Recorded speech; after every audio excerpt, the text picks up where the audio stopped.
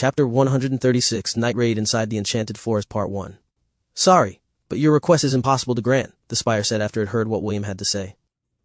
Even if I agreed, we will gain nothing from it aside from the hostility of the other creatures in the enchanted forest. How about I add this to the equation?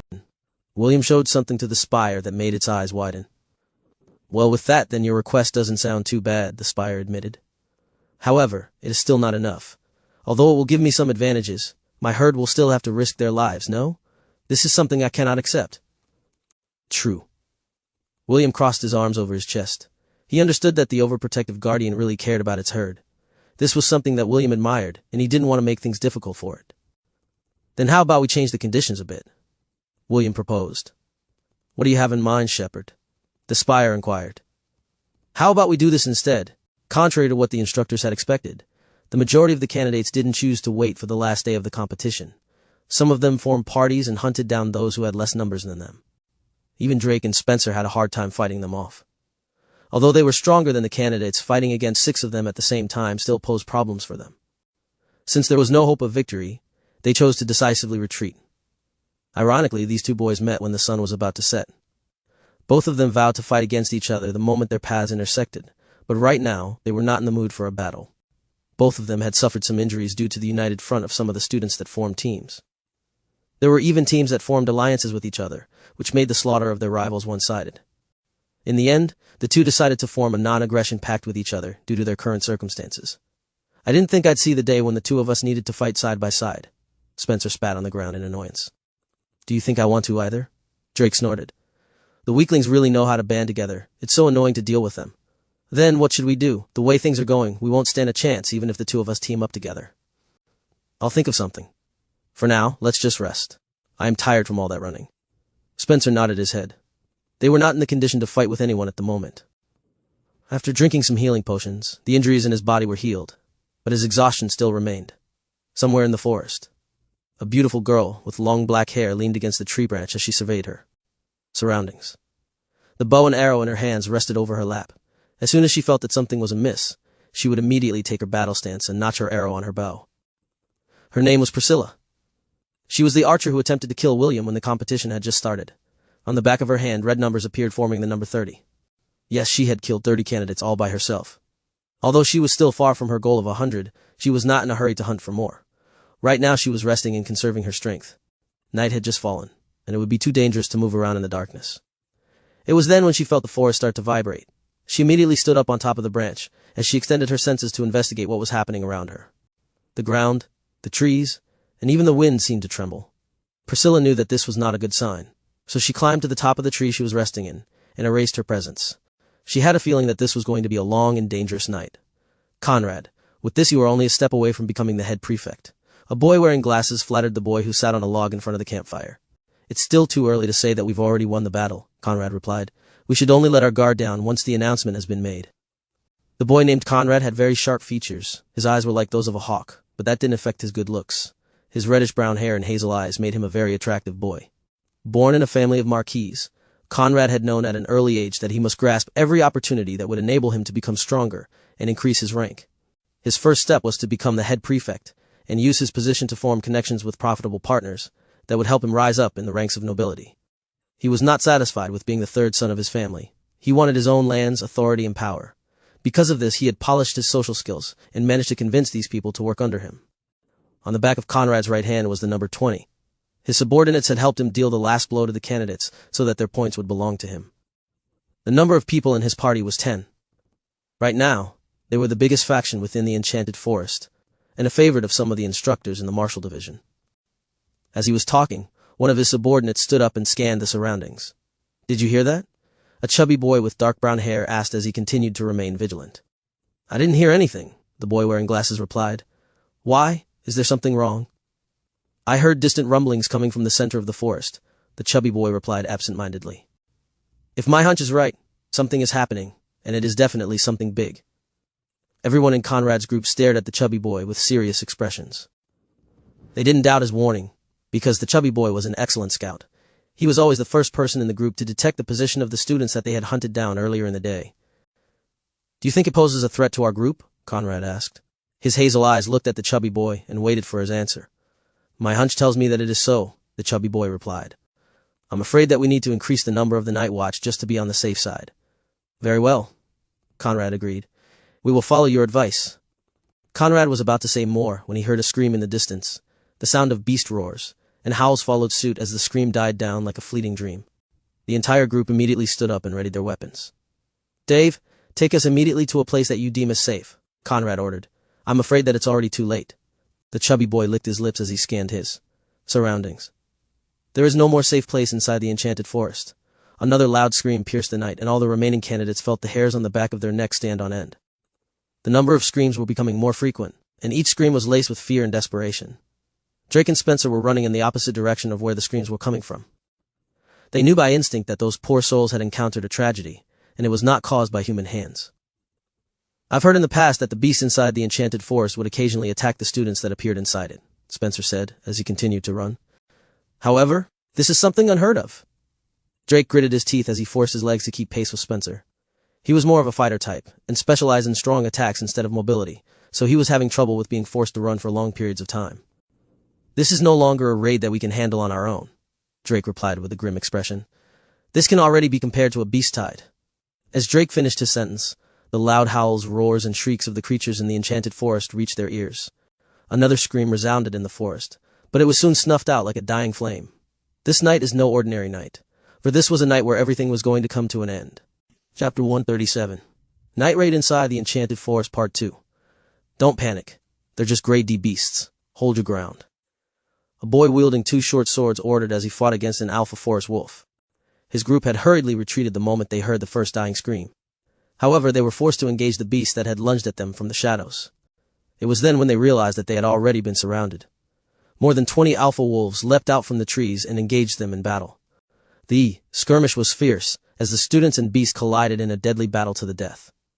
What the students didn't know was that all the beasts within the enchanted forest were well versed in fighting with humans. This was, after all, one of the training grounds where the first, second, third, and fourth year students came to train their martial skills. Naturally, their opponents were these same beasts in the forest. As time went on, the beasts had learned how to fight against humans, and had become more proficient over the passing of time. Even if the alpha wolves were only grade D beasts, they were more than enough to deal with first-year students who were still wet behind the ears. The most powerful student in the group unleashed a flurry of strikes towards one of the alpha wolves, which almost ended its life. When the death blow was about to connect, a wolf paw appeared out of nowhere and struck the boy in his chest. The students tried to regroup, but the wolves blocked their path. It was at that moment when a large wolf eyed them as if they were the most delicious delicacies in the world. The 3-meter-tall wolf with a silver horn on the middle of its forehead howled. It was the one who attacked the strongest student in the party and protected its subordinate. Longhorn Timber Wolf, the boy wielding 2 short swords, cried out in alarm. That's a Class C beast. Everyone run. The Longhorn Timber Wolf bared its fangs and bit down on the injured boy that it had just attacked. The boy was too injured to fight back and immediately turned into particles of light, which brought despair to the rest of his group. They were still able to defend each other due to their group's strongest warrior, but now that he was gone, their formation easily crumbled into pieces. More screams resounded in the night, followed by a powerful wolf howl. The other creatures in the forest who heard the Timber Wolf's declaration roared in reply. What the Timber Wolf had said caused a frenzy among the other creatures who were busy hunting down the students in the forest. They would not allow the Timber Wolf to get ahead of them and gain the rewards that were promised by the red-headed boy. Excluding you, there are only 15 more humans remaining in the forest, the spire stated as it raised its head to look at the moon. I've been in this forest for a very long time, and this is the first time I've seen such an event. I guess this is to be expected of the one chosen by our eternal guardian. Spire, don't be too overconfident, William reprimanded the beast. Never underestimate humans. They are the most cunning and vicious species on the planet. Although we might be winning now, it is too early to tell who is going to have the last laugh. True, the spire admitted. Even so, this is already a good result, no? Indeed. William nodded his head. To be honest, this is already better than I expected. The spire turned its head to look at the boy riding on its back. Anyone would be moved by the rewards that you have offered. Only fools will reject this kind of opportunity to become stronger. So you say, but didn't you reject the offer I gave you earlier? William teased. If you agreed, wouldn't you have become the dominant beast in this enchanted forest? How come you didn't grab hold of that opportunity? You don't understand, William.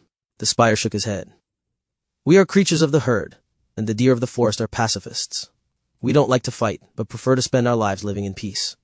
Even if I become stronger than the others, then what of it? It will just disrupt the balance that has been maintained for more than a century. William didn't try to persuade the spire, because he knew that it was a noble and proud beast. He just told it to come and find him if it ever changed its mind in the future. The red-headed boy and the guardian of the herd had created an equal pact with each other. Spire became a member of William's herd, but he couldn't summon it to fight with him in a casual manner. The spire told him that it would remain inside the enchanted forest and protect its herd like it had done over the years. However, if William were to truly need its strength, it would answer to his call, but he could only ask for its help thrice. After that, Spire would leave William's herd, as agreed upon in their contract. Only 12 remain, the spire said in a soft voice. Also, we have found the target you asked us to find. Shall we go? William summoned his bow and quiver filled with arrows before nodding his head. It's payback time.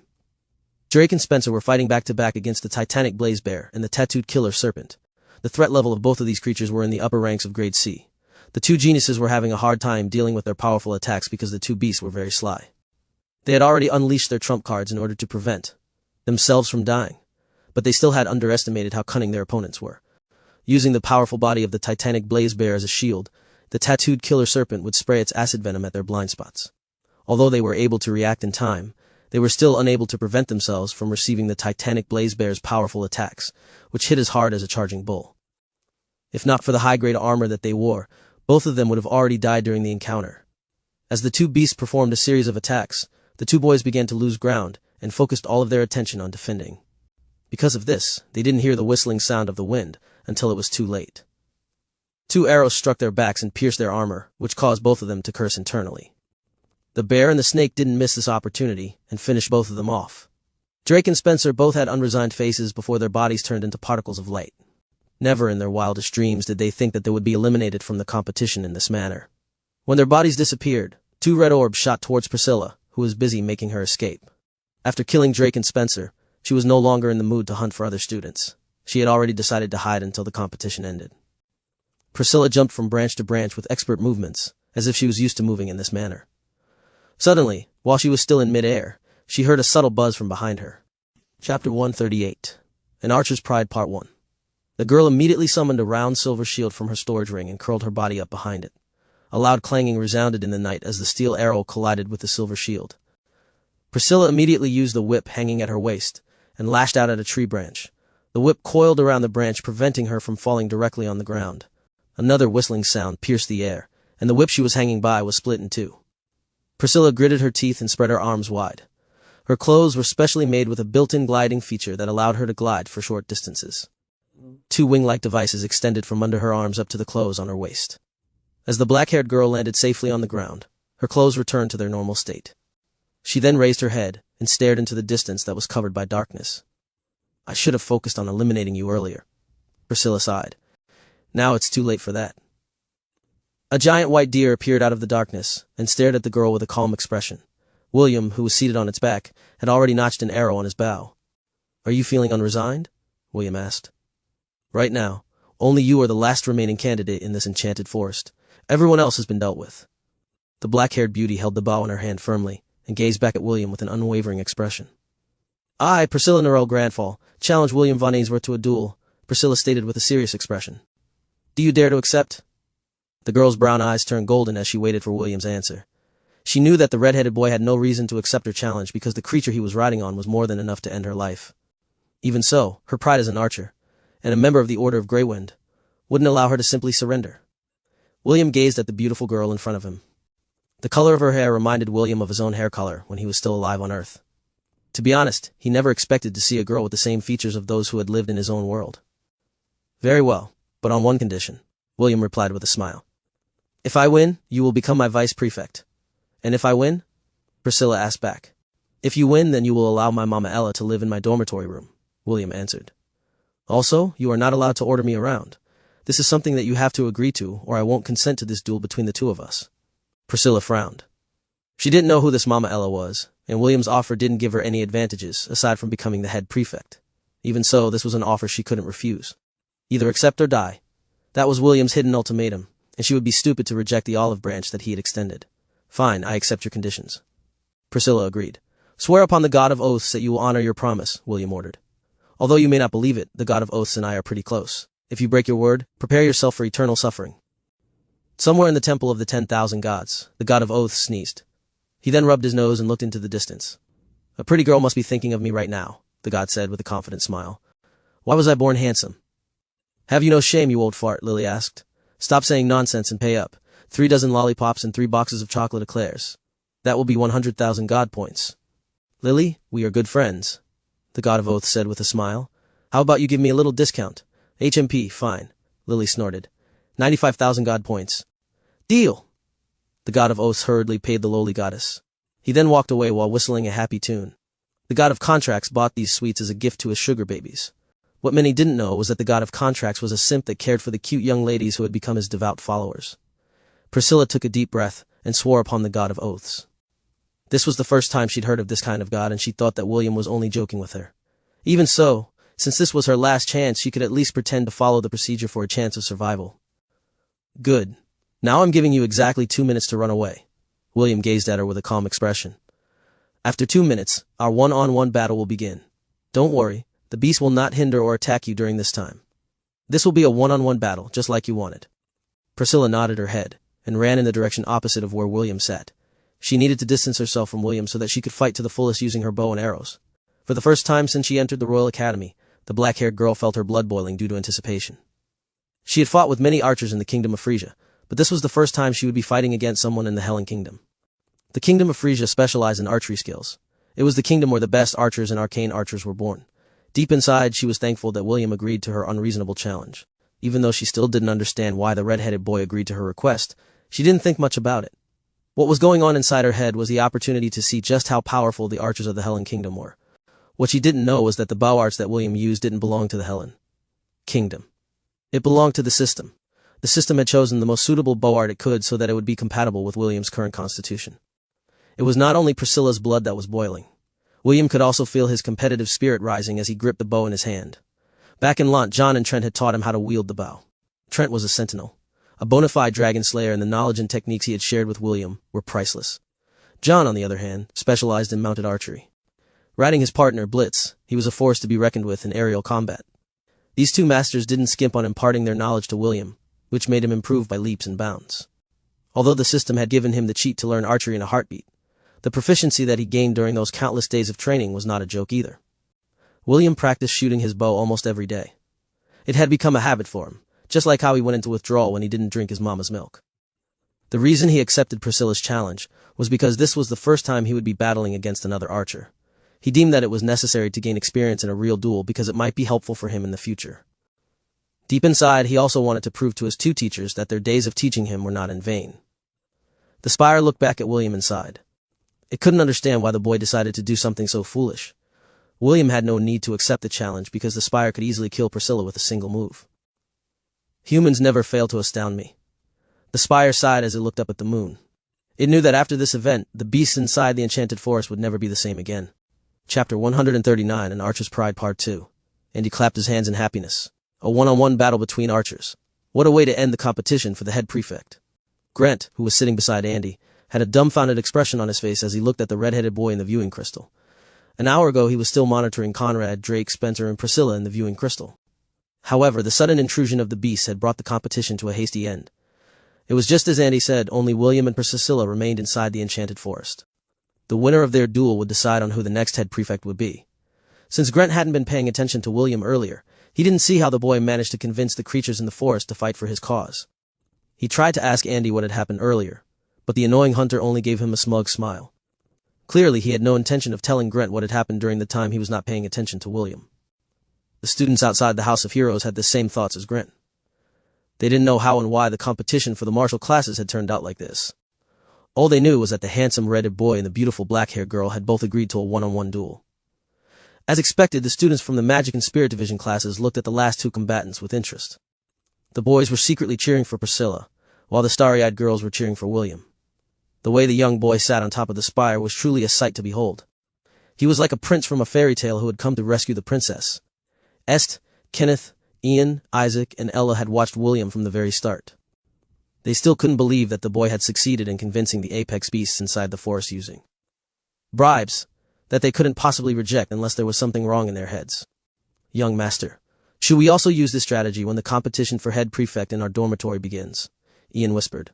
It's worth a try, Est replied after pondering for a brief moment. Make sure to call Herman and make the necessary arrangements once William's competition is over. By your will, young master, Ian bowed. Kenneth had a complicated expression as he looked at the handsome boy who was sitting on top of the giant white deer. Just like Est and the others, he didn't expect this kind of outcome. Part of him wanted to praise William for his quick-wittedness, and the other part of him wanted to nag at the boy for being too bold and daring.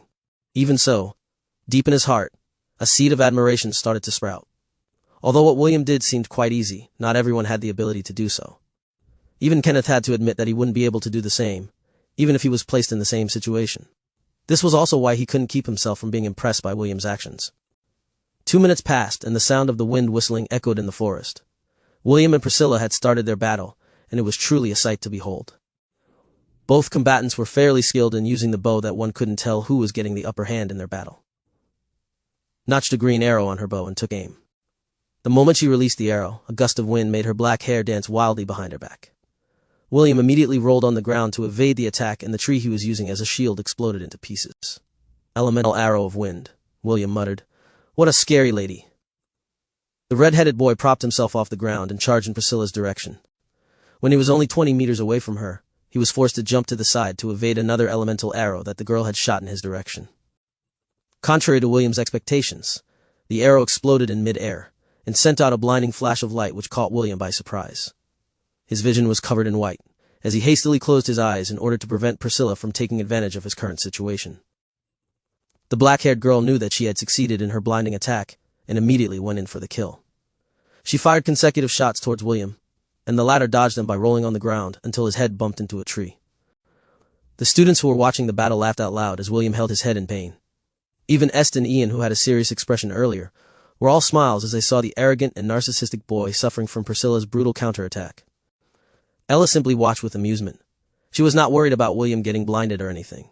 After all, they had suffered worse under Oliver's and Celine's hands during their training. How could she not know that William was only putting on an act in order to lower his opponent's guard?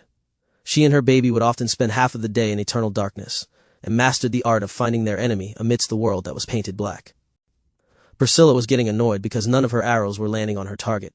She was sure that William was suffering from temporary blindness, but it would only last for a few minutes. Out of desperation, she decided to move to close-quarter combat. She was not only proficient in using the bow, she was also trained to fight using short swords and daggers while she was in the Kingdom of Frisia. To her surprise, William stood up from the ground with his eyes still closed and knocked an arrow on his bow.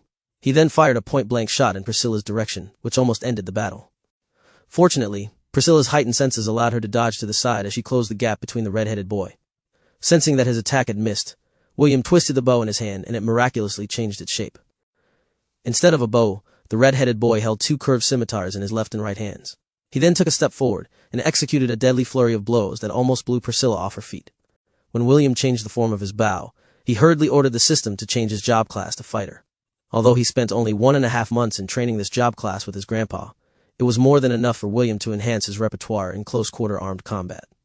The red-headed boy's series of attacks was like a deadly sword dance. This slashing maneuver was under the dual-wielding specialties of his executioner war art basic from the fighter job class. Priscilla gritted her teeth as she was forced to defend herself from William's overpowering move. With a loud shout, she twisted the short swords in her hand and applied half of her full strength in an effort to disarm the shepherd.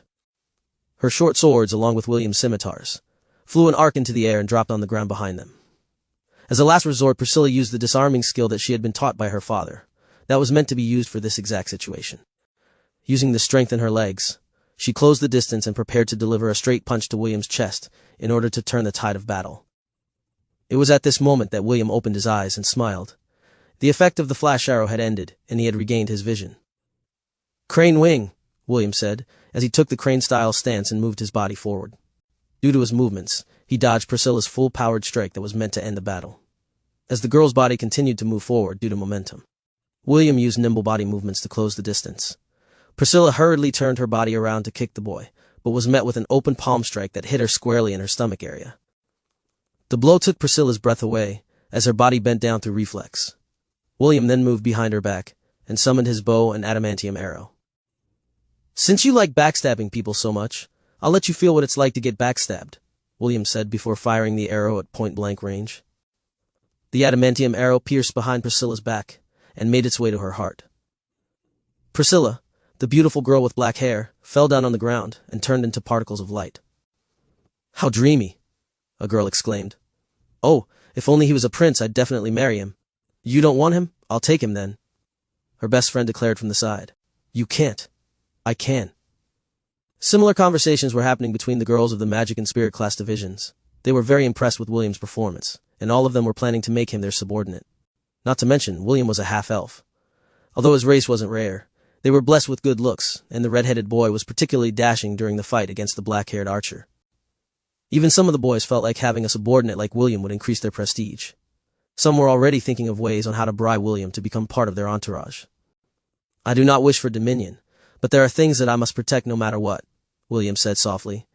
He then looked at the moon in the sky and sighed. Spire walked in front of him and lowered its majestic head.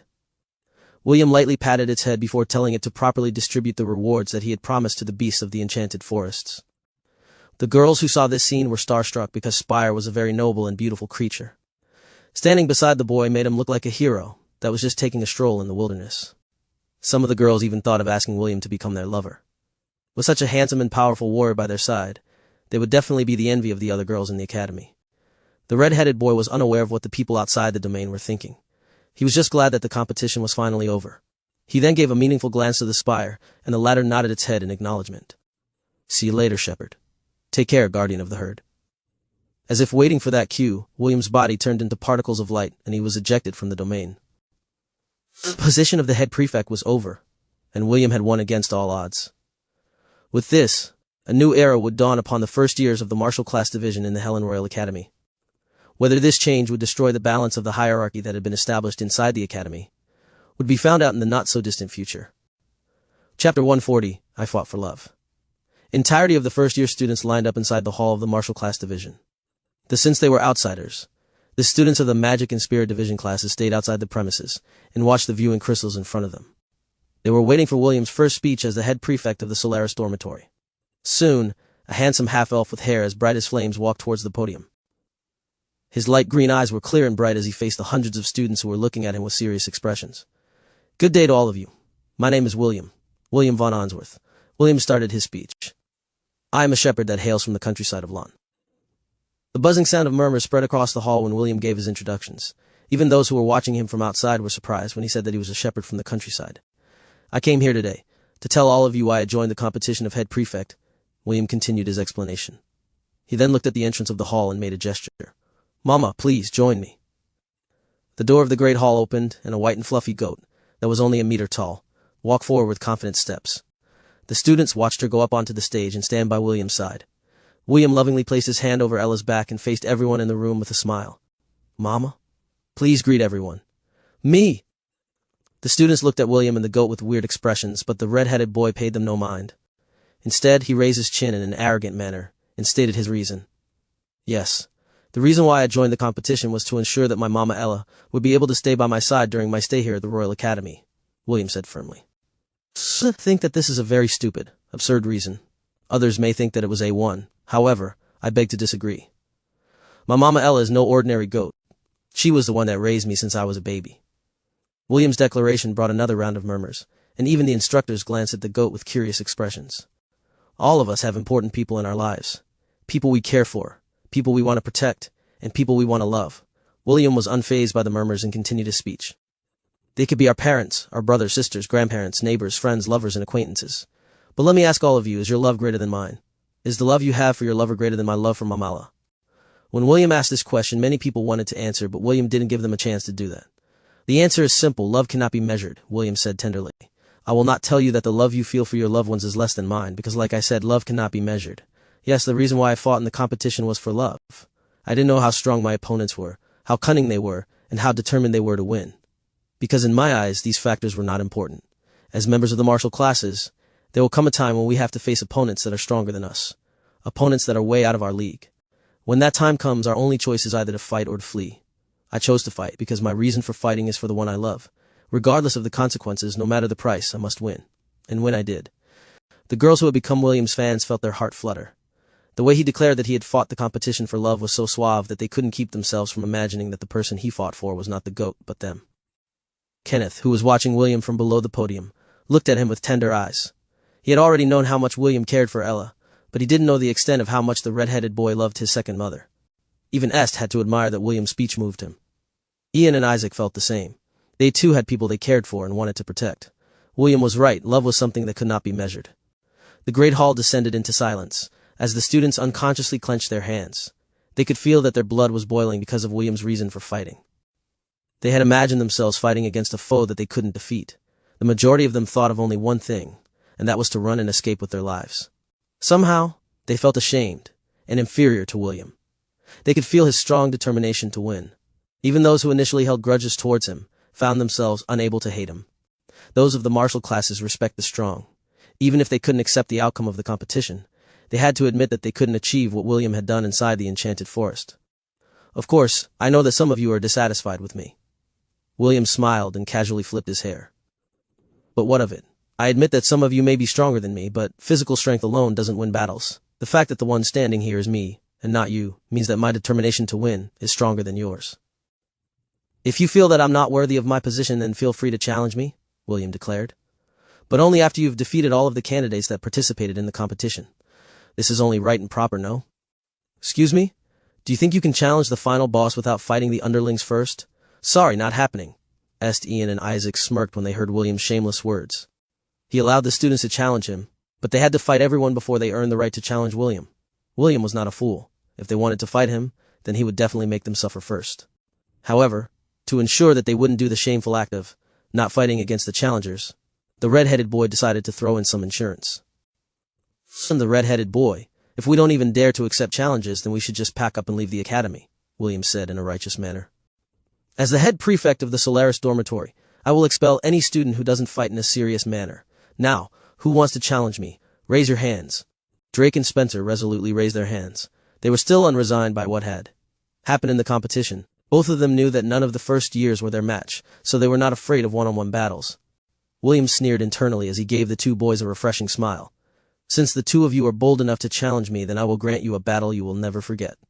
I, William von Ainsworth, hereby order that all the members of the Solaris dormitory will fight these two brave souls at the same time.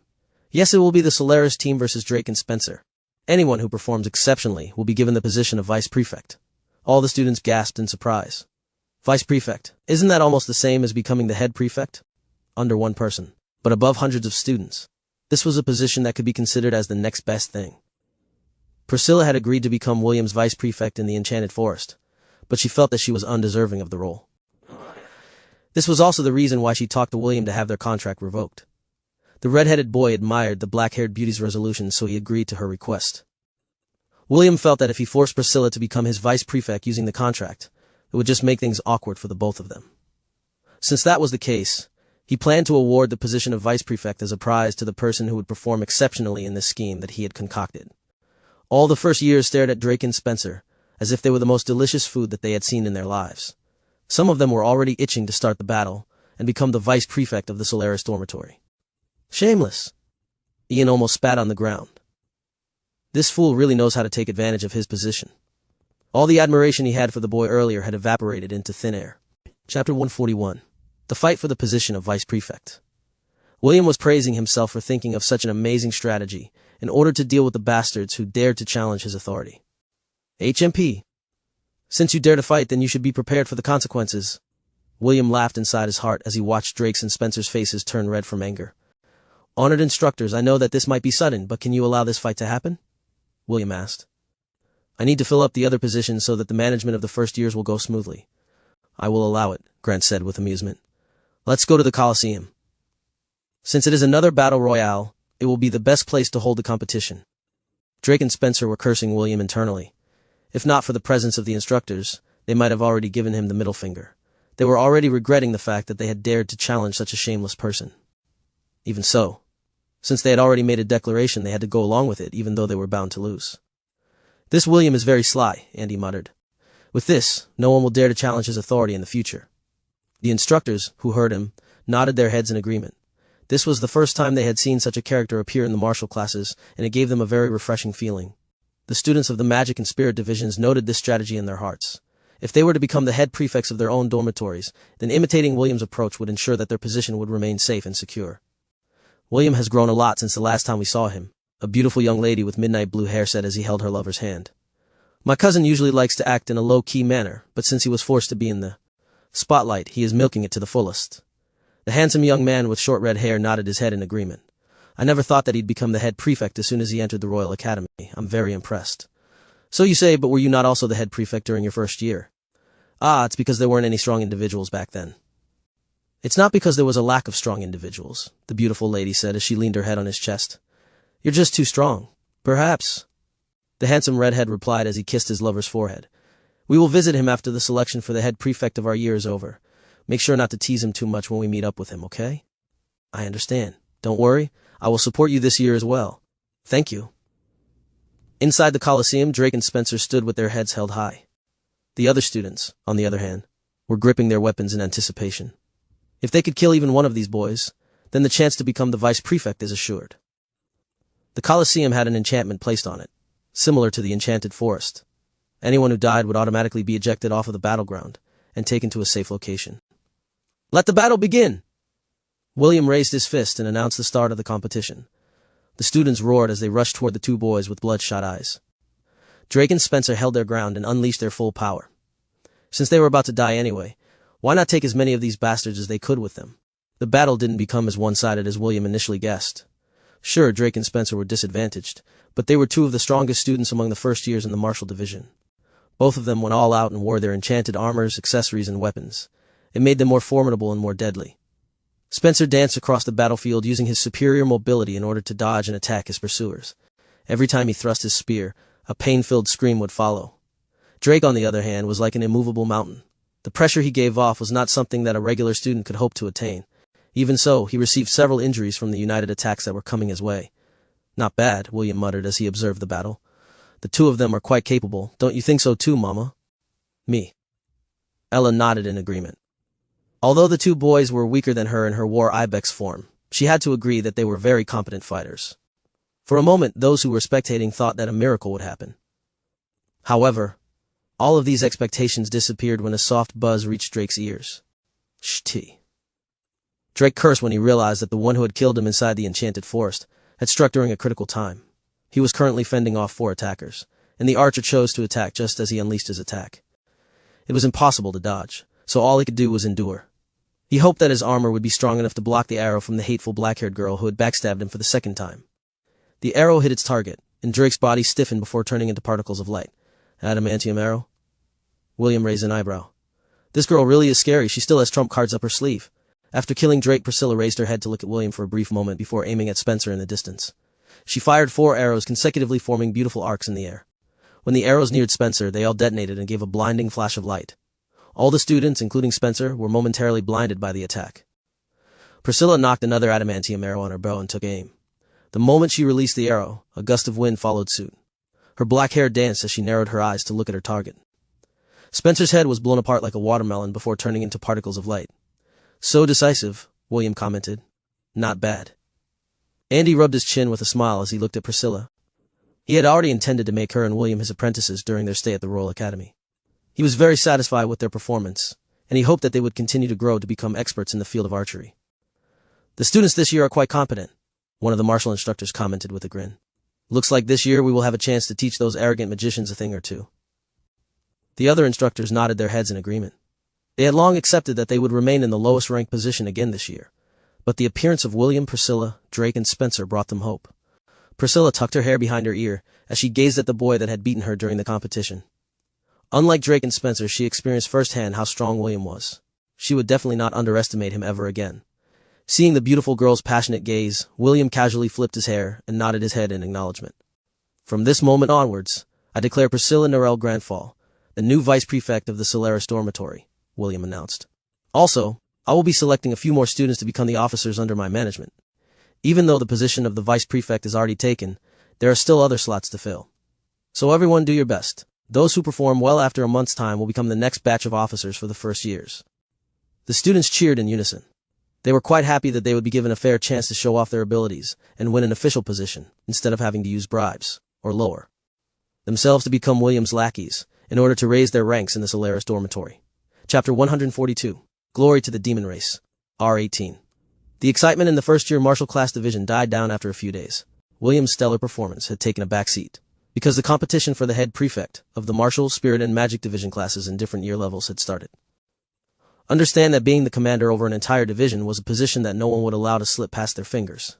It was the easiest way to get noticed by the king of the Howling Kingdom and receive his good graces. William, Ella, and Kenneth wanted to see how Est would do in his competition, but they were barred from entering the magic division. When William asked the guards why, they only told him that the martial classes didn't have the qualifications to enter the grounds of the spirit and magic division classes. The red-headed boy was dumbfounded by this kind of treatment, but he didn't pursue the matter. William had a meeting with Grant after the battle in the Colosseum, and the latter had told him about the unfair treatment that the martial division classes were receiving from the two other divisions. That if William were to experience these things, he shouldn't get angry on the spot and just let it be for the time being. This was the sad truth in the southern continent. Only those with spiritual and magic powers were treated as if they were special from the rest. As for those who didn't have magic, they would be treated just like everyone else inside the Royal Academy, even if they were a noble. To think that there is such discrimination here in the Royal Academy, Kenneth wrinkled his nose in annoyance. It's fine, William said as the three of them went back to the Solaris dormitory. Since they don't allow the martial classes to enter their divisions, then I will, also, not allow them to enter ours. Kenneth gave him the, "You can do that?" look, and William only chuckled at his roommate's dumbfounded expression. "Of course I can do that," William replied. "Just watch me." William approached that were guarding the gates of the first-year martial division. He then showed them his prefect badge and gave out his order. Although the two guards looked at him in a weird manner, they promised that they would enforce the rules that he had given them. Kenneth looked at how William used his authority in a very casual manner. "You are a very petty person, you know that, right? I'm one that likes to hold grudges. An eye for an eye, a tooth for a tooth." Kenneth shook his head helplessly as he followed his roommate back to their dormitory room. William was feeling very smug about his blatant use of his authority, that he had completely forgotten that the few friends that had a relationship with belonged to the other divisions. This order of his would make Lan ridicule him in the not-so-distant future. "Sir, the hot water you wanted is here," the pretty girl who was working inside the inn said as she knocked on the door of a room. A handsome man wearing elegant clothes opened the door and made a gesture for her to come in. When the pretty girl was safely inside his room, he locked the door and faced her with a grin. The pretty girl stood still in the center of the room in a daze. He walked towards the bed and motioned for her to come to him. "Come," the man ordered. "Yes," the girl replied as she walked towards him. She stopped half a meter from the man and waited patiently for his next orders. The man lifted the girl's chin as he looked at her clouded eyes. He had placed a powerful suggestion spell on her earlier to come to his room in the middle of the night when everyone inside the inn was sleeping. It was very easy for him to empower the suggestion spell because the pretty girl took a liking to him when she guided him to his room. The major factor that empowered the spell was because the girl was only a commoner and had no resistance to magic. He only needed to wait until the effect of the spell matured in order to have his victim willingly enter his arms. "Time to have a taste." The handsome man lowered his lips and kissed the pretty girl. The girl's body stiffened for a brief moment before it became lax. The handsome man held her waist firmly to prevent her from collapsing on the floor. A minute later, their lips parted as the man licked his lips in satisfaction. "Such a sweet and innocent life force," the handsome man sighed in appreciation. "Now, the question remains, should I pluck your cherry or not?" The girl offered no reply. She leaned weakly on the man's chest, as if all of her strength had been sucked out from her lips. If the man really decided to have his way with her, the girl would definitely not be able to form any sort of resistance. The handsome man expertly removed her upper clothes so her beautiful breasts appeared before his eyes. He then lowered his lips to kiss the pink tips that were fanning the flames of his lust, before placing them inside his mouth to lick and suck on them. He was very satisfied with the softness and volume of her breast, causing him to enjoy them to the fullest. The handsome man spent a few minutes fondling, kissing, licking, and sucking the girl's proud peaks, while soft moans escaped the girl's lips. He only stopped when he had enough, and prepared to go to the next phase of his night of pleasure. As his hand was slowly making its way towards the pretty girl's lower body, he heard the voice of the owner of the inn calling out her daughter's name from the first floor. "Ava?" the voice called. "Where are you, girl?" The handsome man clicked his tongue because the opportunity had been lost. He knew that he couldn't jeopardize his mission just for the sake of sating his carnal desires on a mere commoner, no matter how pretty she was. The handsome man whispered in the girl's ears, as he strengthened the suggestion spell that had already taken hold of her mind and body. "You will forget everything that has happened. You will not remember my face, my name, or anything that is related to me. Do you understand?" "Yes," the pretty girl replied weakly. The handsome man watched as the pretty girl tottered towards the door. Even in her weakened state, the pretty girl didn't forget to bow and lock the door behind her. "This is only a small mishap," the handsome man muttered as he looked outside the window of his room. "Once I enter the Royal Academy, I will follow my lord's order and, indulge myself on the beautiful bodies of the most talented ladies in the kingdom, while I suck the life force from their luscious lips. I can't wait to have a taste." The man grinned as he held back the laughter inside his chest. Glory to the demon race. Chapter 143, Inner Circle of Friends. 2 days passed and the head prefects of the different divisions had emerged victorious from their competitions. William was pleasantly surprised when he received the list of the new head prefects. Est had successfully become the head prefect for the magic division of the first-year students. However, William's surprise didn't end there. The name that appeared for the 4th year of the magic division was a name that he knew too well. Matthew von Ainsworth, head prefect of the magic class division 4th year. "It seems that big brother Matthew is not being low profile here in the academy," William muttered, as he sat down on the bed. Matthew was aware of William's current condition because Leah's and his parents' letters had arrived at the Helen Royal Academy. His parents, Mordred and Anna, asked Matthew to look after his cousin and make sure to keep his secret safe while he explored the world outside of Lawn. William and Matthew had a very good relationship, and both of them treated each other as a real brother instead of a cousin. With that said, William was very happy that he could hug his big brother's thighs if push came to shove. In regards to the way the martial classes were being treated by the other divisions, William couldn't think of a good plan to reverse the current situation. All he could do was to ensure that the people under his wing would perform well and put the arrogant spirit and magic divisions back in their rightful place. At the end of the day, it all comes down to strength, William sighed as he closed the document in his hand. Master was right. Those who have the bigger fist dictate the rules. The weak can only nod their heads in submission or perish in the aftermath. The survival of the fittest, or the law of the jungle, was the most basic law that those who could wield power followed. William understood this concept, but he didn't like it. Even though it wasn't perfect, the laws back on Earth could force the authorities to take the necessary actions once a citizen used the power of the masses. This power was so great that even those people in high-ranking positions had no choice but to compromise once this move was used. Unfortunately, there is no social media in this world, William mused. Just one post and it would definitely go viral. Ella rested her head on William's lap, and the boy unconsciously patted her head. This was the scene that Kenneth saw when he entered the room after checking out the latest news of the other divisions. Kenneth grinned as he approached William and tapped his shoulder. "There are people looking for you outside the gates. It's certain someone prevented them from doing so." "People looking for me?" William frowned. "Do you know them?"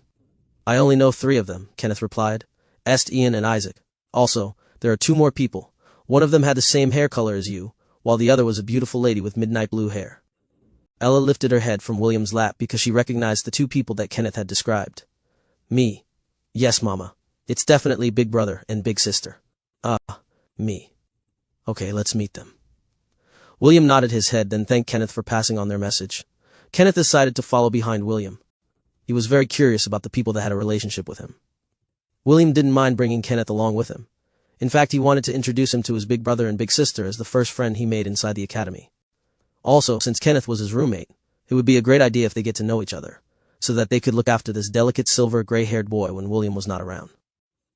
"Big brother, big sister, Est and Isaac, thank you for visiting me." William greeted them with a smile as he met them at the gates. He then looked at the guards who had carried out his orders with a smile. "These 2 people are the head prefects of the magic division classes. In the future, please allow them to enter the premises if they are looking for me." William then raised his chin and pointed it at Ian. "As for this snot-nosed pansy, feel free to keep him out of the premises. He's just a side character. He is not important." You. Lan gnashed his teeth in anger. He had come here with the S to thank William because the strategy he used helped them to win the competition for the head prefect in the magic division. To think that not only did William ban them from entering, the red-headed boy even explicitly told the guards to not let him pass because he was a side character and not important. Ian was so close to lunging at William and beating him up to a pulp. Unfortunately, the shepherd hadn't exited the gate and hid behind the guards that were watching over it. S gave a light cough as he looked at Ian with an apologetic gaze. He then moved closer to Lan and whispered something in his ear. "I'll ask him to let you pass after our meeting," S whispered. "Until then, stay here and take note of the people who tried to enter the gates aside from us. I believe that they are people who want to recruit William into their party. This is something that we cannot allow to happen, understood?" Although Lan was still reluctant at being left out, he still nodded his head in acknowledgement. William had been a hot topic in the spirit and magic divisions. There were plenty of people who wanted to make him part of their team. The reason why they came here right after the ceremony was to ask William to join their party when they entered dungeons and domains in the future. The 3 children, Est, Ian, and Isaac, knew full well how powerful William could be in a battle. If the other teams were to successfully poach him, wouldn't that lower their chances of clearing the hard dungeons that were available in the academy? This was something that they couldn't allow to happen. Understood. Ian nodded his head. He was someone who could think of the bigger picture. Thank you, S replied. Don't worry. I'll convince him. Just make sure to stop butting heads with him after I succeed in the negotiations. Okay. Ian sighed. There was nothing he could do but accept the fact that William was no longer an ordinary student that he could bully. He was the head prefect of a division, which meant that he had to give him some face in front of the public. Matthew and Leah were talking to William, but they were also paying close attention to St. and the twins that were always around him. Although they knew that they were William's friends, the two of them were still wary of their backgrounds. For them, William was too trusting. Since that was the case, they took it upon themselves to keep watch on the people that were trying to get close to him. What they didn't know was that Ella was a very good judge of character. Since she had already vouched for St., Isaac, Ian, and Kenneth's temperament, William would definitely keep them in his inner circle of friends. Chapter 144, Collaboration. Big brother, I knew you were awesome, but I didn't know you were this awesome. William flattered his big brother, which made the latter pat his head affectionately. I thought that you would be keeping a low profile once you arrived at the capital, but it seems that you're not someone that wants to get ordered around, Matthew replied with a smile. Haha. I just want to keep Mama Ella with me all the time. I didn't think things through and made myself stand out by accident. I've already sent Grandpa a letter informing him that both of us have become head prefects. I'm sure that he'll be laughing out loud once he reads it. He will definitely not keep silent about it and brag about it to his friends and acquaintances. Yikes. William could already imagine his grandpa's smug expression as he told his friends that his two grandsons were the big shots in the Helen Royal Academy. St. and Isaac were only listening from the side, but they were surprised to find out that this person was related to William. Also, Matthew was their senior and also a head prefect in the Royal Academy. St. made a mental note to gather information about William's big brother once he returned to his dormitory room. Big sister Leah, you've grown more beautiful since the last time I saw you. William complimented his big sister. He then glanced at his big brother and gave him a knowing smile. Big brother, if you don't keep watch over big sister, several bees will be attracted to her. Don't worry, even if they come in swarms, I'll just burn them all to the ground, Matthew answered with confidence. In the years that the two of them had stayed in the academy, several students from different grades would always confess their feelings to Leah. This was another reason why Matthew did his best to become the head prefect, so he could protect his fiancée from these obnoxious bugs. Yes, Leah became his fiancée after her father Sabus and his grandpa James helped with the matchmaking. The two of them would get married at the end of their 4th year at the Royal Academy once they returned to Lont. If not for the fact that the two were truly in love with each other, Sabus might have convinced his daughter otherwise. Your way with words has greatly improved over the years, little Will, Leah teased. There are many in our department who have found you to their liking. Should I play matchmaker for you? Your big sister knows a lot of beautiful ladies. You can't. S wasn't able to stop himself from voicing his protest out loud. When he realized what he had done, his face immediately flushed in embarrassment. William was surprised by S's sudden outburst, but he just smiled and winked at his big sister Leah. Big sister, I'm not in a hurry to find a girlfriend right now, William replied. I came here, to the Royal Academy, to learn things, not to form a romantic relationship with anyone. Oh? Leah raised an eyebrow. Well, if you change your mind, you know where to find me. Big sister, if possible, introduce me to them some other time. I thought you didn't come here to form romantic relationships with anyone. Forming a romantic relationship and forming connections are two different things, William argued. It is best to know a lot of people so that you know who to talk to in case you need to ask for a favor. All right. Leah nodded her head in understanding. I'll introduce you to them when you're not too busy with your duties. Thank you, big sister. You are the best. William gave her a light hug, and the latter hugged him back. Kenneth returned with some snacks and refreshments and served them on the table. After becoming the head prefect of the first years, William was given a bigger room that fit his position. Naturally, he asked the instructors to allow Kenneth to remain his roommate, so the two were still living together. William and his guests ate their snacks while having random conversations. After half an hour, Matthew stood up from his seat and bid his goodbye. We can't stay here for long because I still have duties waiting for me back in the 4th year division. Matthew patted William's shoulder. However, if you have questions in regards to being a head prefect, don't hesitate to ask me. I will inform the guards to allow you to enter the premises. Thank you, big brother, William replied. When I encounter difficulties, I'll immediately go to you and ask for your help. Just don't go causing trouble. Of course not. I'm a good boy. William and Matthew exchanged a knowing glance before the latter nodded his head and left the room with Leah. As soon as he left, S was finally able to breathe a sigh of relief. He was quite sensitive when it came to people observing him at a close distance. Because of this, he wasn't able to tell William the real reason for his visit. Now that the 3rd and 4th wheels were gone, S finally decided to get right down to business. William, I came here to ask a favor from you, S stated. Is this about land? William snorted. Fine. I'll allow him entry, but only when he is with you. I don't want him to go out of his way to visit the Martial Division just to bother me. Thank you. S chuckled. However, that is not the main reason for my visit. It's not. No. I'm here to propose a collaboration. A collaboration? William tilted his head in confusion. What do you have in mind? It's something like this, S started his explanation. S told William that there would be monthly and quarterly assessments for each head prefect, and they would be required to visit a dungeon or a domain once a month. For dungeons, having a party of 5 to 6 people was ideal. EST asked William to become part of his party permanently, and not join the other parties that would later come to him, and ask him to join them. William understood the gist of EST's proposal, and readily agreed on it. He had fought side by side with EST and the twins in the past. By his standards, the three of them were very capable individuals, and forming a party with them would bring benefits for him. He then looked at the delicate-looking boy who was seated next to him, and asked for his opinion. How about you, Kenneth? William asked. Do you want to join our team as well? Can I? Kenneth answered. For him, as long as he was together with William in order to observe him, he didn't mind tagging along in their party for dungeon and domain explorations. Of course you can. William patted his chest. With this, there are already 5 of us, however I'm feeling a bit down. Feeling down? Est inquired. Why? William sighed. A party made up of only boys. Are we going to form a boy band? How about we get a girl to join our party so that we will have a muse? Although the 3 children didn't understand the term boy band, they realized that what William said held some truth. St and Isaac had mixed feelings about William's statement. They wanted to say something, but in the end they held back and just sighed internally. How about you invite Priscilla to join us? Kenneth proposed. With her skill, the strength of our party will improve by leaps and bounds. Priscilla. William crossed his arms over his chest as he considered his roommate's proposal. In regards to fighting ability, Priscilla is a good choice. However, William wasn't sure if adding her to their team was a good idea. Let me consider it first, William said after careful thought. William then looked at his dependable Mama Ella. Me. She's good, but she's not loyal. Me. How about her character? Me. So-so. Me. I see. Let's observe her for now then. Ella nodded her head in acknowledgement. Priscilla was a neutral person according to Ella's view. She could shift from being a good friend to becoming an enemy. Although she didn't say outright that Priscilla would become her baby's enemy, there was a 50-50 chance for that to happen. Ella wouldn't take the risk and allow Priscilla to join their team after she had carefully observed the person's behavior. Only when she had determined that Priscilla didn't pose any threat to her baby then, and only then, would she give William the go signal and allow her to join their party. Seeing William's positive response to his invitation, S felt that their victory was assured. With such a powerful shepherd on their side, getting a passing grade was already in the bag.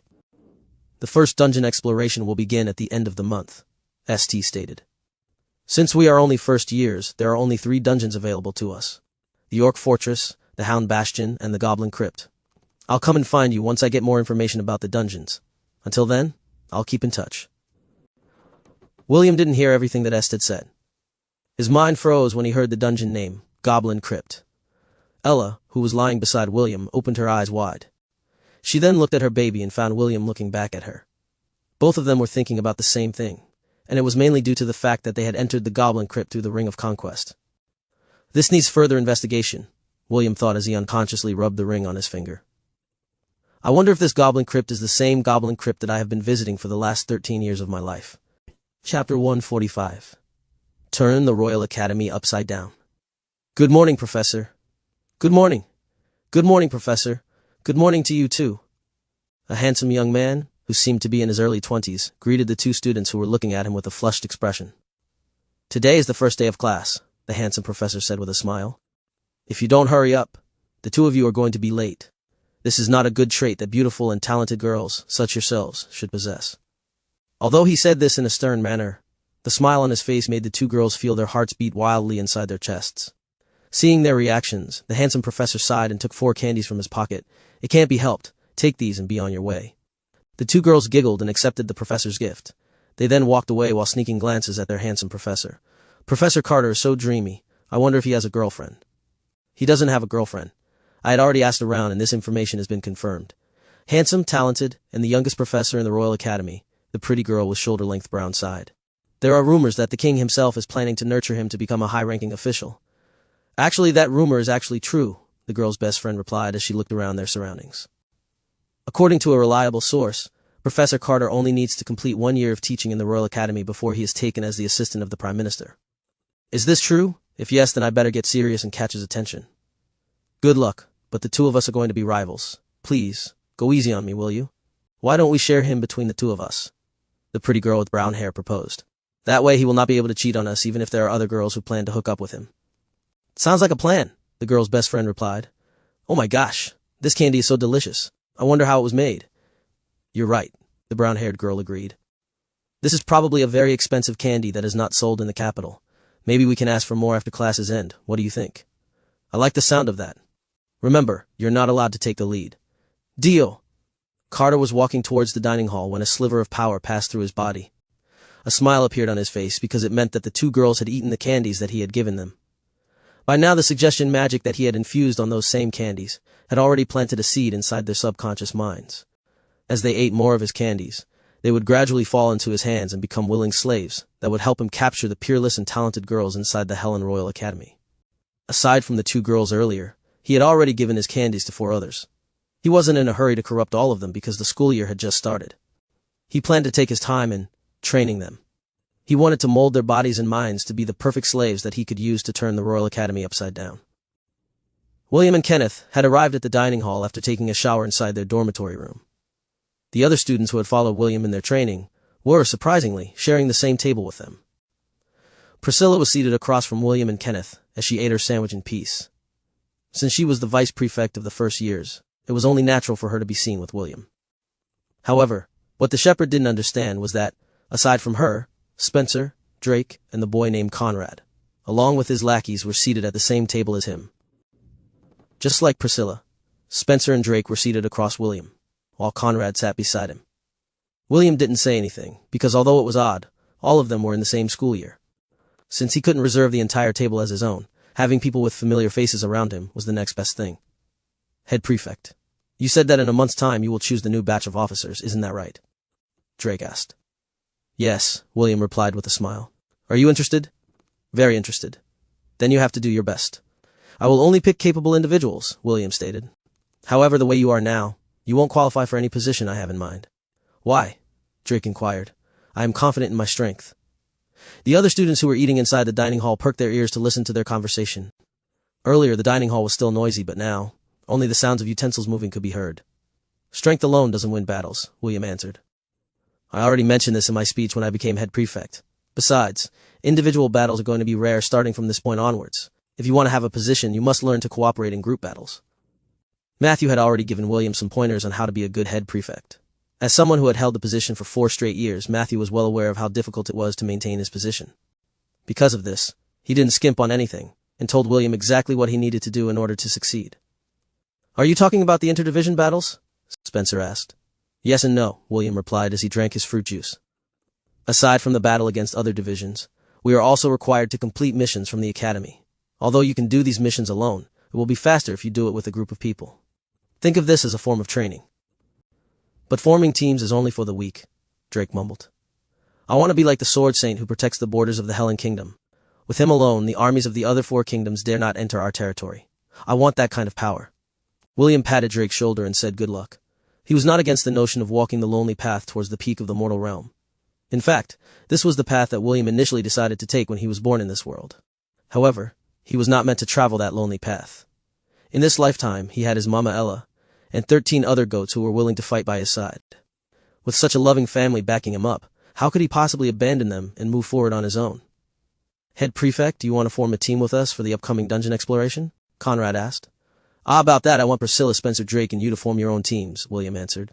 I am looking for qualified generals that will help me command our entire division during the battles that we will face in the future. The students who heard William's words nodded their heads in understanding. The domain and dungeon explorations were an integral part of the Academy's teaching. Aside from taking missions that would require them to travel outside the Academy, the dungeon and domain explorations would help them sharpen their fighting abilities. Can we recruit students from other divisions? After finishing her sandwich. Or must we rely only on the students of the martial class division? Feel free to recruit students from the other divisions, William answered. The ideal is to form a permanent team with people you can trust. Although all the divisions are our rivals, that doesn't mean that they are our enemy. All students were required to take missions twice a month. By doing this, they would be able to earn Academy points that they could exchange for special items from the Academy's exchange shop. Once the students had obtained enough Academy points, they would be able to buy rare weapons, ability scrolls, enchanted armors, and other items that would help strengthen their bodies and raise their ranks. Top performers of each year grade would be given a special reward by the instructors on a quarterly basis. How about you, head prefect? Drake asked. Who will you be teaming up with during the dungeon explorations? William finished chewing an apple before answering Drake's question. He had no intention of hiding his relationship with EST and the rest, so it was best to come clean to avoid future misunderstandings. The head prefect of the magic division begged me to form a party with him, William said in an arrogant manner. Since I am a refined, elegant, and charismatic person, it was hard for me to reject his offer. The students inside the dining hall pretended that they didn't hear the part about their head prefect being refined, elegant, and charismatic. They focused more on the part where the head prefect of the magic division begged William to form a party with them. A permanent party? Priscilla asked. How many members do you have? 5. William spread out the fingers in his left hand. Kenneth is included in my party as well. The students in the dining hall gave Kenneth sneaking glances that were filled with envy. To be personally added to the party of the head prefect means that William had already taken Kenneth under his wing. There were many students who wished they could swap places with Kenneth but hurriedly tossed this idea to the side. They wanted to be like William. If a shepherd, who would spend his days tending sheep and goats, could become a head prefect, then they too could become officers using their own powers. After his speech, William had unknowingly become the idol of the commoners in the Royal Academy. They looked at him favorably because he was just like them, a common person who rose through the ranks due to his hard work. William was feeling smug because everyone was seriously listening to his every word. This had never happened to him before, and it was usually he who needed to listen to others in a serious manner. The shepherd enjoyed this moment of happiness, unaware that he would be caught inside the storm that was brewing inside the Royal Academy. Chapter 146. 2 weeks had passed and William finally got used to his daily life in the academy. The lessons were very informative, especially the Clive, the wild spirit beast that roamed around the southern continent. These lessons seriously. He memorized the safe way on how to fight against these beasts as well as their weaknesses. Since he had no powers right now, knowing this kind of information would be beneficial for him. Today, Grant took the first years to the Colosseum in order to teach them the proper way to fight mages. All the first years lined up in a row, while Grant and Andy looked at them with serious expressions on their faces. Do any of you know how to effectively fight against mages? Andy asked. Spencer raised his hand and stepped forward. Sir, the best way to fight mages is to get close to them.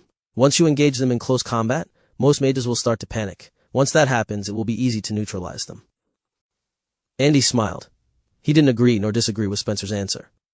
While it is indeed true that fighting mages in close combat will help you defeat them, this is not always the case, Andy answered. Only people who are confident with their close combat skills will be able to pull it off. Anyone else have an answer? Priscilla raised her hand and gave her opinion about the matter. The spells of mages have an effective range. Even if they cast powerful spells, they will disappear once they reach a certain distance. Andy smiled and nodded his head. A textbook answer, but only those who are proficient with their archery skills will be able to say these things.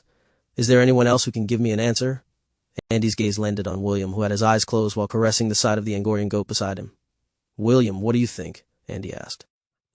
How can a martial fighter fight against a mage? William opened his eyes as he looked at Andy with a smile. The answer to this question is really simple, William replied. It will depend on certain conditions, and the ability of the one who is fighting against the mage. There is no clear-cut answer on how to fight mages, but as martial fighters, you must consider everything, including the weather, the terrain, and even the mentality of your opponent. If you think that you have no chance of winning, then you should just run and escape. William smirked and added a few more words. If you think that running away is shameful, you can just pay them back once you become a saint. By then, even archmages would have to think twice when fighting against you. Grant clapped his hands. Good answer. Physically, mages are at a disadvantage because they rely more on their magic power compared to their physical prowess. However, don't forget, there are mages who are proficient in wielding weapons too. Magic swordsmen, battle mages, and the likes are good examples of magicians who can fight in close quarters with an expert fighter. In short, the one who is going to win is the one with more battle experience. Once you've become proficient in fighting mages, you will learn a few tricks on how to neutralize their strong offensive magical powers. Grant gave everyone an encouraging smile as he looked at the other side of the stadium. Today we are having a joint class with the first-year Magic Division classes. This is a good opportunity for all of you to learn how to fight against mages, and they in turn will learn how to fight against martial fighters. Make sure to open your eyes and learn from this experience. It is not every day that we can use terrain like the Colosseum to fight in a real battle against mages. Just as Grant finished his speech, the Magic Class Division, led by East-T, entered the stadium. The haughty mages looked at the warriors of the martial class with arrogant expressions. Some of the students of the martial class frowned, but they didn't say anything and simply watched them from a distance. It had been a widely accepted rule that magicians would always be superior to those who didn't have the ability to wield magic. Today, you're going to learn how to fight against fighters, Layla explained. This is a joint class with the martial classes, so make sure to observe them carefully. Although they don't have magic powers, that doesn't necessarily mean that they are pushovers. Remember, a single arrow can end your life if you are not careful. Don't worry, Professor Layla, a handsome boy who seemed to be a noble, said as he flicked his hair with confidence. As one of the generals of the magic division, I'll show you how to handle these small fries. I'll be looking at your performance then, Sir Edward, Layla said with a smile. However, her smile never reached her eyes. She was someone who hated arrogant nobles the most. You can count on me, Professor. Edward gazed at the martial class as if he was looking at a bunch of bugs that he could easily crush under his foot. Edward Yole Eric, great S talent in magic, and second son of Marquis Eric, as thought. According to the information, he is the most promising among the first years when it comes to magic affinity. Estienne and Isaac only had grade A affinity to magic. Compared to them, Edward was a level higher, and his family had gone all out to give him the necessary resources in order to pave the way for a future archmage. Let's see what you can do. Est smiled. He wanted to see just how capable his second-in-command was. Honestly, Est was hoping that the one who would get to fight Edward was William. Although the latter's power had been sealed, Est wanted to see just how much he had grown over the few years that they hadn't seen each other. A few minutes later, Grant, Layla, and Andy met at the center of the Colosseum and exchanged pleasantries. Looks like you're not having it easy, Layla, Grant teased. You're starting to look your age. You better apply your night cream before going to sleep. Layla sighed and nodded. These brats will be the death of me. I hope your students can bring them down a peg so they will understand that they are not the center of the universe. Oi, you're supposed to side with your students, Andy reprimanded her. Are you sure you want your own class to suffer a loss? It might reflect badly on you as their teacher. Don't worry. Even if that really happens, so what? Layla replied. I can simply say, aren't you ashamed that you got beaten up by the same magicless warriors you ridicule every day? As long as I say that, everyone will shut their traps and just focus on their magic training. Grant and Andy shared a knowing glance and shook their heads helplessly. Layla was quite brutal to her students, but this was the right way to curb their arrogance while they were still young.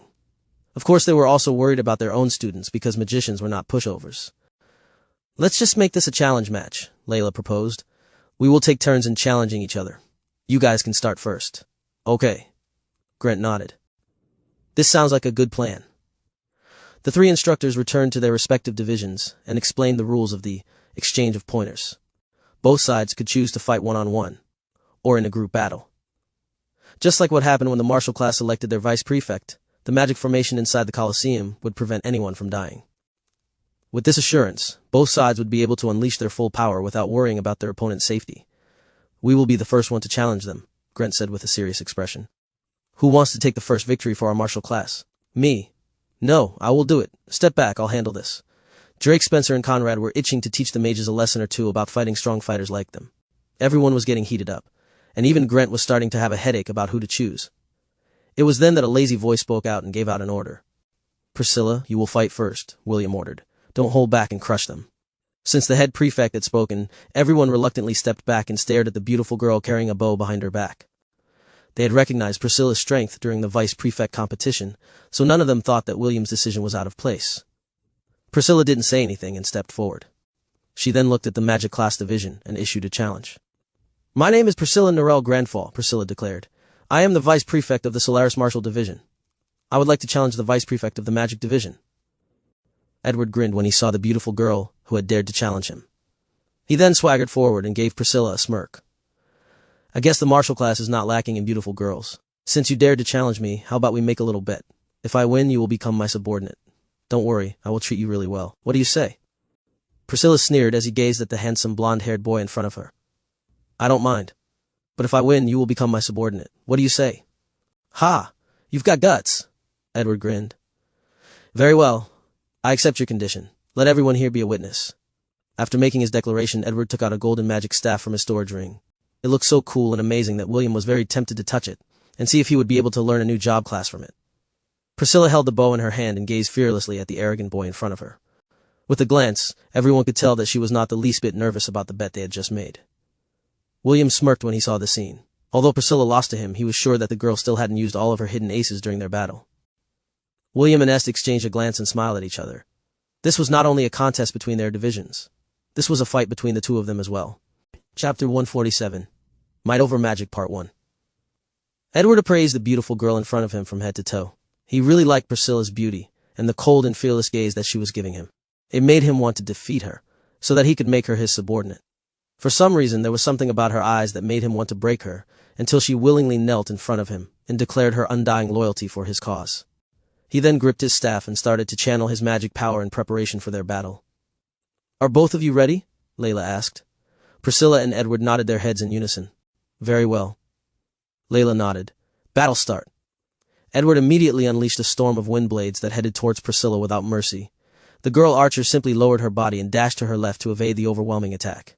Edward sneered because he had already anticipated this move coming from her. He then activated the spell that he had prepared beforehand. Earth spikes protruded out of the ground and they appeared in the direction where Priscilla planned to make her escape.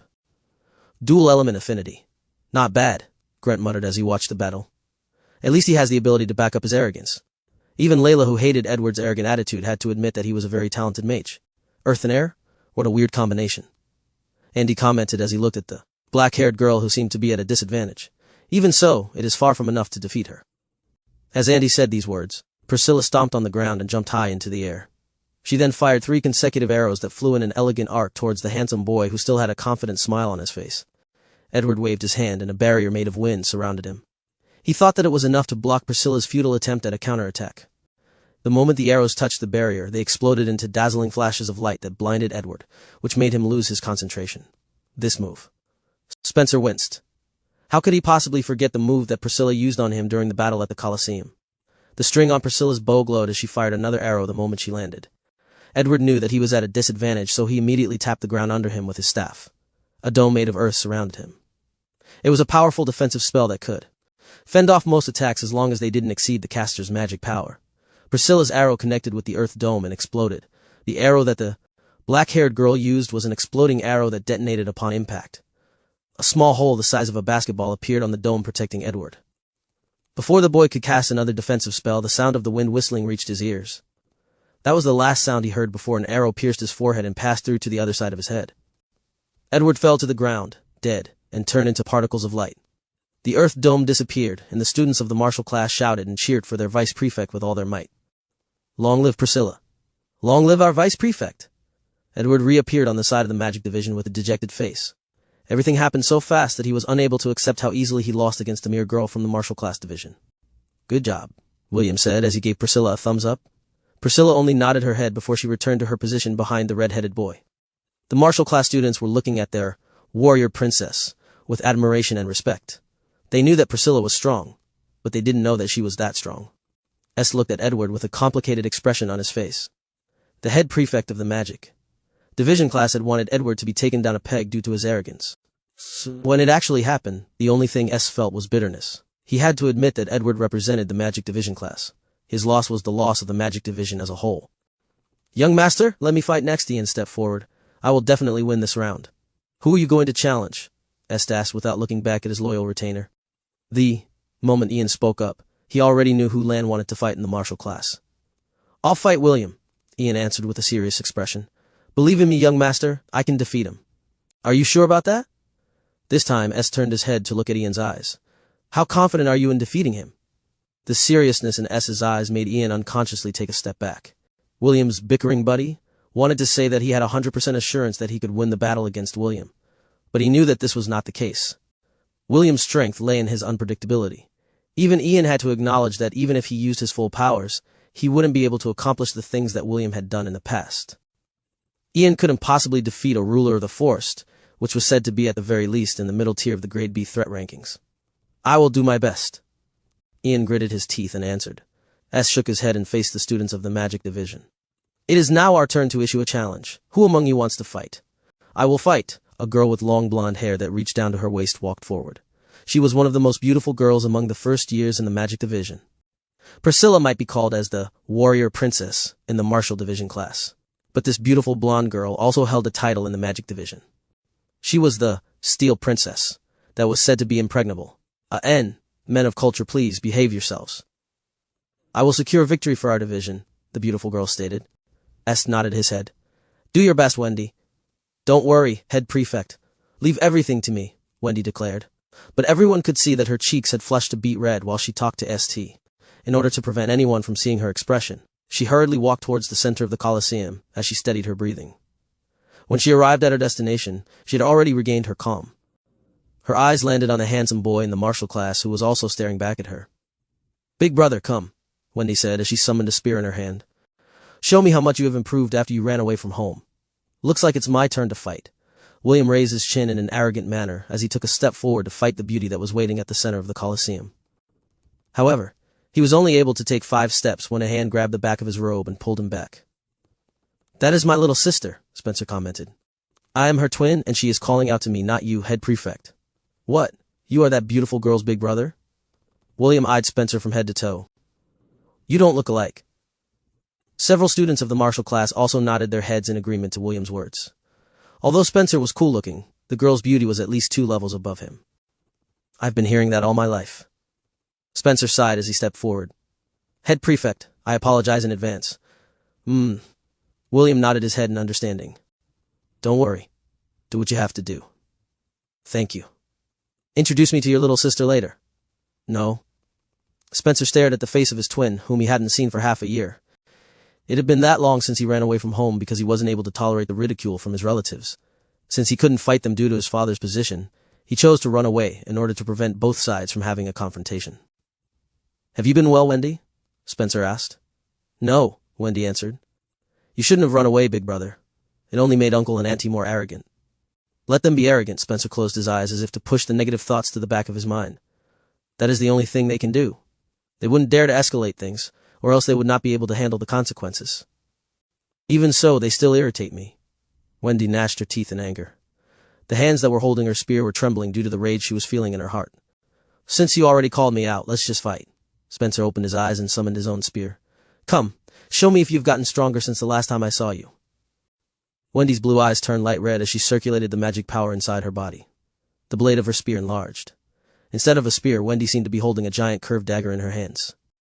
Big brother, I will fight seriously. You'd better not hold back. Enough talk, let's fight. Spencer spun the spear in his hand as he took a fighting stance. Both combatants stared at each other as they waited for Layla to declare the start of their battle. Are both of you ready? Layla asked. Yes. Ready. Layla nodded and raised her hand. Battle start. Chapter 148, Might Over Magic Part 2. When Layla announced the start of the battle, the first thing that Spencer did was to take a few steps backwards. The students of the martial class didn't understand why he acted this way. However, they soon found out the reason for their representative's actions. Several 2-meter-tall steel spikes protruded in a straight line from the place where Spencer stood a while ago. Slaughter domain?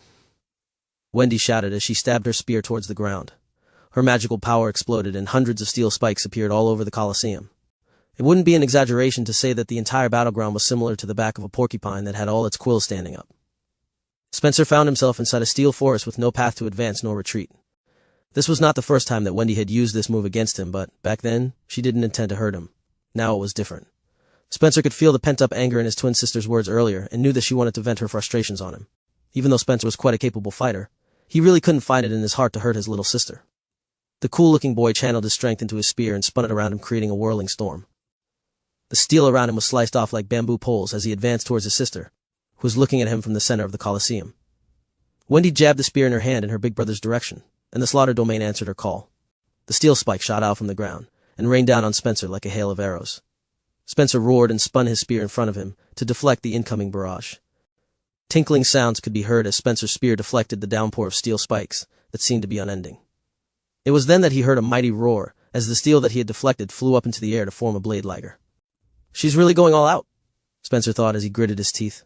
The blade liger roared once more before charging towards him with a vengeance. It was over 4 meters tall, and each part of it was as deadly as Wendy's eyes, who were looking at him with the intention to kill. Good thing I don't have a little sister. William gulped as he watched this scene unfold. Mama, our little Eve is a good girl, right? She won't do these kinds of things to me when she grows up, right? Me. Phew. I better send her some candies in our next package headed for Lant. Me. Spencer did his best to resist the attacks of the steel rain and the blade liger, but it was to no avail. Actually, it was not impossible to win the battle. However, he would have to force himself to kill his little sister. This was something that Spencer couldn't do even if there was an enchantment inside the Colosseum. Soon, the steel spears embedded themselves inside his body. Spencer did his best to protect his vitals as he fended off the persistent attack of the blade liger. William sighed as he closed his eyes. The cool-looking boy had already apologized to him. Spencer had no intention of winning the battle. His purpose in accepting the challenge was to endure his little sister's hatred and try to ease her heartache. Me. Ella bleated softly as if to tell William that the battle was over. Spencer's body turned into particles of light and the members of the magic division cheered for their victory. This leaves a bad aftertaste. Drake spat on the ground. Although he felt bitter, he had already seen the outcome of the battle when he saw Spencer's lonely back as he went to confront his little sister. That was the back of a man that had no intention of winning. It was not only him, Conrad and his lackeys had spent a lot of time with Spencer, Drake, and Priscilla during the past 2 weeks. Their relationship had grown a bit closer, and although they were still rivals, they had accepted each other as members of the martial class division. Head Prefect, allow me to fight next, Drake said as he stepped forward. Go. William waved his hand. Show them the might of our martial class division. Drake grunted in affirmation as he took center stage. His eyes then locked on Est, who was standing in front of the magic class division. He wanted to challenge him, but he was afraid that William wanted to fight Est as well. As if sensing his hesitation, William called out from behind him. Challenge anyone you like, William ordered. Don't worry, even if you lose, I am more than enough to secure our win. Drake silently thanked William inside his heart as he pointed his greatsword towards Est. I, Drake Craig, challenge the head prefect of the magic class division, Drake shouted. Do you dare to accept my challenge? Est glanced at William, and the latter only gave him the thumbs-up sign. Seeing that William had no intention of interfering in the challenge, Est nodded his head and walked forward to meet the one who challenged him. Go ahead, Prefect. Beat that ugly boy and show them the power of mages. Show them our superior might. The students of the magic class division cheered for their handsome head prefect. Although they didn't know who Drake was, they were sure that their head prefect wouldn't lose to a muscle-brained barbarian boy. Est gave Drake a brief nod of acknowledgement as he unsheathed Rhapsody, the sword that was given to him by the goddess Astrid. The sword rang the moment its body had been fully exposed, as if announcing its presence to the world. Est took a pose holding Rhapsody in his right hand, while holding the sheath in the other. With a glance, one could tell that he planned to fight using both of them at the same time. Dual wielding? Not bad, William grinned. I guess the battle against the Cyclops made you realize your shortcomings. This is going to be good. William focused his attention on the battle that was about to take place. It had been 4 years since he last saw Est fight, and he was hoping that his first friend outside of Lant had grown stronger. There were only a few people that he could trust inside the academy, and Est was one of them.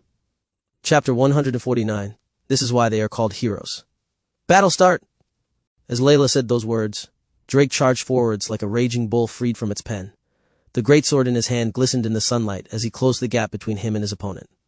Est, on the other hand, didn't retreat. Instead, he also charged forward, which made the students of the Magic Division class cry out in alarm. The clash of steel reverberated inside the Colosseum as both sides collided. Est felt his hand go numb, due to his opponent's superior strength. He knew that he would be at a disadvantage if he exchanged blows with Drake, but he didn't back down. His left hand, which was holding the sheath, slashed towards the side of Drake's body, forcing him to take a step back. After regaining his footing, Drake held his greatsword with both hands as he counterattacked with the intention to cleave Est apart.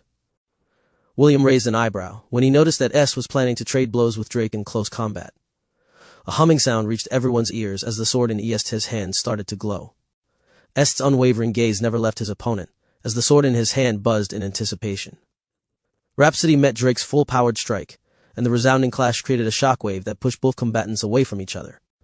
As soon as Est regained his footing, he lunged forward with his sheath right in front of him. Drake took a while to recover from the clash. A part of him couldn't accept that his full-powered attack was brushed off so easily, but he knew that he was fighting against a magic swordsman, so this was not surprising. I guess I have to get serious, Drake thought as he gripped the greatsword in his hand. Gathering his strength, a burst of red light exploded from his body. He then pressed a hand on the back of his sword before cleaving the space in front of him. Est's sixth sense screamed of danger, as he hurriedly jumped to the side to dodge whatever invisible attack was headed his way.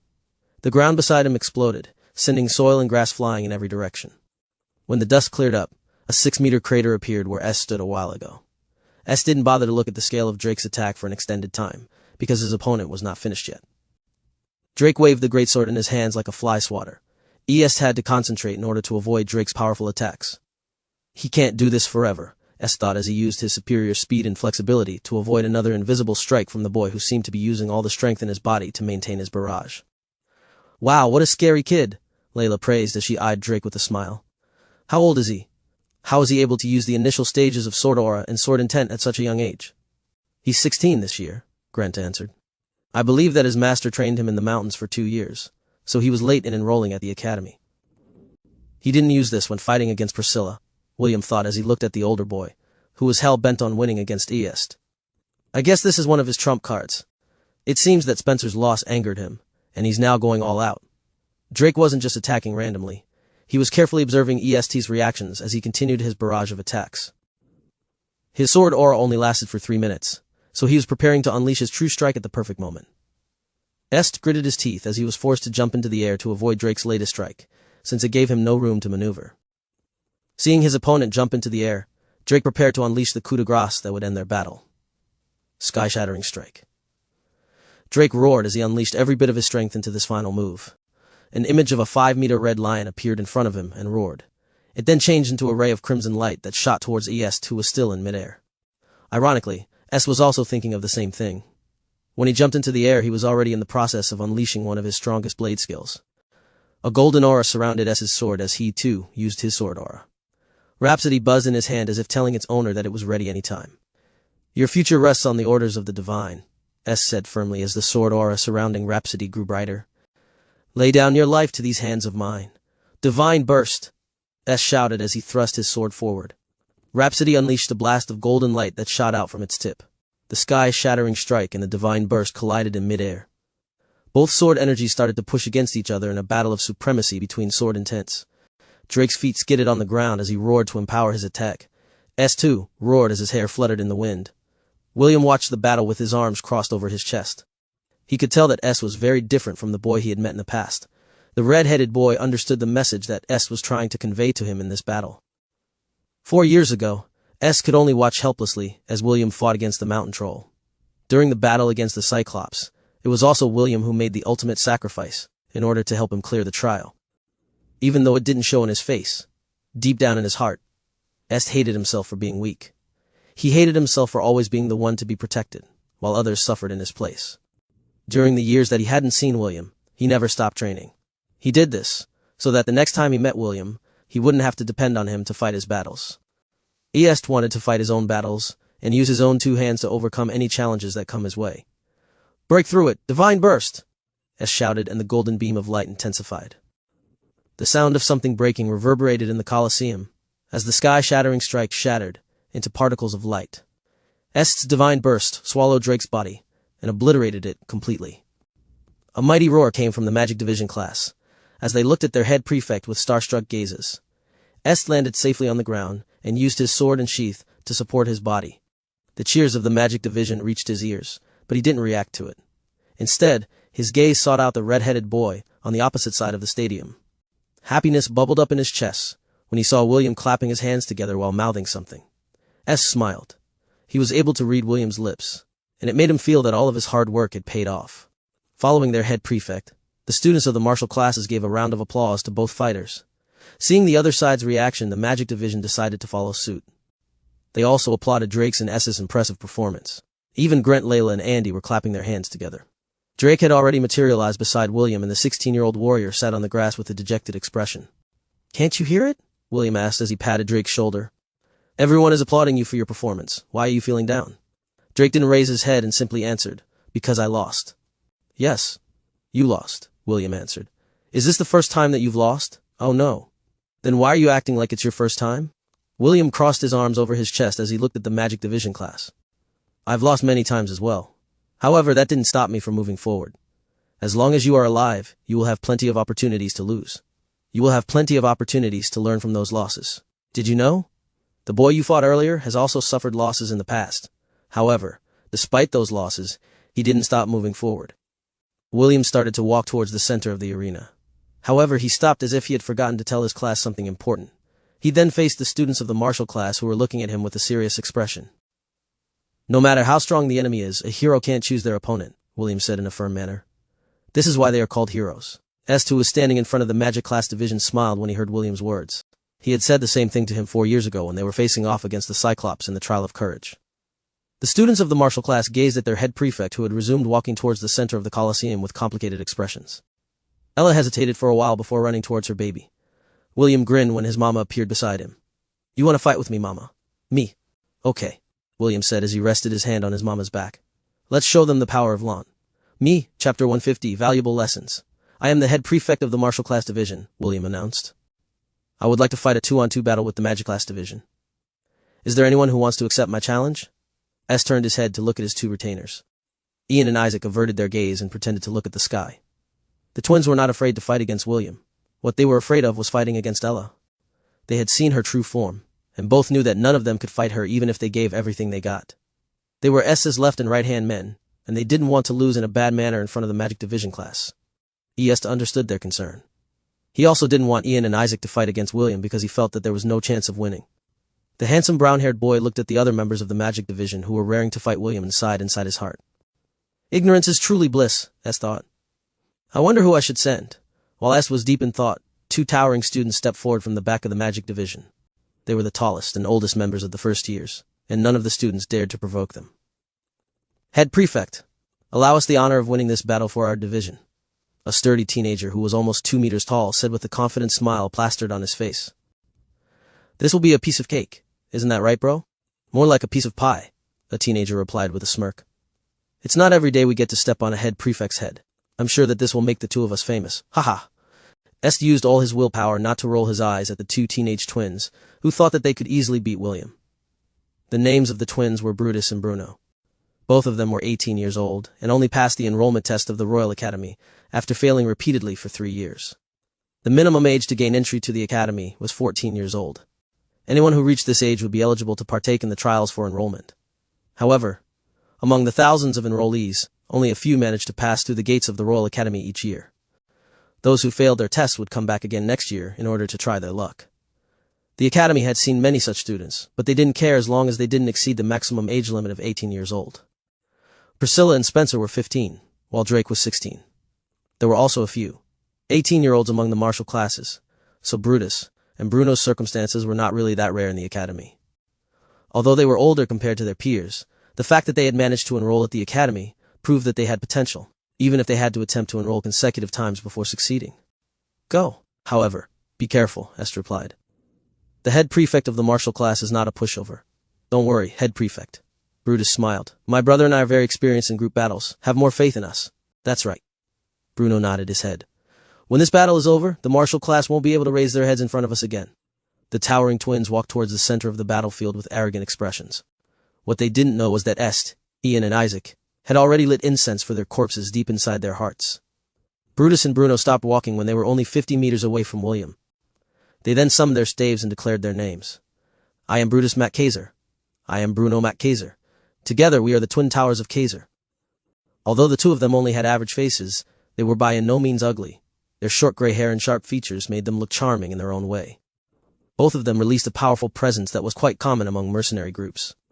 William clapped his hands in amusement as he looked at the two cannon fodders who were about to meet his mama's hoof and horns. Amazing. The two of you look so powerful, William praised. Are you perhaps the strongest in the Magic Division class? Brutus grinned and looked at the red-headed boy who was pleasing to his eyes. Well, I wouldn't say that we are the strongest. But we are definitely in the top 10. Bruno finished his brother's sentence. He too grinned and eyed William. Boy, since we are older than you, allow me to give you some advice. What does the senior brother want to teach this humble shepherd? William inquired. He looked so refined, elegant, and charismatic that even the arrogant twin brothers didn't want to humiliate him too much in front of the crowd. Admitting defeat at an earlier time is better than suffering from a beating, Bruno said with the I am a good person look on his face. I hope that Mr. Head Prefect will remember this during our battle. I thank senior brother Bruno for his advice. William nodded in acknowledgement. I will admit defeat when I think that there is no chance of winning. That is good, Brutus smirked. Let's have a friendly fight? Yes, let's. William agreed. The three people smiled at each other, as if they were lifelong friends who were about to have a friendly spar. Ella, who was watching this banter from the side, felt her hoof itch. She was itching to kick the two teenage boys to Kingdom Come. Are all of you ready? Layla asked. She was quite amused by the pleasantries that both sides shared before starting their battle. Yes, me, very well. Layla raised her hand. Battle start. Multiple stone bullets, multiple firebolts. Although they acted carefree and arrogant, Brutus and Bruno never underestimated William. The position of head prefect could not be bought by money or influence. It was a position that could only be obtained through a competition. Since William was the head prefect of the martial class, it meant that he had the ability to back it up. The twins didn't know his capabilities, so they decided to overwhelm him by using the magic combination that they had perfected over the years. William started to run towards his right to evade the unbelievable display of magic and control from the twins whom he labeled as cannon fodders. If William still had his magic power, he would have been able to counter this attack. However, since it was sealed, He was forced to distance himself from the combined attack of his opponents. It was right at that moment when Ella made her move. Her hooves and horns glowed in a bluish hue as she charged towards Brutus like an arrow in flight. The twins had been paying attention to both William and Ella, so the moment she made her move, Brutus immediately constructed consecutive layers of earth walls to stop her advance. He thought that this was enough to block a little goat. It was the biggest mistake he made in his life. Ella broke each earth wall as if it was made of paper and continued her wild charge. Although she looked like a harmless goat right now, her stats were the same as her war ibex form. Even if she couldn't use her massive horns to inflict serious damage, her current horns were more than enough to demolish everything that the twins could throw at her. The jaws of the students of the martial class and the magic class dropped down in disbelief. Some of them even rubbed their eyes in an attempt to see if they were hallucinating. Me. When Ella tore down the last earth wall, Brutus immediately stabbed his staff forward. Boulder crash! A 2-meter-tall boulder appeared in front of Brutus and flew in Ella's direction. Ella stomped her front hooves on the ground and delivered a back kick towards the boulder. Just like a volleyball ball that was hit by a powerful spike, the boulder flew back to where it came from. Gwah! Brutus didn't expect this sudden reversal and was hit squarely in the chest by the boulder he summoned. He flew a few meters backwards, but he didn't die from the impact. However, he wished that he had died because the excruciating pain in his chest was driving him mad. Several of his ribs had been broken, and it was very painful to breathe. Bruno roared and hurled several fire lances at the goat who was only a few meters away from him. Ella nimbly dodged this attack and charged in Bruno's direction. Due to desperation, Bruno spun his staff in front of him, which created a firestorm that engulfed the goat in searing flames. This was his strongest attack, and he was saving this as his trump card. He never thought that he would be forced to use this against the little goat that he had treated as mere livestock. Me! Ella's mighty voice rang out within the firestorm. Bruno didn't know how it happened, but the moment he heard the goat's bleating, his whole body was blown away from where he stood. The firestorm disappeared, and the image of a white and fluffy goat appeared in front of everyone. Looking at her coat, that was still as white as snow, made everyone realize that the firestorm practically did nothing to her. While everyone was looking at her in disbelief, Ella opened her mouth and shot a ball of light the size of a basketball ball towards Bruno, who had fallen on the ground.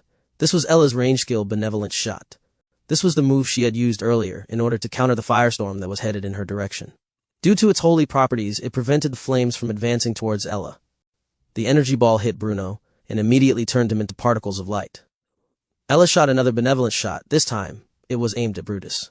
Just like what happened to his twin, Brutus turned into particles of light, which meant that the victors of this battle were none other than William and Ella. What a hard battle, William declared as he casually walked towards his mama Ella. Fortunately, my mama is very strong. Good job, mama. Me. William caressed his mama's neck as the latter closed her eyes in satisfaction. The members of the magic class and martial class didn't know how to react to the battle that just ended. The one who disposed of both combatants was Ella, while William only ran around to avoid getting hit. It wouldn't be an exaggeration to say that William didn't even lift a finger to help win the battle. Well then, who's next? With an innocent smile. The battle ended to unleash my ultimate move. I feel unsatisfied with this result. Does anyone want to battle us again? Elyon and Isaac's faces became stiff when they heard the shameless boy's provocation. They knew that Ella alone was sufficient to end the battle, so they didn't even bother to fight against her. However, William was forcing the students of the magic division into a second round. This was something that S wouldn't allow because it would just lower his team's morale. Since the battle has ended, it is best to let the other students participate, S replied. The head prefect of the martial class shouldn't hog the spotlight. That's right, Ian agreed. The head prefect should let his other members fight. It is bad to keep all the good stuff to yourself. William scratched his cheek, because S and Ian were adamant about preventing him from securing another easy win. Me? Okay, Mama, I'll listen to you. Me. Ella had told William not to bully the kids, so William finally relented. The two walked back towards the martial class with calm expressions, as if the battle they had undertaken was not a big deal to them. This motivated the members of the martial class, and made them perform their best against the magic class division. Although the martial class division suffered more losses during the next several matches, none of them took this loss to heart. William had already told them that he would personally train them the very next day in order to become stronger. Faced with this kind of promise, they were able to fight without any worries, and even gave their opponents a headache. Out of the 30 battles that took place on that day, the martial class only won 10. Even so, the magic division didn't look down on them. They had experienced firsthand how difficult it was to fight against martial experts, and had learned a lot from the experience. Some of the girls from the magic division even snuck glances at William during the break between each battle. The shepherd smiled and waved at his admirers, which made the girls blush while giggling at each other. Overall, the battle had been an eye-opener for both sides. Due to this, Grant and Layla decided to hold more of these interdivision battles in order to let their students gain some fighting experience. The instructors hoped that these valuable lessons would help these students survive in the outside world, after they left the protective walls of the Helen Royal Academy. Chapter 151. Planting Seeds. That exchange taught me a lot of things, S said as he ate the sandwich that Ian and Isaac had prepared earlier. It taught me a lot as well, William commented, as he picked up another sandwich from the basket that was in front of him. After the battle, Esty invited William to join them for lunch. The shepherd happily accepted because free food was always a good thing. Chose to have a picnic at one of the most scenic areas near the Magic Division, and William had to admit that the place Ete chose was a good spot to have a picnic. Isaac and Ian were also eating by the side, but they only listened to the conversation. Surprisingly, Kenneth was there as well because William had dragged his roommate with him. Didn't mind because the talk that they were going to have was about the dungeon exploration they would undertake tomorrow afternoon. Since Kenneth was one of the party members, AST thought that having him around would also be a good thing. Have you decided which dungeon to explore first? Kenneth asked. Didn't reply. Instead, he looked at William as if telling Kenneth that the one calling the shots on the exploration would be him. Kenneth glanced at the red-headed boy who was happily eating the sandwich in his hand. Feeling his gaze, William decided to tell them where they would go in their first dungeon exploration. I want to go to the Goblin Crypt first, William said with a serious expression. Goblin Crypt? Asked. Is there any particular reason why you want to go there? No, just simple curiosity. William lied. Based on the information that I read yesterday, the Goblin Crypt is a grade B dungeon. It has 30 floors and some say that it is one of the hardest dungeons for beginners. William was surprised when he saw the information on the Goblin Crypt that he found inside the Academy's archives. The Goblin Crypt that he could access from his Ring of Conquest only consisted of 20 floors and was a grade C dungeon. Obviously, there was some discrepancy between the two dungeons, and William was very curious if the Goblin Crypt that he had been exploring all these years had a relationship with the one inside the Academy. According to the rumors I gathered, most first years can't get past the 14th floor, S commented. It is said that many hobgoblin shamans, who specialize in dark magic, can be found on that floor. It is best that we only go as far as the 13th floor, just to be safe. William nodded his head in understanding. His first fight against the hobgoblin shaman almost wiped out his entire herd. If not for James and Owen's timely assistance, William and his herd might have died on that fateful night. Good. Our goal for this exploration is to safely reach the 13th floor, William said with a serious expression. We will not challenge the hobgoblin shaman. Although that monster is in the lower tier of grade C, it is still a tricky monster to fight, especially if you don't have any resistance to curses and dark magic. After finalizing their strategy, William and Kenneth returned to the martial class division. The fight against the magic division classes had made the students of the martial classes more motivated to train. This was good news for the instructors, and they happily opened the training ground to accommodate the feisty students. William was still a few meters away from the entrance of the training grounds, but he could already hear the clash of weapons against each other. It seems that the exchange of pointers woke them up from their daze, Kenneth commented. This is a good attitude to take, William replied. When William and Kenneth entered the training grounds, they saw all the students of the first-year martial class hard at work with their training. Grant was in a corner of the training ground, getting attacked by a dozen students. A big smile was plastered on his face as he calmly dodged and blocked the attacks that the children were raining down on him. William watched for a few minutes before nodding his head in appreciation.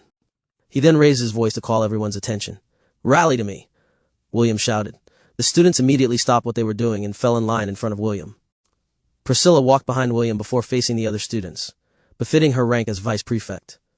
Your performance in the battle against the Magic Division class was good, William said as he looked at the students in front of him. How was it? Is the Magic Division class strong? Yes, indeed they are strong. William nodded his head. However, that doesn't mean that they are undefeatable. The reason why the majority of you lost is because you have been lazy in your training. We need to fix this issue. That's why starting tomorrow all of you will wake up at 5 in the morning. William paused briefly in order to allow his words to sink in. I am going to train all of you from the ground up. Everyone is going to train. There will be no exceptions. I'll make sure that during the inter-class battles, our martial division will reign supreme. Anyone who doesn't want to participate will not be given breakfast and lunch. I don't need slackers in the Solaris dormitory. Do I make myself clear? Yes, head prefect. Good. Carry on with your training, and I'll see you all tomorrow. Sir, yes, sir. While William was giving out his orders in the martial class division, Carter was inside the training room of the third-year magic class division. As you may already know, the most effective way to not get hit by a magic attack is to dodge it, Carter explained. Of course, if you have strong magic powers, creating a barrier is also a good option. However, not everyone can do this. Each and every one of you have different magic affinities. Those who have low-grade affinities will not be able to block strong magical attacks. That's why you have to train yourself on how to dodge properly. Carter summoned his silver staff and gave everyone a sweet smile. Today, we will start your defensive combat training.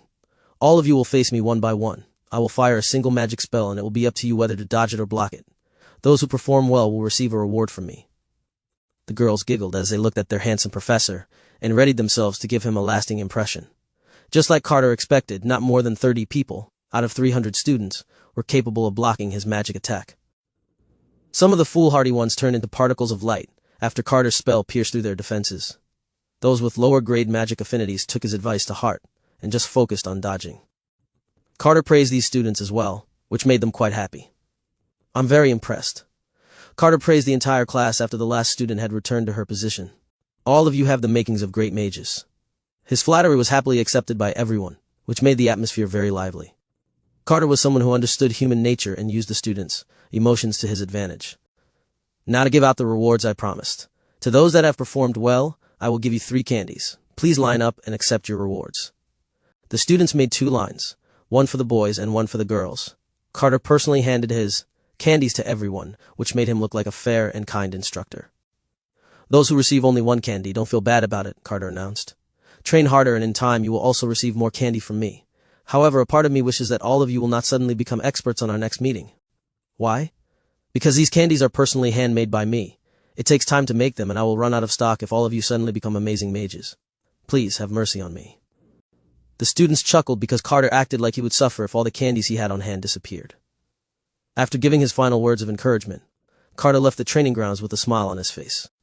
While it was true that he had worked hard to prepare those candies, he was also looking forward to the fruits that he would harvest in the future. The more the students ate the candies that he had prepared, the more their consciousness would be open to his suggestions. While it may not be as powerful as a charm spell, being able to manipulate them to do things that seemed natural to them was scarier. For now, Carter was willing to plant his seeds and wait until they were ripe for the picking. When that time came, the plan that he had in mind would also become a reality. Chapter 152, The Carrot and Stick Approach. William opened his eyes and lightly rubbed his Mama Ella's stomach before propping himself up into a sitting position. He raised his arms to do a little bit of stretching, while the goat beside him also raised her head. Me. It was still dark outside, but William had already formed a habit of waking up early in order to training routine. However, this time it different. As the head prefect of the his morning was martial class division, he would lead the students into a rigorous training exercise that would help them build their foundations. He planned to use the same training that his grandpa James and his mentors back in Lont had used with him. William went to his closet and selected the sleeveless black training uniform that he had prepared beforehand. This was the same uniform that he had used during his training in Lont. It was made from the pelt of the thunder-horned wolf that he had defeated ages ago.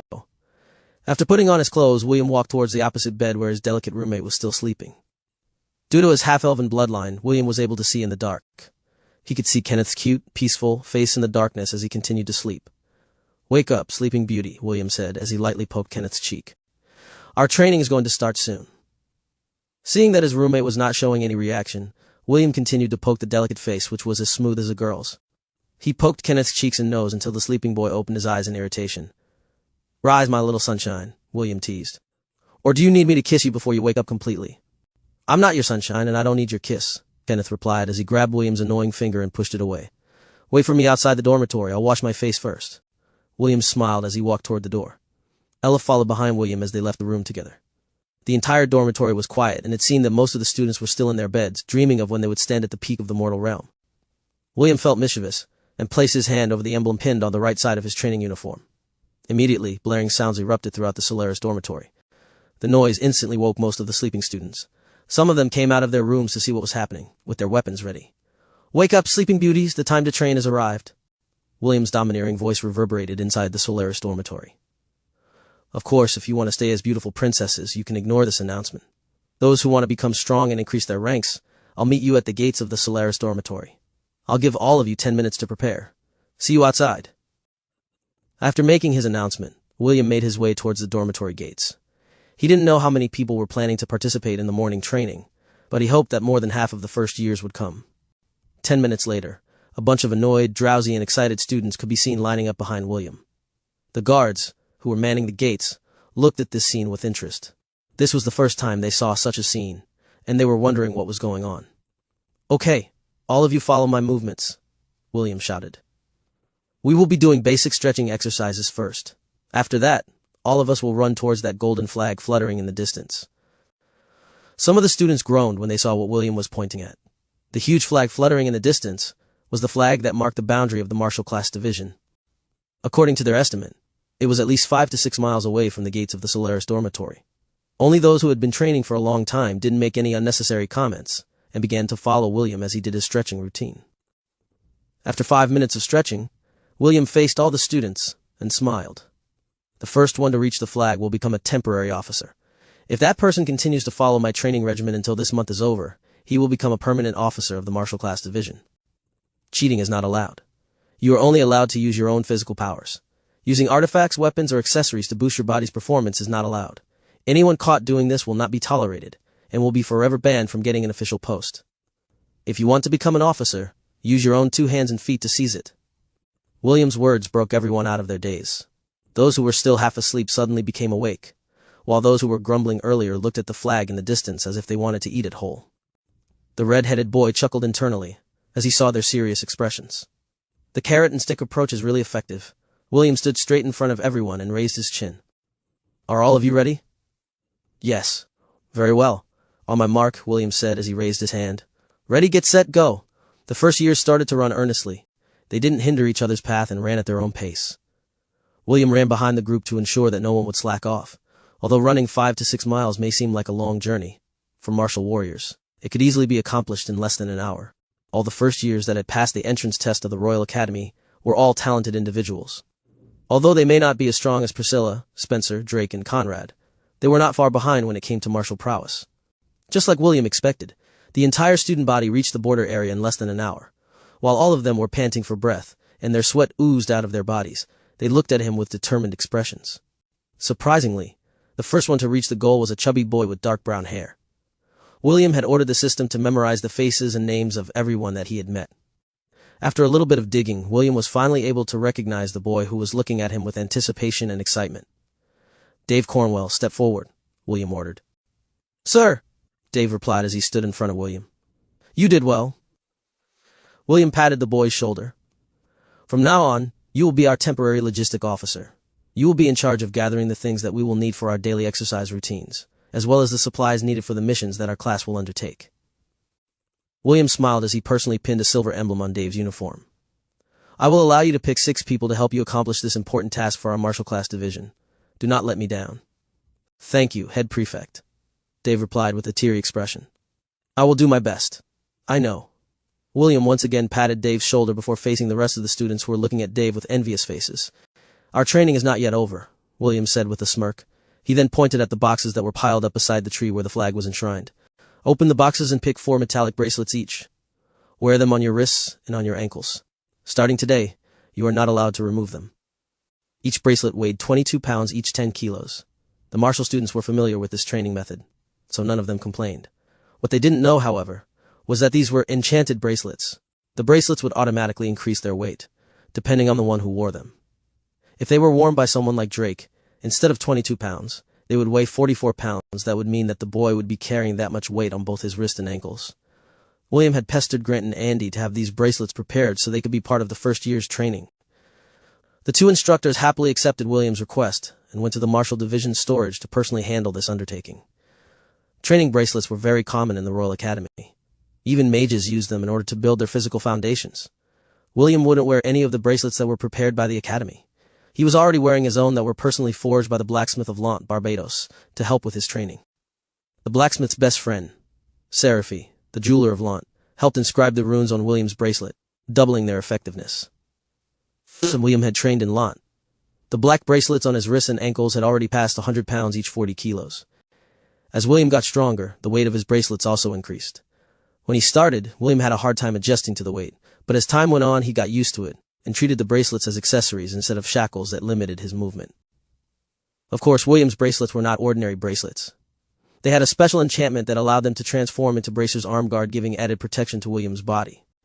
William eyed everyone with a serious expression. When all of them had secured the bracelets around their wrists and ankles, the red-headed boy gave the order to jog back to the Solaris dormitory. He wanted their training to be a gradual strengthening instead of an intensive one that would leave the students paralyzed and unable to go to their respective classes. William wanted to increase their stamina first. Once he deemed that everyone was ready, he would increase the intensity of their training accordingly. He was confident that the students of the martial classes would be able to surprise the other two divisions in the interdivision class battles in 3 months' time. Chapter 153. The Town of Hartlepool. Since William was planning to head to the Goblin Crypt within the Royal Academy, he ordered Priscilla and Dave to take charge of the morning training routine. For now, William wanted everyone to build their stamina, so running in the morning was the most effective way to do it. As for their physical training, that would be taken care of by Grant and Andy during their martial training lessons. After relaying his orders, William, along with Kenneth, went to the meeting spot where Ian and Isaac were waiting. The Goblin Crypt and the other dungeons were not located inside the academy. They were actually located in different parts of the Hellenic Kingdom. In order to get to their destination, they would have to use the academy's exclusive teleport gates that were powered by magic crystals. Each trip cost 5 gold coins per person. Naturally, the farther the place was, the more expensive it would be. This was why most commoner students preferred to take commissions from the academy, instead of going to the dungeons to hunt monsters for their cores and materials. Only the children of nobility or well-off merchants were able to use these teleport gates at their leisure. "Are both of you ready to depart?" asked as soon as William and Kenneth arrived at their meeting place. "I'm as ready as I'll ever be," William replied. "Me?" Kenneth just nodded his head to say that he was ready to go any time. "Good," S smiled. "Let's go. I've already asked around and found the teleport gate that we will be using." S led the way and the rest followed behind him. Less than 5 minutes later, they arrived at a gate where over a dozen students stood in place. William saw a few familiar faces among the group of people who also wanted to challenge the Goblin Crypt. Spencer, along with his twin sister Wendy, were there. The two boys William and Ella had faced in the battle were there as well. "Fancy meeting you here," Brutus greeted with a smile. "This must be fate at work." Bruno stretched out his hand for a handshake. "Nice to see you again, William." William happily shook Bruno's hand and returned the greeting. "Senior, are you going to the Goblin Crypt as well?" Although William defeated the two of them, the twin brothers didn't take it to heart. They were even quite impressed by the harmless-looking goat that always stayed by William's side. Never in their wildest dreams did they think that they would be defeated by an Angorian goat that could be seen anywhere in the Hellenic Kingdom. "Yes," Bruno replied. Little Wendy asked us to accompany her in the dungeon exploration. The Siskin decided to tag along because he doesn't trust the two of us to protect his sister. William gave a sidelong glance at the Siscon who was standing beside Wendy. Spencer snorted at William's inquiring gaze but didn't say anything. "Up to what floor are you guys planning to explore?" William inquired. "I heard that the 14th floor is a dangerous place because it is the floor where the goblin shaman spawns." Bruno grinned and used his thumb to point at Wendy. It seemed that the blonde beauty was the leader of the group, and the decision-making lay in her hands. "We're planning to challenge the 14th floor," Wendy admitted. "However, we will immediately run away if it gets too dangerous." William frowned, but he didn't say anything. It was not up to him to tell them what to do because they were not part of his division. Even so, he still kindly reminded Wendy and her party to be extra careful when dealing with the hobgoblin shaman. "I hope they can handle it," William thought. While William was reminiscing about his first battle with the hobgoblin shaman, the teleport gate glowed, and several students appeared in the area around it. They were the students that had finished their dungeon exploration. Some of them had smiles on their faces, while others had pale expressions. It seemed that not everyone was able to leave unscathed from their dungeon expedition. After the last student had left the teleport area, the one managing the gates raised his hand. "Those who are traveling to the town of Hartlepool, please stand beside the teleport gates," the staff announced. "We will be sending you to your destination in 5 minutes." Williams and Wendy's group, along with others, stood beside the gate and waited for their turn. Hartlepool was a small town that was built around the Goblin Crypt. In most cases, dungeons were discovered by humans by accident. When a dungeon was found, they would either keep it for themselves or report their discovery to the kingdom. Both held advantages and disadvantages. Those who didn't report the dungeons they had discovered would gain a monopoly of monster materials, beast cores, and other items that could be found inside the dungeon like chests and treasures. When seen from an angle, this was a very lucrative business, at least for the short term. However, once this dungeon was discovered by others, fighting would usually ensue between the different parties. The worst-case scenario was when the noble who had jurisdiction over the territory discovered the location of the dungeon. They would immediately send a message to the ruling family in order to give them the rights to manage the dungeon in their domain. Of course, once this happened, all the benefits that the discoverers had gained for the short term would disappear completely. If they were the ones who reported the dungeon to the kingdom, they would be given an honorary title and the deed of the land surrounding the dungeon. This means that they would become the rightful owner of the area, and the ruling noble couldn't do anything about it. This was to ensure that newly discovered dungeons would immediately fall under the kingdom's jurisdiction and be developed accordingly. "Everyone get ready," the staff announced. "We will be activating the teleport gate." William felt lightheaded as his vision turned completely white. This feeling only lasted for a brief moment before he found himself in an enclosed area surrounded by a tall wall. Several soldiers could be seen on top of the ramparts, and a big steel gate served as the only point of entry and exit towards the teleport gate. As William scanned his surroundings, a tall man wearing armor with the Royal Academy's insignia on it greeted them. "Welcome to Hartlepool," the guard captain, who was guarding the teleport gate, said with a brief nod. "As students of the Royal Academy, I expect that all of you will follow the rules of Hartlepool and not get into fights with the locals. With that said, any crimes that you commit during your stay will be written in the Academy records. I wish all of you the best on your dungeon exploration." After finishing his speech, the guard captain made a gesture, and the steel gate opened. The students made a beeline towards the exit, and a bustling town appeared in their sight. "Should we reserve a room at an inn, or do you want to just jump to exploring the dungeon?" Est asked. "Let's just go to the dungeon," William replied. "We didn't come here to sightsee, so let's get down to business." William looked calm on the surface, but he was actually really itching to go to the Goblin Crypt as soon as possible. He wanted to see if it was the same dungeon that he could access with his Ring of Conquest. Surprisingly, Wendy shared his opinion and proposed that they all go to the dungeon together.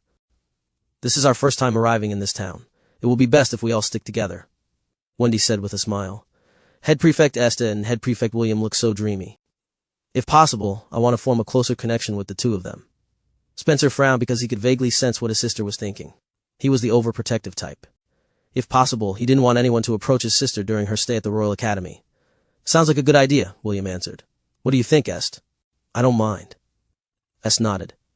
Wendy's smile widened when her two idols gave a positive reply.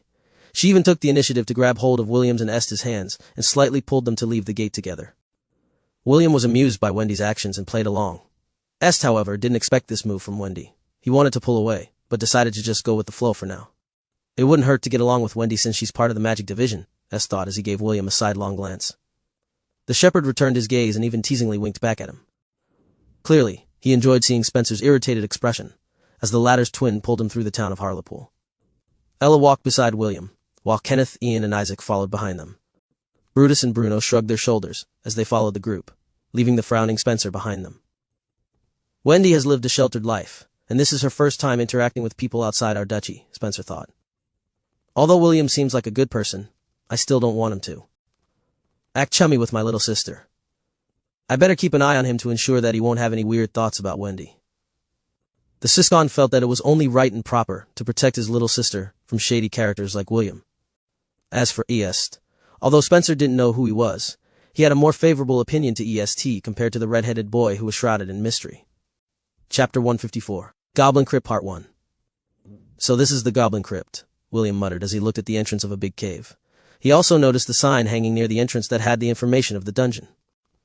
Dungeon name: Goblin Crypt, grade level B, number of floors 30 overall assessment. A dungeon where only goblin-type monster spawns. It is highly recommended to explore it with a party of 6, starting from the 14th floor onwards. They even highlighted the 14th floor. "How considerate," S said as he read the information near the entrance of the cave. "Will, are you sure you don't want to challenge the 14th floor?" "If possible, I don't want to challenge it," William replied as he gazed at Wendy. "Hobgoblin shamans shouldn't be underestimated. I hope you reconsider your plan to challenge them." It's fine," Wendy stuttered. "I have my big brother, as well as Senior Brutus and Senior Bruno with me. I am also strong, so I think we can handle it." William nodded his head in understanding.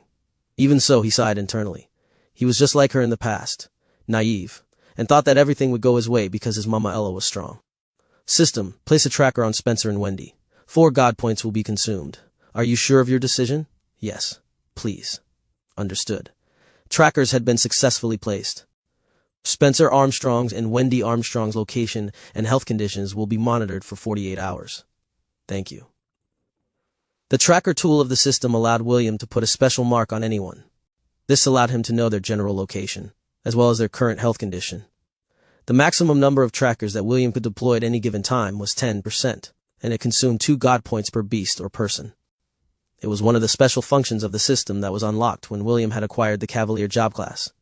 It was a function meant to mark wild monsters that could be hunted down and tamed to become a mount for the Cavalier class. Ironically, the system made the mark universal and allowed William to use it on people as well. "I guess this is where we part ways," S commented. "Wendy, Brutus, Bruno, take care. Remember, your lives are important. Don't take unnecessary risks." "Yes, Head Prefect," the 3 replied in unison. William patted Spencer's shoulder. "Keep your sister safe. If she gets hurt, I will give you a punishment." "I'll do that even if you don't tell me to, Head Prefect," Spencer replied grumpily. "You should worry about yourself. I've heard that there are certain adventurers who go out of their way to harass new faces that they see in the dungeon. Spencer glanced at William's slave collar and put on a serious expression. Everyone should be careful. There are instances where adventurers are captured and sold as slaves. Although the Goblin Crypt is under the jurisdiction of the Helen Kingdom, there are still scumbags that are always on the lookout for pretty girls and boys that will fetch a high price in the black market. That's very good advice, William smiled. So make sure to protect your sister as well. William unconsciously caressed the slave collar on his neck while staring at the entrance of the dungeon. Wendy's, Brutus's, and Bruno's expressions changed when they realized that the collar on William's neck was a slave collar. They initially thought that it was just an accessory, but Spencer's words made them give it a second look. Feeling their gazes, William smiled wryly. I can guarantee that being a slave is not a fun experience. That is why all of you should be more careful, especially you, Wendy. Someone as beautiful as you will definitely be sold for a high price. I'd like to see them try, Wendy said in a tone laced with anger. Head prefect, if you want, I can buy your freedom for you. Wendy looked at William with genuine concern, which made William feel warm inside. You don't have to worry about me, William replied. He decided to change the topic by pointing at a store that was not far away from the entrance of the cave. Let's buy some maps first. It will be a good idea to have a general outline of the dungeon that you are going to explore. William didn't wait for any kind of reply and walked towards the store at a steady pace. He wanted to tell them that he had already regained his freedom, but decided not to say anything. The reason why William kept the collar on his neck was to remind himself that slavery existed in this world. Also, the collar doubled as a means of protection. Since he was already wearing a collar, it meant that he had an owner. Human traffickers would no longer attempt to enslave him because a slave collar could only be removed by their owners. Unless the owner of the slave died, the enslavement spell would remain in effect. There were powerful slave traders that are on par with the experts of Lant. William had no chance of winning against them if he met them on his journey, so having the collar on his neck added a layer of protection. Aside from elves and beastkin, half-elves were always high in demand in the auctions on the black market. With William's looks, he would be a very attractive target for the slave traders who were looking for some new goods to sell. When William arrived at the store, he immediately bought all the floor maps that were available.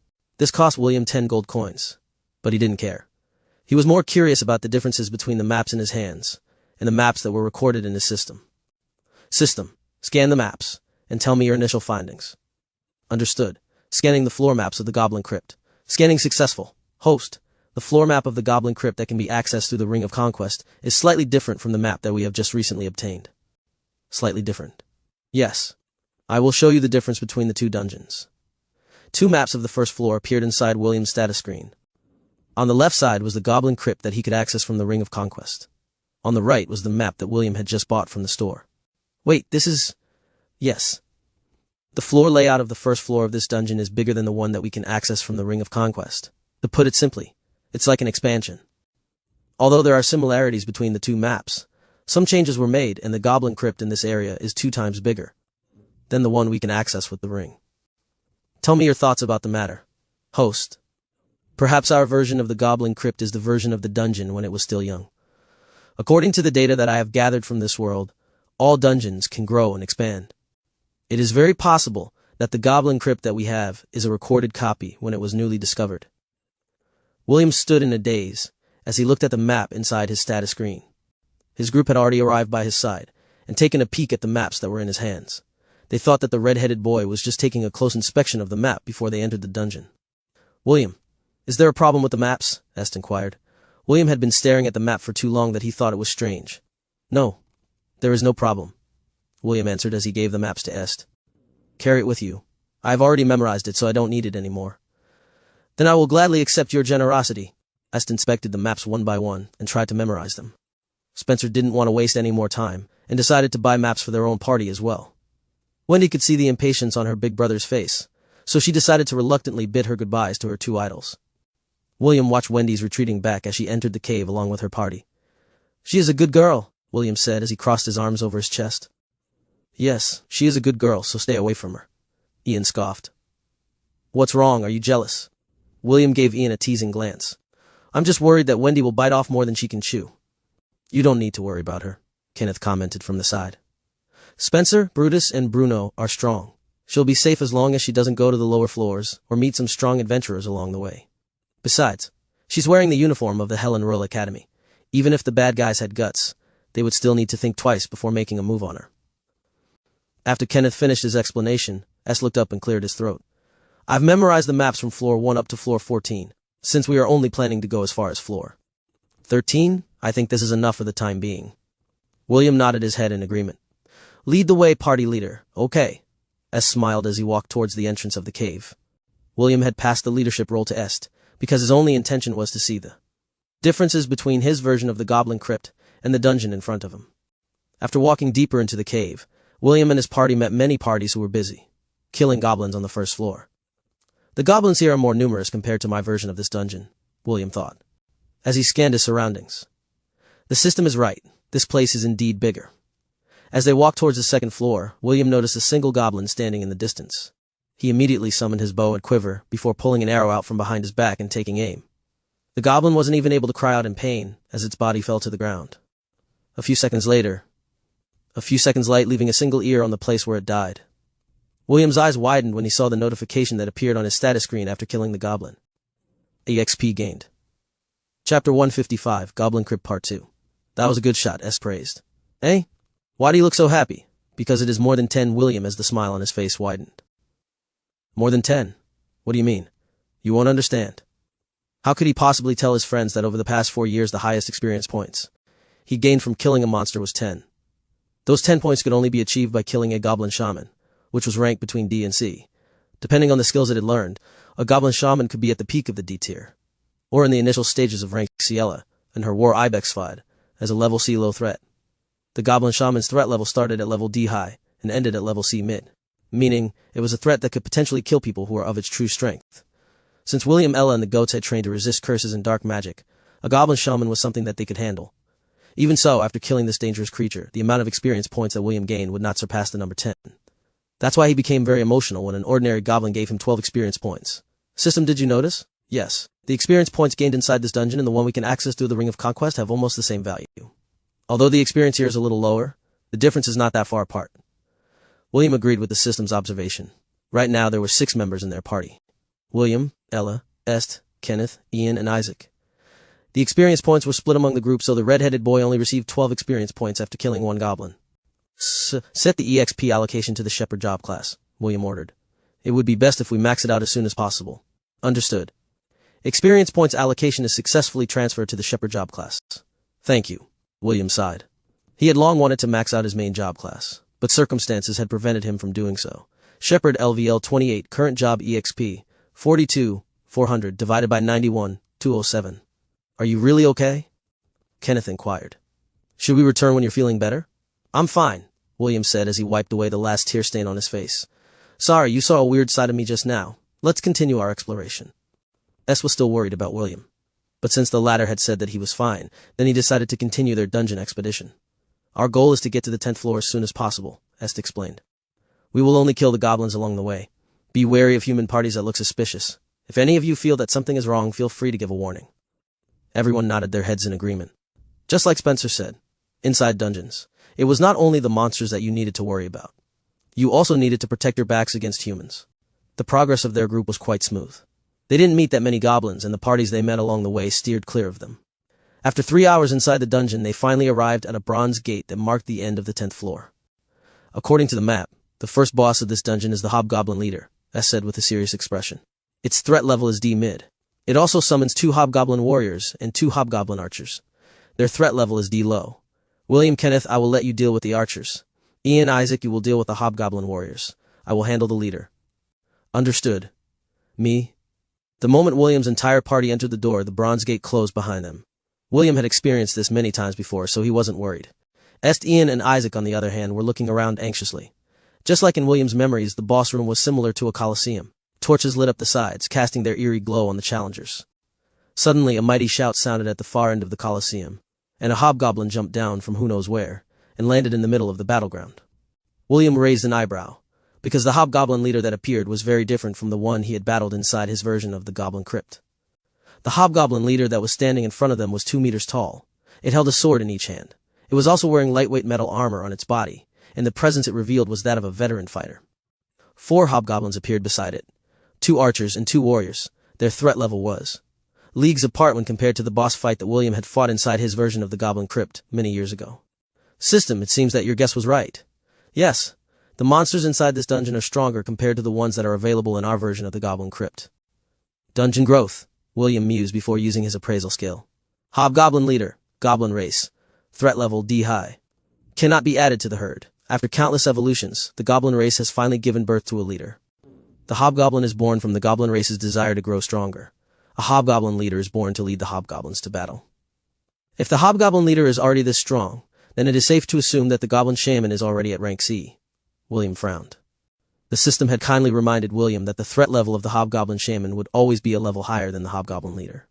Not only that, since the dungeon's monster composition had changed, it was very possible that on the 14th floor, the hobgoblin leader and hobgoblin shaman might be in the same group.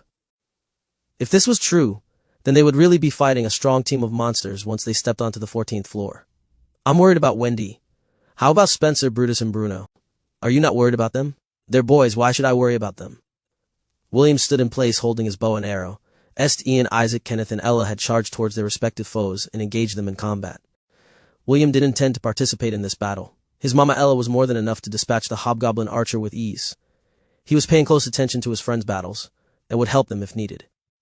Kenneth's quick movements allowed him to close the gap between himself and the hobgoblin archer in order to engage it in close combat. Surprisingly, the hobgoblin archer used a short sword to parry Kenneth's attack. Ian and Isaac were battling hard against the two hobgoblin warriors who were equipped with both swords and round shields. The hobgoblin's threat level was D mid, just a level lower than the hobgoblin leader, and they were fighting against Ian and Isaac evenly. It seems that the twins weren't being serious in the battle because they didn't use their magic powers. They were only using their sword techniques as if they were using the hobgoblins as training partners. Est was fighting a dual-wield battle with the hobgoblin leader, and just like his retainers, he wasn't using his magic powers either. The only problem was, Est was getting pushed back by his enemy. Even so, Est didn't back down, and continued to engage the hobgoblin leader in close combat. The sound of weapons clashing reverberated inside the boss room, as both parties fought for supremacy. 5 minutes later, the twins felt that they had endured enough, and used their magic powers to make a comeback. Ian's sword extended and lashed out at his opponent like a whip. The blade turned into a whip made up of water and sent the hobgoblin skidding away a few meters. Whip sword? Wow! William praised the snot-nosed pansy behind his back. That looks so cool. Isaac, on the other hand, summoned a round shield made up of hard rock that was 1.5 meters tall. He then charged against his foe, using the shield to ram the hobgoblin's body. A miserable shriek escaped the hobgoblin warrior's lips as it was sent flying. William winced upon seeing this scene and wondered how he would fare if he got hit in the face by Isaac's shield. The thought of it made him shiver, so he immediately looked in another direction. Est gritted his teeth and Rhapsody glowed brighter. Divine Burst! Est unleashed a special move at point-blank shot which caught the hobgoblin leader by surprise. With a shout of unwillingness, the hobgoblin leader tried to use its swords to block Est's attack, but it was futile. The power of the divine brush overwhelmed the defenses of the hobgoblin leader and tore through its body. Est looked at the gaping hole that appeared in his opponent's chest before it lifelessly fell to the ground. Soon, its subordinates followed its demise as they were finished off by William's party. Ella had long defeated her opponent and simply watched the children as they fought against their respective opponents. She understood that they were training themselves with real combat, so she didn't help them after her fight had ended. The hobgoblin leader and his lackeys disappeared into particles of light, marking the end of the boss fight. EXP gained, 5,000. Shepherd LVL 28. Current job EXP, 47,400 divided by 91,207. William grinned when he saw the influx of experience points that he had received. It had been a while since he saw over 1,000 experience points, and it made him giddy with happiness. Good job, everyone! William clapped his hands in approval. That was an impressive battle. S smiled and nodded his head. For some reason, he liked getting praised by William. It was at that moment when a treasure chest appeared in the center of the room. William crossed his hands over his chest. He had no intention of taking the spoils of this battle. St and the rest understood his stance as they crowded in front of the treasure chest with curiosity. Open it, young master, Ian urged. I want to see what is inside. Okay. S nodded. He too was quite curious about what he was going to see inside the chest. The handsome boy lifted the lid of the chest and saw a pair of boots. William's smile stiffened as S took out the pair of boots from the chest. He didn't need to use his appraisal skill to identify them, for they were the same boots he received when he won against the hobgoblin leader in the past. Windborn boots. Wear light on your feet, go strong in your life. Agility +3. Perhaps it was by coincidence, but Est's gaze landed on William's boots. He then looked at the boots in his hand and saw that the two pairs of boots were identical. William whistled and looked at the ceiling of the Colosseum. For some reason, the stalactites that were hanging on the ceiling looked very interesting to him right now. Est cleared his throat as he showed the pair of boots to the rest. Who wants these boots? I don't need them. Kenneth politely declined St's offer. I don't need them as well, young master. Isaac replied. Wait. These boots look oddly familiar. Ian frowned as he inspected the boots in Est's hand. He then looked at the boots of the annoying boy that was looking up at the ceiling and realized something. For a brief moment, Ian wanted to ask Est if he could have the boots for himself. However, when he saw Est's expression, he realized that his young master was giving him the "I dare you to ask for these boots" smiling face. Ian gave an awkward cough, as he reluctantly took a step back to compromise. "My boots are already good, young master," Ian said with a smile that didn't reach his eyes. "Please, take the boots and use them well." Est's expression softened as he nodded his head in approval. "Since none of you want them, then I'll gladly use them as a memento of our first boss fight." Est stored the Windborn boots inside his storage ring for the time being.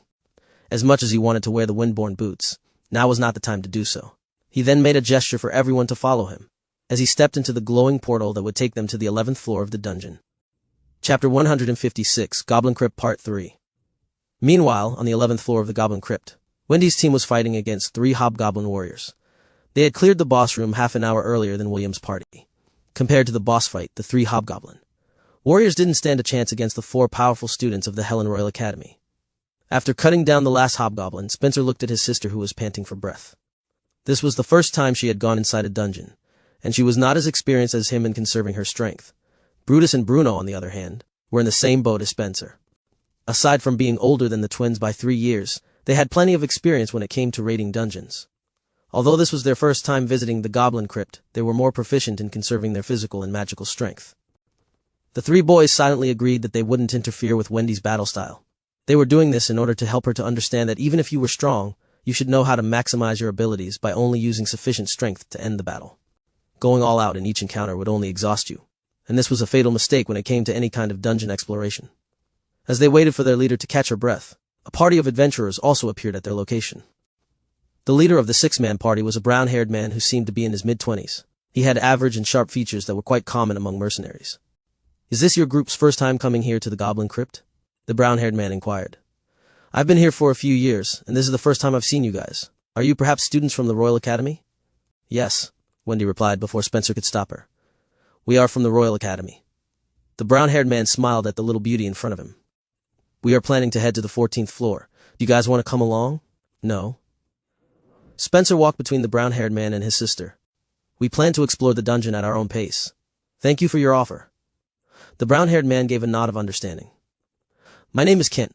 If you run into trouble on the 14th floor, come and find us in the eastern part of the dungeon. That is where we usually hunt during our stay here in the Goblin Crypt."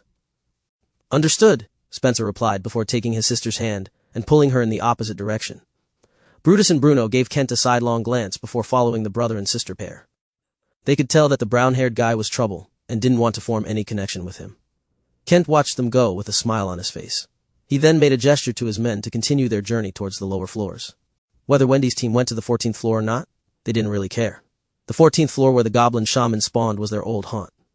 They knew the floor like the back of their hands, and they specialized in making traps to catch suitable prey that would reap them great rewards during their dungeon expedition.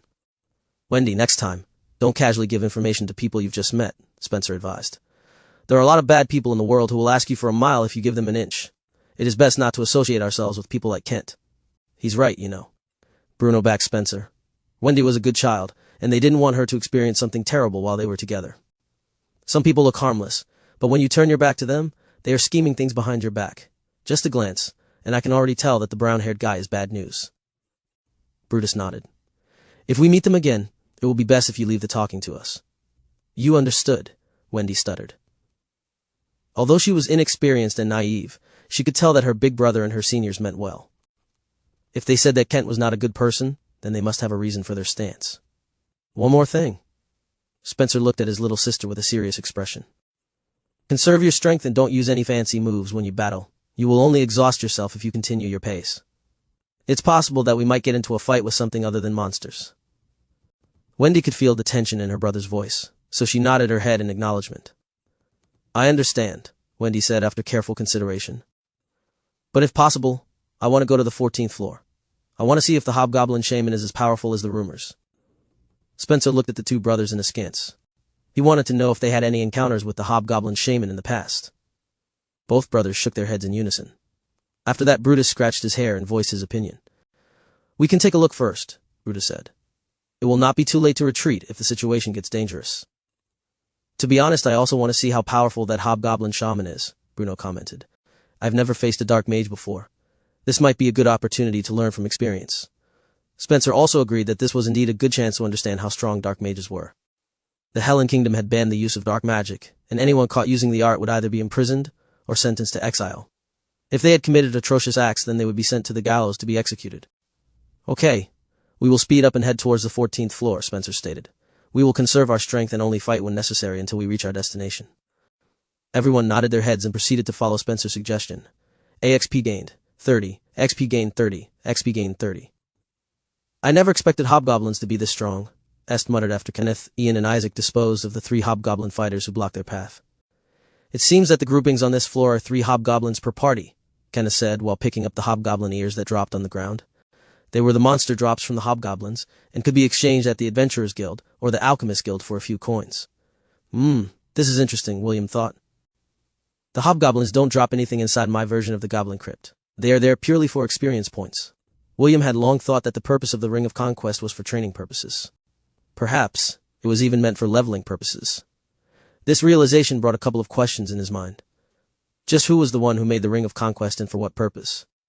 William had a hunch, but this hunch only brought more questions that he couldn't answer at the moment. Perhaps I'll only know the answer once I have a proper talk with Gramps. William sighed internally. Now that it had come to this, he wanted to know how his father, Maxwell, got his hands on the ring. William was also curious to know how his father used the ring to his advantage. He had only heard that his father had single-handedly prevented the demon race from invading the Silvermoon continent. As to how he did it, perhaps only his grandpa James and his mother Arwen could answer the mystery that had plagued him since childhood. The group continued to head deeper inside the Goblin Crypt. Just like Wendy's party, he wanted to know just how strong the hobgoblin shaman of this dungeon was. Little did he know that the monster who almost ended his life 4 years ago was far scarier than he could ever imagine. Chapter 157, Goblin Crypt Part. Why?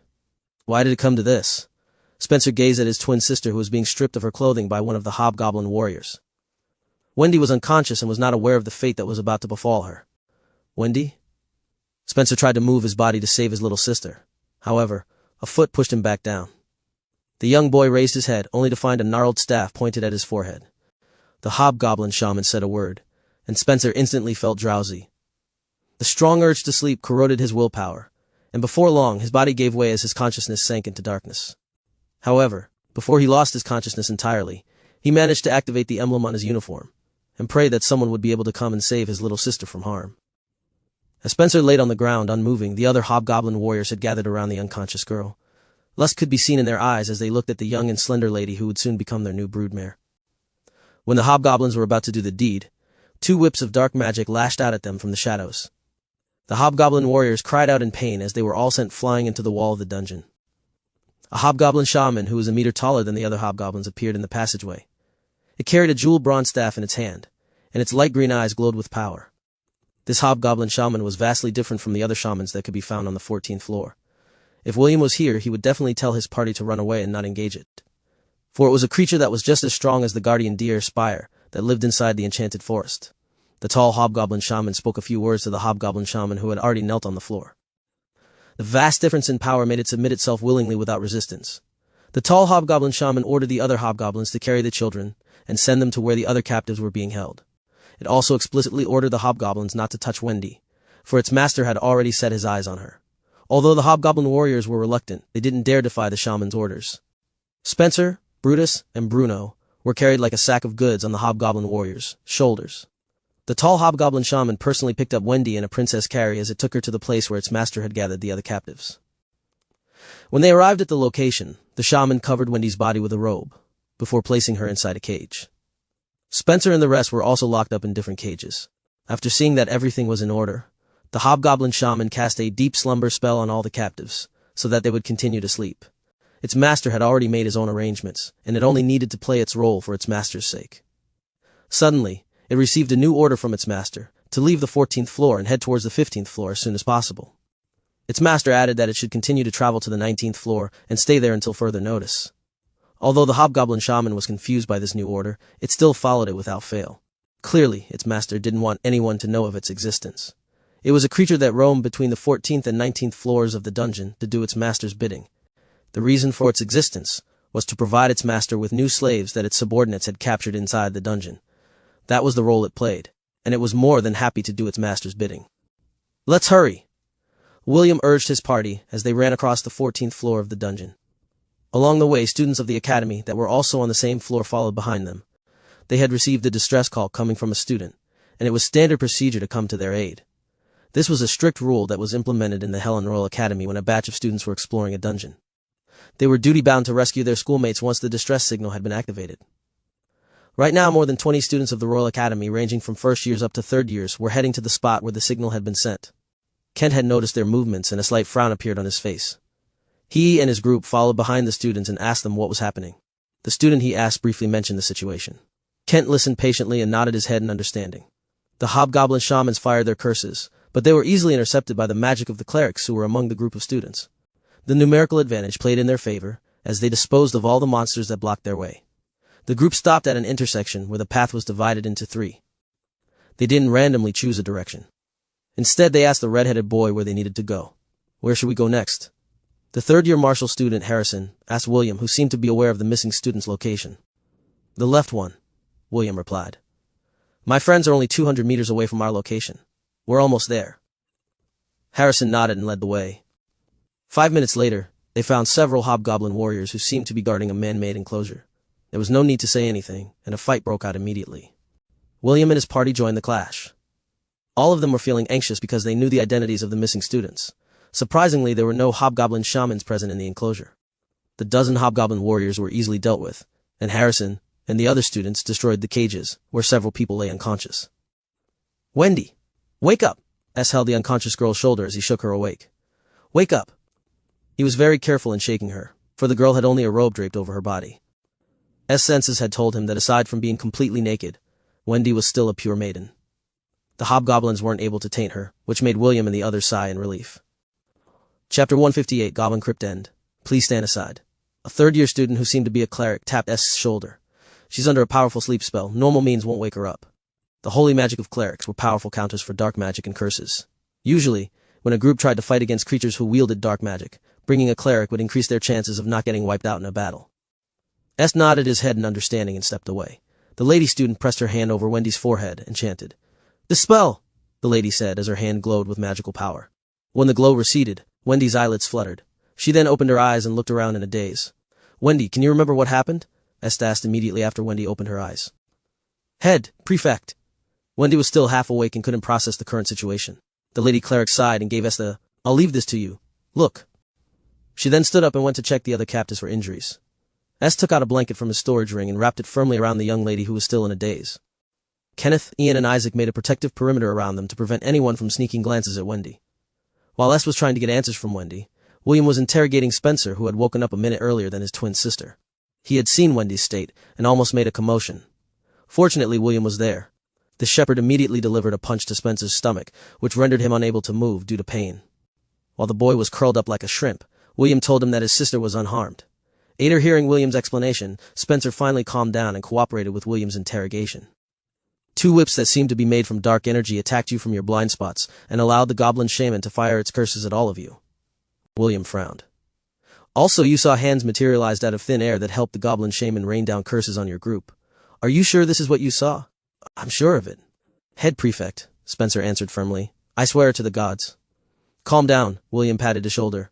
"I'm not saying that I don't believe you. I'm just trying to understand how your party ended up in this manner." William didn't doubt Spencer's words, because he was very familiar with the sneak attack that rendered them unable to battle. The 2 skills Spencer mentioned were 2 of the high-end skills that belonged to the Dark Mage job class. Spectral Hand. 10 mana points. Summons a ghostly hand that moves as you desire, allowing you to deliver low-level, touch-range spells at a distance. The Spectral Hand is also able to use Dark Whip. Dark Whip. 10 mana points. Conjures a whip of dark energy. Can be used to attack, defend, or let the user maneuver over the terrain. No more than 2 Dark Whips can be created at a time. Damage dealt is equivalent to Intelligence x2. William had used these 2 skills when he fought against the Cyclops inside the Trial of Courage. He was well aware of how flexible these 2 attacks were. However, based on Spencer's story, the hobgoblin shaman they fought were not able to use these 2 abilities. That only meant one thing. There was a high-tier hobgoblin shaman that attacked them from the shadows. As William continued his interrogation, the clerics among the students had woken everyone from their slumber. Aside from Spencer, Wendy, Brutus, and Bruno, there were 12 other people who had become captives of the hobgoblin warriors. These people were locals of Harlepool, and had only come to the 14th floor to try their luck in getting better monster drops. Harrison scanned the surroundings with a grim expression. As someone who was familiar with the hobgoblins of the Goblin Crypt, he found the hobgoblins' actions very unnatural. Goblins were well known to only capture female adventurers and dispose of the men. They used these women in order to breed and increase their numbers, so capturing the girls was understandable. What he didn't understand was why the goblins spared the men. Aside from superficial injuries, most of them were unscathed.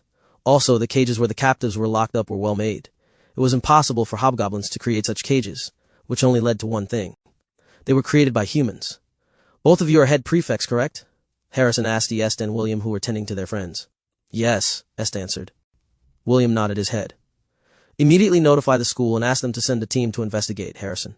Tell them that there's a possibility of foul play inside the dungeon. Foul play was the code word, that someone was capturing adventurers to be sold as slaves. This was a common thing in most dungeon towns and cities, and that meant that the officials managing the dungeon were in cahoots with the slave traders. When this violation was proven true by the officers of the king, all violators would be sent to the kingdom's mining areas where they would spend the rest of their lives mining for ores.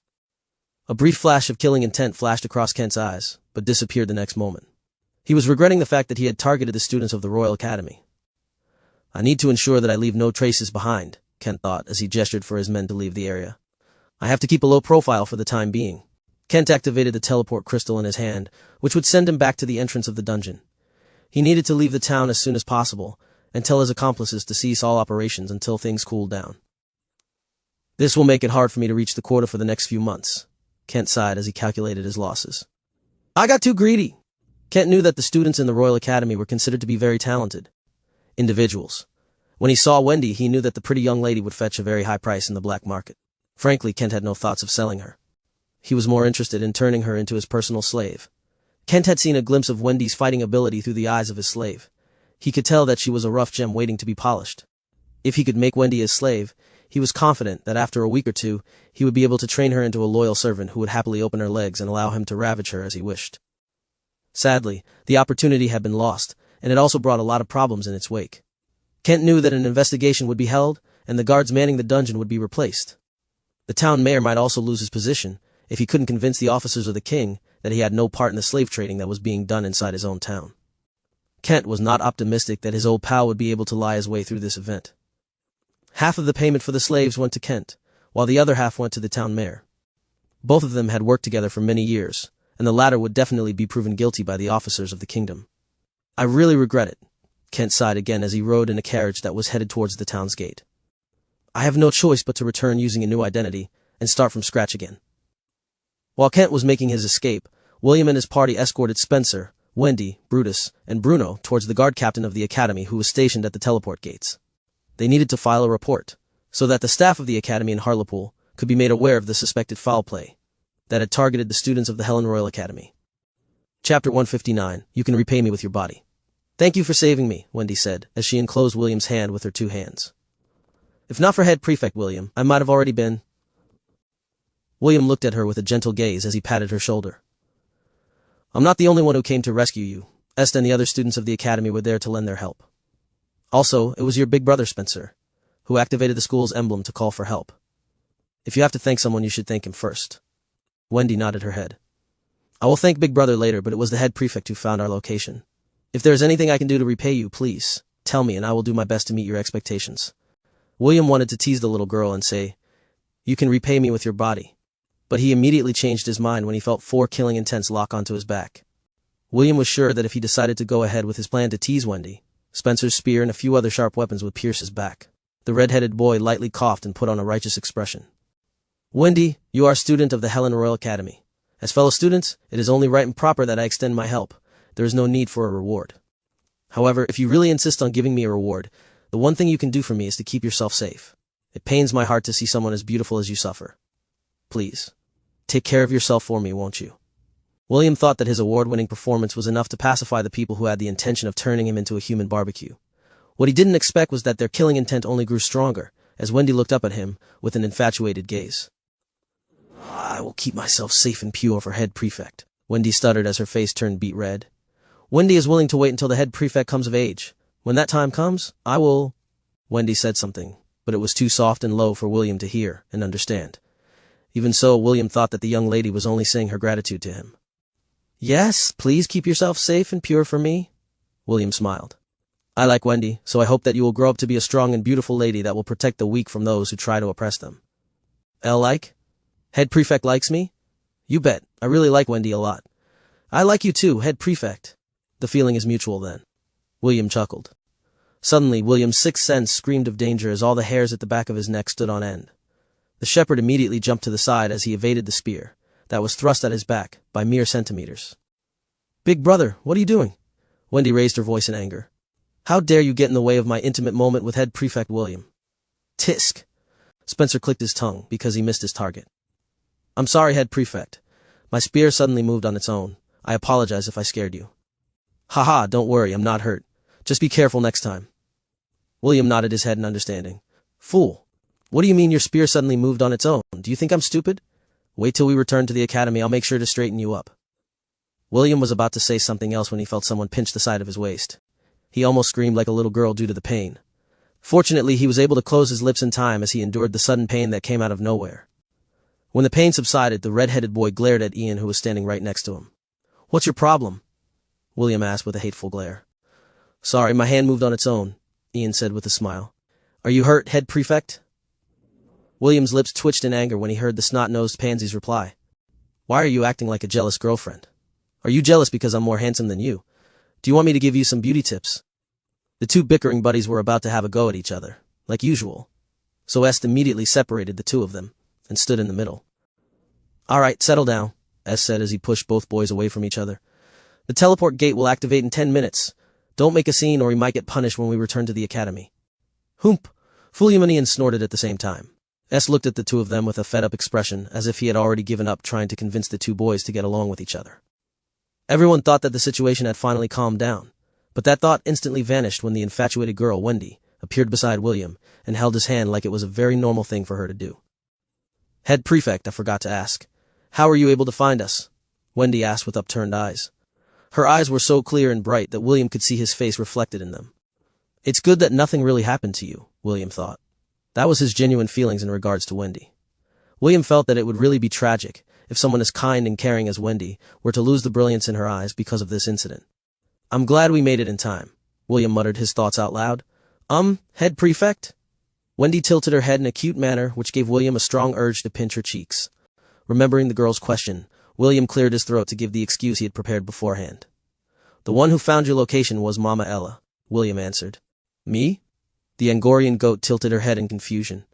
You see, Mama Ella has a very sensitive nose. She can easily find me, even if we are miles apart. Me? Ella nodded her head in acknowledgement. Although William was spouting nonsense about the sensitivity of her nose, it was true that she could find William even if they were miles apart. I see. Thank you, Mama Ella. Wendy bowed her head towards William's mother. From now on, can I also call you Mama? Me? I was just joking. Me. Wendy hugged Ella with a big smile on her face as she thanked the goat for helping to save her. I guess I need to take things slowly. Ella is much smarter than I thought. William looked at this touching scene while scratching his cheeks. He felt bad about lying to Wendy, but he couldn't possibly tell her that he had placed a tracker on her and Spencer. He didn't want others to think that he was a stalker. While the shepherd was thinking of these mundane thoughts, Elyon and Spencer looked at him as if they were looking at a dead person. Inside their minds, they had already butchered him countless times already. Only the delicate-looking Kenneth looked at this scene with a smile on his face. Chapter 160. A tale of tears, blood, and suffering. When William and the rest returned to the academy, they were immediately summoned by the dean and hurriedly brought to his office. This was the first time that William had entered the dean's office since he enrolled at the Royal Academy. The room was less extravagant than he initially thought it would be. He could even say that it is quite plain. Nothing stood out enough to make it look like the room of the most powerful person inside the academy. However, although the room had nothing to offer, the person sitting in the chair facing William and the others was a different matter. Such a strong presence, William thought. Although the dean was only sitting on his chair, William felt as if a mountain was pressing down on his shoulders. He knew that the dean wasn't doing this on purpose, but it was similar to the presence held by his master Celine and his grandpa James, when they were planning to do something serious. Thank you for coming, the dean of the academy, Simon Otis Beasley, said with a smile. Please, sit down and tell me everything that happened from start to finish. Everyone sat down, and Spencer started to narrate their tale, While Wendy's twin brother was telling his version of the story, William observed the dean of the academy. Simon had long blonde hair tied in a ponytail behind his back. His light green eyes were clear and bright. His pointy ears, that revealed his identity as an elf, listened seriously to Spencer's accounts of what happened. From all looks and angles, he looked like a man in his late 20s. However, since he was an elf, it made his age very hard to determine. William's master, Celine, was 28 years old, however. She looked like a young lady who had just turned 20.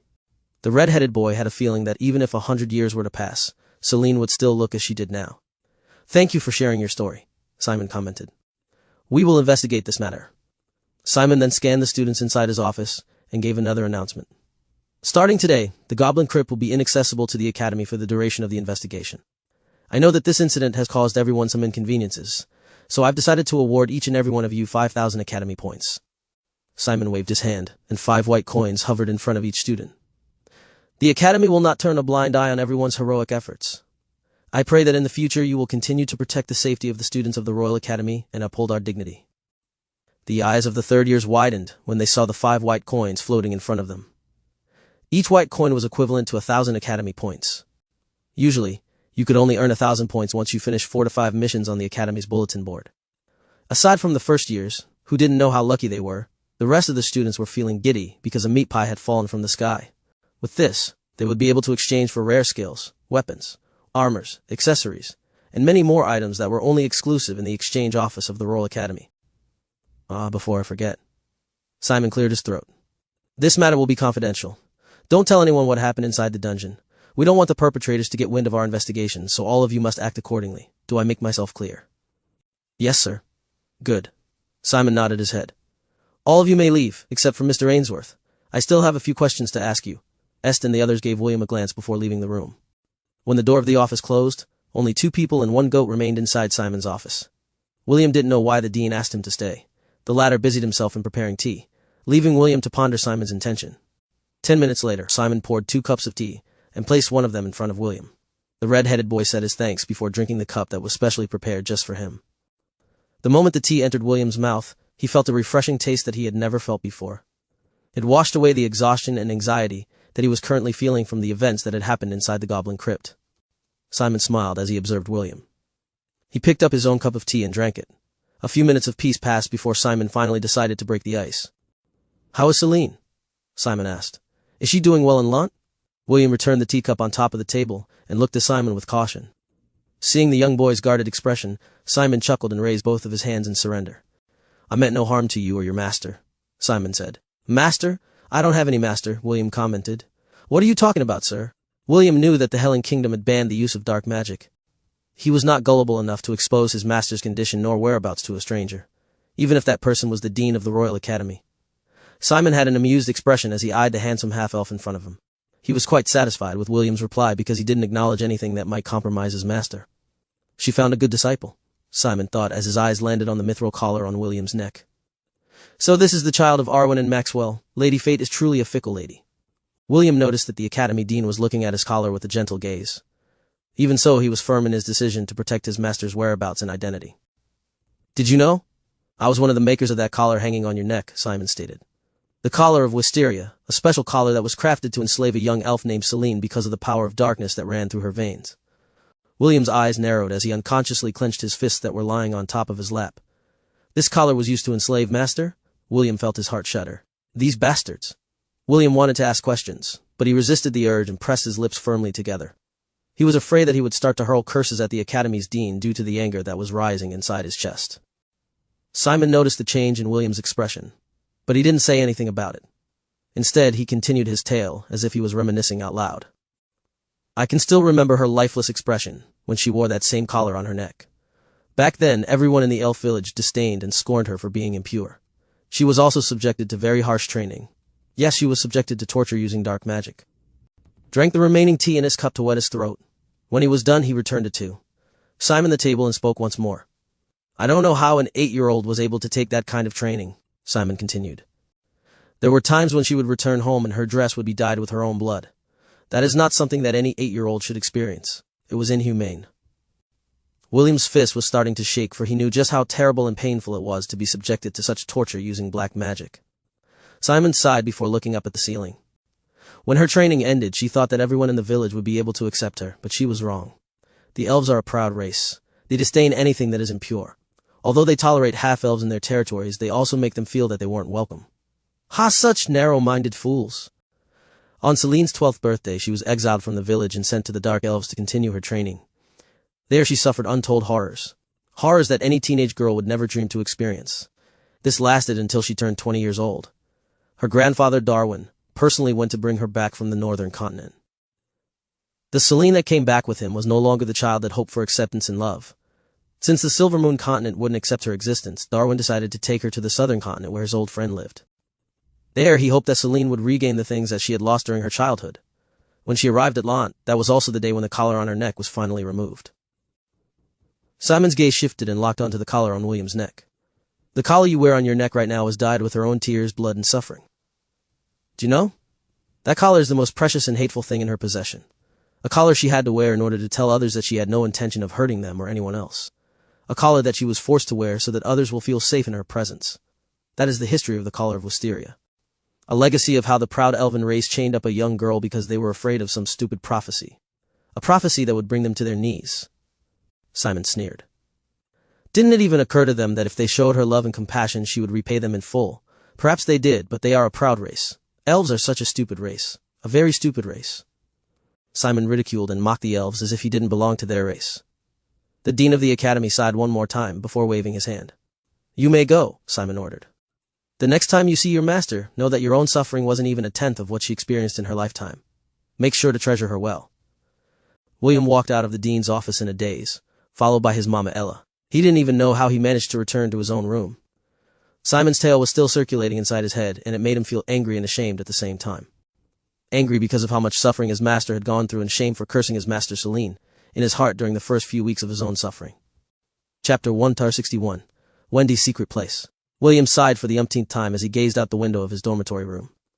Kenneth, who was seated on top of his bed, frowned as he observed the sighing boy who seemed to be feeling downhearted. Just what happened inside the dean's office, Kenneth thought. Does it have something to do with what happened inside the dungeon? Kenneth was very curious, but he also respected William's privacy. In the end, he decided to remind the sighing boy that it was almost time for dinner. Will, let's have dinner, Kenneth said, as he patted William's shoulder. William simply nodded his head and stood up from his chair. Ella decided to stay inside the room because she had already eaten. As the two made their way towards the dining hall, William felt a prickling gaze aimed in his direction. When William turned his head to see who it was, he noticed Spencer glaring at him from behind his back. If William hadn't heard Celine's tale, he might have already thought of a plan on how to make Spencer suffer. However, right now, he wasn't in the mood to deal with him. He unconsciously touched the collar on his neck and flinched. The collar you wear on your neck right now was dyed with her own tears, blood, and suffering. Simon's voice echoed inside William's head. As William continued to walk to their destination, another image appeared inside his head. It was the time when Celine was about to place the collar on his neck, and William was lying on the floor, paralyzed. Still, isn't this unfair? William tried to use reason. Since when did life become fair? Celine asked. Her expression gradually became cold as she looked down at the boy on the floor. Little Will, you have no idea what fairness is. Life has never been fair.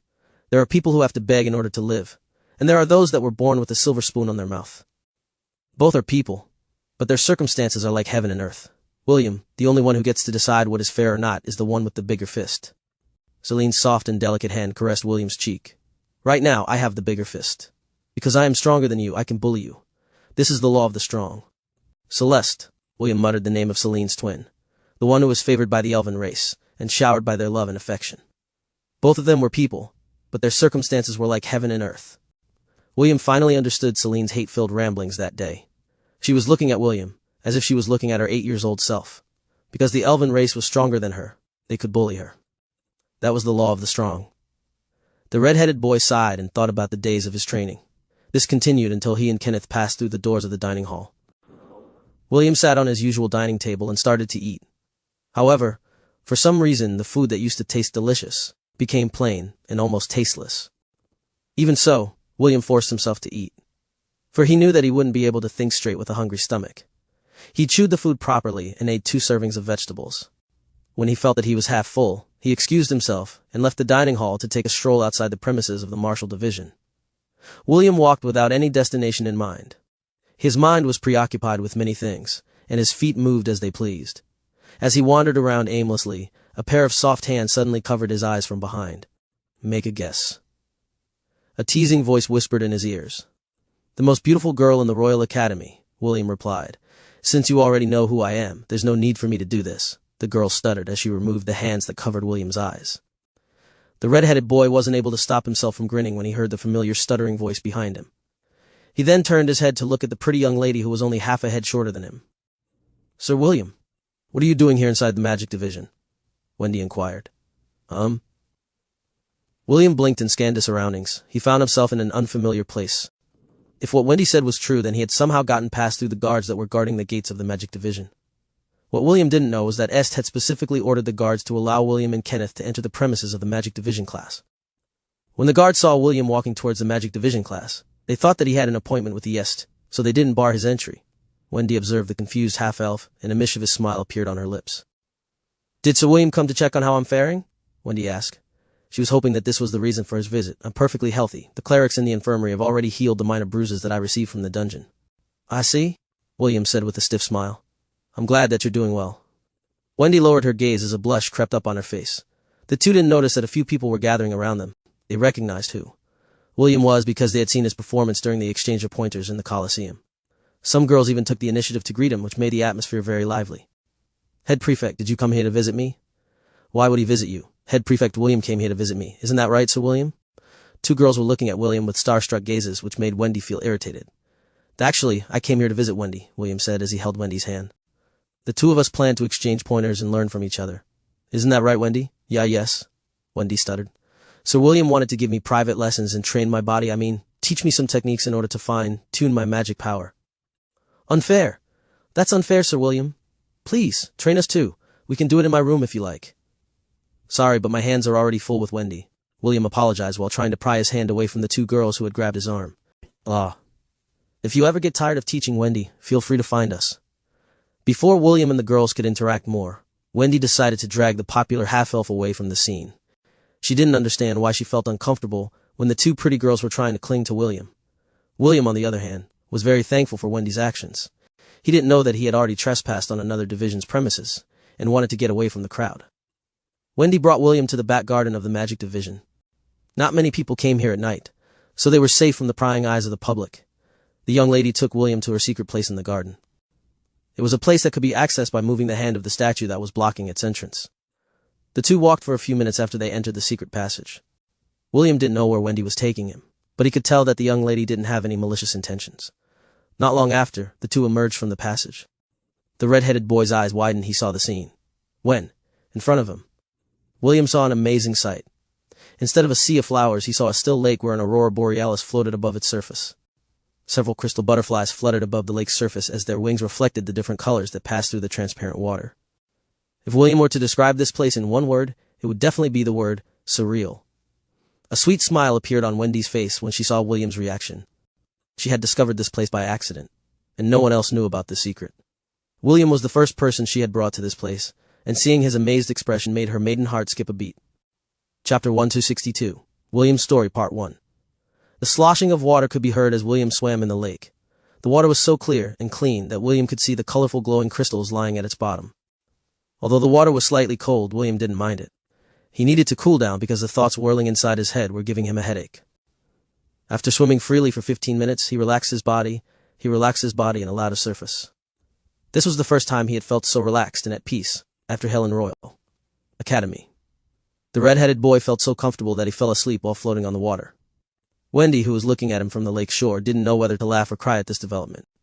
She brought William to her secret place so that she could spend quality time with him. However, the boy was more interested in swimming in the water than talking to a pretty girl such as herself. This is the first time I've seen someone sleep while floating on a lake, Wendy muttered in disbelief. Oh no, he might accidentally drown if I don't do something. Wendy was torn. On one hand, she didn't want to disturb William's sleep. On the other, she was worried that her idol might drown if she let things continue as they were. She gritted her teeth and decided to use her second ability. Wendy lightly waved her hand, and the water around William rippled. Soon the half-elf was slowly but surely being dragged ashore. Wendy was a dual affinity magician. Her strongest forte was the manipulation of metal, and the other was the control over wind.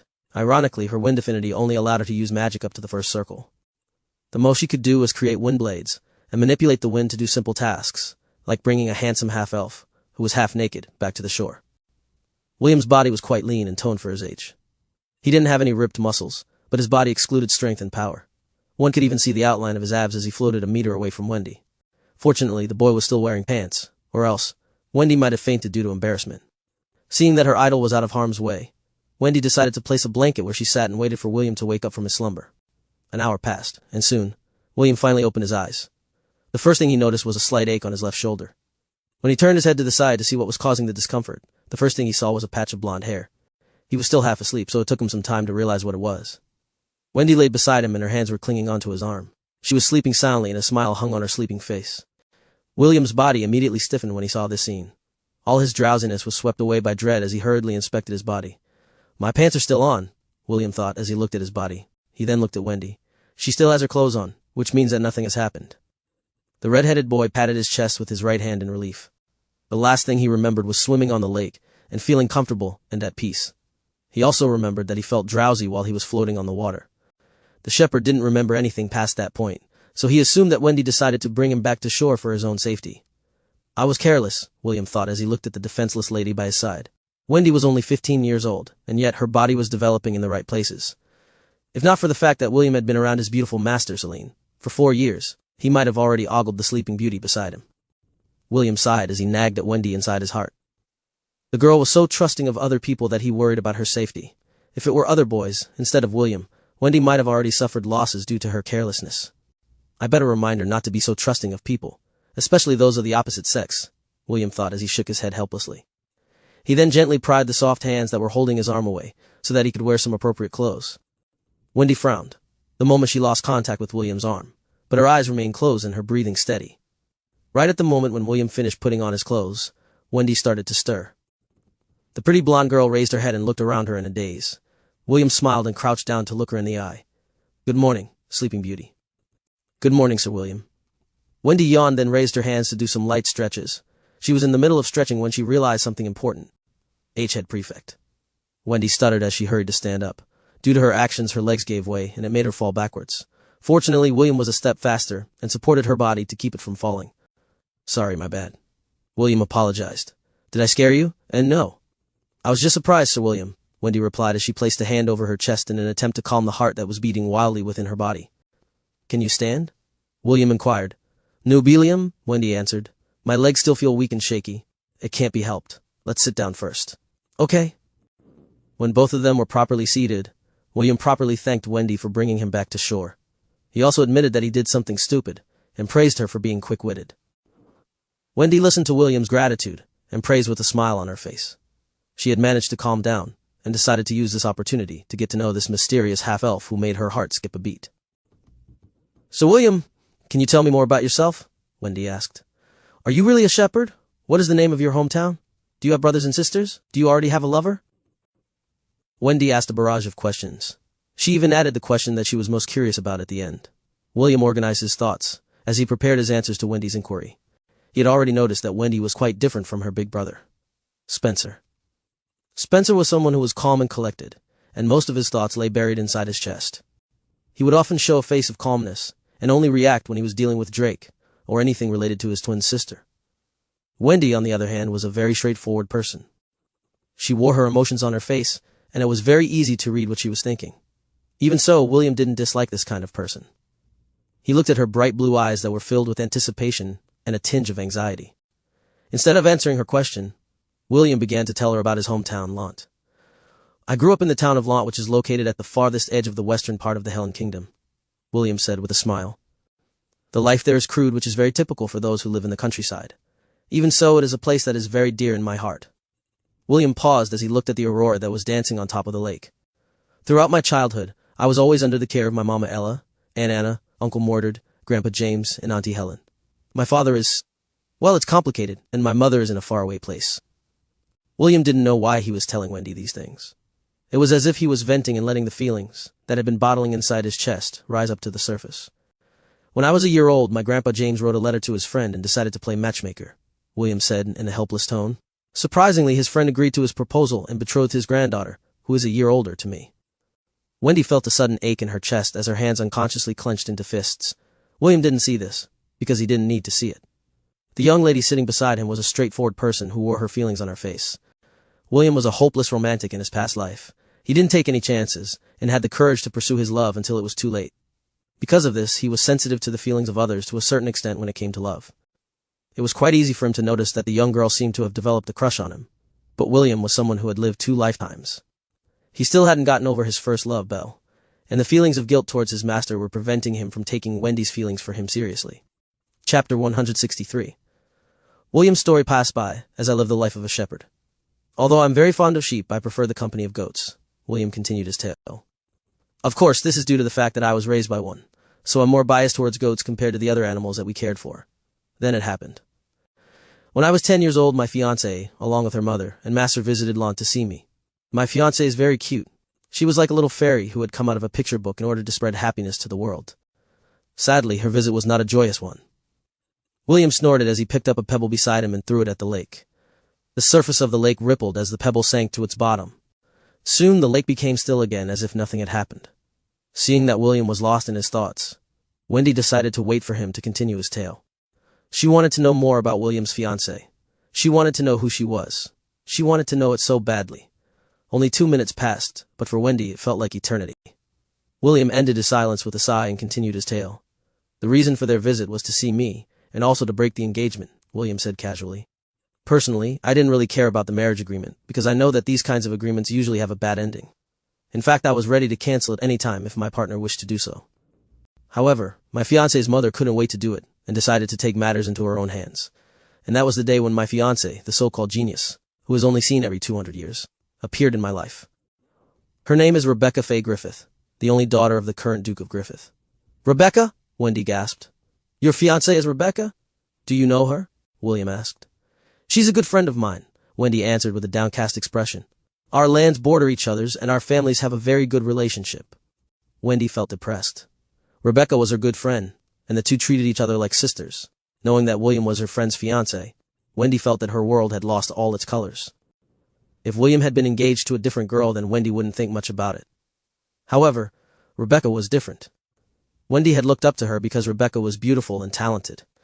If the two of them were to stand side by side, Rebecca would be like the sun, and Wendy would only be the moon in the background, forever overshadowed by her friend's radiance, and not being able to contest Rebecca's might. As Wendy was feeling helpless, William continued his tale whether she was listening or not. Our meeting should have been a happy one, but like I said, it wasn't a joyous occasion, William stated. The reason for their visit was to cancel the marriage agreement. Huh? Wendy raised her head and looked at William in disbelief. They wanted to cancel the agreement? Yes. William nodded his head. Apparently Rebecca's mother, Lady Agatha, and her master, an elder of the Misty sect, Lady Elyon, didn't want Rebecca to marry a poor and dirty shepherd. William closed his eyes as he remembered the scene that happened many years ago. In the end, I decided to agree to the cancellation of the marriage. Like I said, I'm not really fond of arranged marriages, and my fiancé seemed to not have any interest in me as well. I even think that it was for the best that both of us parted ways. Although now, she is only my fiancé in name, I don't want her to suffer her whole life just because of a forced marriage. William then gazed at Wendy with an arrogant look. Tell me, do I look like someone who will find it hard to find a wife? Wendy shook her head. Someone as amazing as Sir William will definitely not have any problem finding a wife. I even think that it would not be impossible for Sir William to have many wives. William smiled and nodded his head. This is the truth. Someone as handsome and awesome as me will not find it hard to find a wife. Since that is the case, why should I allow myself to be bound by an arranged marriage? Also, I am too good and too handsome to become Rebecca's husband. If I marry her, the one losing out would be me. William said it in a very dignified manner that Wendy found it very funny. She wasn't able to stop herself from giggling when she saw William's dignified expression. And so our marriage agreement came to an end, or so I thought. It didn't end there? Well, it's a bit complicated, William frowned as he explained. After the nobles and the army repelled the monster tide that ravaged the western part of the kingdom, Rebecca's grandfather, Lawrence Fox Griffith, visited Elyon dragging his granddaughter, Lady Agatha, Lady Elyon, and a group of disciples from the Misty sect along. His aim was to fix the misunderstanding that had happened, and to convince Rebecca and I to push through with the marriage agreement. Oh no! Wendy voiced her thoughts out loud. When she realized what she did, she hurriedly covered her mouth with both hands. William chuckled when he saw the pretty girl act this way and found it very cute. Right, it was an oh no moment. Wendy pouted and pounded William's chest to hide her embarrassment. William only smiled as he caught her hands and shook his head with a smile. He then resumed his tale while feeling lighthearted. Although I can't say it for certain, during that time Rebecca and I unanimously agreed to end the marriage agreement that was made when we were still practically babies. For the two of us it was an unfair deal. However, we still needed to give both of our grandparents some face, so we decided to be more civil during the meeting. In the end, the old fox, Sir Lawrence, decided to compromise and gave us a condition. He said that Rebecca and I were going to have a duel in 7 years, and the winner can demand anything from the loser. The battle will take place at the peak of the Misty Sect. William shook his head helplessly. Perhaps the old fox didn't want Rebecca to be used as a political tool by her parents while she was still young, so he decided to use me in the duel to give her time to become strong enough to make her own decisions. I, on the other hand, wanted to give my gramps some face, since he was the one who made the proposal to make Rebecca my fiancée. If I remember correctly, the Misty Sect here in the Helen Kingdom is only a branch sect. The main sect is located in the central continent. That means that in 3 more years I will need to fight Rebecca on her home turf. Wendy felt conflicted as she looked at William's expression. Will you go? I need to go. I must personally end the thing that my grandfather started. You said that the winner can order the loser to do anything, right? Wendy inquired. If you win, what kind of order will you give to Rebecca? I haven't really thought that far, William admitted. Because there are still 3 years before our fateful battle, I'll just cross that bridge once I get there. Do you plan to make her your wife? No. William answered firmly and resolutely. What's the point in making her my wife if she is unwilling? Also, I don't want to force anyone to become my wife. This goes against my principles. A carefree smile appeared on the shepherd's face, which proved that he wasn't lying. Does this mean I still have a chance? Wendy asked. William's smile stiffened. He didn't know that Wendy was this determined to pursue him. This was the first time that someone confessed to him in both his lifetimes, and it made him feel complicated. On one hand, Wendy was a very pretty girl. Although she wasn't as beautiful as Rebecca, she wasn't that far off. Also, her personality was something that William couldn't hate, straightforward and true to her feelings. William could feel the girl's determination as she gazed straight into his eyes. How about we start as friends first? William felt that he wasn't really ready to accept her feelings. He didn't want to be irresponsible and say yes when he still had lingering attachments to Belle. William felt that it would be unfair to Wendy if he went about their relationship half-heartedly. I'm sorry, William said inside his heart. I don't want to hurt you due to my indecisiveness. He hoped that Wendy would give up on him, but he really had underestimated the girl's resolve. Wendy smiled and nodded her head. I think that starting as friends is good too. Will, William said as he stretched out his hand for a handshake. Just call me Will. If you want me to be your friend, stop calling me Sir William. Or do you really not want me to be your friend? Please stop teasing me, sir. Will. That's better. Ironically, both of them giggled at the same time. They felt that what they were doing was quite childish, and yet both of them felt relief. It was as if a stone had dropped down from their hearts, and they could finally breathe normally again. William was about to say something, however. He heard the familiar sound of the system's notification. Immediately, he checked his status page and almost spat blood when he read the contents of the message. Ding! Congratulations! You have acquired a special title. Title name: Friendzone Friendzoned. I came, I saw, got friendzoned. Increase vitality +5. Increase the attack power of your friends by 20%. When you equip this title, all the ladies within 100 meters of you will treat you as a friend. This title has no effect on men. Chapter 164. Can't friends hold hands? William cursed internally and hurriedly called out the system for an explanation. System. What is the meaning of this? Host, I don't understand your question. Can you please clarify? I'm talking about this new title I acquired. William's face darkened as he talked to the system. What's the meaning of this friendzoned? Host, do you not understand something as simple as this? You just got friendzoned. William cursed at the system. Excuse me? I didn't get friendzoned. I was the one confessed to and the one who told her to become friends. Are you blind? Then host, tell me, what is your relationship with Wendy right now? We're friends. See, you just got friendzoned. What kind of logic is this? William roared. Hello? I demand a title revision. Change the title.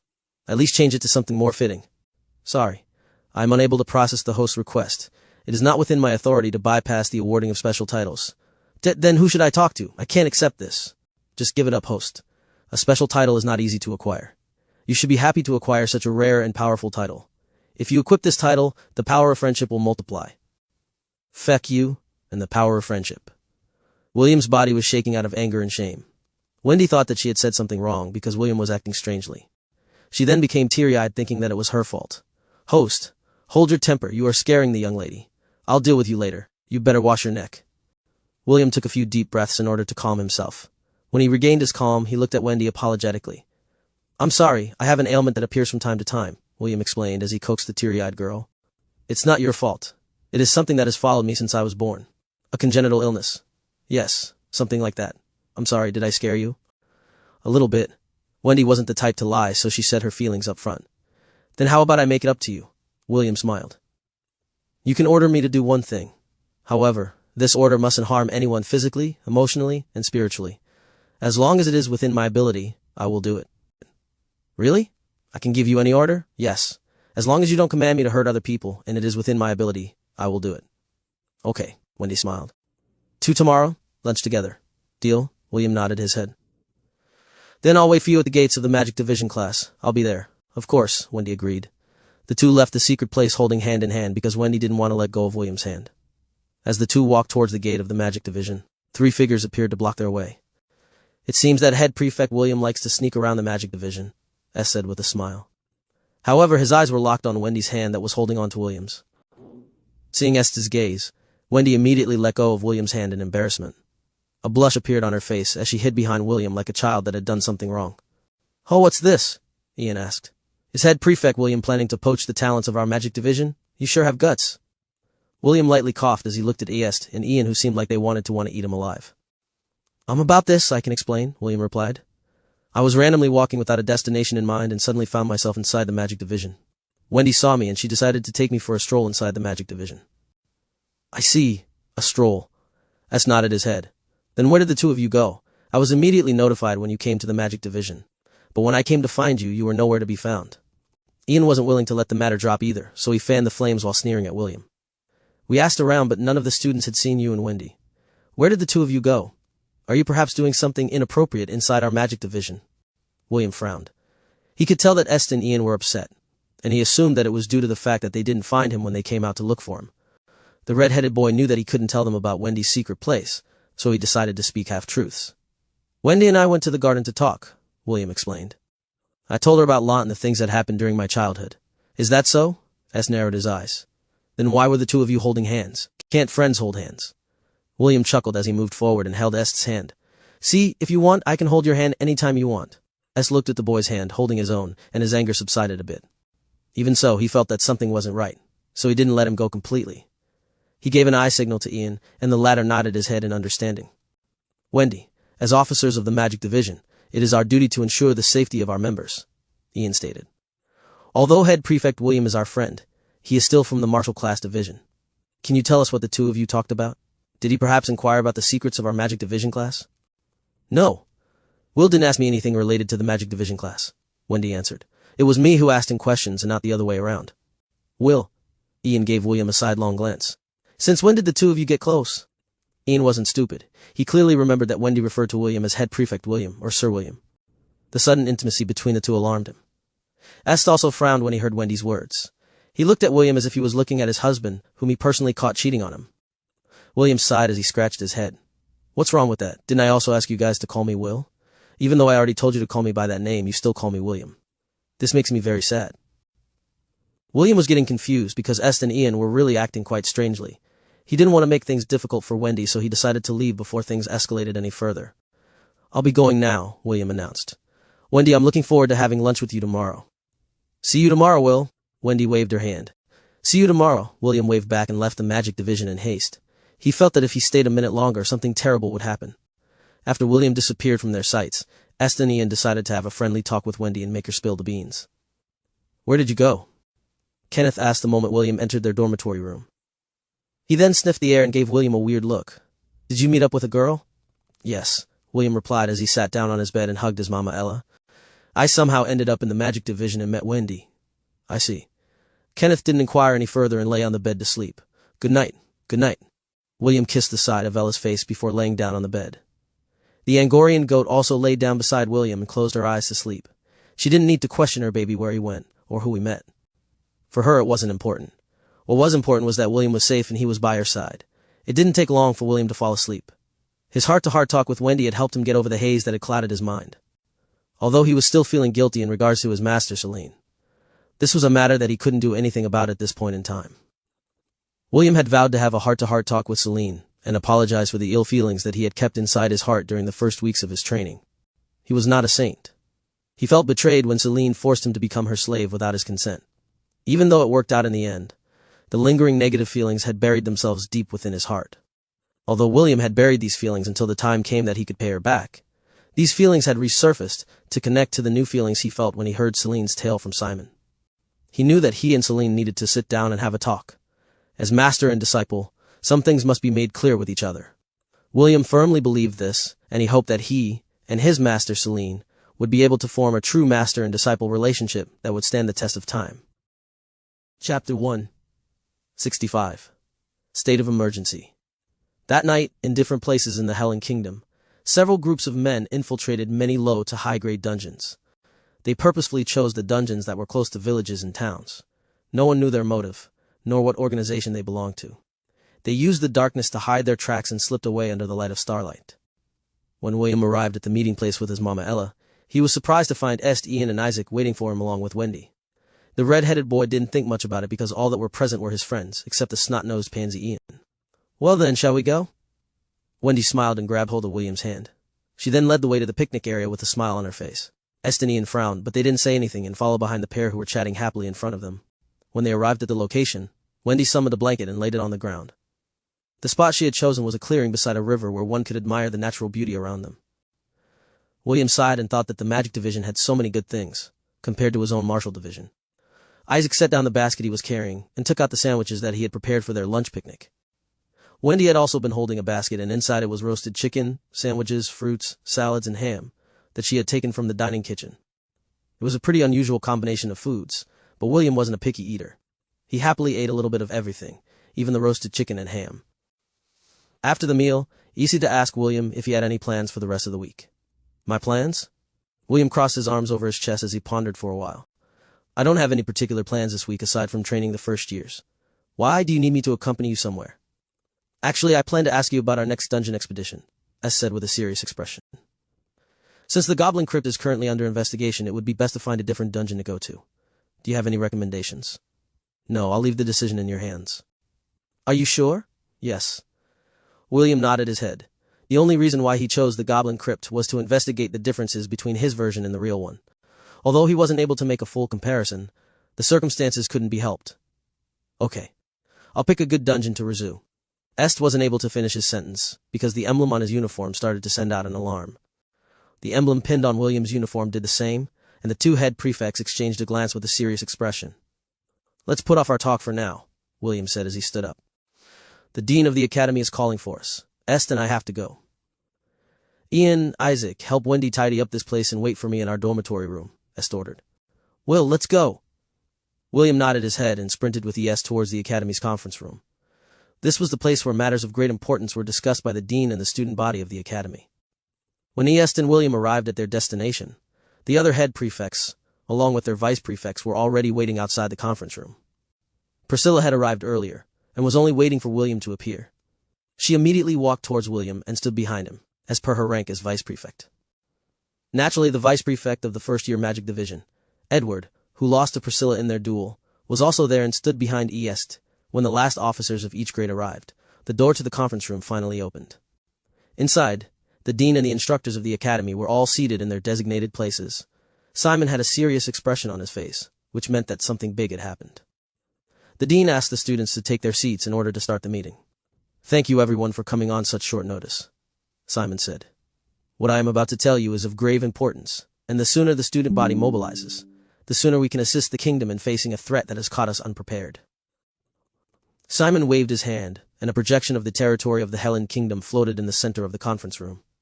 There were red dots blinking on the map, and there were more than 20 of them. William came from the countryside, so he wasn't familiar with the places where the red dots were blinking. However, those who did recognize them kept their mouths shut and waited for Simon to continue his explanation. For some unknown reason, all of these dungeons have shown signs of being corrupted. Miasma is leaking out of their entrances, which means that a drastic change is happening inside the dungeons. According to the kingdom's investigators, and our own investigators, the level of miasma that is being released from the dungeon is a sign that a dungeon outbreak is about to happen. A dungeon outbreak. System. Do you know what a dungeon outbreak is? William inquired. To answer the host's question, a dungeon outbreak is when a dungeon reaches a point where it spawns monsters at an alarming rate. This makes it impossible for the dungeon to shelter these monsters, and forces them to go outside of the dungeon in order to find other places to live. So, it is similar to a beast tide. In essence, yes. However, there is a big difference between the two. Once a dungeon outbreak occurs, the dungeon won't stop reproducing monsters until the dungeon cores are destroyed. Unlike a beast tide, where the number of monsters is finite, the monsters that the dungeon outbreak spawns are infinite. If left unchecked, an army of more than 1 million can easily be produced in less than 2 weeks. After William understood the severity of the dungeon outbreak, he focused his attention on listening to Simon's explanation. Currently, the kingdom is still recovering from the effects of the beast tide, Simon said with a grim expression.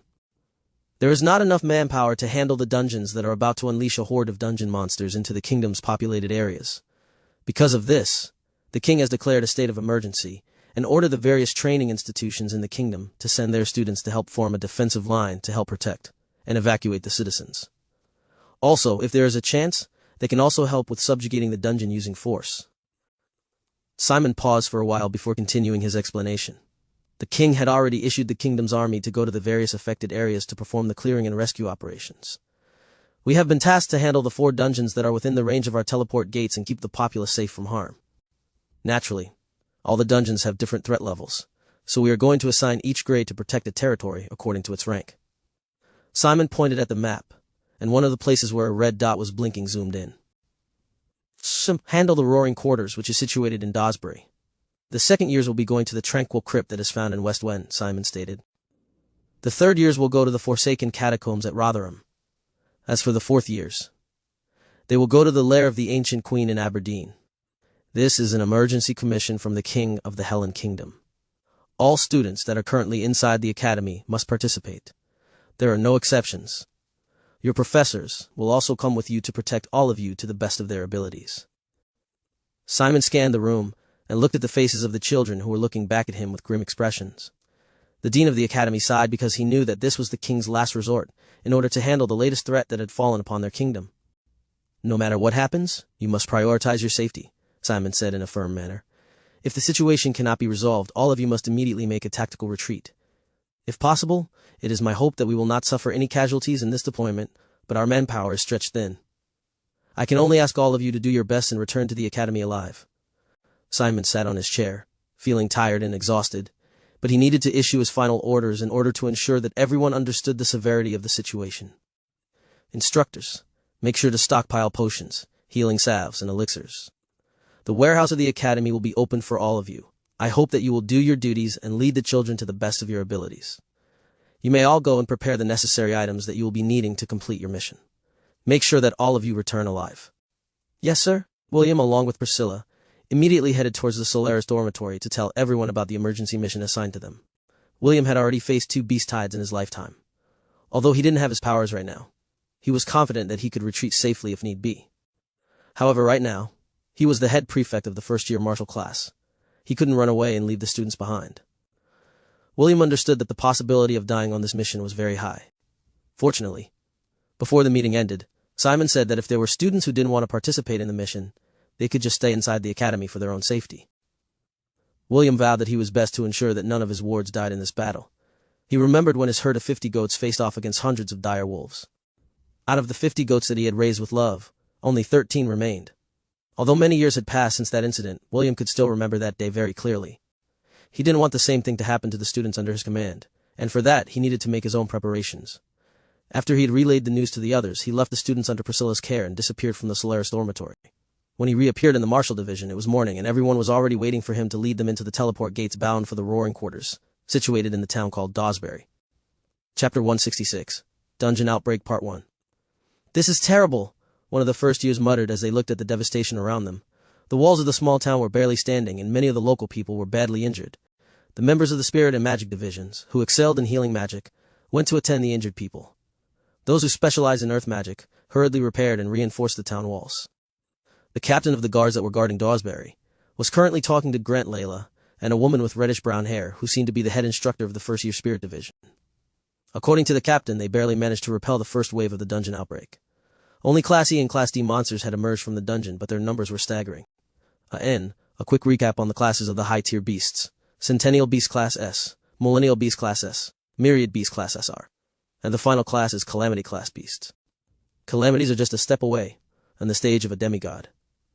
Grant, Layla, and the woman with reddish-brown hair, Miranda, nodded their heads in understanding. This was a common phase during a dungeon outbreak, and veterans already knew what to expect. Usually, during an outbreak, the people in the towns would immediately be evacuated while the kingdom's army would be dispatched to subjugate the dungeon and destroy its core. However, the Helen Kingdom was still recovering from the beast tide that happened 4 years ago. Many strong fighters had died to protect the kingdom, and 4 years was not enough to fill their ranks again. Although many new recruits had joined the kingdom's army after the beast tide, they were still lacking in battle experience. These new recruits were the same people that were dispatched to protect the town of Dawsbury from the dungeon outbreak. I estimate that the next wave will happen in 4 hours, perhaps even sooner, the captain reported. How do we proceed from here? The captain had already been briefed that reinforcements from the Royal Academy would be sent to assist them.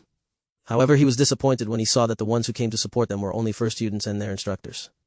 The 3 heads of the different divisions could easily read the captain's thoughts through his body language. But they pretended to notice. This was not the time for internal conflict, and the most important matter was to decide on their next course of action. We will resist the second wave while using the town's defenses, Grant stated. After that, the instructors will head inside the dungeon in order to destroy the dungeon core. How many floors does this dungeon have? 20 floors, the guard captain replied. Our combination of dog and flying-type monsters. However, there's one big problem. The monsters we fought earlier have a bit of miasma inside them. I'm afraid that, in the next wave, the miasma inside their bodies will be more potent than the last wave. The expressions of the 3 instructors immediately became serious. Miasma was a poisonous mist that was usually found in the forbidden areas of the continent. According to the scholars, long exposure to miasma would create negative side effects in the body. Depending on its level of toxicity, miasma was known to corrupt the minds of people and bring out their powerful negative emotions. Once these emotions took hold of their body, they would enter a state similar to the berserk state, where they wouldn't be able to differentiate between friend and foe. In this state, they would be more like feral beasts whose only purpose was to destroy until they breathed their last breath. Corruption from miasma could be treated in the early stages, however. If treatment was not administered in time, the will of the infected person or beast would corrode.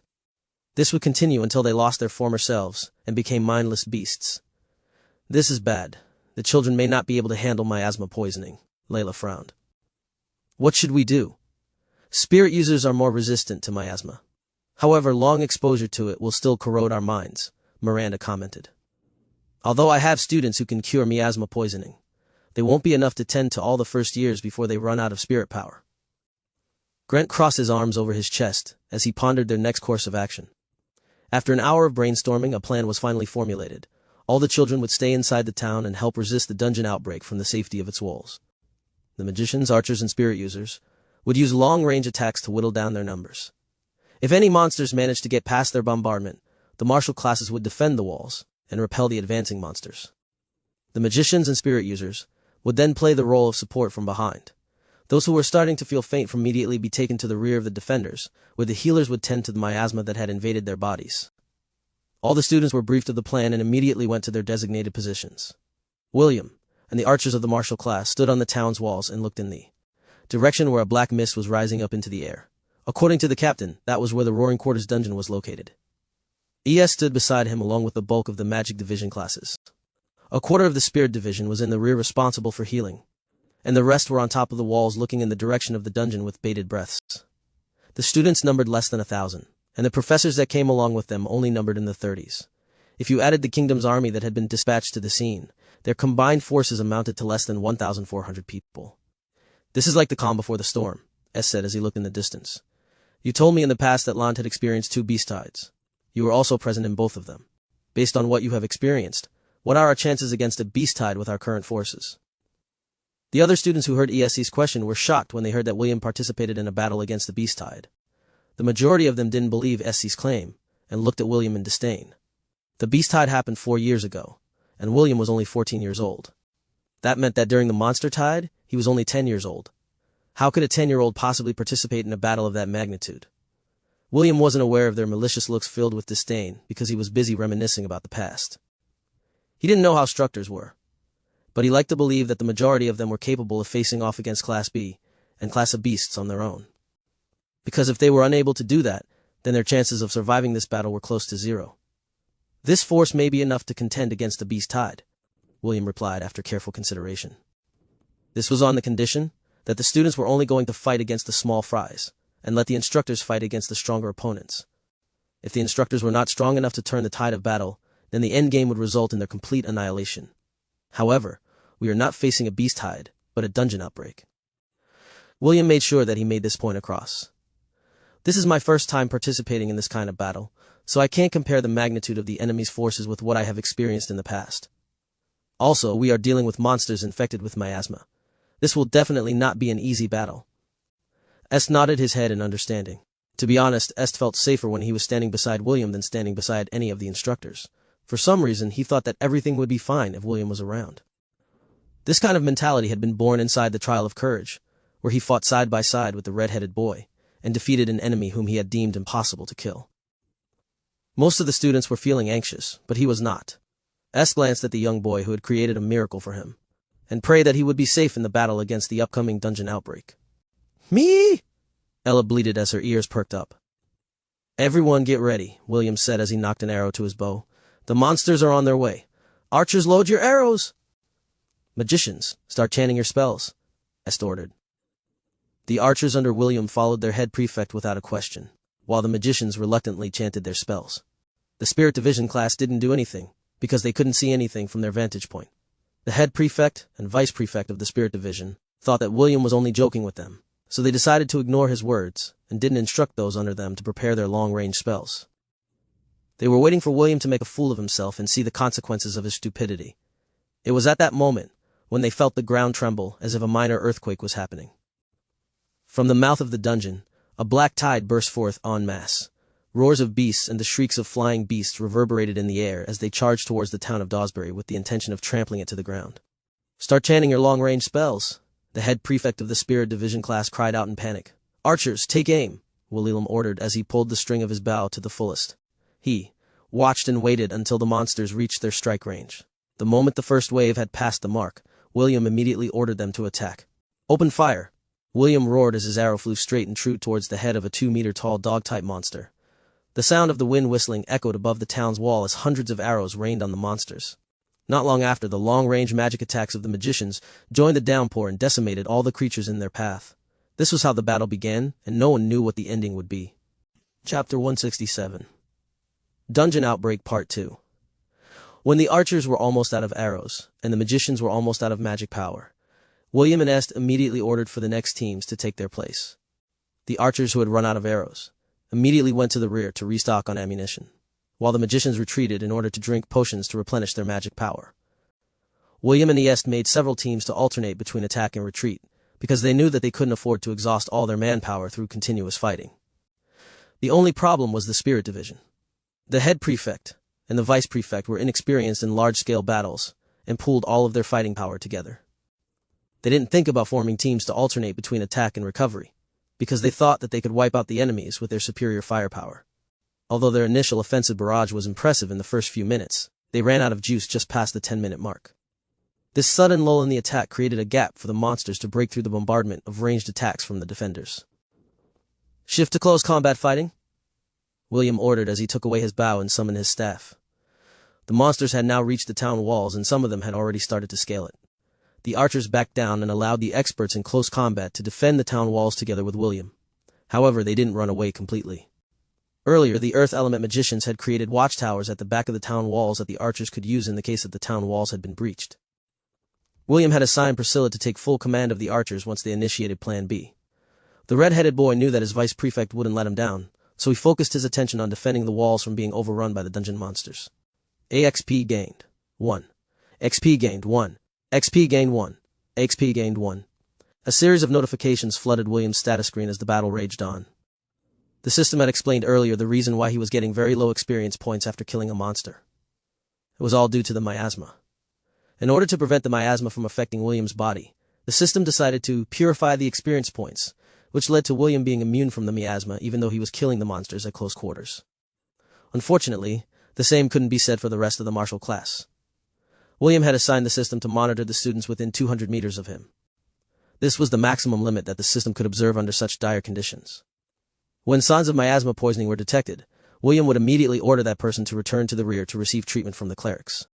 The same could be said for the magicians. Since William was fighting side by side with EST, the red-headed boy would report to his friend the members of the magic division that were currently affected by miasma poisoning. The creatures that came out from the dungeon were a combination of Class E, D, and C monsters.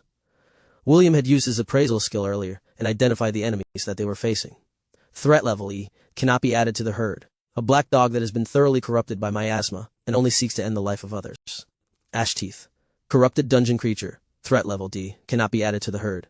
This gray dog is the next form of Mornteeth. It is very agile and capable of jumping as high as 6 meters in the air. Its fangs contain a paralyzing poison that would render its victim helpless once bitten. Jagged Hunter. Corrupted flying dungeon creature. Threat level D cannot be added to the herd. A bird of prey that has a wingspan of 1.5 meters 4.9 feet, and is capable of performing complex aerial maneuvers when hunting for food. Its sharp talons and beak are its most deadly weapons. Spite Seeker. Corrupted flying dungeon creature. Threat level C cannot be added to the herd. A bird of prey that is capable of using wind magic to decimate its enemy from high above the ground. It has a wingspan of 3 meters 9.8 feet that is able to create gusts of wind to blow away the enemies that block its way. The instructors of the magic and spirit divisions were busy fighting against the flying creatures that were trying to scatter their formation from above. There were over 24 Spite Seekers that were circling above the skies of Dawsbury, and the instructors were making sure that none of their attacks landed on the children. The martial class instructors, on the other hand, were helping the students on the wall resist the monsters who were trying to climb up the walls in order to overwhelm the defenders. With every minute that passed, more and more students were forced to leave the walls in order to be treated for miasma poisoning. The clerics on the rear were working non-stop to remove the effect of the miasma that had seeped inside the bodies of the defenders. Those who had finished their treatment would immediately rejoin their comrades in order to resist the dungeon outbreak. Gah! A martial student cried out in pain as an ash teeth bit his arm and injected a paralyzing poison in his body. It was about to finish off the boy when an Angorian gouged in and sent it flying off the walls with blood gushing out of its side. Ella roared a war cry as it charged at 3 Mornteeth, who had successfully jumped over the wall while using their comrades' bodies as leverage. 3 howls of pain followed as these 3 beasts were killed by Ella, one after another. William had ordered her to assist the students on the wall and help them if needed be. Although she was reluctant to leave her baby's side, she still followed his orders. The red-headed boy swung his wooden staff and smashed the heads of the 2 Mornteeth in front of him in rapid succession. William then stepped aside, to allow S' sword to pierce through the skull of the monster that tried to attack him from the side. The 2 boys once again stood back to back as they defended their position on the wall, killing the beast that had managed to bypass the defenses. S, go back, William said in a serious tone. You hadn't been soaking in miasma since the walls were breached. Go get treated now. S slashed at another Mornteeth before giving his reply. If I leave, you will not be able to hold this position for long. Don't worry, I can manage until you return. William's staff at an ash teeth, sending it flying outside the town wall. Go. The more time you waste, the more dangerous your situation will be. S gritted his teeth, but he still nodded his head in acknowledgement. He was starting to feel lightheaded, and he knew that it was a sign that his body was nearing its limit in resisting the miasma inside his body. Don't die until I return, S shouted as he ran towards the rear of the town where the clerics and the injured students were located. I'm too young and too handsome to die, William replied without turning his head. I'll be here when you return. Hearing William's narcissistic reply, S felt more assured in leaving him alone to defend their position. When S arrived at the makeshift infirmary, most of the clerics and spirit healers had pale faces. Most of them had reached their limits as they squeezed out every bit of their magic to tend to everyone's injuries. Some of the students received serious injuries because the flying birds of prey that flew above the town had sneak attacked them from the sky. Fortunately, they were yet to have any casualties on their side, which made Est feel a little better about their condition. He patiently waited to be treated while worrying about William, who was defending their position on his own. Will, please, stay strong. Est prayed inside his heart. I'll return as soon as I can. William gritted his teeth as he swung his wooden staff left and right. He didn't know how long he had been fighting, but his arms were already starting to get sore. As he gazed at the sea of monsters outside the town walls who seemed to have no end in sight, he finally realized how deadly a dungeon outbreak could be. Chapter 168. Don't worry. I'll keep your little prince safe. A beautiful lady with purple hair sipped her coffee as she lazily gazed outside her window. Her gold-rimmed glasses were there to prevent others from getting charmed by her light purple eyes that would send any man to his knees to grovel at her feet. Mistress, the organization had made their move, Oliver reported. Is that so? Celine's beautiful eyes looked at the scenery outside her window as if she didn't care for anything in the world. I wonder, will our little will be dragged into this mess? According to the report I gathered, The Royal Academy was forced to send its students to help defend the towns near its territory, Oliver reported. Ezio has also sent a notice that William was sent to take part in the defense of the town of Dawsbury. Celine hummed as she placed her coffee cup on top of the table. She then went to the couch and laid down in a lazy manner. Oliver, what do you think of my disciple? William? I think he's too narcissistic for his age. Celine giggled when she heard the parrot monkey's reply. She then closed her eyes and the image of the handsome half-elf boy appeared inside her head. The beautiful sorceress had taken William as her disciple because of a bet. At first, she wasn't planning to teach him seriously, but she changed her mind after the battle with the golden-scaled crocodile. She intended to torture William to vent out her frustration for losing her rare ingredients, but the boy was more resilient than she imagined. Although the torture he received for the past 4 years was nothing compared to the suffering she had endured during her own training, she had grown fond of the boy. She really treated him as a slave. William cooked for her, cleaned the house for her, did the laundry for her, and catered to her every whim and need. Celine knew well that, in the deepest part of William's heart, he resented her. How could she not understand his feelings?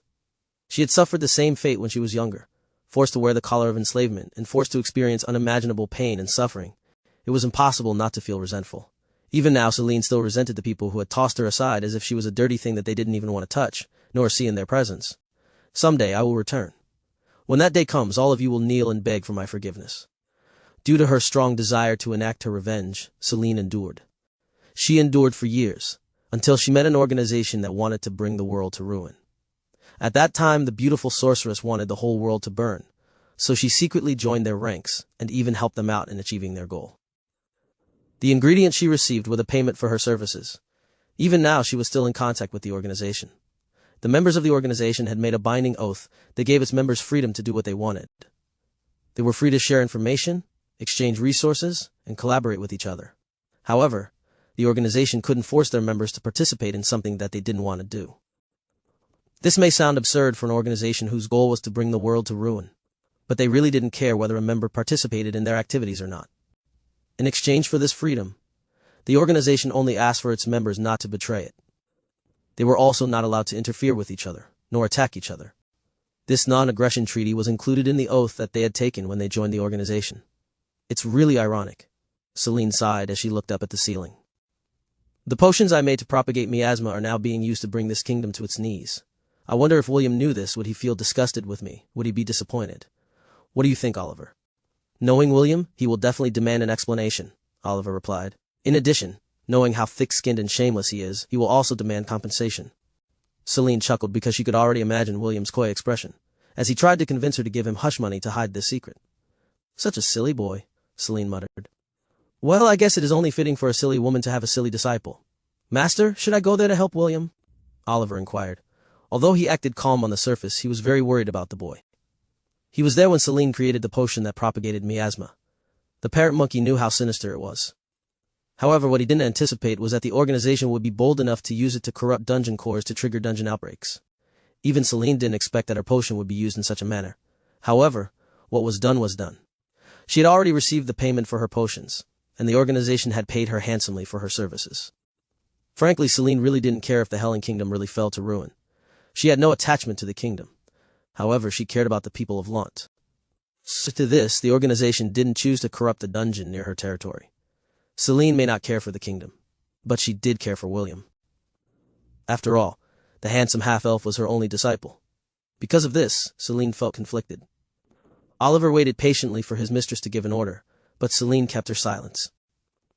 10 minutes later, escaped her beautiful lips as she turned her head to look at the loyal retainer who had stayed with her all these years.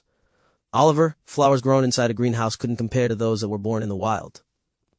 I believe in William. He will survive this because he is strong. Although her words were firm, it was as if she was trying to convince herself that William would be fine even if she didn't send Oliver to help him. Oliver sighed internally, but he didn't say anything else. He only prayed in his heart that the gods would keep William safe. While the parrot monkey was deep in his thoughts, Celine stood up from the couch and opened the window. She then turned towards Oliver with a smile on her face. Oliver, you have been cooped up inside the house for a long time, Celine said with a sweet smile. That's no good. You should exercise your body from time to time. I order you to go sightseeing for a few days. Just make sure to return as soon as possible. Celine then started to walk towards the stairs. Before I forget, make sure to bring back some souvenirs. As you command, my lady. Oliver bowed and flapped his wings. He flew out of the window and soared towards the sky. His destination, a certain place where a certain narcissistic half-elf had been deployed. A smirk appeared on Oliver's monkey face as he increased his speed. "Mistress, you look really cute when you act like a coup d'etat," Oliver mused as he turned his head to look at the town of Lant that was gradually getting farther away. "Don't worry. I'll keep your little prince safe. After all, I still need to ensure that he will pick you as his bride when he grows up. I won't hand him over to Celeste." Coups are those who are often cold, blunt, and cynical. They may seem very emotionless and stoic on the outside, but on the inside they're very caring, at least when it comes to the ones they love. "Thank you, Google-senpai." With another flap of his wings, a sonic boom echoed in the air. Oliver's speed drastically increased as he traveled at the speed of sound. Half an hour later, the town of Dawsbury finally appeared on the horizon. Oliver arrived just in time to see the little half-elf get struck by a lightning bolt that sent him flying a few meters away from where he stood. Chapter 1-69. Creatures of Myths and Legends Part 1. Half an hour before Oliver arrived in the skies of Dawsbury. This is hopeless, William thought, as he forced himself to swing the wooden staff in his hands to end the life of the monster in front of him. As the battle progressed, William felt that the staff in his hands were getting heavier. It was mostly due to his arms aching and reaching their limit. It was at that time when he barely avoided a sneak attack by one of the Class C beasts, Spiteseeker, from the sky. This lapse in his concentration allowed the dog-like creature in front of him to use that opportunity to tackle him and pin him down to the ground. Sharp fangs bared themselves as the ash teeth tried to bite William's neck. However, the shepherd was able to use his staff to block the dog's teeth and prevented himself from getting bitten. A battle of strength ensued as the ash teeth forced its jaw closer to William's face. The stench of rotting flesh assailed William's nose as he gritted his teeth to resist the wolf's assault. "Well," a familiar voice shouted, a steel spike embedded itself in the ash teeth's forehead. William forcefully kicked the dead monster to the side as he propped himself to stand. A young lady with blonde hair and blue eyes ran in his direction and supported his body. "Are you all right?" Wendy asked. Her voice was laced with concern. "I'm fine. But why are you here? What happened to the spot you were defending?" Wendy shook her head as he dragged William away from the town's wall. "The walls have been breached. It is no longer safe to defend it," as if waiting for that cue. A bugle horn sounded across the town which signaled the order to retreat to the second line of defense. The second line of defense was where the watchtowers were located.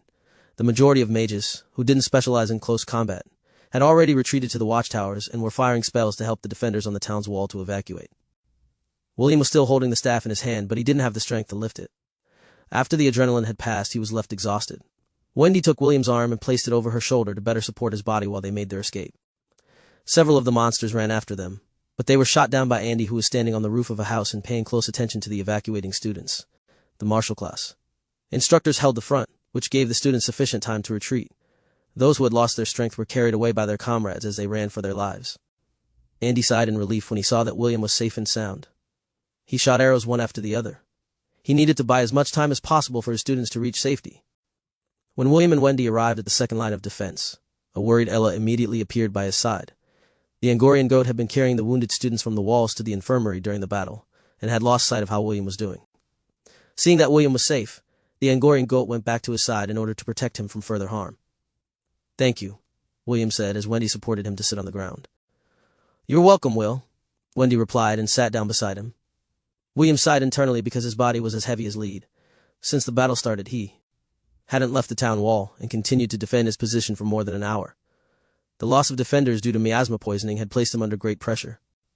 This in turn forced him to surpass his limits in fending off dozens of monsters at the same time. The red-headed boy was feeling drowsy as exhaustion washed over his body. He tried to fight it off, but his body was not cooperating with him. He nodded off several times, until he finally closed his eyes to sleep. When he was about to let himself be taken by sleep's embrace, something sweet and cold assaulted his tongue. He forcefully opened his eyes and saw Wendy gently feeding him a rejuvenation potion. He opened his mouth wider to allow more of the rich liquid in to help him recover. When the potion was all used up, William felt a quarter of his strength return to his body. It wasn't much, but it was enough to keep him awake and function at this crucial time. "Thank you," William said with a smile. "Rejuvenation potions are expensive. How about I repay you by cooking for you for a week? My master said that I'm a very good cook." "Really?" Wendy asked with a hint of amusement. Just don't blame me if you get addicted to my cooking. My standards when it comes to food are really high. Let's see if Sir William can back his words with his cooking." The two stared at each other before chuckling at the same time. Both of them were trying to ease each other's tension. They knew that they didn't have long to rest before another round of battle would commence once the town wall had been breached completely. William was about to say something when a powerful explosion reverberated from the town's wall. The two children glanced at each other before hurrying to climb one of the watchtowers to see what was going on. "What is that?" A mage shakily pointed at the center of the monster formation. A giant black dog that was at least 6 meters tall stared at them with glowing blue eyes. There were blue streaks of fur on its body that resembled lightning bolts as tendrils of electricity snaked around its body. In the air, a deafening cry was heard as a giant black-winged serpent made its presence known. Its body was made up of dark scales, and its glowing blue eyes eerily gazed at the people who were defending Dawsbury, as if to mock their futile attempts to stop the inevitable. The wind started to pick up, and dark clouds covered the horizon. A peal of thunder resounded in the heavens as flashes of lightning illuminated the black clouds that blocked the light of the sun. Soon the entire town of Dawsbury was enshrouded in darkness, and yet, the countless glowing eyes from the dungeon monsters, who were almost upon them, didn't fade in the slightest. William gulped as he used his appraisal skill to identify the two giant beasts that seemed to be the masterminds that commanded the monster horde. Just a glance was enough to tell him that both of them were pretty bad news. Exolotl, underworld dog, corrupted guardian, threat level, S-low, centennial beast, cannot be added to the herd. This mythical beast was said to wield the power of lightning, fire, and death. A cursed creature that was so diabolical that not many dared to fight against it. According to legend, Exolotl guarded the sun as it set into the underworld every night. Ironically, this creature is hailed both as a destroyer and a savior at the same time. He who fights this myth should be weary, for it places a curse on anyone that defies it. Quetzalcoatl, winged serpent, corrupted guardian, threat level, S-low, centennial beast, cannot be added to the herd. This mythical beast wields the power of wind and rain. Sometimes hailed as the Lord of the Dawn, this creature can create powerful storms, hurricanes, and tornadoes that can destroy anything in their path. According to legend, this creature witnessed the creation of the world and even helped mankind during its time of need. William gritted his teeth as he stared at the two mythical beasts in front of him.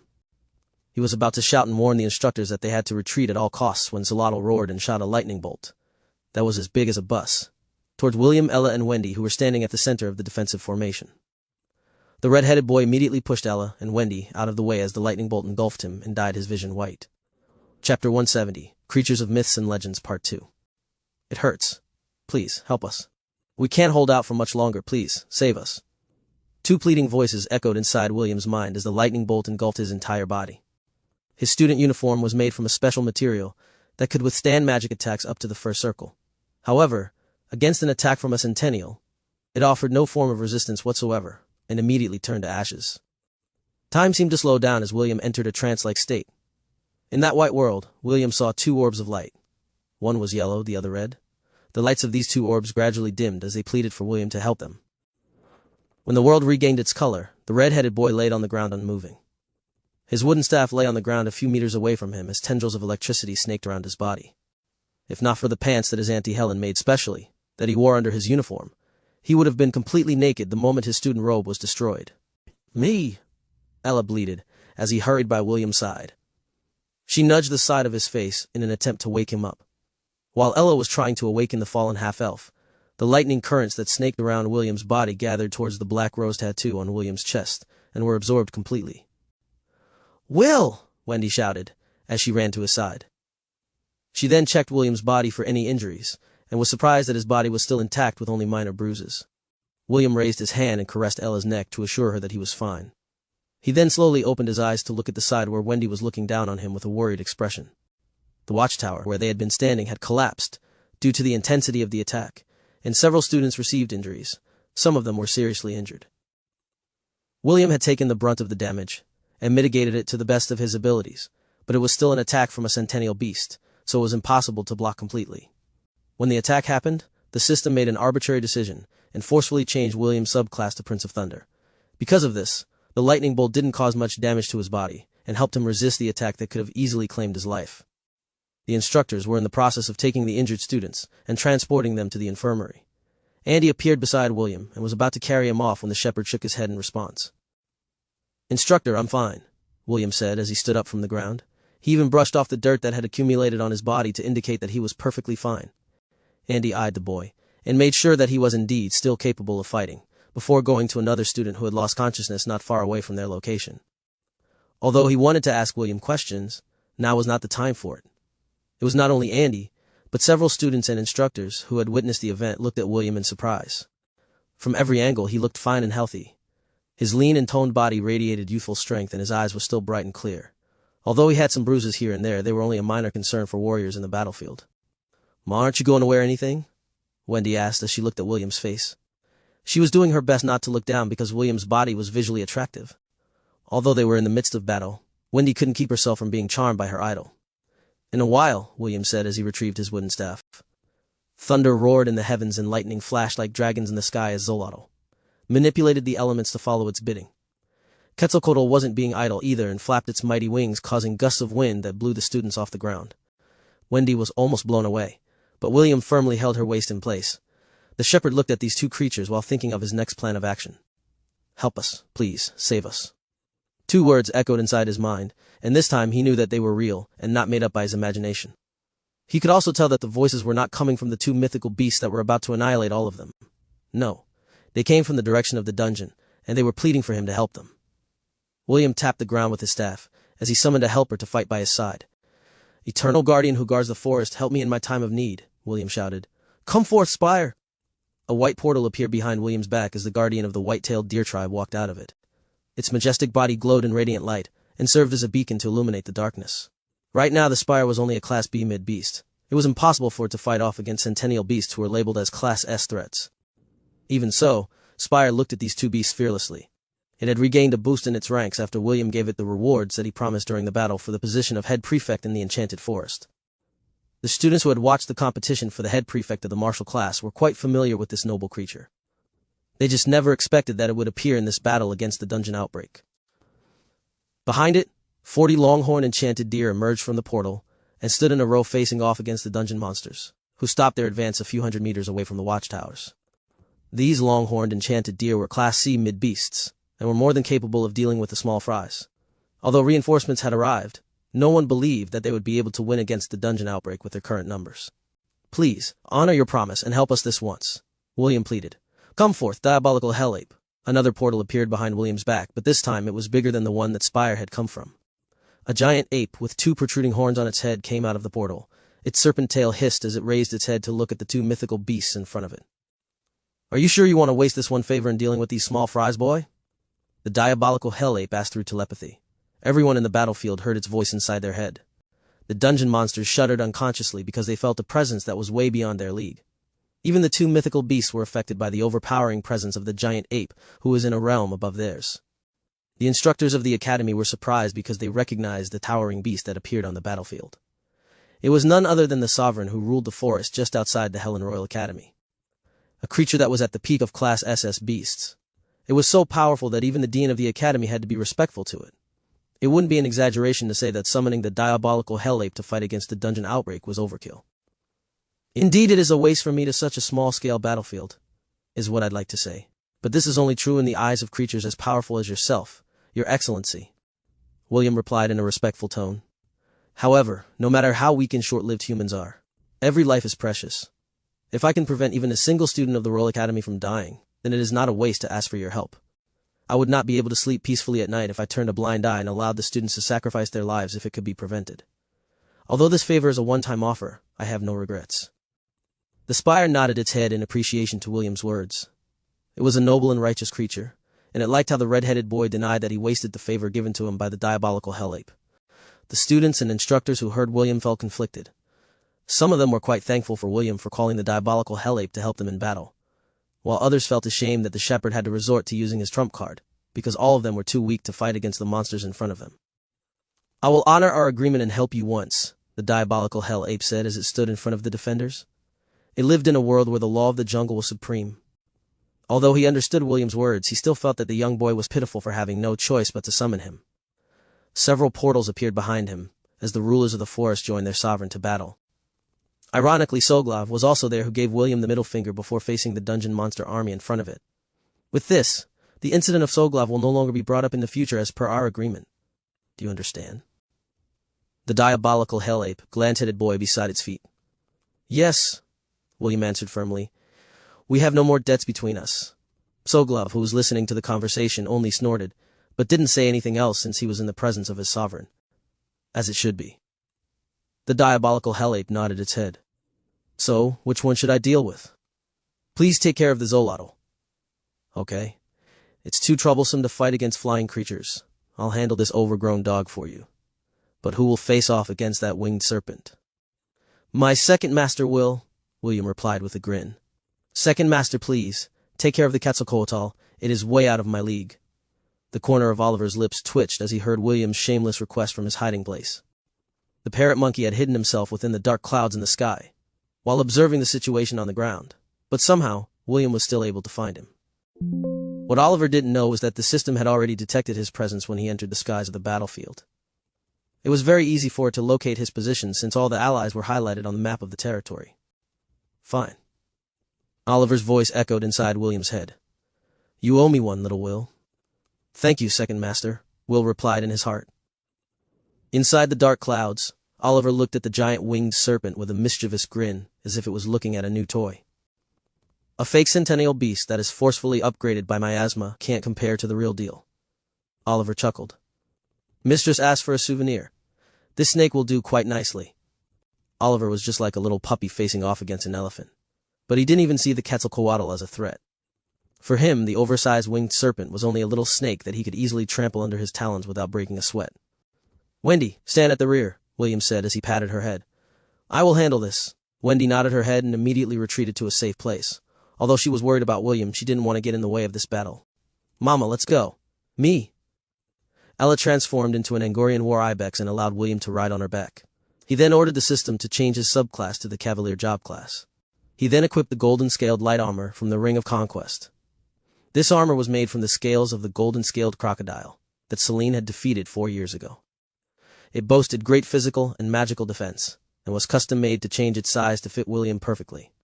When William donned his armor, he looked like a young prince that had come to save the princess from the evil dragon.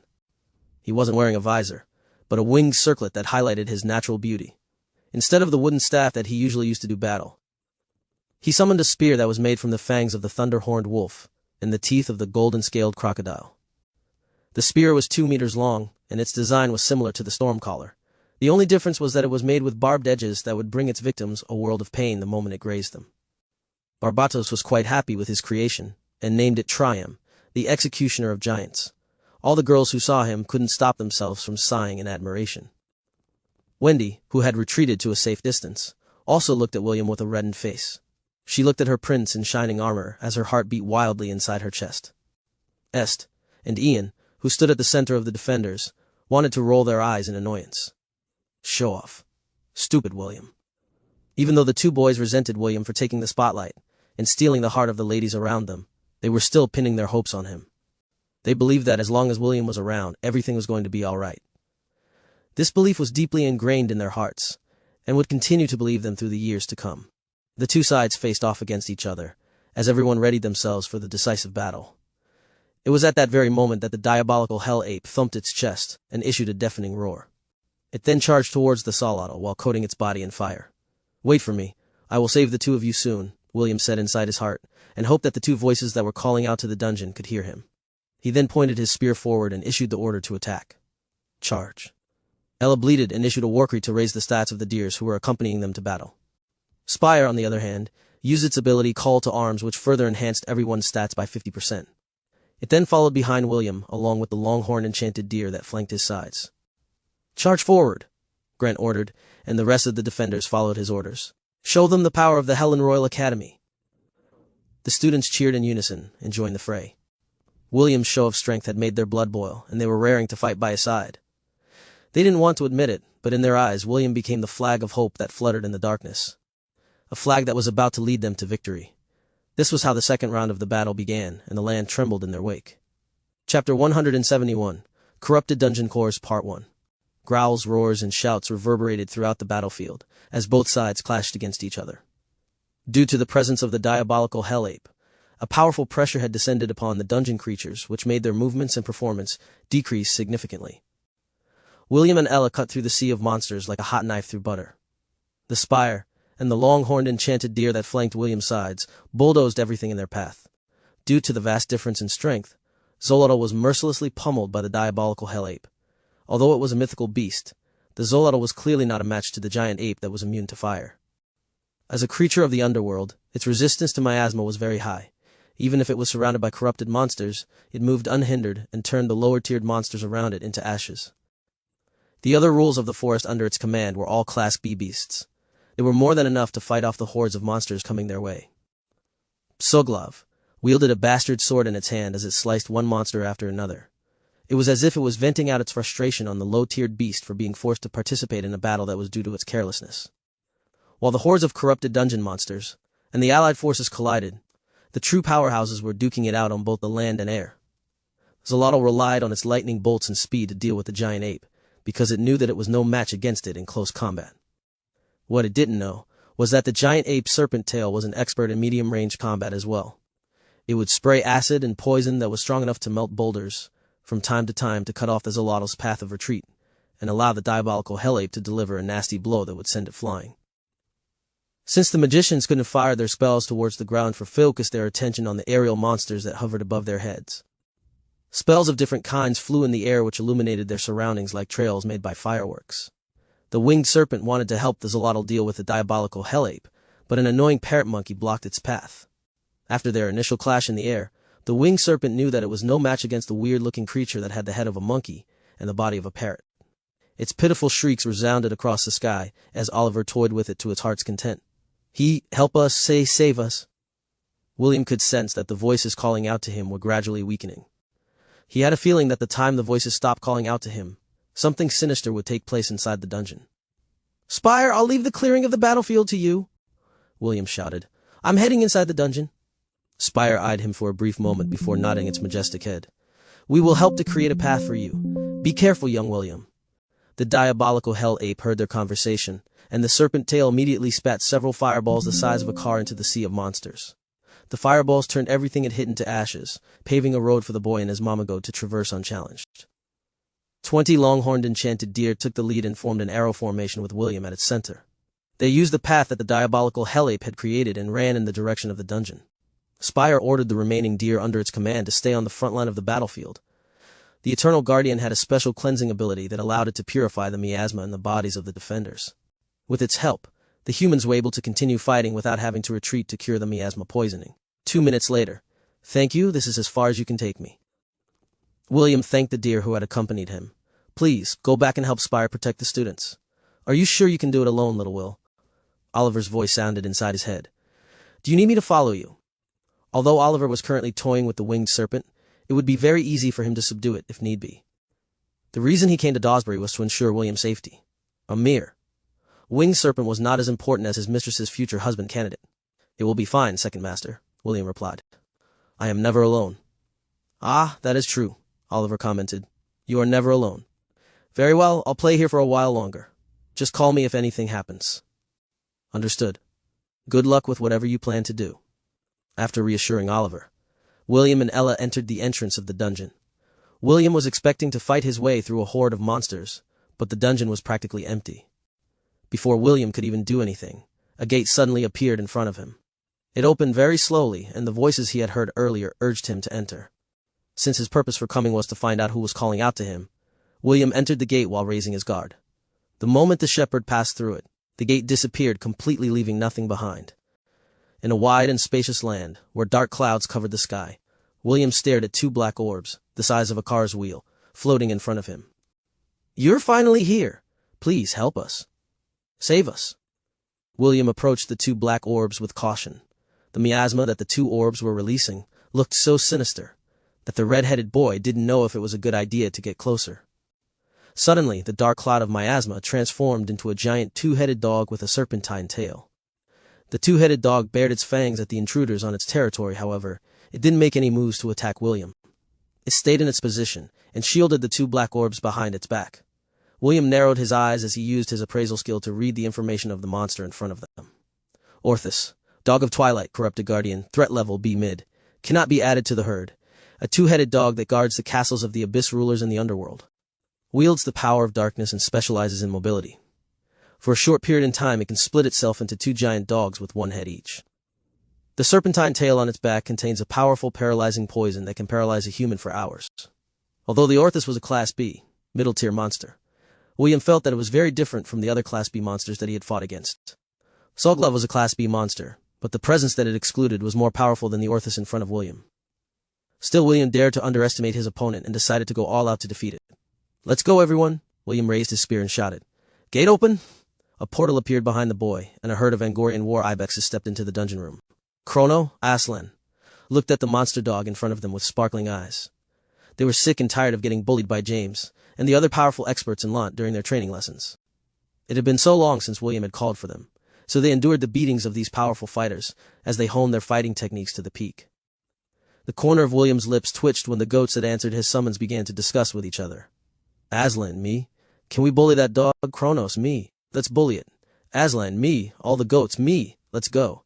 They didn't even wait for William's command and charged at the two-headed dog as a group. It was like a dozen school kids were flocking towards a little puppy that had been presented to them by a teacher. The Orthus roared mightily and faced off against the Angorian war ibexes. At least that was its original plan. However, it had underestimated how fast and how strong the war ibexes were. The dog yelped in pain as several horns collided with its body that sent it flying to the air. As it was falling, it noticed a single war ibex waiting for it where it would land. The war ibex had a mischievous look in its eyes as it turned around and lifted its hind legs to kick it. The poor dog became a volleyball ball that got passed around by the war ibexes that were venting out their frustration. In a desperate attempt to fight back, Orthuk split its body into two. Unfortunately, its actions only made the goats more excited as they, too, split into two teams. Aslan's and Kronos' teams took one dog each and resumed their volleyball session. William didn't know whether he should laugh or cry at the pitiful guardian dog that was being bullied by the goats he had raised since they were kids. Fun fact. A young goat is also called a kid. Since the immediate threat was already being taken care of, William approached the two black orbs and checked their condition with his appraisal skill.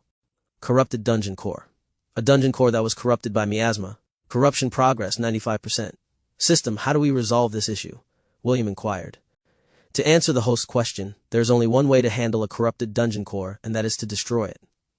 However, even if the host did nothing, these two cores will shatter automatically once the miasma has corrupted it completely. Chapter 172, Corrupted Dungeon Cores Part 2. William frowned when he heard the system's explanation. He didn't come here to destroy anything. His reason for coming inside the dungeon was to save whoever had been calling to him, and from what he could gather, the ones calling for his help were these two dungeon cores who were almost completely corrupted by darkness. Help. The voices were getting weaker like the light of a candle that was about to be snuffed out. William had no intention of destroying the two cores, as he asked the system for a way to save them. According to the data that I have gathered in this world, there were several attempts in the past to save corrupted dungeon cores. However, none of them succeeded. Also, those who tried to purify them received the backlash of the miasma that had been absorbed by the cores and perished. Up to this date, no one had succeeded in purifying corrupted dungeon cores. Is there really no other way to save these two dungeon cores? William muttered in frustration. As if waiting for that cue, two black portals appeared in the sky above the dungeon cores. The Zolotl and the winged serpent fell from the portals and crashed into the dungeon floor, making it tremble. The two mythical beasts tried to move their bodies, but they were too injured to move. As the portals were about to close, Oliver, the parrot monkey, flew down from the sky. It looked at the Orthus who was being toyed with by the war ibexes, then at the two corrupted dungeon cores, before it finally turned to William. Oliver looked at the young boy with an amused expression on his face before he gracefully landed on William's shoulder. "So this is the reason why you came here alone," Oliver said. "Are you thinking of saving these twin cores?" "Second Master, why are you here?" William inquired. "Why are the two mythical beasts here? What is happening outside?" "I just arrived and you're already bombarding me with questions," Oliver snorted. "You don't have to worry about what is happening outside. That overgrown ape, along with the deer, are cleaning the mobs. The humans are also helping with the cleanup." "About these two beasts?" "They opened a portal in order to escape. I followed behind them to see where they were going. Luckily, they decided to return to the dungeon cores, so I am now here with you." William glanced at the two mythical beasts who seemed to have regained a bit of their reasoning. They were looking at him with pleading eyes. It was very obvious that they wanted William to save the twin cores who were the hearts and souls of the dungeon. "Well then, let's get back to the topic. Do you plan to save these twin cores?" Oliver inquired. "Twin cores are actually very rare, you know. A dungeon being formed with twin cores is a 1 in 200,000 chance, meaning in every 200,000 dungeons, only one with twin cores will be formed. I want to save them, but I've been told that it is impossible." "Yes, it is impossible if you try to save them as cores. Why don't you just absorb them? It will be a boon to your power if you absorb the power of a dungeon core. You know, there are even people who specifically conquer dungeons in order to harness the power of the dungeon cores. They are called dungeon conquerors." Oliver wanted to say more, but he felt that he would be overstepping his bounds if he tried to mention William's father, Maxwell, the person who single-handedly fended off the demon invasion towards the Silvermoon continent. The one and only dungeon conqueror on the southern continent. When the two mythical beasts heard the word absorb, they growled at the parrot monkey, but the latter paid them no mind. A parrot monkey doesn't lose sleep over the opinion of sheep, Oliver snorted. So what if little Will wanted to absorb these twin cores? What can the two of you do about it? The two guardian beasts tried to stand, but they were too injured and too weak to do anything. The goats who were playing with the Orthus weren't paying attention to the discussion. The only thing in their mind was to bully their new toy, before they returned to Lant and get bullied themselves. Second Master. Is there really no other way? Why are you so keen on saving these twin cores? Is there something you're not telling me? William nodded his head. These two cores have been asking me to save them since the dungeon outbreak started. Oh? Oliver looked at the two cores with interest. Such a thing happened? Interesting. Host, the corruption has progressed to 97%. According to my estimate, it will take less than 10 minutes before these two cores are fully corrupted. Second Master. There is a way, but the way you are going to save them is different from what you have in mind. You see, Will, once their bodies are corrupted, there is no turning back for them. This is why you should never bother trying to save the cores as they are. However, if you were to save the souls of these twin cores, then it is very possible to do that. Even so, there is a chance that you will be corrupted by the miasma. Are you sure you want to do this? William looked at the twin cores, then looked down on the ground. I want to save them, but I don't want to get corrupted. Gramps and the rest of my family will be sad if that were to happen to me. Why didn't you add Mistress to the list of people who will be sad if you get corrupted? Hello? It was the Mistress that sent me here to help you, Oliver nagged. Well, she didn't say it explicitly, but I'm sure that this was what she wanted me to do. Of course. Master will be sad too, that's why. Second Master. You need to think of a way that I can save the dungeon cores without becoming corrupted in the process. Why are all of you Ainsworths so greedy? It's either you play it big or not at all. Geez, fine, there is a way. But it will be very painful. Are you sure you still want to do it? Oliver felt that it was a pity that William didn't want to absorb the cores to boost his powers, but since he had become fond of the boy, he was willing to turn a blind eye and let him have his way. I won't get corrupted. You won't. Then let's do it. Fine, but you have to change your, what was that again? Job class? Oliver tilted his head to the side. Anyways, whatever you call it, you need to change it to Prince of Darkness. That is the only way for you to resist the miasma corruption. Host, the Prince of Darkness job class is currently disabled. It can't be used at this point in time because you didn't meet the necessary requirements to open this prestige class in the first place. Last time, it was forcefully activated due to the Collar of Wisteria. What are the necessary requirements for it? The host must surrender to the darkness first, and allow your soul to be corrupted by the God of Darkness. Chapter 173, Corrupted Dungeon Cores Part 3. Are you serious? William couldn't believe what the system had told him. The job class that he had used in the battle against the Cyclops could only be unlocked if his soul was corrupted by the God of Darkness. Host, the job class Prince and Princess of Darkness is a prestige class that belongs to the devout follower of the God of Darkness. To be honest, it is impossible for you to unlock it. It was only possible because you used the Collar of Wisteria as a medium to sacrifice 5 years of your magic power to use the job class for a short period of time. How can this be? William was starting to feel helpless. What am I supposed to do? Oliver noticed the change in William's expression and frowned.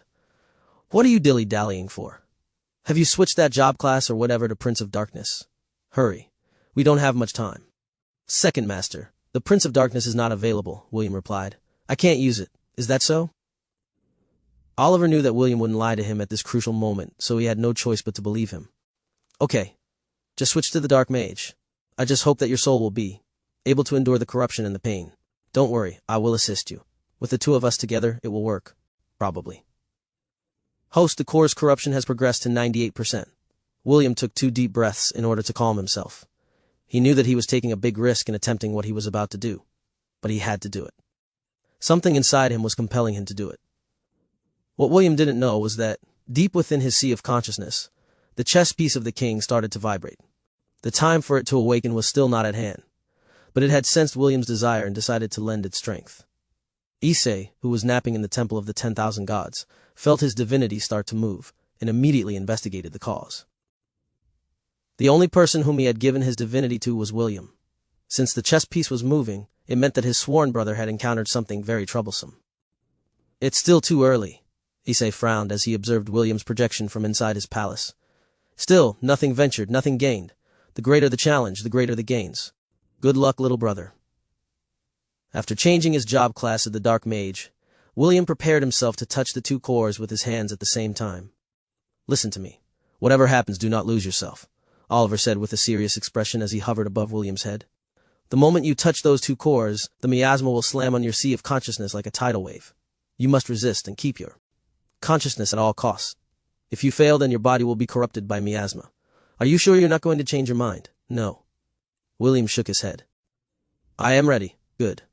Oliver nodded and spread his wings wide. "Let's start." William gritted his teeth and touched both cores at the same time. Immediately, the miasma traveled through his hands and up to his arms, instantly turning it black. William felt something slam into the core of his very being, as his soul shuddered from the impact. This was the second time he'd felt something like this. The first time was when the truck appeared in the cycle of reincarnation and sent him flying to be born. The impact had been so strong that it damaged William's soul. It caused him to be unable to regain consciousness for more than a month after he was born. Fortunately, due to the incident with Truck-kun, William's soul had been shrunken.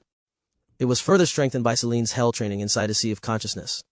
Although he wanted to faint from the pain, Oliver's encouragement and his Mama Ella's bleeding had reached his ears. He endured the corruption of the miasma as his body was slowly being stained black. Sometime later, a patch of bright light the size of a gold coin appeared in the center of the two dungeon cores. Oliver hurriedly used his powers to pull the souls of the twin cores out from the bodies that were on the verge of collapse. It was a painstaking process as Oliver divided his attention between supplying William some of his strength and extracting the souls from the two cores. The two guardian beasts knew that this was the turning point, so they channeled the remaining power in their bodies into William. They were also doing their best to help the person who decided to save their masters from complete destruction. The goats had stopped playing with the Orthus, because the guardian beast had also regained some of its sanity. It joined its seniors in helping William resist the corruption as its way of atonement. Right now, William's whole body had been stained black. Even his hair and eyes hadn't escaped the miasma's corruption. Although it was very painful, the years he had spent being trained by Celine and Oliver ironically helped him endure the torturous ordeal he was currently experiencing. Inside a sea of consciousness, William's soul floated above blue waters that were also slowly being stained with the black miasma. In time, the sea had turned completely black. Suddenly, a single strand of darkness, as thin as a thread, rose up from the corrupted waters and pierced William's chest. It wormed its way inside William's soul and successfully infiltrated his core. After that single strand had been absorbed, more strands flew into the air and attempted to pierce William's chest once again. However, a powerful divinity blocked them. The chest piece hovered above William's body and shielded his soul from further harm. It had waited for that single strand of darkness to pierce William's chest before it made its move. The young boy was not able to resist the single strand of darkness that attacked him because he had already lost consciousness at that point in time. The chess piece could have prevented the incident from happening, but it chose to wait. It had waited for that opportunity because it believed that its host would need that power in the future. It also understood that William was not strong enough to consume more than one strand, so it didn't allow him to absorb more. An hour passed, as Oliver almost crashed to the ground due to exhaustion. The two souls of the dungeon cores floated above William's body and danced like little children. The guardians looked at this scene in happiness, as their bodies slowly disappeared into particles of light. They had completed their duty, and it was now time for them to disappear from the world. Once the dungeon cores had been destroyed, the dungeon monsters that they had birthed would also cease to exist. The only proof that the guardian beasts had existed were the two centennial-grade cores, and one high-grade core that laid on the ground, waiting for their new owner to pick them up. 2 hours later, William felt something wet hitting the side of his face. He tried to open his eyes, but they refused to obey his commands. Using all the willpower that he could muster, he forced his eyes open, only to find Ella licking the side of his face in an attempt to wake him up. "Me." William wanted to reply, but just opening his eyes was already a monumental task for him. He stared at his mama to tell her that he was fine, so she wouldn't have to worry about him. Ella understood what he wanted to convey to her, and nodded her head in acknowledgement. "Oh, you're finally awake?" Oliver's monkey head suddenly appeared in his vision. "Well, it seems that your soul has received significant damage. I'm guessing that right now you are unable to move your body. But don't worry. It will only take 2 to 3 days at most before you regain control of your body. If you can understand my words, blink twice." William blinked twice to show Oliver that he had understood him. The parrot monkey nodded its head and continued to talk to William. "I still need to discuss a few things with you, but that will have to wait until you get better. I just wanted to tell you that we succeeded. Don't think about anything. Don't worry about anything. That is all you need to do. Leave the rest to me and your Mama Ella." William blinked twice before closing his eyes. He was really at his limit and sleep pulled him into her embrace. When Ella and Oliver heard William's deep breathing, both of them sighed in relief. The other goats had already returned to Lan, and only the two of them remained inside the dungeon protecting William. Soon the sounds of running footsteps could be heard in the distance. Me. I know, Miss Ella. For now I'll hide inside William's shadow and guard him from there. Me. Oliver's body sank into William's shadow using his shadow bind ability. He knew that William would be unable to protect himself at this crucial time, so he decided to become his bodyguard just in case there were malicious people around that would attempt to harm him. A minute after Oliver merged with William's shadow, Elyon, Isaac, Kenneth, Wendy, along with Grant, Andy, and a cleric, appeared in the dungeon room. When they saw William lying on the ground, Wendy immediately panicked and ran to his side in a hurry. She was about to lift William's body off the ground when Est hurriedly stopped her. "Don't move his body," Est shouted. "He might be injured somewhere. Let the cleric have a look at him first." Wendy nodded her head, but she didn't move away from William's body. Instead, she held his hand and looked at the half-elf's pale face with an anxious expression. Est and Ian didn't say anything about Wendy's actions because they too were worried about William's condition. They waited patiently for the cleric to run a diagnostic spell on William's body so they could see his current situation. "How is he?" Grant asked. "He suffered from minor internal injuries and is seriously weakened," the cleric replied. "While his life isn't in immediate danger, he will need a few rejuvenation potions, an elixir, and plenty of rest to fully recover." Grant and Andy sighed in relief as they exchanged a glance with each other. Although the rejuvenation potions and elixir cost a lot, the academy would shoulder the expenses. It was a small price to pay for the sacrifices that the boy had made in order to ensure that no life was lost during this mission to subjugate the Dungeon of Roaring Quarters. Chapter 174. A mission that takes precedence.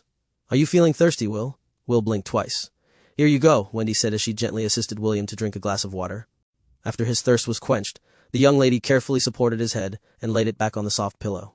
The corner of Est's and Ian's lips started to twitch when they saw this scene, but they didn't do anything about it. They just cursed William for being shameless and using his current condition to take advantage of Wendy's kindness. "How about I give you a foot massage?" Ian asked. "They say that it helps the body recover faster because the foot is connected to many internal organs of the body." Ian didn't wait for William's approval and started to knead the half-elf's foot with a smile on his face. "Does it feel good?" Ian inquired. "It does. Then I'm going to continue." Then he would have already hurled a long string of expletives at Ian for applying so much pressure to his foot that it felt that it was tearing apart. If he moved his foot, then he would have already kicked the snot-nosed pansy and sent him flying out of the window. Since he couldn't move and couldn't speak, William could only curse his mortal enemy while shedding tears of pain and sadness. Wendy, who saw this scene, felt that something was off, but Ian merely told her that William was only shedding tears of joy because his massage was so good. Es couldn't bear to see William hurting so much, so he cleared his throat and made eye contact with Ian to not bully the defenseless boy. Ian clicked his tongue as he reluctantly eased the pressure that he was applying to William's foot.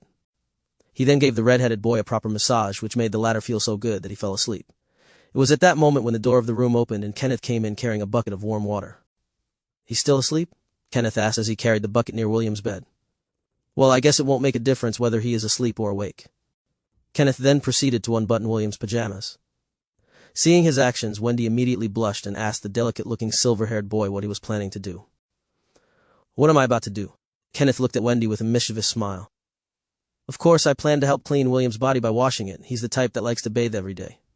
"Do you want to do it in my place?" Wendy stuttered. "I'm just asking." "I see." Kenneth nodded, but the smile on his face didn't disappear. What a shame. After taking William's shirt off, Kenneth started to clean his body using a wet hand towel, then drying it immediately using another towel. His movements were so precise that those who were watching him felt that Kenneth was used to doing such things. Feeling their gazes on him, Kenneth decided to talk as he cleaned William's upper body. 2 years ago, my brother fell ill and suffered a similar condition to William. Kenneth began his explanation. He was unable to move, so it was up to me to help him eat, drink, and clean his body. Seeing William like this reminded me of home, so I decided to help him clean his body since he likes taking baths every day. Still, my little brother's body can't compare to William's. Seeing this strong and lean body, I am feeling envious. William was a martial expert, so his body was very fit. Look at the aesthetics of a half-elf. Then you would get a good-looking guy with a very attractive physique. After cleaning the upper part of William's body, Kenneth was about to remove the sleeping boy's pants when Wendy immediately retreated to the corner of the room. Seeing her reaction, Kenneth gave an understanding smile as he lowered William's pants. Est and Ian turned around to look at Wendy, who was sneakily peeking through the gaps in her fingers. After noticing that Est and Ian were looking at her, Wendy immediately closed the gap in her fingers and turned around to face the wall. It took Kenneth less than 5 minutes to clean William's lower body. He then went to the shepherd's closet to pick out a new set of clothes for him to wear. When the red-headed boy was properly clothed, Kenneth left the room to handle the daily affairs of the martial class along with Priscilla, before they went to fight against the dungeon. Outbreak, William appointed Kenneth to be the secretary of the first-year martial division, Since their head prefect was not around, it fell to the officers to ensure that the rest of the students were behaving properly. The second, third, and fourth years still hadn't returned from their missions. The dungeon outbreaks that were happening in other places in the Hellen Kingdom were getting more and more intense, causing the Hellen army to feel more of the pressure. Because of this, the king was forced to send messengers all across the kingdom, hiring mercenaries and other armed groups to help resist the dungeon outbreak. This was also why the first year's success created a big impact on the defenders of the other towns. They didn't expect that the outbreak in Dawsbury would be settled in less than a day. Of course, this was due to William calling for reinforcements to assist them in battle. If not for Spire and his herd, the diabolical Hell Ape, and William's mysterious second master, the outbreak of the Roaring Quarters wouldn't have been that easy to subjugate. At the Forsaken Catacombs, where the third years of the Hellen Royal Academy were stationed, an intense battle was currently taking place. Carter fired several empowered fireballs at the skeletal legionnaire that was rampaging across the battlefield. The skeletal monster, that was over 2 meters in height, was carrying a giant war axe, which it brandished left and right to reap the lives of the soldiers who were trying to fend it off. "Thank you, Professor," one of the soldiers shouted as the skeletal legionnaire burst into flames. "We are not out of the woods yet.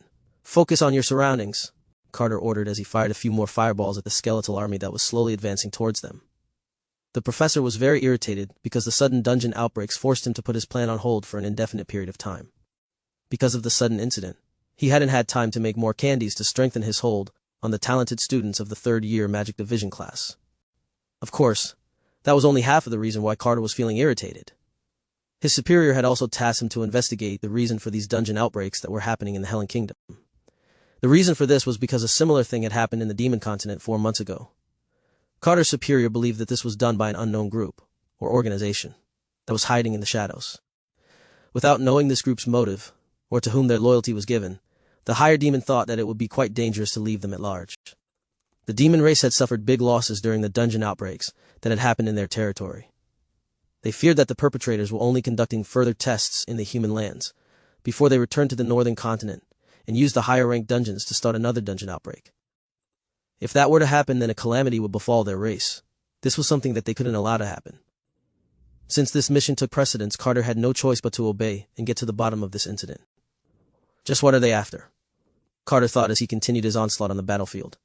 Are they anti-humans or anti-demons? How big is their organization? Carter knew that the answers to his question would not be answered soon. So he focused his attention on pushing back the skeletal army and joined the experts when they proceeded to head towards the dungeon core. Perhaps he would find the answers he was looking for after he had seen the source of the problem with his own eyes. "Oh, this is quite interesting," James chuckled as he read Ezio's report. "William managed to accomplish something amazing, as expected of my grandson." James was all smiles as he read the report in his hand. His smile didn't last for long as he read the current situation on Matthew's end on the battlefield. His grandson Matthew and his fiancée Leah had gone missing while carrying out a mission inside the lair of the ancient queen, which was located within the Duchy of Aberdeen. According to Ezio's report, Leah had suffered a serious injury when she tried to save Matthew from the attack of a Lamia Queen. Leah then used a special ability that made both of them disappear from the clutches of Lamia Queen that was hell-bent on ending their lives. This was witnessed by one of the survivors who managed to escape from the dungeon. He immediately reported the mission's failure to the officers defending the front line, and this piece of information found its way into Ezio's hands. James knew that now was not the time to brag about William's accomplishment and immediately held a conference in Lont. He decided to bring an elite team to Aberdeen and help rescue his grandson inside the dungeon. For James, every member of the Ainsworth family was precious. There were only a handful of them in the world, and losing even one of them would be a tragedy. After a discussion with his subordinates, it was decided that James, Mordred, Jekyll would provide reinforcements for Matthew in Aberdeen. This group of 4 would be able to travel faster by riding on the giant hawk, Blitz, who was John's animal companion. The rest of the experts would stay in Lont to handle unforeseen events like the dark-scale crocodile incident that almost destroyed their hometown. As always, Owen had been assigned to be the temporary leader of Lont while Mordred was away. This was the best course of action that James could make after taking everything into consideration. Chapter 175, filled to the brim with love R18. "Leah, you don't have to force yourself from your injury." Matthew tried to persuade his lover to stay in their hiding place until she was fully recovered. "No," Leah shook her head. "If I stay here, I'll go crazy worrying about you." They were currently hiding inside a cave within the lair of the ancient queen. They were part of the group that was tasked to break the dungeon core and end the threat of the monster outbreak. The dungeon had 50 floors, and their team of 100 people managed to reach the 40th floor before they were stopped by a monster army that seemed to have waited for their arrival. 3 Class S corrupted Lamia queens, along with a horde of Class C Lamias, ambushed their group from different directions. The battle was intense, but they managed to defeat 2 of the 3 Lamia queens while fighting with everything they had. During the battle, several soldiers were charmed by the Lamia queens and turned against their compatriots. Matthew was one of the few men who managed to resist the charm spell. However, the Lamia queen used that opportunity to close the gap and deliver a powerful tail attack that sent Matthew slamming into the wall of the dungeon. The Lamia queen threw its poisoned dagger as a finishing blow to end Matthew's life, but Leah blocked it using her body. Because of this, she was seriously injured and poisoned at the same time. If not for her affinity with water magic, she might have died along with Matthew in that fight. In that moment of desperation, she used her water teleport ability to bring herself and Matthew to a random place in the dungeon with a body of water. Fortunately, they landed at the base of a waterfall that had a hidden cave behind its falling waters. The unique location allowed them to hide themselves without worrying about the monster's pursuit. Leah managed to purify the poison in her body using her water magic, but it had weakened her greatly. Even so, she still used her healing magic to tend to Matthew's injuries, which almost made her collapse completely. She only closed her eyes to rest when Matthew finally regained the color in his face. A few hours passed before Matthew awoke from his sleep. When he saw Leah's pale expression, he immediately used the potions he had exchanged points for in the academy to nurse her back to health. A day later, Leah woke up and the two embraced each other for a long time. They were thankful that both of them were still alive and in each other's arms. Matthew became silent as he hugged his fiancée. He lovingly kissed her forehead, and Leah could feel the love he had for her. Both of them knew that they couldn't stay in the cave forever. Matthew volunteered to scout their surroundings and find out whether it was possible to escape from the dungeon. However, Leah didn't want him to go alone, and insisted that he take her along with him. "Matthew, don't leave me here," Leah pleaded as she hugged the man she loved. "If you do, I'll make you regret it." "I won't," Matthew whispered. "If this is really what you want, then I'll agree, but I have a condition." "I agree. I haven't said anything yet. Whatever it is, I agree." Leah softly patted Matthew's back as she closed her eyes to lean on his chest. "I don't want to lose you."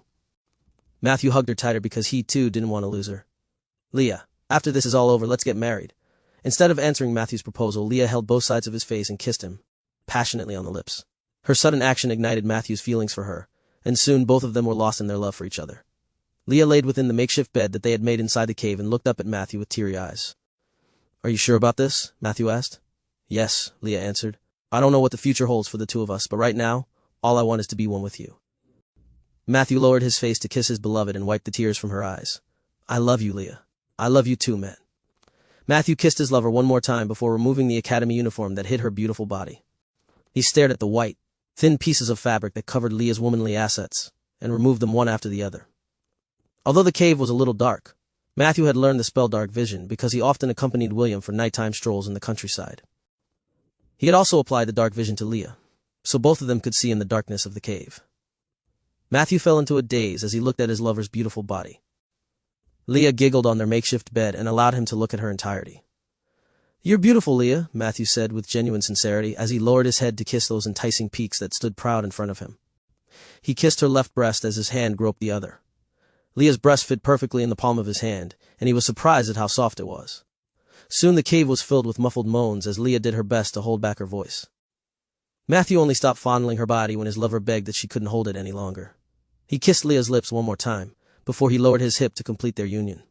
The moment Matthew claimed her maidenhood, a soft gasp of pain and pleasure escaped Leah's lips. Matthew didn't rush, and gently brought his lover to the throes of pleasure. With every thrust of his hips, Leah could feel herself opening up to him. Soon both of them reached the peak together. Matthew shuddered as he released his essence deep inside her, staining her with his color and marking her as his woman. He filled her up to the brim with his love. Leah, on the other hand, felt like she was melting. It was as if she was being conquered, which brought shivers down her spine.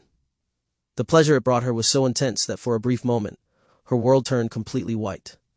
When she regained her vision, Matthew was panting while hugging her body close to his chest. She shuddered in delight at the thought of doing it all over again.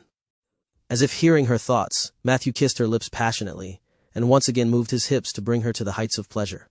Within that dark cave, Matthew and Leah made love to each other as if there was no tomorrow. When they finally stopped, Leah laid her head on Matthew's chest and fell asleep due to exhaustion. Matthew enclosed his beloved in a protective embrace, before he too closed his eyes to sleep. Meanwhile, in Celine's house, the beautiful dark sorceress was looking at her crystal ball with a calm expression. She was observing the dungeon outbreaks that were happening in the Helling Kingdom through the eyes of her familiars. It wasn't the first time that Celine had spied on the affairs of the Helling Kingdom, so she was quite knowledgeable with the location of the important cities that the king had given special attention to. She could see the vast hordes of monsters that were trying to make their way through the city, but were being stopped by the stubborn defenders, who held their ground like their lives depended on it. Celine knew that her potion of miasma was not enough to corrupt a dungeon core completely, so she assumed that the organization had used a powerful medium to increase its potency. So this was their plan all along, Celine muttered.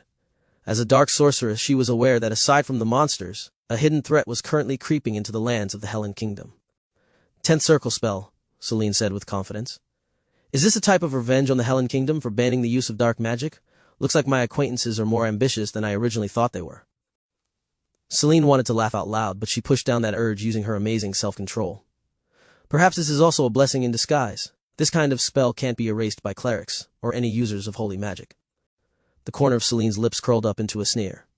The only ones who can break this curse are dark magicians. When the king realizes what is going on, it will already be too late. Celine was impressed by the amount of planning that the organization had made for their operation. The dungeon outbreak was only a cover-up to serve as a distraction, while the real danger was slowly spreading like a swarm of ants that was marching across the land.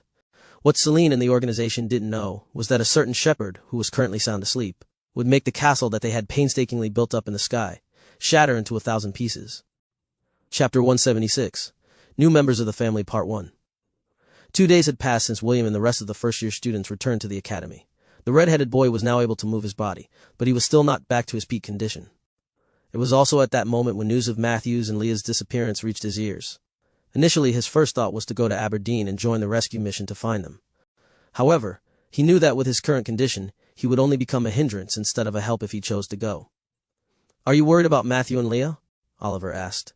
He was currently hiding in William's shadow in order to protect him until he fully recovered from his injury.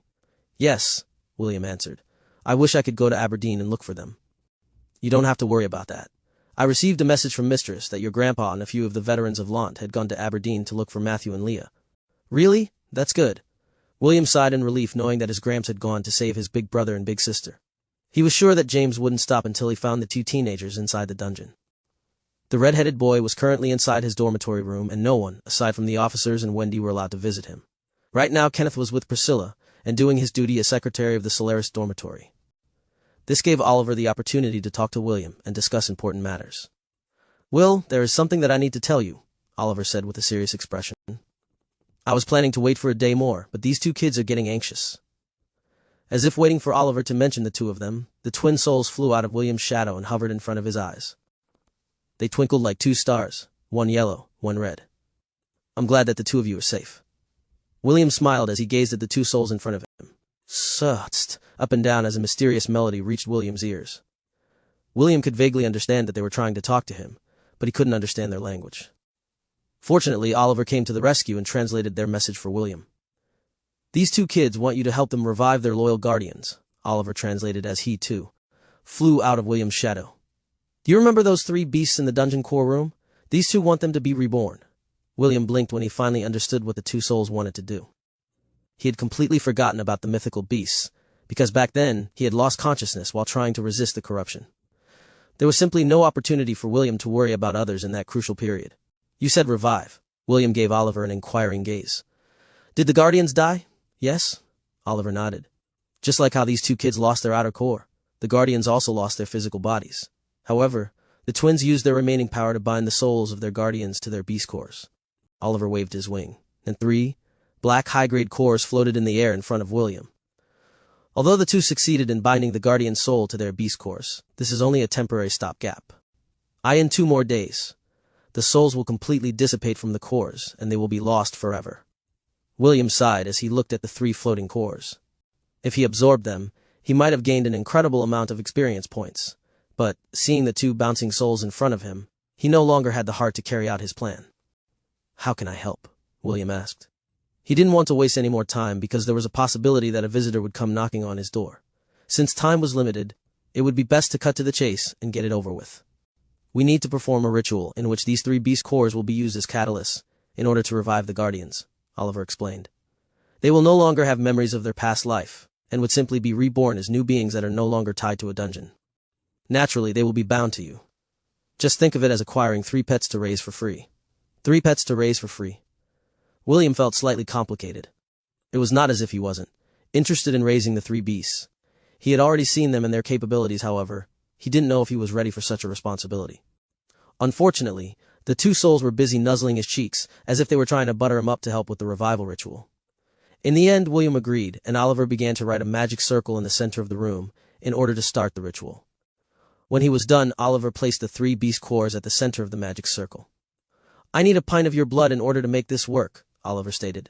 "Is that fine with you? Only my blood?" William inquired. "Nothing else? Just your blood. In short, these creatures will be born with your blood running through their veins." Oliver smirked. "I guess calling them pets is inappropriate.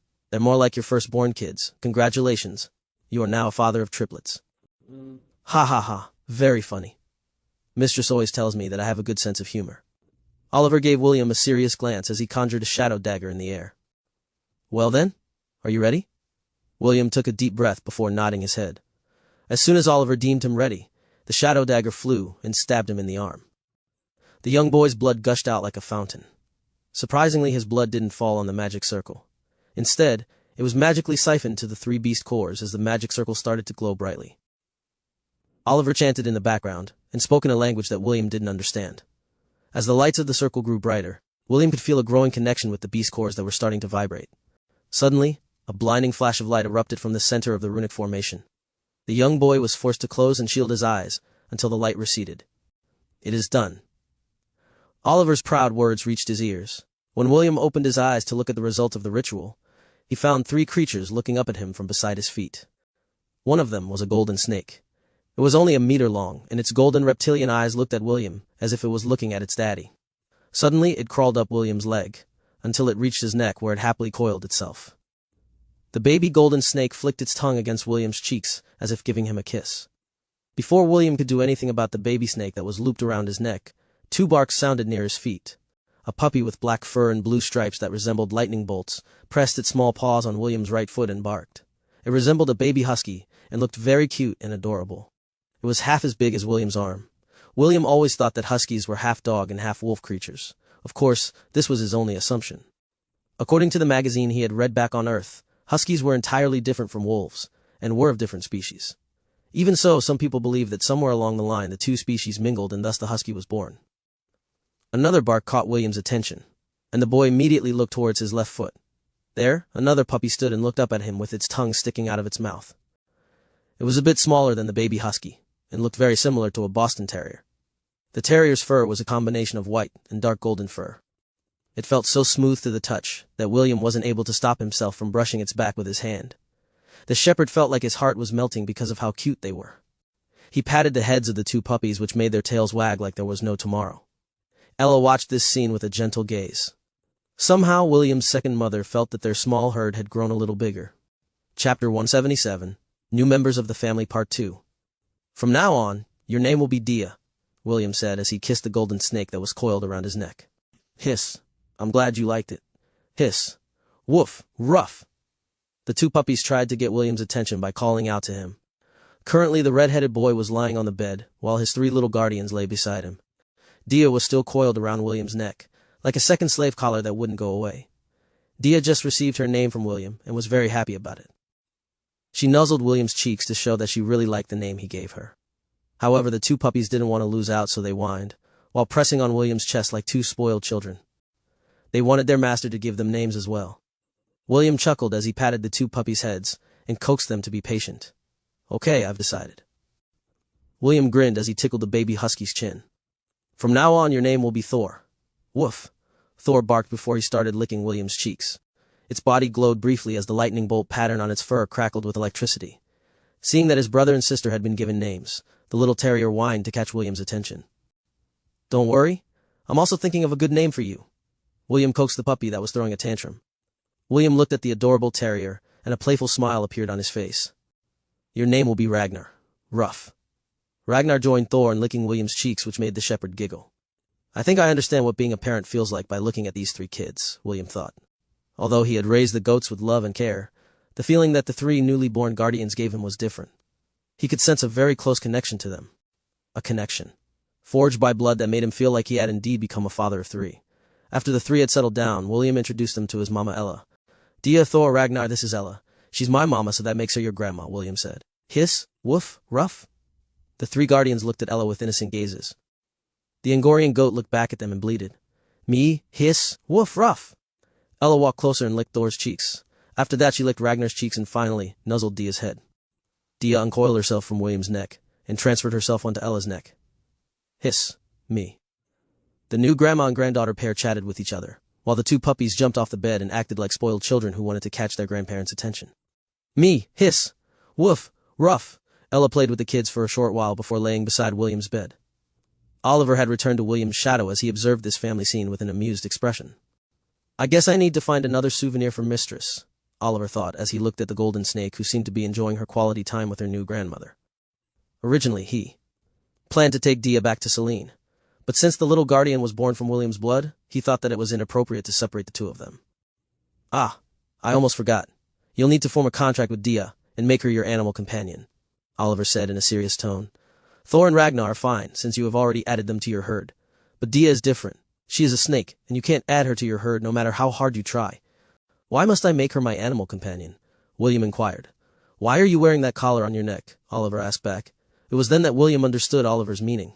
The collar on his neck was protecting him from being targeted by those who were thinking of making him a slave. Dia was a mythical creature. Although she was still young, it didn't change the fact that she would grow up to be a winged serpent in the future. Slavery was not exclusive to humans and other humanoids. Exotic creatures were also being sold in the black market, and Dia would certainly be a very nice addition to those who had the hobby of collecting rare and exotic creatures that were hard to find in the continent. What kind of contract should I make? William asked. I'm not familiar with how contracts are made. An equal contract? Oliver replied. This contract gives both parties equal standing. There is no master and servant relationship. This is the ideal choice for you and Dia. Unless you are a scum who wants to treat Dia as a slave. How could I possibly do that? William snorted. Dia, come here for a second. Hiss. Dia stopped playing with her brothers and looked up at William in confusion. Come, I need to form a contract with you so you won't get targeted by bad people. Hiss. Although she was still confused, Dia slithered and climbed up to William's bed. She then crawled up his body, then looped around the shepherd's neck like a good girl. Since William was devoid of magic power, Oliver was the one that facilitated the equal contract between the red-headed boy and the golden snake. Two blue magic circles the size of a basketball ball hovered between William and Dia. Afterwards, Oliver pricked their bodies using the shadow dagger he conjured to get a drop of their blood. As the blood entered the magic circles he created, it changed its color and became golden. The two magic circles merged with each other and shot out two beams of golden light that shot towards William's and Dia's bodies. When the light receded, Oliver returned to William's shadow and announced that the equal contract had succeeded. With this, another layer of protection had been given to Di to prevent her from being enslaved by others. As for Thor and Ragnar, they didn't need it because the moment they became part of William's herd, it was similar to having a binding contract. When William looked at the two puppies, he was surprised to see that both of them were already asleep. They were lying on Ella's tummy and slept peacefully. William could understand that feeling of comfort, because he had done the same thing for almost his entire life. Seeing that her two brothers were sleeping beside their grandma, Dia decided to join them. She uncoiled herself from William's neck and slithered towards Ella. The golden snake then coiled herself up like a rattlesnake beside her brothers and slept. William and Ella exchanged a glance. The young boy smiled, and Ella's expression was gentle. Both of them were reminiscing about the days when William was still a baby. Suddenly, a knock was heard on the door. William stood up from the bed and personally opened it to see who it was. Good morning, S greeted. You've recovered sooner than expected. Good morning, William returned the greeting as he opened the door wide and stepped aside to let his guests come inside the dormitory room. As always, Est had Ian and Isaac accompanying him. However, this time, it was not only the three of them. Wendy tagged along and she was carrying a picnic basket in her hand. I thought that you still might not have recovered and decided to bring you lunch, Wendy said in embarrassment. William smiled. Although I can walk and move my body, that doesn't necessarily mean that I can travel far. It's good that you brought me some lunch. I'm feeling very hungry. Thank you, Wendy. You're welcome. Wendy gave William a sweet smile as she entered the room. It didn't take long for the new arrivals to notice the three new creatures inside William's room. William introduced them as his guardian beasts, which made Est, Ian, Isaac, and Wendy look at him in a weird manner. It's complicated, William scratched his head. Oliver had warned him that he shouldn't tell anyone where Dia, Thor, and Ragnar came from because it might invite unnecessary trouble. Seeing the shepherd's troubled face, the guests decided not to make it difficult for him. Wendy's eyes widened as she looked at the three sleeping babies. All of them looked so cute and adorable that it melted her heart. However, the one that caught most of her attention was the baby husky Thor. If not for the fact that Thor was sleeping peacefully, she would have begged William to let her hug the puppy. The red-headed boy looked at her infatuated gaze and sighed. It was very easy for him to read Wendy's intentions, because she was a very straightforward person. "You can play with him when he wakes up," William said while scratching his cheek. "He's just a newborn, so he might get tired easily." "I'm okay with that," Wendy replied hurriedly as if she was afraid that William would take back his word. After getting William's permission, Wendy happily brought out the food that she had taken from the Magic Division kitchen. Oliver, who was observing the guests from inside William's shadow, shook his head helplessly. This boy really knows how to attract the bees, Oliver thought. With just a glance, he could tell that the girl named Wendy had feelings for William. As for EST, who was looking at the shepherd in a disgruntled manner, Oliver pretended that he didn't see anything. The parrot monkey was not someone who liked to divulge the secrets of others. He believed that since he had this kind of ability, he should also be more responsible when using it. "It doesn't matter, girls fall for your charms," Oliver mused as he closed his eyes to rest. He had already labeled William as the Prince of Darkness. Since that was the case, he only had to wait for a few more years for the prophecy to be fulfilled. Chapter 178, Turning the Dungeon Upside Down. The next day, William was feeling better, so he decided to join the morning training. He had been resting since he had been brought back to the academy. The students of the martial class didn't slack off in their training. The dungeon outbreak made them realize they handle every situation using their own power. Because of this, they paid extra attention to their daily training, which made Grant, Andy, and the rest of the instructors in the martial division very happy. "Fit to join us?" Priscilla asked. "You don't have to force yourself, Sir William." "Sir William?" William turned his head to look at his vice prefect. It was the first time Priscilla called him Sir William. Usually she just referred to him as head prefect. Priscilla nodded her head. "We have all come to an agreement that the head prefect will be referred to as Sir William from now on. Please, don't reject it, Sir William." And usually, Sir is a term used to address knights in the Helen Kingdom. William scanned the faces of the first years. They were all nodding their heads in agreement. Since that was what they decided, the red-headed boy decided to just go with the flow and smiled. "Today I have an important announcement to make," William said as he faced the first years who were listening to him attentively. "I will introduce all of you to my new family members." The students had already noticed the three little creatures that were accompanying William, so they didn't say anything and stared at them with curiosity. "This beautiful golden snake over here is Dia. She is a girl, so she's shy around people." William introduced the snake that was looped around his neck as usual. "This puppy on my left is Thor, and the one on my right is Ragnar. Aren't they cool looking?" Thor and Ragnar both raised their chins in an arrogant manner. The way they acted was very similar to William when he was feeling narcissistic. Perhaps they had inherited his traits due to the fact that his blood was flowing inside their bodies. "From now on, they will be joining our martial division," William stated. "I hope that all of you will get along with them. Now let us begin our training." Like always, William and the students started their training with stretching exercises. Afterward, they started to run towards the flag that was fluttering in the distance. The shepherd knew that he had just recovered, so strenuous exercises were bad for him. Because of this, he chose to ride Ella's back and oversee the training. Thor and Ragnar, on the other hand, ran alongside Ella and seemed to enjoy the morning activity. At first, William was quite worried that the puppies wouldn't be able to keep up, but he had underestimated them too much. Even though they were still young, Thor and Ragnar were mythical beasts. Just like baby dragons, they were on a level higher compared to creatures newly born to the mortal realm. The two puppies ran alongside Ella with their little legs as their tongues lolled at the side of their mouths. Dia, of course, stayed on William's neck as she watched everything around her with curiosity. After arriving at their destination, the martial students divided themselves into 10 teams and started to do their combat exercises. William's plan was to train capable commanders who would lead a team under their wing. This way, they would be able to mobilize as independent teams that would handle specialized roles. Take Dave as an example. He was the officer in charge of the logistics of the entire martial division. Naturally, his team would focus on managing the supplies of their small army. Priscilla's team was a scouting team, while Spencer's and Drake's teams would serve as the vanguard of the martial division. The other teams also had temporary captains who would either be promoted to commanders or assistant commanders in the future. Grant and Andy were also there, like usual, to oversee the training. The combat training they were focusing on was all about how to utilize their strengths and fight as a team, instead of an individual. The dungeon outbreak had taught them that there was strength in numbers. Even Spencer and Drake, who had the soloist mentality, had started to change their perspective. This was what William wanted to see. The reason? He was quite lazy deep inside, and just wanted to pass the responsibility to other people. When the morning training ended, everyone returned to the dormitory to take a break and prepare for their lessons for the day. "Second Master, is there any news about Big Brother and Big Sister?" William inquired. Although he looked calm, William was actually feeling very worried about them. It had been 3 days since he got the news that they went missing, and he was quite anxious about their current situation. "There's still no news," Oliver answered. Don't worry, Matthew and Leah are stronger than you. Also, your grandfather has arrived at the dungeon. It will only be a matter of time before he saves them. I hope that you are right, Second Master. William sighed as he looked outside the window of his room. I hope that you are right. The sound of monster shrieks echoed along the dungeon walls as Matthew and Leah fought side by side. Contrary to his scholarly image, Matthew was in fact a battle mage that specialized in hand-to-hand combat, while wielding the power of fire. Leah, on the other hand, was a summoner who had made a contract with the powerful water spirit. The weapon she wielded was an elemental whip that her father secretly gifted to her on her 16th birthday. It moved around as if it had a life of its own, slicing off the body parts of the monsters that it came in contact with in half.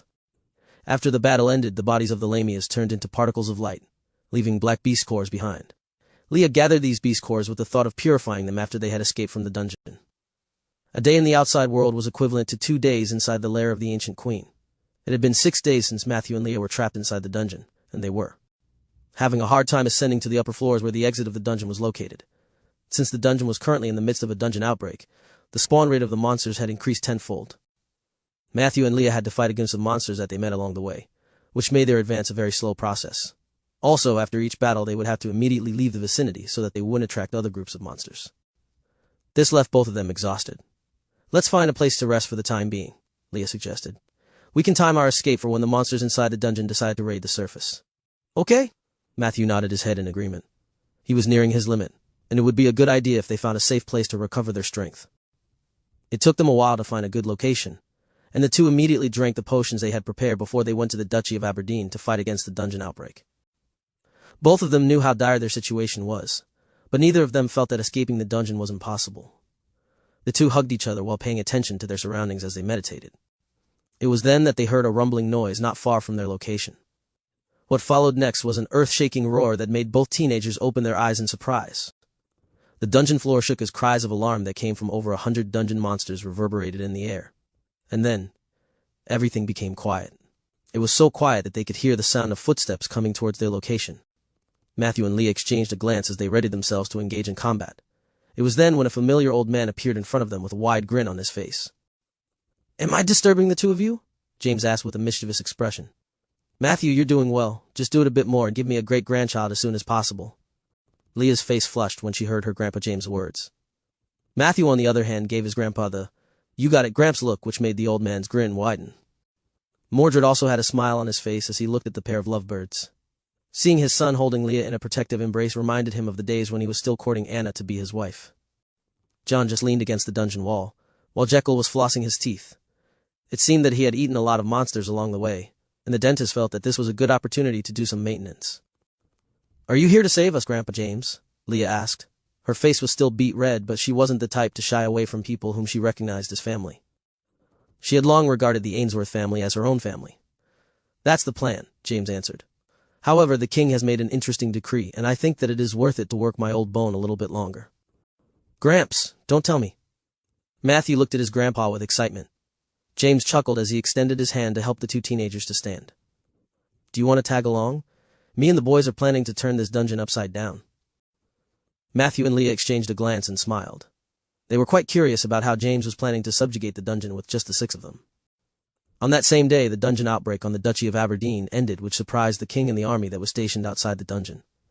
James swaggered out of the dungeon exit with a haughty look as Matthew, Leah, and the experts of Lant walked behind him. Tell the king that James of Lant had subjugated the dungeon, James announced in a booming voice. I will be waiting in anticipation for the rewards that he promised.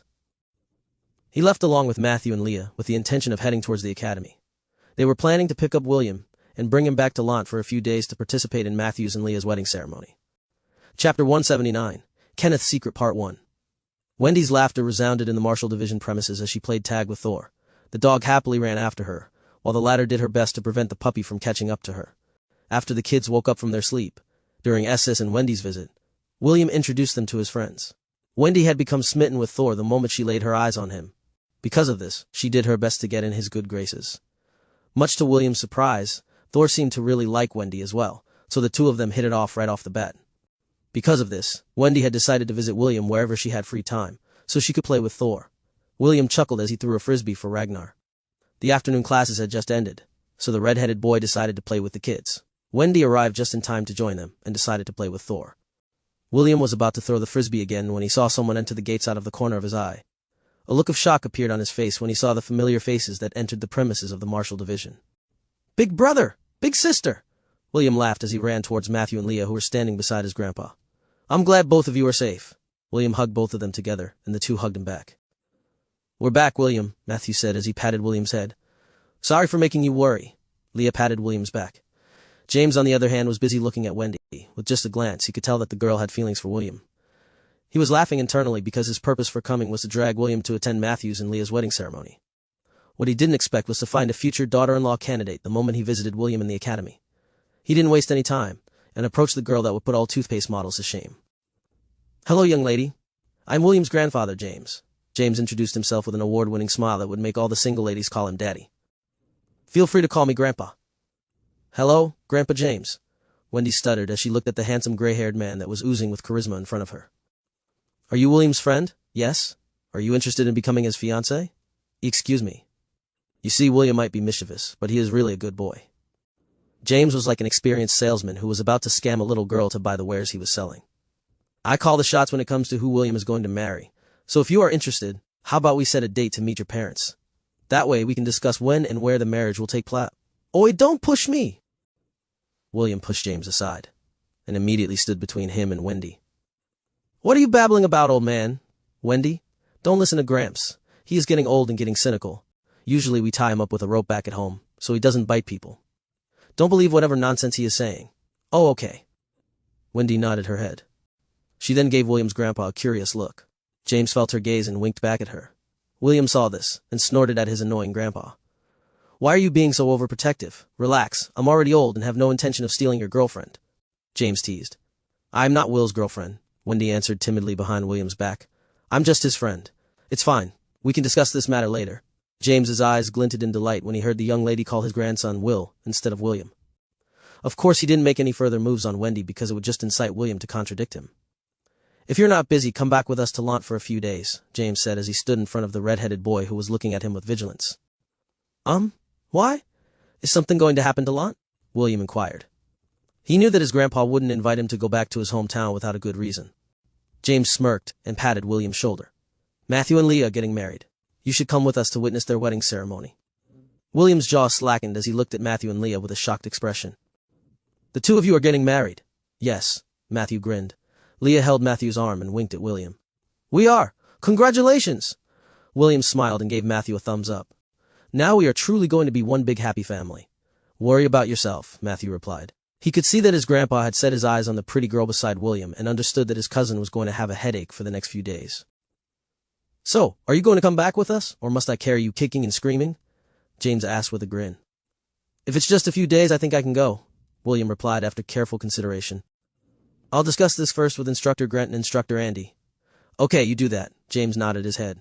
"Meanwhile, I'll have a talk with this pretty lady here." "Yeah, no."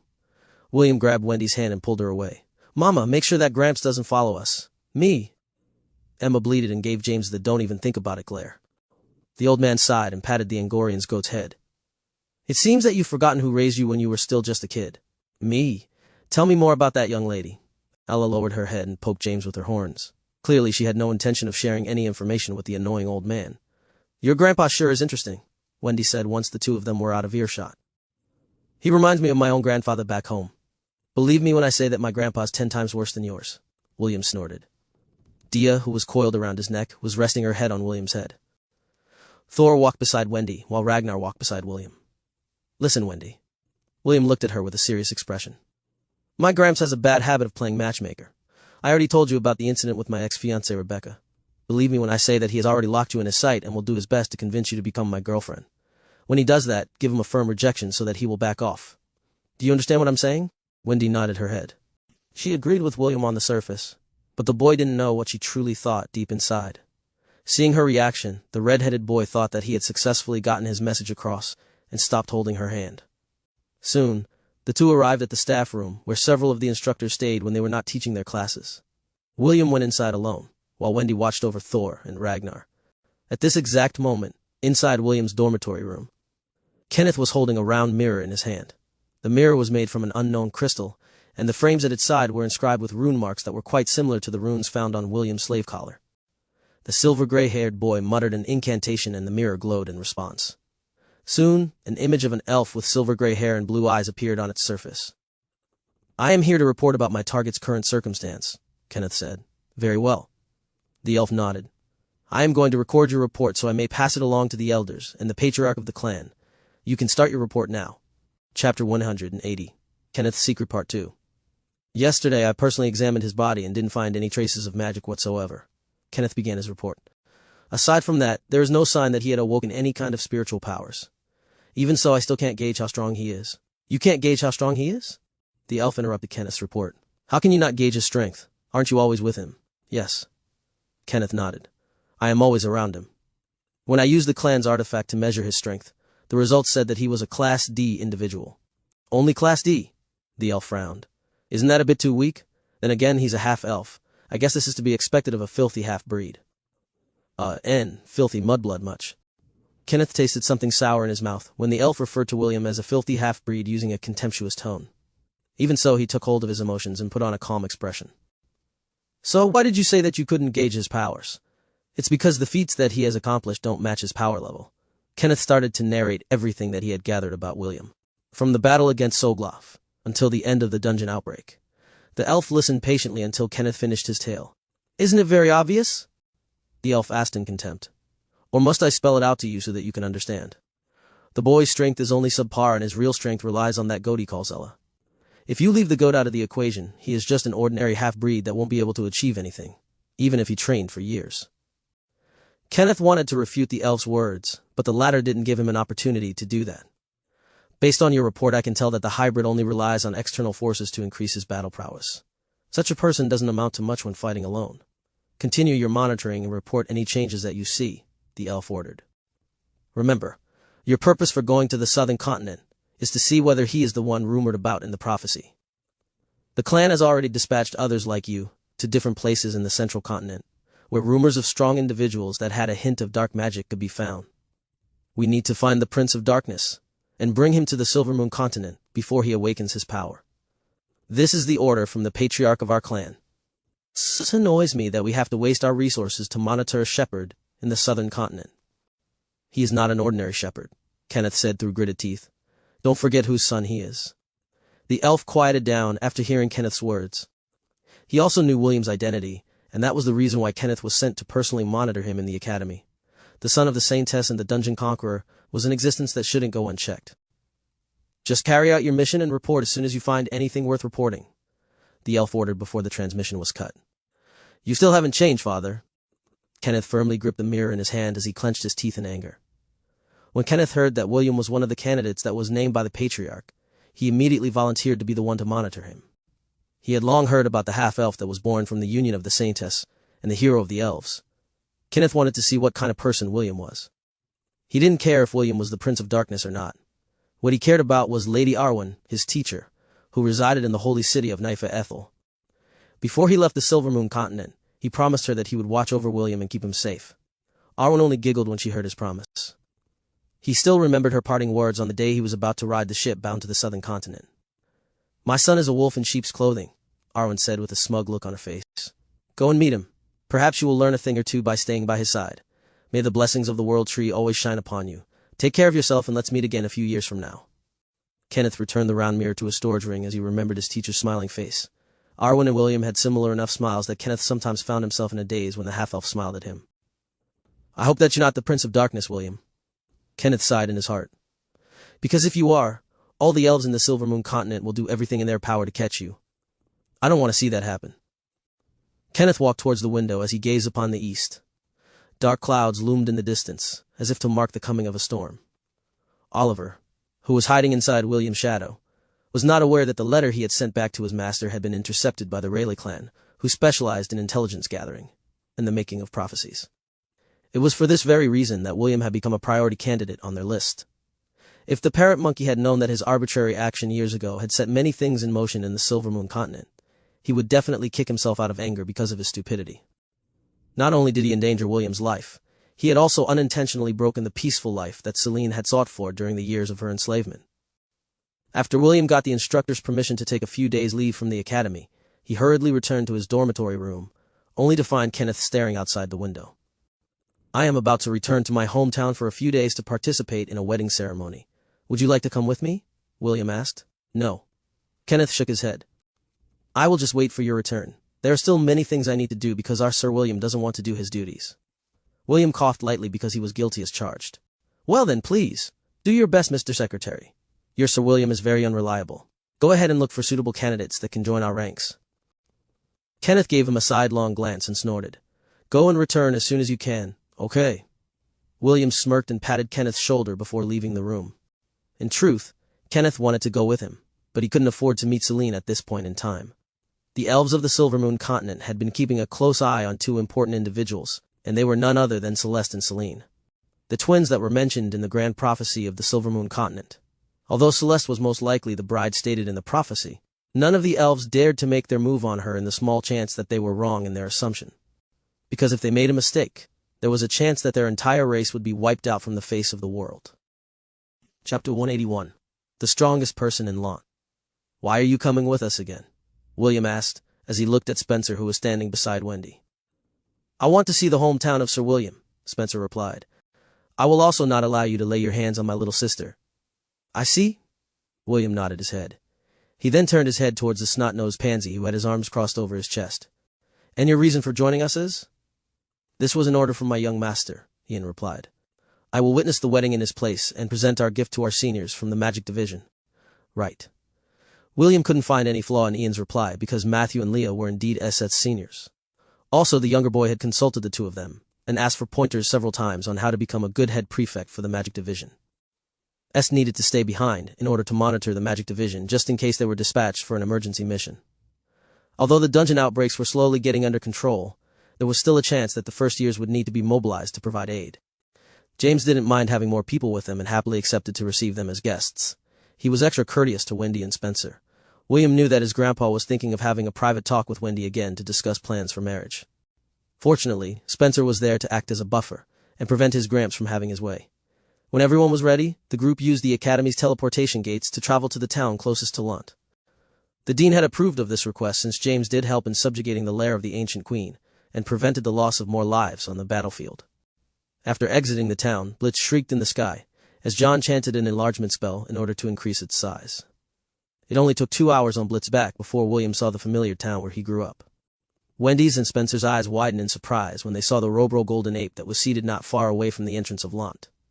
Soon, Blitz landed near the Ainsworth residence. John and Jekyll took their leave and returned to their own homes to rest. James had promised them sufficient compensation for helping him save his grandson and subjugate the dungeon. Helen, who saw them land near the mansion, hurriedly greeted them and hugged Matthew, Leah, and William with tears streaming down her face. I'm glad you are safe, young master, Helen said with a teary face. You too, Leah. Sorry for worrying you, Aunt Helen, Matthew replied while looking apologetic. I'm back, Aunt Helen. Leah smiled. I'm also glad to see you. Helen nodded his head and patted William's head. Have you grown taller, little Will? A little bit, William admitted. Aunt Helen, let me introduce you to my friend Wendy. Wendy, this is my Aunt Helen. She has taken good care of me since I was a baby. Hello, Wendy. Nice to meet you, Lady Helen. Just call me Aunt. Helen smiled. Since little Will and you are friends, then there's no need to be too courteous. Wendy nodded her head. Thank you, Aunt Helen. William then turned to look at the tag-along brother and reluctantly introduced him to his aunt. This is Wendy's older brother, Spencer, William said. He likes to eat grass, so make sure to give him some fresh hay every day, Aunt Helen. Spencer ignored William's words and greeted Helen politely like how nobles did. Helen greeted him in return before making a gesture for them to follow her back to the residence. Since Helen and Ian were already acquainted, there was no need for introductions between them. Matthew and Leah had just entered the door when an anxious Anna hugged both of them while crying tears of joy. A few minutes passed before Anna regained her composure. She apologized to their guests for showing them an embarrassing sight during their visit. After kissing Matthew, Leah, and William on the cheeks, Anna and Helen went into the kitchen to cook a feast. William was left to entertain their guests, as Matthew and Leah took a nap in their rooms. They were still quite exhausted from their near-death experience and decided to rest for the time being. Later, I'll give all of you a tour of Lant, William said with a smile. Thank you, Wendy replied. She was currently seated on the couch and was petting Thor, who was lying on her lap. The husky had his eyes closed in satisfaction. Dia and Ragnar followed Ella outside the residence to visit the other goats that belonged to William's herd. Oliver had also snuck away to return to Selene's house in order to give her the souvenir he had found during his short vacation outside of Lant. I heard from my father that there was a town that survived the beast tide many years ago, and that town's name was Elyon, Spencer stated as he looked at William with a serious expression. Is the Ouroboros the reason why none of the monsters dared to attack this town back then? There were only 4 of them in the living room because James went to see Owen to discuss everything that had happened while he was away. No. William shook his head. We were attacked by a wolf tide, but Gramps and the defenders of Elyon managed to stop their advance. The Ouroboros that you saw outside of Elyon was taken from the battle that took place at the Windkeep Citadel. Spencer pondered for a bit before asking the question that had been bothering him since he entered the small town in the countryside. Who is the strongest person in Elyon? Spencer inquired. He was very curious about the power hierarchy of the only town that survived the disaster that happened many years ago. The strongest. William pondered for a while. In fact, he didn't know who the strongest person in Elyon was. If it was a few years ago, he would have readily answered that his Gramps, James, was the strongest. However, his master, Elyon, had shown amazing combat abilities in the battle against the golden-scaled crocodile. Then there was also the town's dentist, Mr. Jekyll. William had a nagging feeling that the dentist was a very powerful expert that even surpassed James and Celine's battle prowess. In the end, William decided to play it safe and gave an answer based on his preference. My master is the strongest, William replied with a smug expression. I wouldn't make her my master if she was weak, you know. I want to meet your master, Will, Wendy said. I'll ask her later if she will agree to meet you, William answered. My master's quite very shy around people. Ian snorted when he heard the shepherd mention his beautiful elven master. The snot-nosed pansy was quite sensitive to magic power. When he first met Celine, he had already known that she was someone he didn't want to mess with, if possible. However, that didn't change the fact that Ian hated her. The first reason was because she enslaved William. Ian loathed enslavement more than anything in the world. He even made a vow to eliminate all the slave traders he came across when he became stronger. The second reason was the fact that Celine was extremely beautiful. Just the thought of Celine turning William into her boy toy irritated him to no end. He had also heard rumors in the capital that beautiful and handsome half-elves were sold to become the bedwarmers of their new owners. In some cases, the nobles even exchanged their slaves with each other in order to promote better relationships in the noble circle. While Ian was deep in thought, Wendy and Spencer were looking forward to meeting William's master. They wanted to see the person who had trained the red-headed boy and made him the way he was now. Is your master really that strong? Wendy asked. Yes, master is very strong. William nodded in affirmation. She single-handedly dealt with a golden-scaled crocodile and its lackeys. That is how strong she is. What is her profession? Spencer asked. Master? She's a day. William forcefully closed his mouth as sweat oozed on his forehead. He almost forgot that dark mages were banned in the southern continent. If he were to say that his master was a dark sorceress, he wasn't sure how his 2 guests would react. Ian was different. He already knew that Celine was a dark sorceress, so he didn't need to hide it from him. However, Wendy and Spencer were different. Although William trusted Wendy, he wasn't sure if Spencer was tight-lipped or not. Celine had explicitly told him about the prejudice that the common people held towards those who wield dark magic. Your master is a what? Wendy inquired. My master is a day dancer, William hurriedly replied. She's a very good dancer. A dancer? Spencer frowned. Your master is a dancer. Spencer looked at William in doubt. Although some dancers were very strong fighters, their main profession was more in line with the realm of entertainment. He didn't believe that a dancer was capable of training William to become a strong warrior. Yes, my master is a dancer, William lied through his teeth. She's a beautiful elven dancer. Anyone who sees her dance would be charmed by how graceful and talented she is. The corner of Ian's lips twitched as he watched William's attempt to hide his master's true profession. Although Ian was tempted to tell the others the truth, he decided that it was not worth it to make Celine his enemy. After all, dark mages were banned from the southern continent for a reason. Chapter 182. Reincarnated with the strongest system. A dancer? Celine covered her luscious lips and chuckled. You told them I'm a dancer? Very funny, little Will. Sorry, master, William replied. I wasn't thinking properly at that time. Don't worry. Even if they ask me to dance, I won't do it. Celine propped her chin on the palm of her hands as she looked at her one and only disciple. Enough about that for now. Tell me everything that you have experienced in the academy. William could only give his master a stiff smile as he narrated the series of events that had happened to him in the academy. From the time he had taken the entrance test up to the point where Oliver helped him save the dungeon cores. Speaking of which, where are these dungeon cores? Celine asked. Rather, the souls of these dungeon cores. William glanced at Oliver, and the latter just avoided his eyes. It seems that he didn't tell Celine everything that happened, so that William could tell her himself. After the twin cores used their energy to give birth to Dia, Thor, and Ragnar, they went into hibernation deep inside my sea of consciousness, William replied. Second Master said that they would sleep for a very long time, and it might take many years before they wake up. Celine nodded her head in understanding.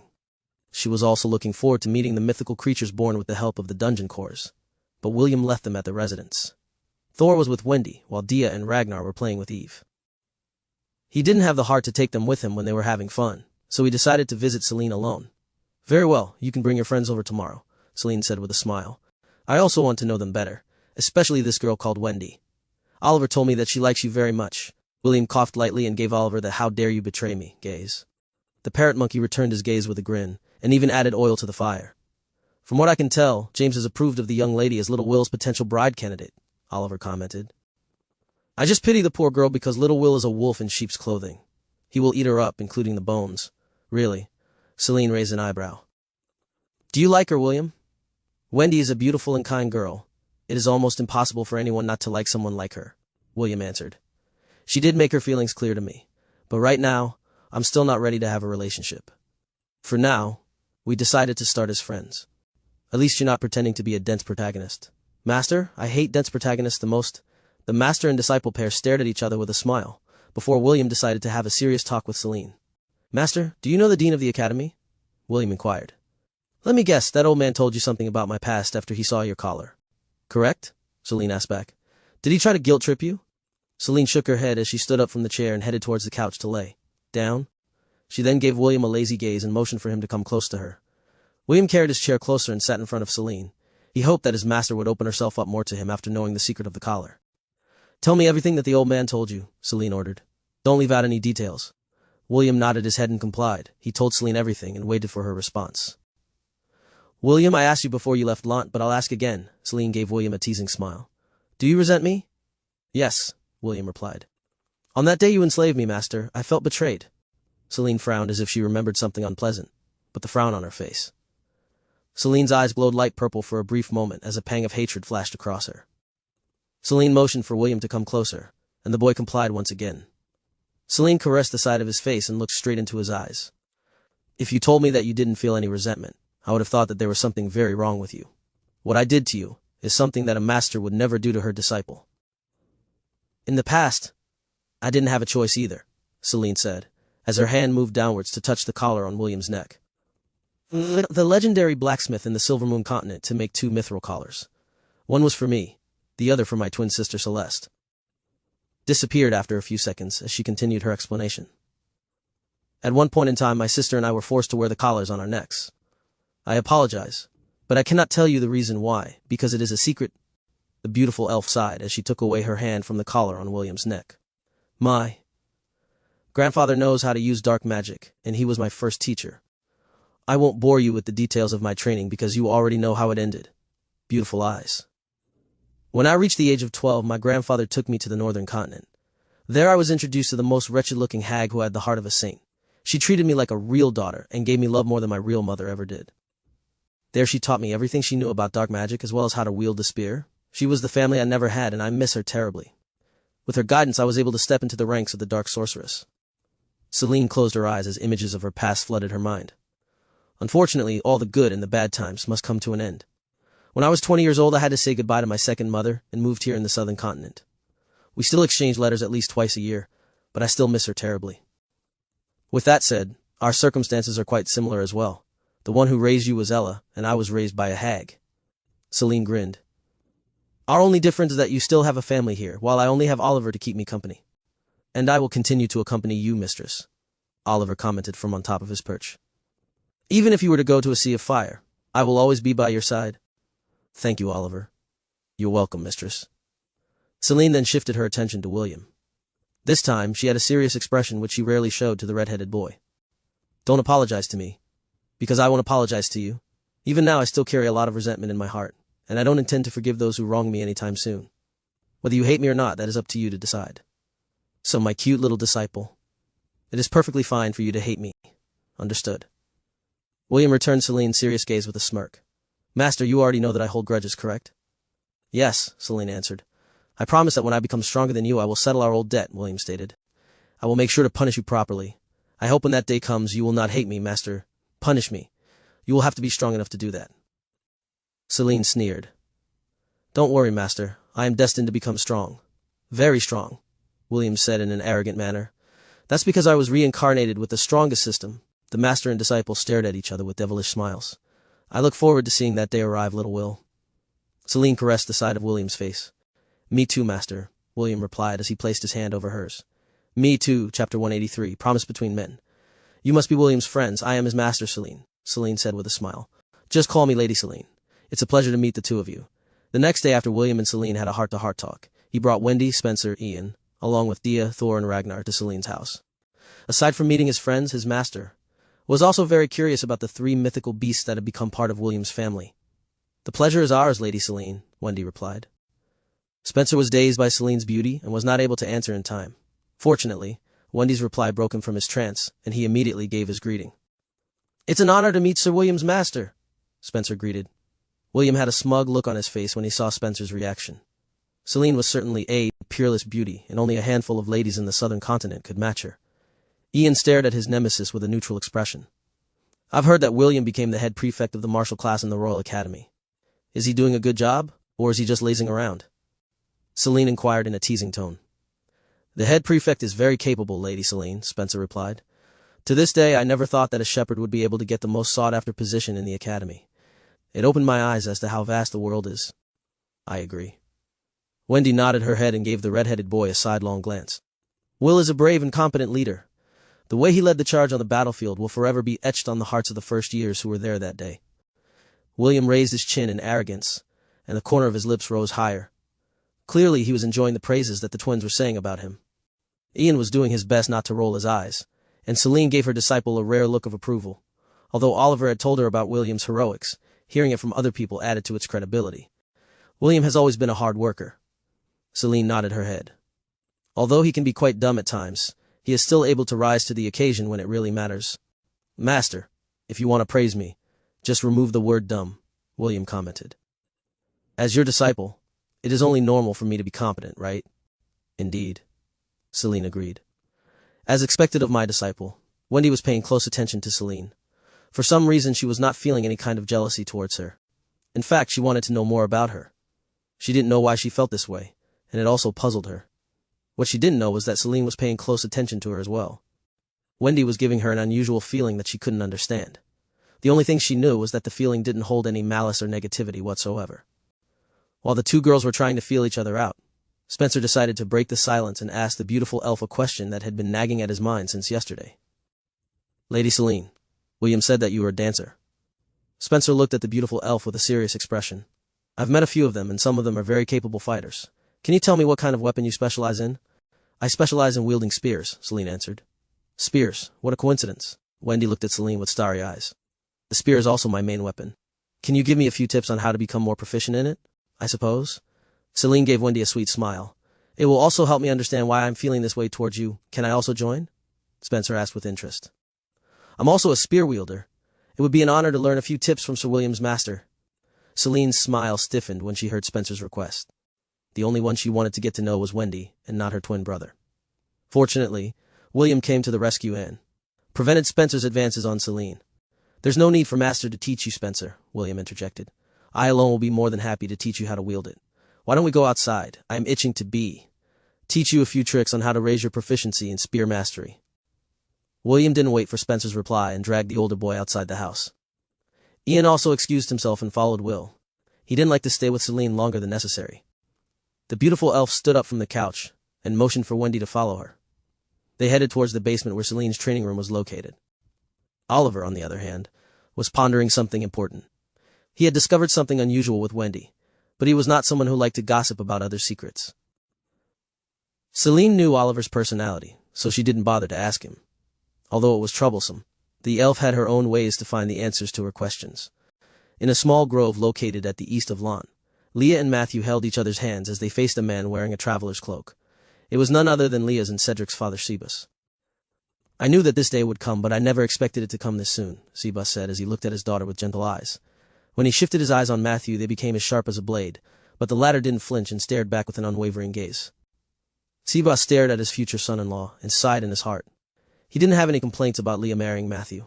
Quite the opposite, he was quite satisfied with him. His only concern was whether the young man would be able to make his daughter happy. If you make my daughter cry, I swear that I'll beat the crap out of you, Sebus stated. Not even your grandfather can stop me from wiping the floor with your face. If that time comes, then I won't resist, Matthew replied. If I'm not even capable of making Leah happy, then I definitely deserve a beating. Remember those words. I will hold you accountable for them. I will.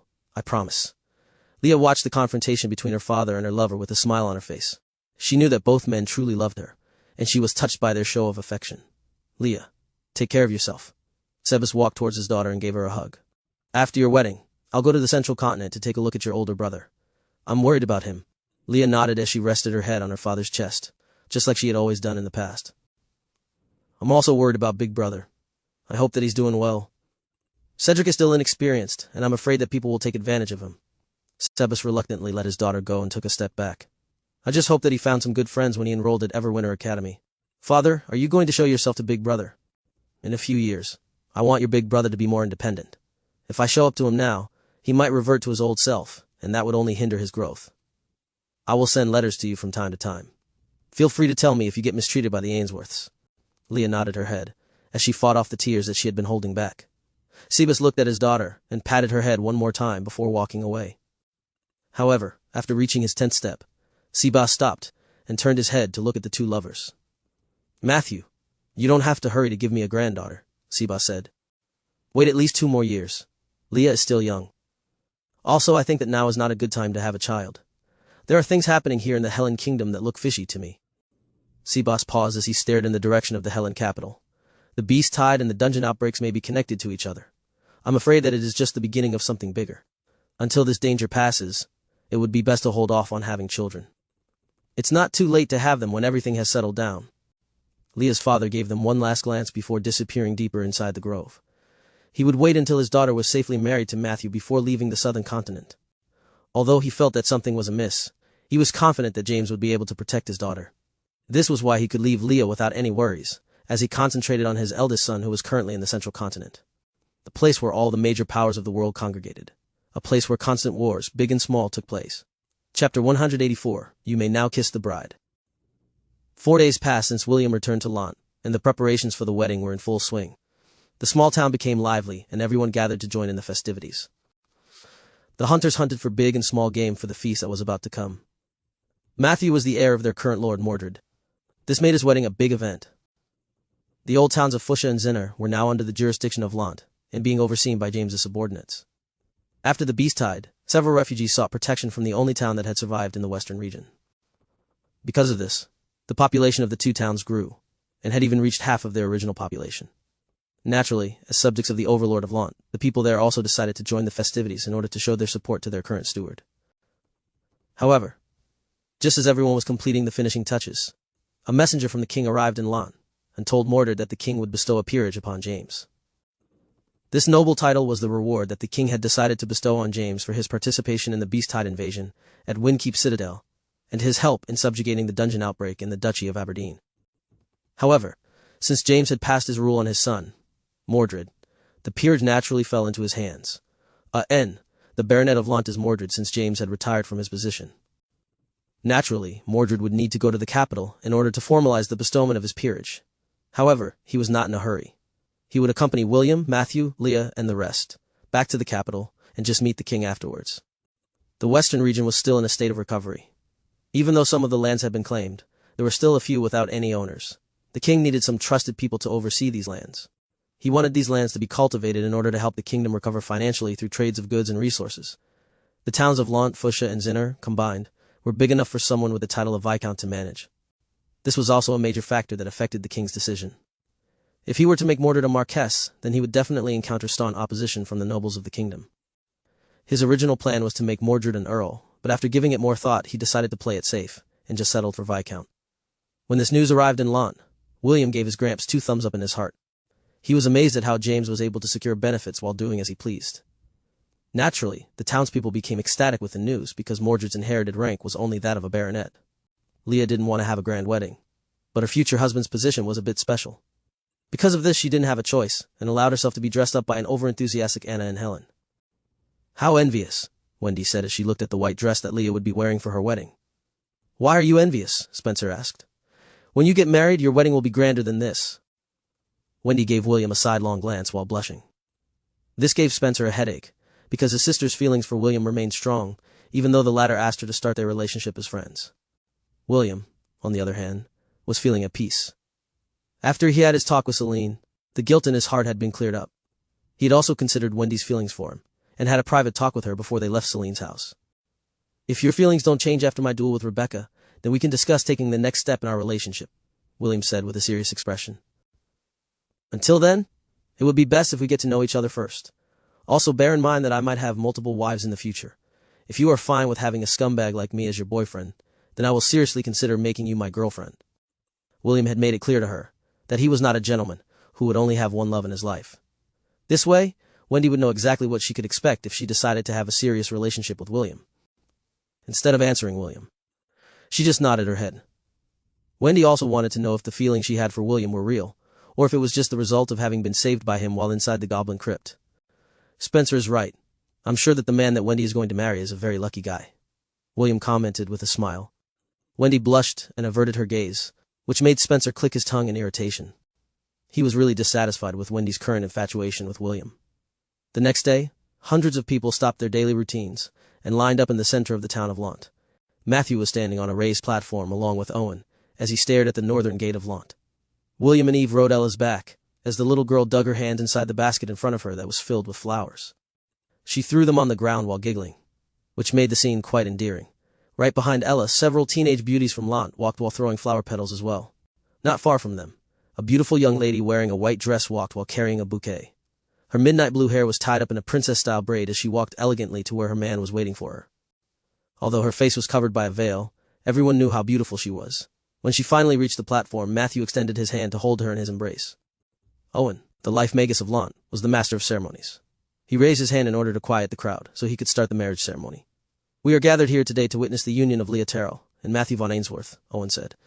"With the power vested in me by my sacred order, I ask you, Matthew von Ainsworth, do you pledge to honor Leah Terrell with your life, to love and cherish, today and every day, for the rest of your life?" "I do," Matthew answered. "I ask you, Leah Terrell, do you pledge to honor Matthew von Ainsworth with your life, to love and cherish, today and every day, for the rest of your life?" "I do," Leah answered. Owen raised the ceremonial staff in his hand. "Bow to the heavens and earth," Owen ordered. Leah and Matthew bowed towards the north. "Bow to honor the gods," Owen ordered. Leah and Matthew bowed towards the south. "Lastly, bow towards each other," Owen ordered. Matthew and Leah bowed to each other. "With the gods and the citizens of Lant as my witness, I now pronounce you husband and wife," Owen declared with a smile. "You may now kiss the bride." Matthew gently parted Leah's veil and gave her a long and passionate kiss. A round of cheering and whistling reverberated through the town as the citizens showered their future lords with their blessings. James laughed out loud while patting Mordred's shoulder. Mordred held Anna's hand as the latter leaned her head on her husband's shoulder. Tears streamed down from her eyes, not out of sadness, but of happiness, for her eldest son had finally found the love of his life, like she did many years ago. William watched this scene with a big smile on his face, as he held his adorable cousin in a protective embrace. Not far from him, Celine stood wearing a beautiful dress and veil. She usually doesn't join such festivities, but this time she made an exception. James and the people of Lant had been good to her, so she deemed that it was necessary to participate in Matthew's wedding ceremony. Wendy, Spencer, and Ian joined the others as they applauded the newlyweds. Everything was going smoothly when suddenly, dark clouds covered the sky, and thunder roared in the heavens. A strong gust of wind blew over the town of Lant, which immediately put a stop to the cheering. Everyone looked up in the sky and saw 3 giant black bats with blood-red eyes staring at them as they flapped their wings. Standing on top the bats were 3 people wearing hooded robes. Just one glance, and one could tell that they didn't come to give well wishes to the bride and groom. "A wedding? Looks like we came at the wrong time," one of the hooded people, who was standing on the giant bat on the right, said with a cheerful voice. "Actually, we came at the right time," the man in the middle chuckled. "I like weddings. It is the perfect opportunity to snatch the bride and ravage her in front of her groom." The hooded person standing on the left raised his hand and a dark orb of magic manifested above him. "We will all give you 2 choices," the hooded person shouted. "The first is to submit to us and follow our bidding. The other, die without a full corpse. Now choose." Matthew stepped in front of Leah in order to block the lascivious gaze of the hooded man looking at his wife. Owen stepped forward and positioned himself in front of Matthew. Deep down, the old man was sneering. He wondered if the 3 idiots' heads had been kicked in by donkeys. Fortunately, the wedding had just ended. If they came while they were in the middle of the ceremony, the 3 bastards would have definitely suffered a fate worse than death. Celine looked at the 3 intruders in disdain. If they'd attacked any of the other towns in the western region, then their chances of succeeding were very high. The only problem was that They were only a bunch of small fries that had unknowingly stepped inside a lion's den. "Father, let me handle them," Mordred said with a devilish smile. "Ha, there are 3 of them," James replied. "You can handle 1. I'll handle 2. I came here to complete the mission, not indulge in carnal desires." The man wielding dark. William, who was seated on Ella's back, had the same devilish smile that was on Mordred's and James's faces. The thunder and lightning in the heavens rumbled and made William feel that it was a good opportunity to vent out some frustrations. "System. Change my job class to Prince of Thunder." "Job class has been successfully changed. I am looking forward to seeing some fireworks." William's smile grew wider when he felt the power of lightning within the dark clouds answer his call. He had long awaited the day when he could test the power of the prestige class, but his lack of mana and encounters prevented him from doing so. With such a golden opportunity in front of him, William was dying to send the 3 morons to Kingdom Come. Chapter 185, Thunder God's Wrath. "Look, they're so afraid that they've become speechless." The man in the middle of the formation laughed. "I call dibs on the bride. You 2 can just choose among the womenfolk," Magic replied as he focused his attention on the people on the ground. "I don't care what you do, just don't get in the way of the operation. I hope there's someone strong," the hooded man on the right commented. The other towns didn't even have strong fighters. Conquering them was boring. As he said these words, a swarm of bats flew from the east and circled around Lant like a red cloud. They numbered in the thousands, and their red eyes glowed eerily in the darkness. It reminded William about the time when the dire wolves attacked them in the valley. Back then he was still a weakling who only knew how to hide behind the strength of his mama and the other adults. Now he eyed the bat swarm with keen interest, and he had only one thing on his mind. "That's a lot of experience points," William mused. "I'd better not miss this opportunity. Gramps and the others will definitely capture these idiots and interrogate them later. For now, I need to make sure that the small fries don't get away." William used his appraisal skill and checked the monsters that were presented to him as a sacrifice. Red-eyed screecher bat. Vampire bat. Threat level, B mid. Uses powerful supersonic attacks in order to neutralize its prey before going for the kill. Resistant to dark magic. A species of vampire bat that thrives in places where high concentration of miasma can be found. Red-winged vampirelings. Vampire bat. Threat level, E low. With a wingspan of 2 feet, this vampire bat usually hunts in groups in order to take down bigger prey. Its fangs carry a mild paralyzing venom that it uses to incapacitate its prey. A species of vampire bat that lives in places where death and decay abound. Although they are only Class E, they make up for their weakness through sheer numbers. William smirked. "Well, it's fine. They're free experience points anyway."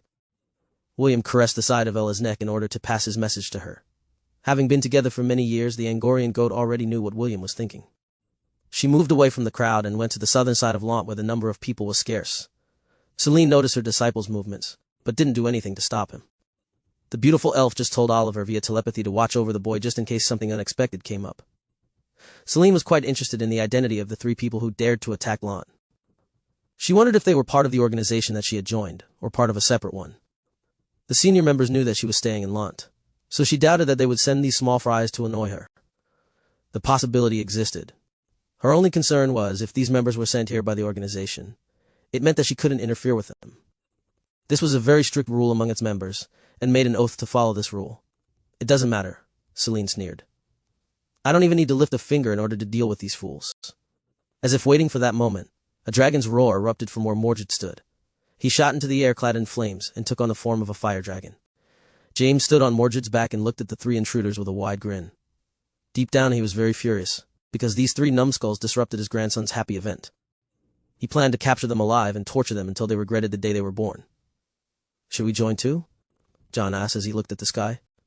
"No need." Trent, who was standing beside him, said as he crossed his arms over his chest and stared at the swarm of bats with interest. "Too bad they're in the air." Marcus rubbed his chin in disappointment. "I kinda want to join the action." Several of the Masters of Lant also feel the same way. They were quite annoyed that their festivities had been ruined by these 3 gatecrashers. On a hill overlooking Lant, William held Eve securely in place as he sat on Ella's back. Flashes of lightning bolts snaked within his pupils as his lips moved to utter a chant. When dark clouds hang on the horizon, and the roar of the heavens announce their presence, it is now time for me to break the silence. Lightning ever weaving, thunder ever seeking, I call upon you now. A deafening roar of thunder shook the sky, lightning bolts snaked the heavens like wild dragons, waiting for the call of their lord. William raised his right hand and pointed at the swarm of bats in the distance.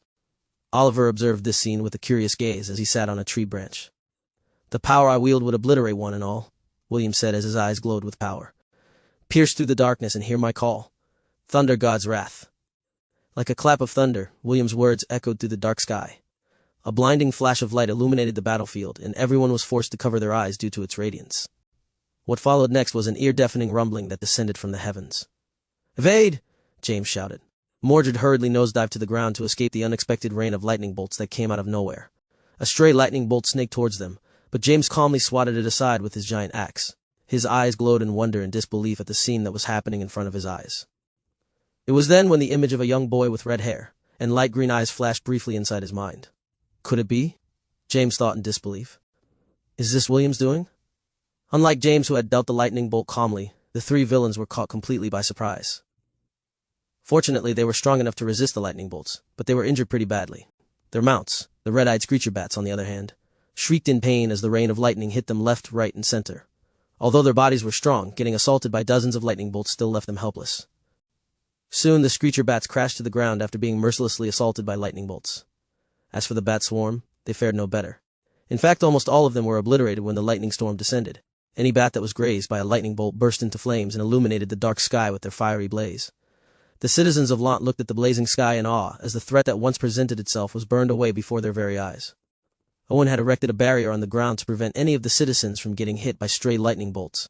Several of the experts of Lant worked in tandem to ensure that none of their people got hurt in the crossfire.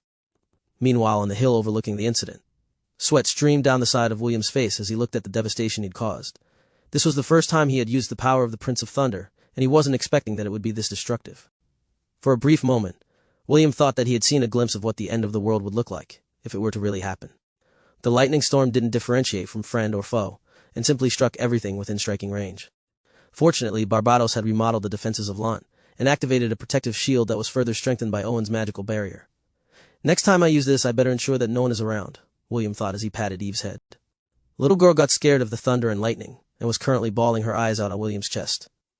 The bat swarm only had a tenth of its original number by the time the effects of the skill subsided.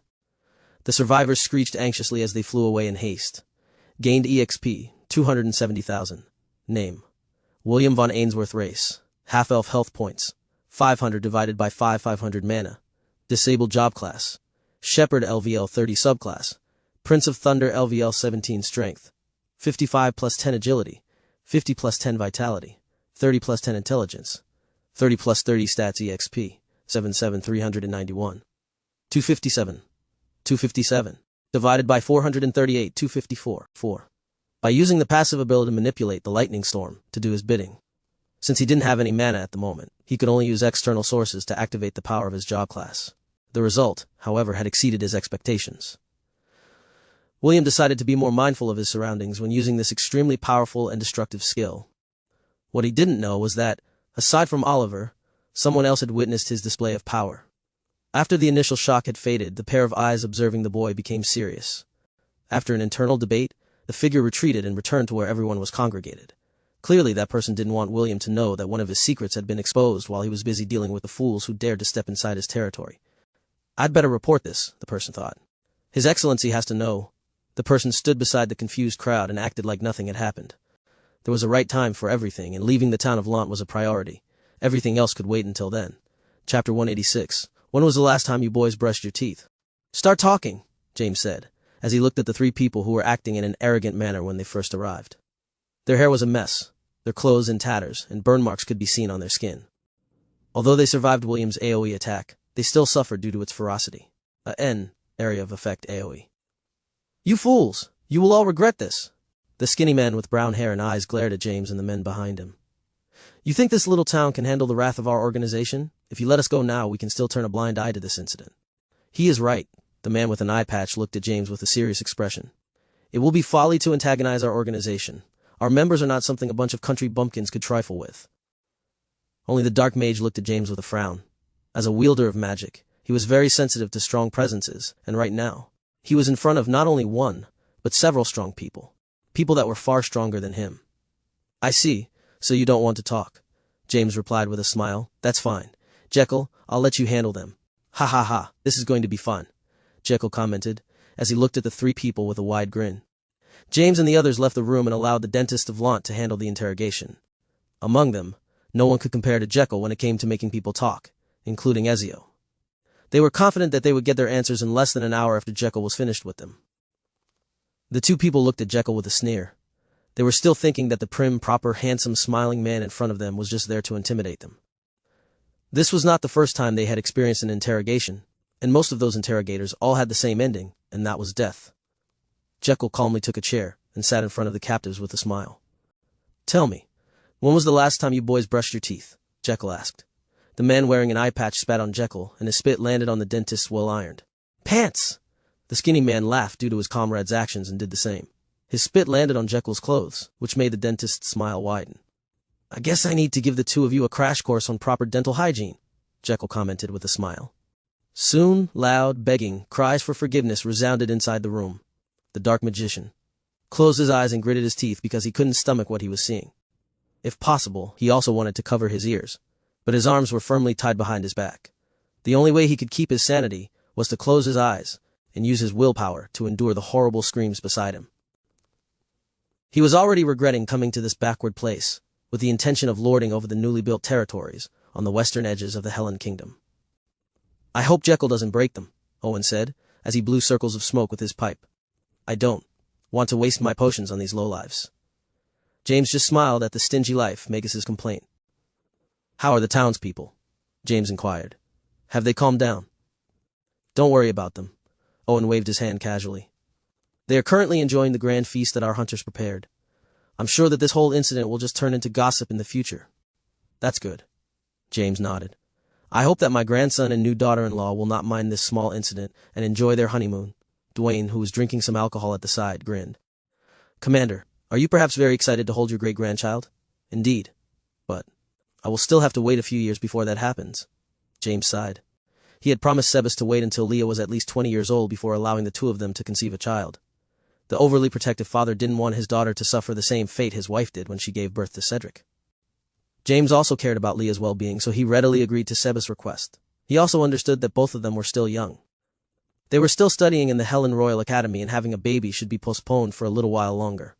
As the three men waited for the result of Jekyll's interrogation, William and the others were enjoying the feast at the center of the town. Although the guests from Fuchsia and Zinner were shaken, the original inhabitants of Lant treated the incident like it was just a passing cloud in the sky. After experiencing two beast tides, the people of Lant were not easily ruffled by sudden attacks on their hometown. "Where did you go earlier, Will?" Wendy asked. "When those scary men appeared, I looked for you, but you were nowhere to be found." William finished chewing the apple inside his mouth before answering Wendy's question. "It was a dangerous situation, and I decided to evacuate in order to protect E from harm. Those men were stronger than us, and it was not a good idea to confront them head-on." Spencer, who was seated beside his sister, looked at William with a serious expression. "Your uncle and grandfather were amazing. I heard that they helped in subjugating the dungeon in the Duchy of Aberdeen, but seeing them in action was truly something to behold." William raised his chin in an arrogant manner. "My grandpa cracks coconuts with his bare hands. Handling a few small fries is not a big deal to him. You should have seen how he faced off against the millennial beast. That scene gave me goosebumps." Ian was already used to William's narcissistic bragging, and turned a deaf ear to his words. He busied himself in eating the delicious dishes that were prepared by the hunters of Lant. Although the capital didn't lack high-class dishes, the local delicacies he was currently eating gave him a more homely feeling, and they reminded him of his own hometown. "I hope father and mother are doing well," Ian thought, as he took another bite of a dish that William had called curry. The red-headed boy even bragged that he was the one who cooked it yesterday. He added that curry tasted better if it was eaten at a later time, so he prepared it the night before in order to bring out its true flavor. "I wish I could stay longer," Wendy said with a sad expression. "Aunt Anna, Aunt Helen, Uncle Mordred, and Grandpa James are all good people. They are very warm and kind. Also, Lady Celine was really an expert when it comes to wielding a spear. I learned a lot from her." William, who was currently tempting Dia to eat the apple in his hand, looked at Wendy with gentle eyes. "You can always come and visit them anytime you like. I'm sure that Gramps and the others will welcome you with open arms. Can I?" Wendy looked back at him with a serious expression. "Can I really come and visit them anytime?" "Of course, good. Then I'll come and play with Eve again when there is an opportunity." Wendy's mood was lifted due to William's words, and she handed a drumstick to Thor in order to reward him for being a good boy. Ragnar was currently eating a steak on a wooden plate beside William's feet. Although they only grew stronger by eating beast cores, it was perfectly fine for them to eat ordinary foods as well. "I'm still curious," Spencer gave William an inquiring gaze. "Just who are those men? Do they have comrades? If yes, this needs to be reported to the capital and fast." "You don't have to worry about that," William replied. "Uncle Mordred will be going with us back to the capital, He will deliver the news to His Majesty while waiting for his peerage to be bestowed upon him. That's good to hear. Spencer nodded. He once again stared at his head prefect for a brief moment, before focusing on the food on his plate.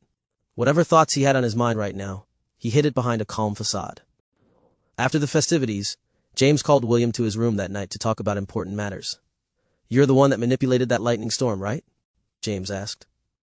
William nodded his head because there was no use hiding the secret to his grandfather. "Is this the first time you have done such a thing?" "Yes." James sighed and massaged his forehead. "William, what you did was dangerous. Fortunately, the defenses that we installed in Lant kicked in right away. Also, the veterans were present, so the damage was minimal. No one also got injured because Owen and the rest acted fast enough. If you had chosen a different occasion to use that ability, I'm afraid that we might have suffered casualties on our side." James said this in a calm manner, but William's guilt was enough for him to feel ashamed of his actions. He didn't think ahead when he used the skill Thunder God's Wrath. All he wanted to do was to take the opportunity to test his ability. "I'm sorry, Grandpa," William replied. "I will be more careful in the future." James didn't punish William because he knew that his grandson was truly repenting for his actions. However, there was one more thing that he had to make sure of no matter what. "Were there any witnesses when you used that skill?" "Only Eve, but I doubt that she was aware of what was happening." James nodded his head and only reminded William not to recklessly use the power of lightning again, especially when in public. After all, this was a secret that they had to keep until William became strong enough to protect himself. 3 days later, the group including the newlyweds returned to the Helen capital along with Mordred. Although their honeymoon only lasted a few days, the two people radiated happiness which made William envious. Wendy chatted with Leah from time to time while giving sneaking glances at William from time to time. The two girls would giggle every now and then, which made William feel his stomach churn for some unknown reason. They were currently on the back of Blitz, and were flying towards the nearest town where a teleport gate was stationed. From there, they would teleport straight to the capital. When they arrived at the capital city, Gladiolus, Mordred escorted the children to the academy before going to the castle to meet the king. Before they left, James had given Mordred a confidential letter. The information that they squeezed out from their captives was quite alarming, that James decided to share the information with the king. He hoped that the Helen Kingdom still had some forces left in order to deal with the new threat that they were about to face. Chapter 187, Order of the Angorian War Sovereign Part 1. In a private room used to entertain special guests in the palace, Mordred sat in front of the ruler of the Helen Kingdom, King Noah Ernest v. Helen. "Sure this information is credible?" After reading James's letter, his silver-gray eyes looked at Mordred with a serious expression. "That is the information we received from the people who attacked Lant," Mordred answered. "We used a special method to extract the information so we can guarantee that the captives weren't lying. Of course, that doesn't mean that the information they gave us is true. They can be just disposable pawns that were thrown away in order for us to learn of this information. Whether to believe this information or not is up to you to decide. Your Majesty, for James and Mordred, they didn't really care whether the news was true or not. Their only concern was whether it would affect Lant or not. After a discussion among the experts of Lant, they decided to pass the information to the king so he could take appropriate countermeasures to handle the problem. The other man present inside the room was the Grand Archmage of the Helen Kingdom, Emrys.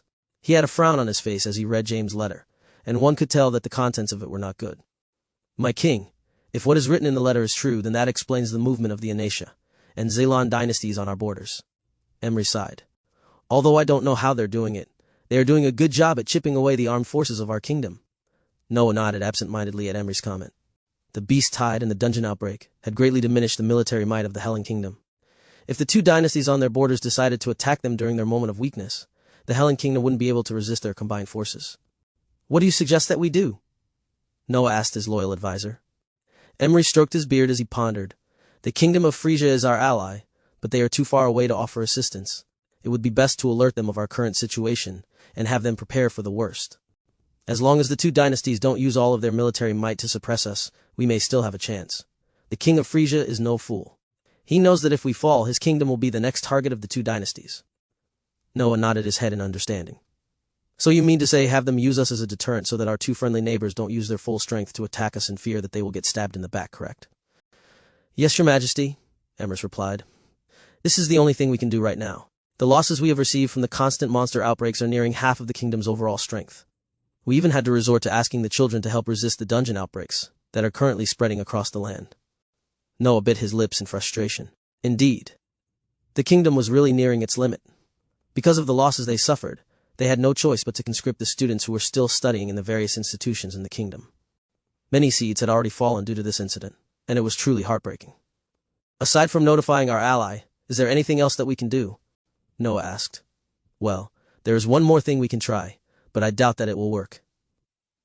The Grand Archmage gave Mordred a sidelong glance before shifting his attention to the king. We need the help of the northern tribes. If they are willing to give their support, then we will be able to resist an invasion. Noah had a troubled expression when Emrys mentioned the tribes in the north of their kingdom. These tribes were given free reign on their lands and were technically not citizens of the Helen kingdom. The reason why they were not included in the kingdom was because the former kings weren't able to conquer their lands. This proved how strong these tribes were, and the best thing they could do was to sign a non-aggression pact with them. These tribes did what they wanted to do, and the Helen kingdom couldn't interfere. Of course, this also meant that the tribes couldn't invade the lands of the Helen kingdom as well. They were more like the neighbor next door that they couldn't afford to offend. The oath both sides took was a powerful one, and the main reason why there was a lasting peace between the two factions. Let me think about this first, Noah answered after some time. For now, alert the Sword Saint and tell him to observe our borders. As you wish, my king. Emrys bowed and left the room. Mordred was quietly sipping his tea at the side. He was perfectly fine pretending that he didn't hear the conversation between the king and the Archmage. Noah looked at his future Viscount with a helpless expression. He knew more than anyone that the Ainsworth family didn't plan to interfere with matters of the state. Even if he made Mordred a Viscount, he wouldn't actively help the kingdom resist the invasion. After all, he was the one who exiled one of their family members to never step foot in the Helen kingdom ever again. It seems that all of you didn't slack on your training while I was gone, William said with a smile. Very good. As expected of the Martial Division, a day after he returned to the academy, William announced that he would be making an important announcement, and all the students of the martial class were required to attend. The students, who numbered just slightly over 300, looked at their head prefect with solemn expressions. Kenneth, Priscilla, Dave, Spencer, Drake, and Conrad were standing behind William. They were the officers he chose among the batch of students to form his council. The reason why I called you here today is to announce the name of our order. William scanned the faces of the students who were looking back at him. From this day onwards, by the power vested in me as the head prefect of the Martial Division, I hereby declare the founding of the Angorian War Sovereign. James had already told William about the impending danger that would befall the Helen kingdom if the information they gathered from their captives proved to be true. Because of this, William had decided to speed up his plan to create his own fighting force before the academy would dismantle the ranks of the students in order to join a possible war with the two neighboring kingdoms. With all due respect, sir. A teenage boy raised his hand as he looked at William with a serious expression. I don't think that forming an unauthorized organization is allowed within the Helen Royal Academy.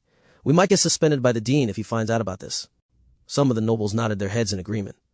This meeting that they were currently having was a private one, and no instructors were present. It was as if William was planning to stage a coup d'etat and take over the entire academy. If anyone were to find out about this action, all of them might get punished. Yes, what you say is true. William nodded his head. That is why I won't force any of you to join. If any of you don't want to participate in this undertaking, feel free to leave this hall right now. Don't worry. That I won't do anything to harm any of you who chose not to be part of my order. The students glanced at each other, but none of them moved from their spot. After following William's strict training regimen, they noticed significant changes in their martial prowess. Although they were afraid that they might get in trouble for forming a secret order inside the school, William's charisma had won them over. Even so, they didn't say anything and stayed where they stood. Some of them had a nagging feeling that if they really left the room right now, they would regret it for the rest of their life. Kenneth and the other officers were shocked by William's sudden declaration because they were not told anything beforehand. They knew how serious this undertaking was, and they were wondering if the red-headed boy was really serious, or just joking around. William was surprised when nobody left the hall. He was expecting that at least half of the students would leave. Seeing that nobody was planning to go, he decided to proceed with his speech. So, none of you want to leave? William asked. Since this is the case, I want all of you to sign a contract, and you will sign it with your blood. This is your last chance to back out. Once you sign the contract, I will do everything in my power to make all of you strong. However, you are duty-bound to stand by my side. Whether we are going to face a mountain of fire or a sea of knives, none of you are allowed to retreat. Think carefully and think well. I'll give you all exactly 10 minutes to decide. William placed his hands behind his back as he waited for the 10 minutes to end. He was not afraid even if the academy dean found out about his plan or not. His grandpa had already made the necessary arrangements when he gave the letter to his uncle Mordred. The die has been cast, and whether the king approved it or not was up to him to decide. Chapter 188, Order of the Angorian War Sovereign, Part 2. Your family is really good at giving me a headache, the king said with a helpless tone. Thank you for your praise, your majesty. Noah rubbed his temples as he looked at Mordred, who was happily eating a slice of cake. There was a condition attached to the letter that Mordred had given him. In exchange for the information, he was to allow the forming of a private order within the Helen Academy led by none other than William von Onsworth. James added that without the information, The Hellen kingdom would have been taken by storm if the two dynasties outside their borders were to launch an attack without warning. Because of this, Noah was currently stuck between a rock and a hard place. If he chose not to agree to the condition, then it means that the Ainsworths would no longer support the kingdom in any which way in the future. If he chose to agree, then the nobles would start yapping and raise a ruckus. Both were equally troublesome, but the last paragraph in James' letter made Noah reluctantly agree to the condition. If you don't agree, then I promise that you will regret it. Only a single sentence. Noah had seen the sentence many times during his reign, and he ignored each and every one of them. However, when it came to this particular old man, he had to take it seriously. Noah knew that deep inside, James had grievances with him. When the king exiled James's son, Morgan, from the kingdom, the old man started to give Noah the cold shoulder. William's grandpa, James, served the former king, and they were very close. The former king even wanted to make James a duke, but the latter declined and only settled for the lowest rank of baronet before leaving for the farthest edge of the western region. There he built a small town, and stayed there ever since. Far from the politics of the king and the nobles, only the old generation knew of how formidable he was, and all of them could attest that he was the last person they wanted to mess with. Only the next generation, like Rebecca's father, were unaware of how influential James could be. All it would take for James to silence them forever was to lift a finger, and it would be done. The only reason why Rebecca's father was still alive was because of the old fox Lawrence. He and James were good friends, and had been on the battlefield together. In order to give him face, James decided to let them off the hook. If the tribes were the overlords of the north, then James was the hidden dark lord of the west. Noah had to tread carefully when dealing with these two forces. All these years, James didn't ask for anything. Even when he took the towns of Fusha and Jinner, he didn't expand his lands any further. He conducted himself in a manner that even Noah found it hard to find fault in his actions. James restrained himself and did it well. Because of this, Noah reluctantly agreed to give William a badge that allowed him to form his own order. Such a shame. I was planning to add him to the Knight Order of Gladiolus after he graduated from the academy, Noah lamented. He had already made the necessary arrangements by giving S the badge of the Knight Order, so that he could pass it to William. It was his way of bringing the next generation of Ainsworths under his wing. Who would have thought that the old fox, James, had seen through his move? Elyon had already reported to James that William had acquired the badge of the Knight Order from EST. This was also why the old man was forcing Noah to allow William to establish his own order, an organization that would be recognized by the Hellen Kingdom. That way, he would have his own private force.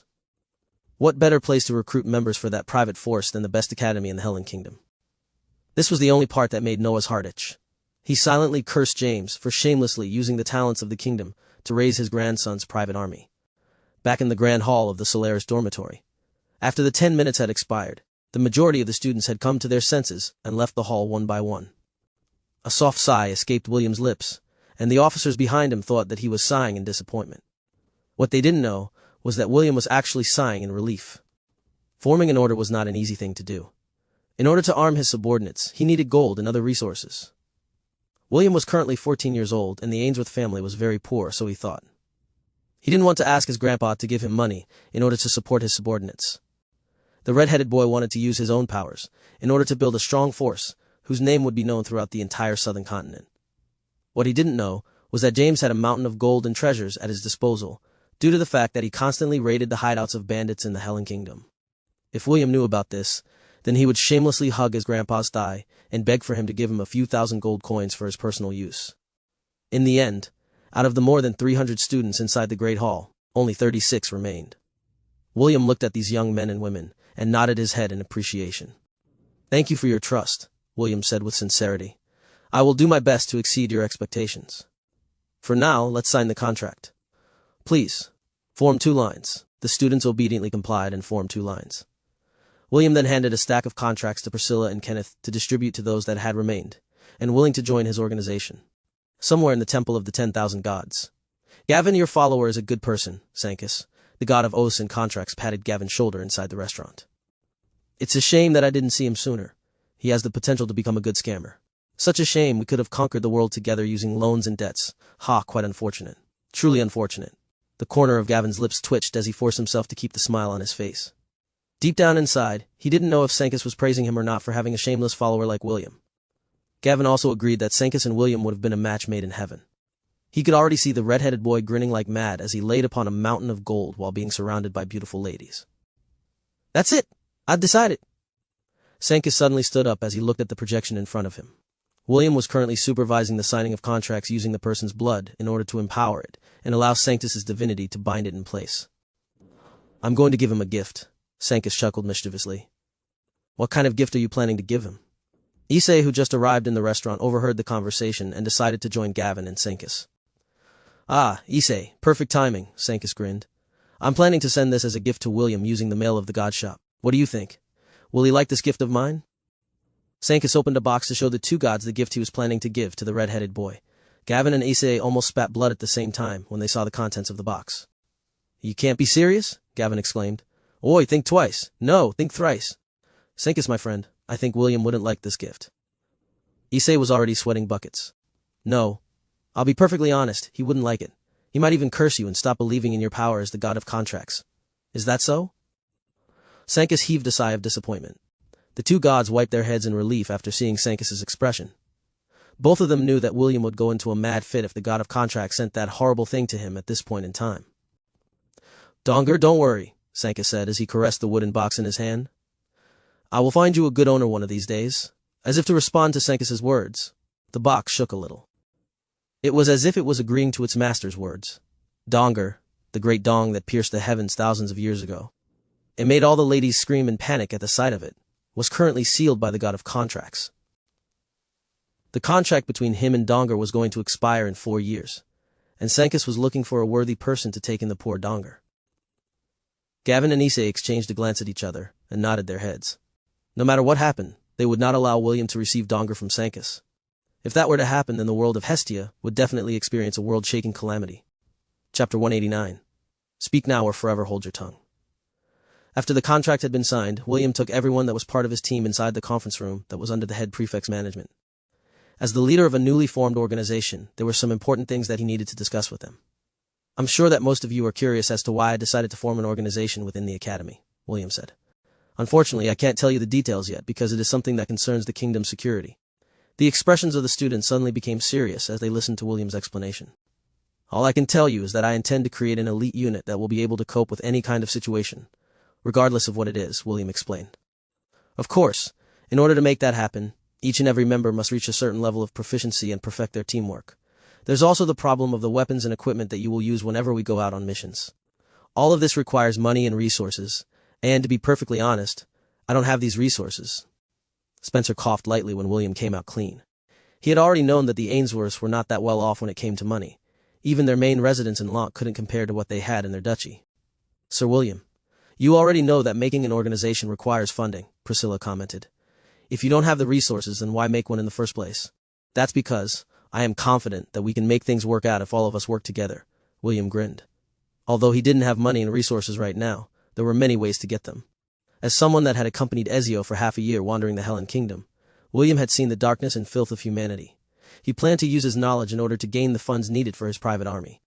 First things first, I want all of you to have a mount. William continued his explanation. We can travel anywhere in a moment's notice. What would you guys like to have as a mount? At the very least, the mount should be a Class C beast. The red-headed boy ignored his officers and stared at the regular students in his organization. If you have any recommendations, feel free to tell me. One of the students' eyes widened in surprise. You're going to give us mounts? For free. The one who spoke was a commoner, and he was 18 years old when he passed the entrance exam. He followed William because he felt that he had nothing to lose by becoming his direct subordinate. Never in his dreams did he think that the first thing that his head prefect would ask was what kind of mount they wanted. For free? Yes. William nodded. Whether you can tame them or not will depend on your ability.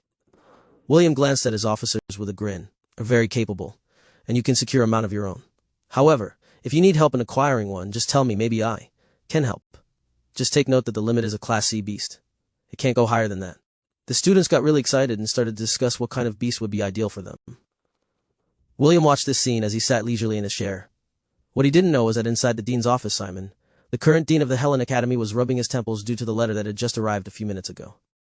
Noah had informed Simon that the kingdom was about to recognize a new knight order that would be called the Angorian War Sovereign, or AWS for short. He was tasked to prepare for a short ceremony within the academy grounds for this new order to be recognized by the entire student body. Celine, your disciple will be the death of me, as he put the letter aside and looked at the ceiling. Just what in the world is happening? This was the first time that a first-year student would become the head of an organization that would be given the same rank as the Knight Order of the Helen Kingdom. This was not a simple thing to do, because this would basically give William the rank of a general in times of war. Simon couldn't think of a single reason as to why the king would do something like this. If not for the fact that the letter was delivered with the king's official seal, he would have thought that this was just a prank made by the red-headed boy. The dean of the academy rubbed his tired eyes as he stood from his seat. He had to obey the king's wishes and discuss it with the staff. Simon also wanted to have a private talk with William to ask him why something like this was approved. Est hastily left the magic class division, along with Ian and Isaac after reading the king's letter. He couldn't believe that the shepherd he knew would do something like this. William had just left Lant for a week. He became the leader of a new knight order. This was something unheard of. The reason why he rushed to the martial class division was to confirm whether this news was true or not. Depending on its credibility, he might need to change his plans when it came to interacting with a boy who seemed to be hell-bent on forming his own private army. Unfortunately, when he arrived at the martial division, he was barred from entering. The guards said that the head prefect had ordered them to not allow anyone aside from the martial division to enter the premises, because he was going to discuss something important with the first-year students. Because of this, Est had no choice but to return empty-handed, and wait for the boy to come and find them after the meeting was done. William sat comfortably on his chair, not knowing that he had alarmed many influential people in the capital. Currently, the students were discussing the kind of mount that they wanted. The commoners were very excited, and it affected the mood of the lesser nobles as well. All of them agreed that the mount should be fast, and must be able to fly as well. This way it would give them plenty of leeway to travel on both air and land. A creature that can travel on both air and land sounds good. William nodded his head in agreement. The only creature he had encountered that was capable of doing those feats was the winged black panther that attacked him at the outskirts of the Strathmore forest. Although it would be a bit tricky to catch these creatures, it was not impossible. He already had someone that could help him do this in his mind. He just needed to find the opportunity to talk to that creature and make him agree to his request. William subtly listened as the students mentioned beast names like Gryphons, winged tigers, Pegasus, and many more flying beasts. The red-headed boy almost spat at them for trying to bite off more than they could chew. Griffons and winged tigers were Class B creatures. As for the Pegasus, they were class of beasts that only allowed a select few to mount them. They were known to attack those who trespassed on their territory, and were very aggressive creatures.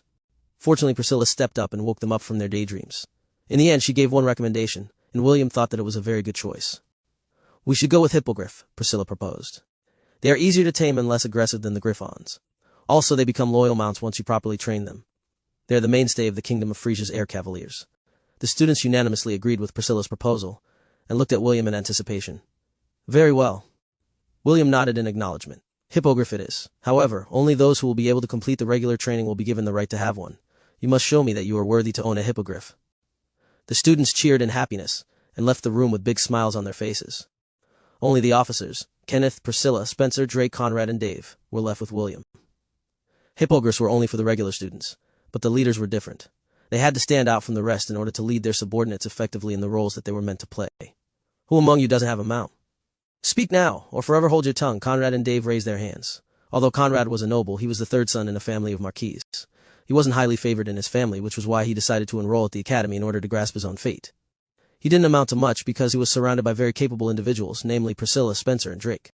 However, even though these teenagers were stronger than him, he was stronger than them in one aspect, and that was socializing. Because of this, he was able to form a circle of friends who had very high potential, just like Dave, who became an officer before him. Dave, on the other hand, was just a commoner that came from the south of the Hellen Kingdom. After successfully enrolling in the academy, he hoped to be under a nobleman's wing. This way, he would be able to live a better and comfortable life. Aside from these two, none of the other officers raised their hands. It meant that they already had a mount of their own and didn't need William to provide one for them. Chapter 190. James's old nemesis.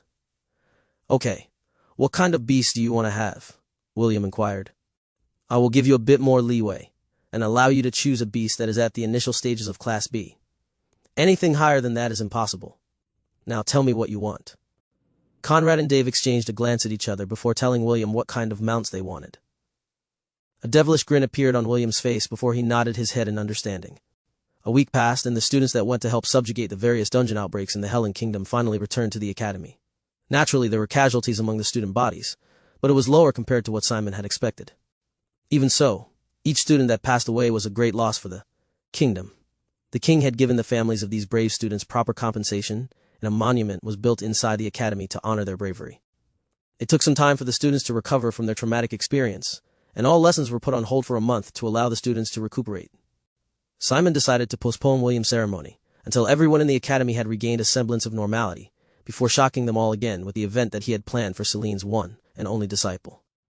While things were on hold at the academy, William took this opportunity to take the members of the Angorian War Sovereign outside of the academy to conduct their special training, capture mounts, and gather resources. Walk. Dave, the officer in charge of the logistic team, used the tree as a support, as he vomited everything that he had eaten for lunch. He could taste the sourness in his mouth as tears streamed from his eyes. A few meters away from him, several students were also puking their hearts out. William and his officers watched them with understanding and allowed them to take a break for the time being. "I never thought you were this ambitious, Sir William," Priscilla said in admiration. "However, with just this, it won't be enough to cover everyone's equipment." The beautiful girl addressed the young boy who was wearing a hooded traveler's cloak and was standing in the center of the bandits' camp. William gave his vice prefect a sidelong glance before looking at the gold chests beside his feet. "Fortunately, this kingdom has plenty of scumbags ripe for the pickings. We won't be running out of bandits to hunt anytime soon, so you don't have to worry about not having enough funds, Vice Prefect." Kenneth didn't expect William to be someone who didn't bat an eye when killing people. He did it in such a natural manner that it made the delicate-looking boy look at him in a different light. Conrad had killed a bandit once in the past due to self-defense. Because of this, he was able to slightly endure the heavy scent of blood in the air. However, he didn't dare to look at the pile of corpses that were lined up on the ground. After killing 2 bandits, he had already reached his limit and didn't force himself to kill more. It was William and Priscilla who mercilessly slaughtered the bandits using their bows and arrows. The funny part about this was that both of them only killed the strong people among the bandit group. They left the weaker ones for the students to deal with in order to give them some life experiences that they would need to survive in the world. Even Spencer and Drake had to admit that they didn't expect that their head prefect, who was only 14 years old, could be this merciless. The 2 of them had already been trained by their families to take human lives, but the scene in front of them still made them feel uncomfortable. "Spencer and Conrad, go to the town and tell the guard captain to bring his men to clean up this place," William ordered. "Also, remember to collect the commission afterward. Some of these bandits have bounties on their heads. We need every gold coin we can salvage from this lot." Yes, sir. Priscilla and Kenneth were paying extra attention to their observation of William. For some reason, the usual happy-go-lucky atmosphere that their head prefect always radiated was gone. It was now replaced with a boy whose killing intent oozed out of his body. Ella walked towards William and stood beside him. Dia and Ragnar had stayed with Ella when William gave the order to attack the bandit hideout. The Angorian goat didn't hide anywhere, but stood back a safe distance in order to not intervene with William's bandit subjugation. Dia immediately crawled onto William's clothes. After she'd coiled herself around William's neck, she playfully removed the boy's hood and nuzzled his cheeks. She was like a spoiled daughter that was asking for her father's attention. The red-headed boy smiled and lightly rubbed Dia's chin. The killing intent surrounding him disappeared completely, and the usual William, who was bright and sunny, returned like a refreshing breeze. "Thank you, Mama," William said, as he picked up Ragnar from the ground. He then rubbed the puppy's head, and the latter licked his cheeks in response. Thor was currently staying by Wendy's side, so he didn't bring him along on this trip to the south. Kenneth and the others were dumbfounded by this sudden shift in character. They even felt that the indifferent William that they had seen a few moments ago was just a figment of their imagination. William didn't know what his officers were thinking because he was too busy shielding his face from Ragnar's and Dia's combined assault. The 2 children peppered the red-headed boy's face with their affection, while Ella watched from the side with gentle eyes. "So William, what is our next plan of action?" Priscilla asked. She was doing her best to keep the smile on her face from twitching because of the sudden change in William's character. "Let's wait until Spencer and Conrad return," William replied in a casual manner. He then raised his head to look at the sun and made calculations inside his head. "The day is still early. We'll have enough time to raid one more bandit hideout before we have dinner in the next town." Dave and the others, who had just finished emptying their stomachs, suddenly felt that the world had lost all its colors. Surprisingly, they were not afraid of raiding another bandit camp. What they were afraid of was having dinner after killing the bandits in the southern regions of the Hellen Kingdom. The way they were now, they would be unable to stomach smelling or eating meat for the next few days. Now they finally understood why their head prefect rarely ate meat when eating in the dining hall. William gave his pitiful subordinates a devilish smile. Unlike the red-headed boy, the people in Hestia were faster to recover when it came to the concept of killing. This was also why they were able to accept the fact that they had just taken a human life without guilt whatsoever. In this world, where the lives of people were like grass, those who refused to fight would sooner or later be cut down. As students who had enrolled in the academy, they were not oblivious to this concept. More than anyone else, they were faster to adapt because their environment required them to fight. Although they were suffering right now, they were still better off compared to William, who had experienced going to hell and back. James read Ezio's report with a calm expression. He had ordered him to keep watch on William, Matthew, and Leah in the academy. Since the newlyweds were currently staying in the academy, Ezio deemed that there was no need to look after them, and sneakily followed William and his subordinates. Ezio was surprised that the first thing that the boy did after leaving the academy was to hunt down bandits. What surprised him the most was that the boy had meticulously picked targets that they were able to fight. He didn't go towards bandit camps where strong fighters congregated. Instead, he picked weaker camps that could be taken down with the current forces at his disposal. This action made Ezio recognize that William had grown from the experiences he had encountered in the past 4 years of his training. Ezio had written all of this in the letter he had sent his lord as he continued to monitor William's movements. James knew that aside from gathering resources, William was also training the students how to take human lives in preparation for the war that might happen a few months from now. He figured that his grandson wanted to create an elite unit that wouldn't shy away from taking the lives of others when they headed deeper in the enemy's formation. Even so, he was still worried that his grandson would do something reckless and bite off more than he could chew. "Damien, Gideon, come here," James ordered. "You called for us, boss. Is it our turn to shine?" 2 men standing 2 meters tall with sturdy bodies appeared in front of James with a grin. "My grandson is currently clearing out some bandits in the southern part of the Helen Kingdom," James explained. "Make sure the old salamander doesn't make a move on him. That old bastard still holds a grudge against me, and he might vent it out on William. Make sure that he doesn't go too far." "The south?" Gideon tilted his head. "You mean that south?" "The south where that grumpy old lunatic is staying," Damien asked. James smiled and nodded his head. "William has wandered into his territory. I want the 2 of you to bail him out if he does something unnecessary." Damien and Gideon glanced at each other. Although they were confident in their strength, the person they were going to deal with was one tough cookie. After all, it was none other than James's nemesis, and the sole sword saint of the Helen Kingdom, Aramis Brain Caliburn. Chapter 191. A senior dares to bully children. "Understood, but how far can we go when we take action?" Damien inquired. "He is the head of the noble faction in the south. Little Will might get in trouble if we pester him too much." "That's right, boss," Gideon commented. "That old man is pettier than less handsome and domineering than you. Things might get out of hand if we ruffle his feathers." James snorted. He and the old man from the south had been butting heads since the former king was still in power. They were once best friends but immediately turned hostile after they had both fallen in love with the same lady. Naturally, the one who married the girl was James, and his once best friend vowed that he would make things difficult for him and his entire bloodline. James wasn't afraid of his threats, because he knew that his longtime friend wouldn't really dare to take William's life. Many years had passed since they last saw each other, and James hoped that the man's anger had already simmered down. Even so, that didn't mean that the old bastard would miss the opportunity to catch the little Ainsworth who came walking into his territory. "I changed my mind," James said with a serious expression. "If that old bat makes a move, then let him do it. You 2 are to watch from the shadows and only rescue William if things get out of hand. By your will." The 2 men disappeared from the room and faint chuckles could be heard in the air. Clearly, the 2 were going to enjoy the mission that James had given them. It had been a while since they had left Lot and they were itching to cause some trouble at their destination. Maybe this is a good opportunity to teach William a thing or two about the division of power in the kingdom, James thought. Also, I'm very curious. Just what kind of hospitality is he planning to give my grandson? James looked towards the south with a smile, although he didn't want to admit it. He was very curious to know how the sword saint of the Helen Kingdom would deal with his grandson who was currently messing around inside his domain. Drake whistled as he checked the contents of the storage rings that were taken from the bandit leader of the camp that they had just raided. This was the 4th day since their arrival in the southern region, and so far they had already dispatched 4 bandit groups. "If I only knew that raiding bandit camps was this profitable, I might have done it sooner," Drake said as he handed the storage ring to William. Spencer snorted and gave Drake a sneer. "You make it sound like raiding bandit camps is easy. I'd like to see you try and do it on your own.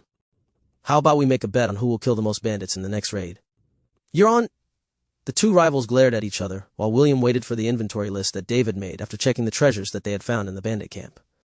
The second camp they had raided was bigger than the first and held 100 bandits. The rankings of the bandits were quite low, and their main fighting force consisted of 10 silver ranks and 1 gold rank. The rest were only copper ranks, which allowed the Angorian war sovereign to overpower them due to William's and Priscilla's long-range barrage. After killing the main fighting force, the rest was easy. Dave and the others still had pale faces, but they had managed to defeat a bandit each. William and the officers dealt with the survivors and made sure that none escaped. After an hour of checking the inventory, Dave finally gave his report to William. "With this, we will be able to buy the necessary equipment for the rest of our members, sir." "William," Dave said. Although his expression still looked pale, there was a hint of admiration that could be seen in his features. William nodded his head as he looked towards the south. He had already sent a few of his subordinates to the nearest town to report to the local soldiers about the subjugation of the bandit camp. They were just waiting for the students to return so they could find a place to rest for the night. Priscilla, who was seated on top of a tree, whistled, which signaled that some unknown individuals were approaching their location. William raised his hand and he, along with the members of his night order, dispersed and hid in the trees to wait in ambush. A few minutes later, a Griffon, pulling a carriage, landed a few meters away from the bandit camp. The carriage had a luxurious design, and the emblem that was painted on its door was that of a red greatsword. William frowned because he was not familiar with the different insignias in the kingdom. However, his officer Drake recognized the emblem very well, the noble that ruled the southern faction, the Sword of Caliburn. The coachman respectfully opened the carriage door and bowed his head. A man with gray hair walked out of the carriage. He was wearing a black warrior tunic and stood straight like a sword.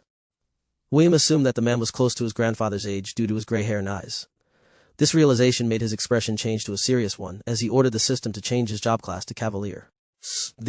He would use his ultimate trump card in order to help his subordinates escape.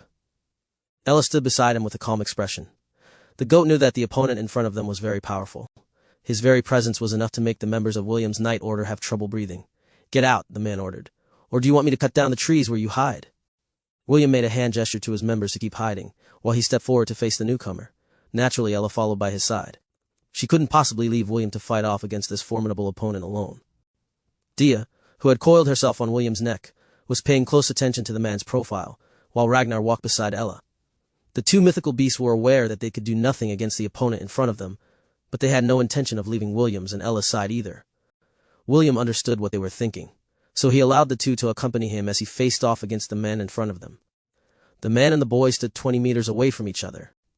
The man appraised William and the boy did the same. A few minutes passed in silence before the man took the initiative to start the conversation. "What's your name?" the man asked. "My name? I am none other than Spencer Armstrong," William answered with arrogance. "The fourth son of the Duke of Armstrong. How about you, what's your name?" Spencer, who was hiding behind a tree, cursed William internally for being shameless. Of all the names he could have used, why settle for my name? Spencer fumed. He could have used Drake's instead. The cool-looking boy was very tempted to come out of his hiding place and kick William with all his might. However, his reasoning prevented him from doing so. Although he felt aggrieved because of William's shameless act, he still didn't dare to move from his hiding spot. "What a cheeky brat," the man commented. "Since when did the Duke of the Armstrong family have a red-haired half-elf as his son?" "What can I do? I was born a half-elf with red hair." "You are as obnoxious as your grandfather." Ezio, who was hiding from the shadows, observed this scene with a calm expression. He had already received James' order through the use of a special means. Because of this, he didn't have any intention of saving William from his predicament. The nobles of the kingdom had strict laws that they followed. Among them was not to intervene with the battles of the young generation. Anyone who would openly break this rule would suffer the combined oppression of all the noble houses. Since Mordred had officially become a marquis, this meant that the rule also applied to all the members of the Ainsworth family. Also, although William's night order hadn't been publicly revealed, the king had already recognized its legitimacy. No noble would want to mess with the head of a night order. Of course, there were some people who were exceptions to this rule, and the Sword Saint was one of them. The man then released his killing intent, which made Conrad, Dave, and the others kneel on the ground panting for breath. Kenneth, Priscilla, Spencer, and Drake grit their teeth in an effort to endure the powerful killing intent, but their resistance only lasted for a brief moment, before they too collapsed on the ground due to the overwhelming pressure. Dia hissed, and Ragnar growled. The two mythical beasts were doing their best to resist as well, but their bestial instincts were telling them that the man in front of them was the personification of death. William tapped the ground in front of him with his staff, and the pressure raining down on him was dispersed. He had a carefree smile on his face as he looked at the man in front of him. "A senior dares to bully children," William sneered. Such an honorable thing to do. The killing intent that the man was releasing might be strong, but who was William? He was someone who had endured the worst torture under Selene, and faced killing intent training from Ezio. The man's act might fool others, but it was not enough to fool him. He already knew that whoever the person in front of him might be, he was only there to intimidate them. If he really wanted to attack them, he would not bother with words and simply do the deed without much fuss. Chapter 192. I will not allow others to use me as a stepping stone. A senior dares to bully children, William sneered. Such an honorable thing to do. The man ignored William's taunt, and simply uttered an order. "Sid, come." "Yes, master." A handsome young boy who seemed to be around 16 years old, with short platinum blonde hair, emerged from the carriage. Behind him, a lady who seemed to be of the same age followed suit. She also had platinum blonde hair, which made William assume that the two of them were siblings. The young teenager bowed to the man as he waited for his master's order. "Defeat him," the man ordered. "If you manage to do that, I will give you a reward." This disciple will obey your order, master, Cid replied, and faced William with a serious expression. He unsheathed his sword from its sheath and held it firmly on one hand. My name is Cid el Caliburn, Cid announced. As per my master's order, I will defeat you. I'm your daddy, and I'm here to spank you because of your stupidity, William replied as he lightly tapped Dia's head. Dia, go with your grandma Ella for now. You too, Ragnar. Mama, I'll leave the kids in your care. Me, the serpent and the puppy reluctantly left William's side and went with Ella as she left the battlefield. William closed his eyes and breathed deeply. He could tell that the young boy who was about to fight him was strong. In fact, he was the strongest boy that William was about to face in his life. Kingsley couldn't even compare to the boy's presence, and William knew that he had to fight seriously if he hoped to win against his opponent. This might be one of the true prodigies of the Helen Kingdom. William opened his eyes and focused on his opponent. I've always wanted to try fighting one of those elven prodigies that Master was so proud about. I'm guessing this man's level is similar to theirs. William twirled the staff in his hand once before taking the stance of the relentless dragon war art. System. Change my subclass to spearman. Changing subclass has been successful. While William was preparing for the fight, Cid looked at him in contempt. I announced my name in order to declare my intention of fighting you seriously, Cid said. Aren't you going to do the same? Sure, I'll tell you my name, William said as he firmly gripped the wooden staff in his hand. After you beat me, that is arrogant. The word is handsome. Get your facts straight, fool. As if waiting for that cue, both boys charged at each other. William thrust his wooden staff forward, while his opponent nimbly deflected it. The swordsman was about to go for a body strike, but the other end of William's staff struck towards his side, which forced him to take a step back. The red-headed boy didn't miss the opportunity, and took a step forward to deliver a barrage of short and long thrusts at the slippery boy who dodged his attacks with practiced movements. After dodging a few times, the young swordsman regained his footing, and delivered a combination of sword strikes that forced William to a defensive position. However, thanks to his parry skill, the critical strikes were deflected, which allowed him to counterattack a few times. Kenneth and the others watched this exchange with serious expressions. They had never seen William fight seriously before, aside from the time he fought against Priscilla. Kenneth watched his roommate's movements with discerning eyes. He was gauging William's combat level through this battle in order to better understand how strong he was. It had only been 2 minutes since the two boys clashed, but their exchange had already surpassed 100 strikes each. This proved how intense their battle was. However, experts could tell with a glance that the one who had a disadvantage in this battle was William. The two fighters separated and locked eyes with each other. You're not half bad, Cid said with a composed smile. You're very bad, William commented. The grandma in my hometown who does the laundry is stronger than you. The smile on Cid's face disappeared as he glared at the boy who dared to mock him. What he didn't know was that William was not mocking him, but praising him. The grandma the red-headed boy was referring to was one of the hidden experts of Lant. It was only natural that Cid was weaker compared to her. I will now get serious, Cid stated as he changed his fighting stance. Playtime is over. Go ahead. I don't plan on getting serious anytime soon, William replied. You're too weak. Cid narrowed his eyes as he took a step forward. The sword in his hand glowed bloody red as he infused it with his sword aura. Rend my foes, Lazarus, Cid roared as he slashed the space in front of him twice. William couldn't see anything, but he could tell that 2 powerful attacks were headed in his direction. The red-headed boy was about to dodge, but he suddenly realized that Dave was hiding at the tree behind him. If he dodged now, the attack would hit Dave, and it might give the chubby boy serious injury. It can't be helped, William thought as he channeled his aura in his wooden staff. Lightning God War Art, 12th Form Gungnir. William threw his wooden staff towards Cid. However, instead of flying towards the swordsman, the staff swerved mid-flight and collided with something invisible. 2 loud claps reverberated in the air as the wooden staff returned to William's hand. The man observing the battle raised an eyebrow. He was a sword saint, and he saw how William imbued the spear with his aura. However, what he didn't understand was how the staff was able to neutralize Cid's attack. Even Cid, who had executed one of the secret arts of his master's sword technique, was surprised by the outcome.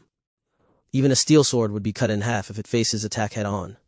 However, what truly shocked him was the fact that his attack was blocked by a wooden staff, and it wasn't even damaged. Unfortunately, William wasn't planning to give him time to recover from the shock. The shepherd used his movement technique to close the gap and delivered a powerful thrust. Cid nimbly dodged to the side to evade the attack.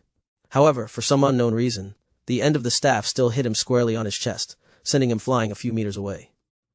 He's wearing some kind of armor underneath his clothes. William clicked his tongue as he prepared for another strike. He was still currently using the Lightning God War art, and Gungnir's specialty was its ability to always hit its target. Each of the moves under the Lightning God War art lasted for a minute.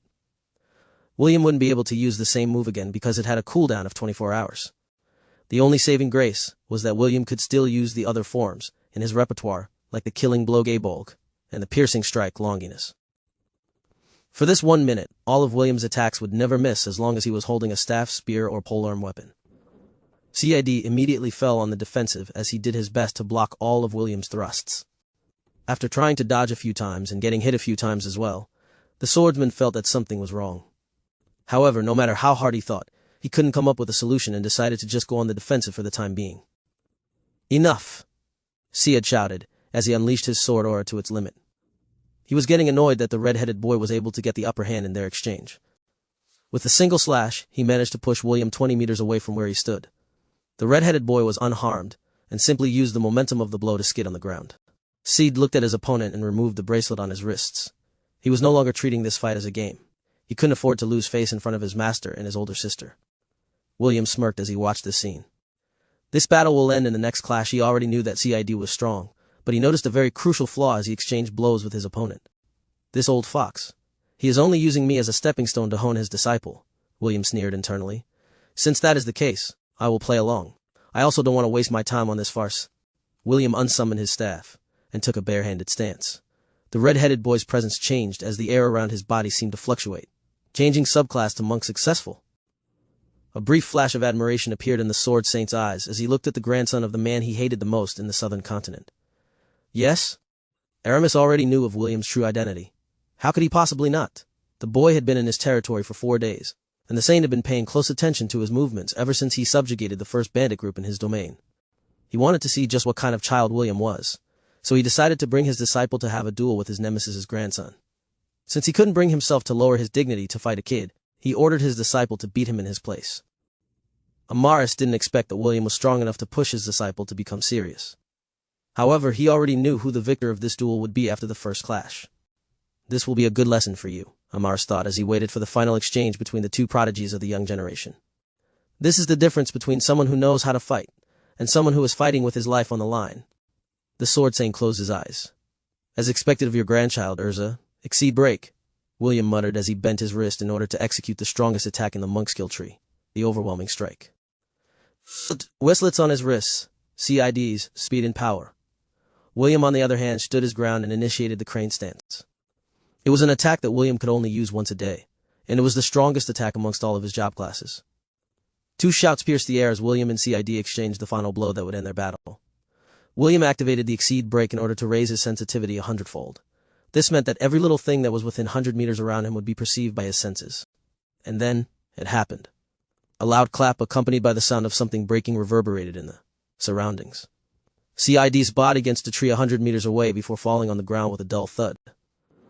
Blood dyed the ground red as blood flowed from William's left arm and broken right hand. Even so, that didn't stop the boy from raising his right hand in the air to announce his victory. "I do not wish for dominion, but I will not allow others to use me as a stepping stone," William announced as his body fell backwards due to his injuries. William didn't want to lose again. He'd had enough of losing. That's why he didn't back down even though the odds were against him. He utilized everything in his arsenal to show the sword saint that he wasn't a stepping stone that his disciple could trot over. Instead, he would be the mountain that CID, and the other so-called geniuses in the southern continent, had to overcome. He would be the peak that they would never hope to reach during their entire lifetimes. Chapter 193. The Sword Saint's Condition. William felt something wet licking the side of his cheek. When he opened his eyes, he saw Ragnar slathering his cheeks with his slobber. The little puppy was so focused on his action that he didn't notice that William had finally woken up. The red-headed boy didn't move right away. Instead, he checked his current condition. His left arm had been stabbed by a sword during the battle, but he could tell that it was now properly healed. The same could be said of his broken hand, which he used to send CID flying. Due to the unknown armor the boy was wearing, William's fist, which was already as hard as diamonds due to his monk skill, still received damage from the blow. Fortunately, he had covered it with his aura. If he didn't, then the damage would have been more severe. Seeing that both of his injuries were healed, the red-headed boy finally breathed a sigh of relief. He then noticed a blinking light on his status page that meant that some notifications had appeared during his sleep. Out of curiosity, William opened it to see what it was. Ding! Hidden quest has been cleared. Defeat the disciple of the Sword Saint. Reward, 1,000 God points. Nice, William thought as he read the unexpected reward he received from the system. Having more God points is always a good thing. William then grabbed the cute puppy with both hands and raised him up in the air. You naughty boy, how dare you cover your papa with saliva? William asked as he playfully tickled the puppy's chest. He had already noticed that he was in an unfamiliar room the moment he woke up, but since he wasn't chained or anything, it meant that he and his subordinates were safe for the time being. Ragnar whined and howled pitifully as he wiggled his legs to escape from William's hold. While the two were having their family bonding time, the door opened. Kenneth, along with Priscilla, entered the room. "Sir, it's good to see that you are awake," Priscilla said as she walked towards William's bed. "Where are we?" William inquired while still playing with Ragnar. "We are currently inside the residence of the Duke of Caliburn," Kenneth replied. "Everyone is also here. You don't need to worry because we are being treated as guests." William hummed as he placed Ragnar on his stomach. He then patted the puppy's head to make it behave while he summoned a handkerchief to wipe his cheek free from puppy slobber. "How long was I unconscious?" William asked. "It is currently 8 in the morning," Priscilla answered. "You fought off the saint's disciple yesterday." "I see." William continued to lie on the bed because it was very soft and comfortable. They had been camping outside for the past few days, and he had briefly forgotten what it was like to sleep on a luxurious bed. "You said I fought off the Sword Saint's disciple, so the man standing back then was the Sword Saint?" William inquired. "Yes," Priscilla answered. A short period of silence permeated the room before William looked at Kenneth and Priscilla with a serious expression. "Are we in trouble? I mean, I did beat the crap out of his disciple yesterday. Don't worry. Like I said, we are being treated as guests. We are not confined or anything, and we're given freedom to wander around his estate." Kenneth sat beside the bed and stared at William with his clear blue eyes. "Will, you are stronger than I thought," William grinned. "Right? Are you now happy that you followed the right person?" Kenneth smirked, but didn't answer William's question. He was quite satisfied that the Sword Saint had ordered his best clerics to heal William's injuries. The silver gray-haired boy had heard rumors that Aramis was a cold and vicious killer. However, so far he didn't see any evidence that their current host was the same person he'd heard about in the rumors. William was about to ask another question when a knock was heard on the door. The three people inside the room exchanged a glance before Priscilla volunteered to open the door to see who it was. A young lady with platinum blonde hair entered the room while glaring at William. "The master is calling for you," the blonde girl said. "Come with me." From her tone, one could tell that it wasn't a request, but an order. William lifted Ragnar off his chest as he propped himself up off the bed. He then gently placed the puppy on the floor before facing the girl that was looking at him with restrained anger. "Please give me a minute. I'll just change my clothes to make myself look more presentable," William replied. He didn't wait for the girl's reply and started to strip his upper clothes. The girl snorted and left the room, along with Kenneth and Priscilla. William picked a set of noble clothes that his Aunt Helen had prepared for him before he left Lant. Since his family was a noble household, he must act like one in order to not give people a bad impression. Exactly a minute later, William left the room and was escorted alone by the girl who seemed keen on taking a bite of his body. After a series of twists and turns, the two arrived in front of an ornate golden door. With a glance, William could tell that this was an important room within the Duke's household. "Master, we have arrived," the girl announced in a respectful tone. "Enter," a cold and firm voice answered from within the room. The door swung open, allowing the two children to enter unimpeded. "Allow me to introduce myself," the man said while sitting on a red throne carved with runic symbols. "I am Aramis Brand Caliburn, and the person I hate the most in this world is your grandfather, James von Ainsworth." William was prepared to introduce himself but stopped short after hearing Aramis's introduction. Seeing his awkward expression, Aramis merely gestured for him to take a seat. The red-headed boy nodded his head and sat down while staring at the person who had a grudge on his grandpa, James. "Tell me, what are you doing in my domain?" Aramis questioned. "If you tell me that you only came here to subjugate bandits, I will not believe it." "We didn't just come here to subjugate bandits, we also came here to take their treasures," William answered. He deemed that, since the other party already had a grudge on his grandpa, whatever he said, or did, wouldn't change his situation. So instead of cowering in fear or acting servile, he decided to just face the Sword Saint fearlessly and pray that his grandpa would come to save him if he ever got bullied. "Is that all?" Aramis inquired. "You just came here to subjugate bandits, take their treasures and leave, is that it?" "Actually, we also came here because, within the Hellen Kingdom, the southern regions are the home of hippogriffs," William replied. "Me and my subordinates are planning to take a few before going back to the Hellen Royal Academy." Yes, William decided to come clean and tell the Sword Saint the truth. As a master of his rank, hippogriffs? You came all this way to tame hippogriffs? Why? Aramis frowned. "I didn't receive any notice from the Academy that their students would be entering my domain to tame hippogriffs." Aramis could easily tell the truth from lies. "That's because I didn't notify the Academy of our actions," William replied. "The excuse I gave the dean was that we would only do survival training for a month until the classes resumed." Aramis pondered for a while as he digested William's words. As one of the top officials of the kingdom, he had already been informed that the boy in front of him was the current captain of the new knight order called the Angorian War Sovereign. Just as the name suggested, it was an order that was being formed in preparation for the possible war between the four powers of the southern continent. The Hellenic Kingdom in the west, the Anasia dynasty in the north, Zealand dynasty in the south, and the Kingdom of Frisia in the far east. These were the four powers that made up the entirety of the southern continent. Unfortunately, two of those major powers, the Anasia and Zealand dynasties, were planning to invade them. Aramis had already contacted his spies within the two dynasties to investigate their movements and possible routes for their invasion. As the Sword Saint of the Hellenic Kingdom, he was the strongest deterrent against such an invasion. For the two rulers to initiate this move only meant one thing. They found strong backing. The Sword Saint had a few hypotheses, and one of them was the interference of the Elven Council of the Silvermoon continent. Aramis was very suspicious of the elves, because they had tried to subtly expand their influence on the human territories on both the central and the southern continent. This movement started after they regained the blessings of their world tree. Aside from that first theory, there was another theory, and this one held more credibility than the first. An unknown organization was trying to throw the southern continent into chaos while waiting to reap the benefits.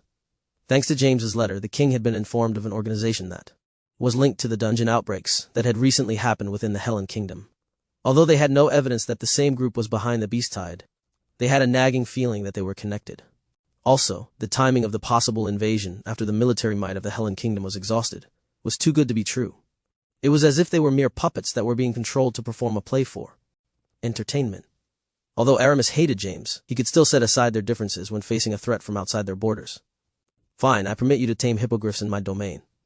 But there is a condition, Aramis said in an aloof manner. What is your condition, Your Excellency? William asked. You are going to take my disciple Cid and his sister Aerith with you, Aramis replied. This is non-negotiable. Either you take them with you or you can scram from my domain. Aramis had a feeling that his two disciples could learn a thing or two if they stayed by William's side for a short period of time. He had raised them as warriors in a greenhouse, and they lacked real battle experience.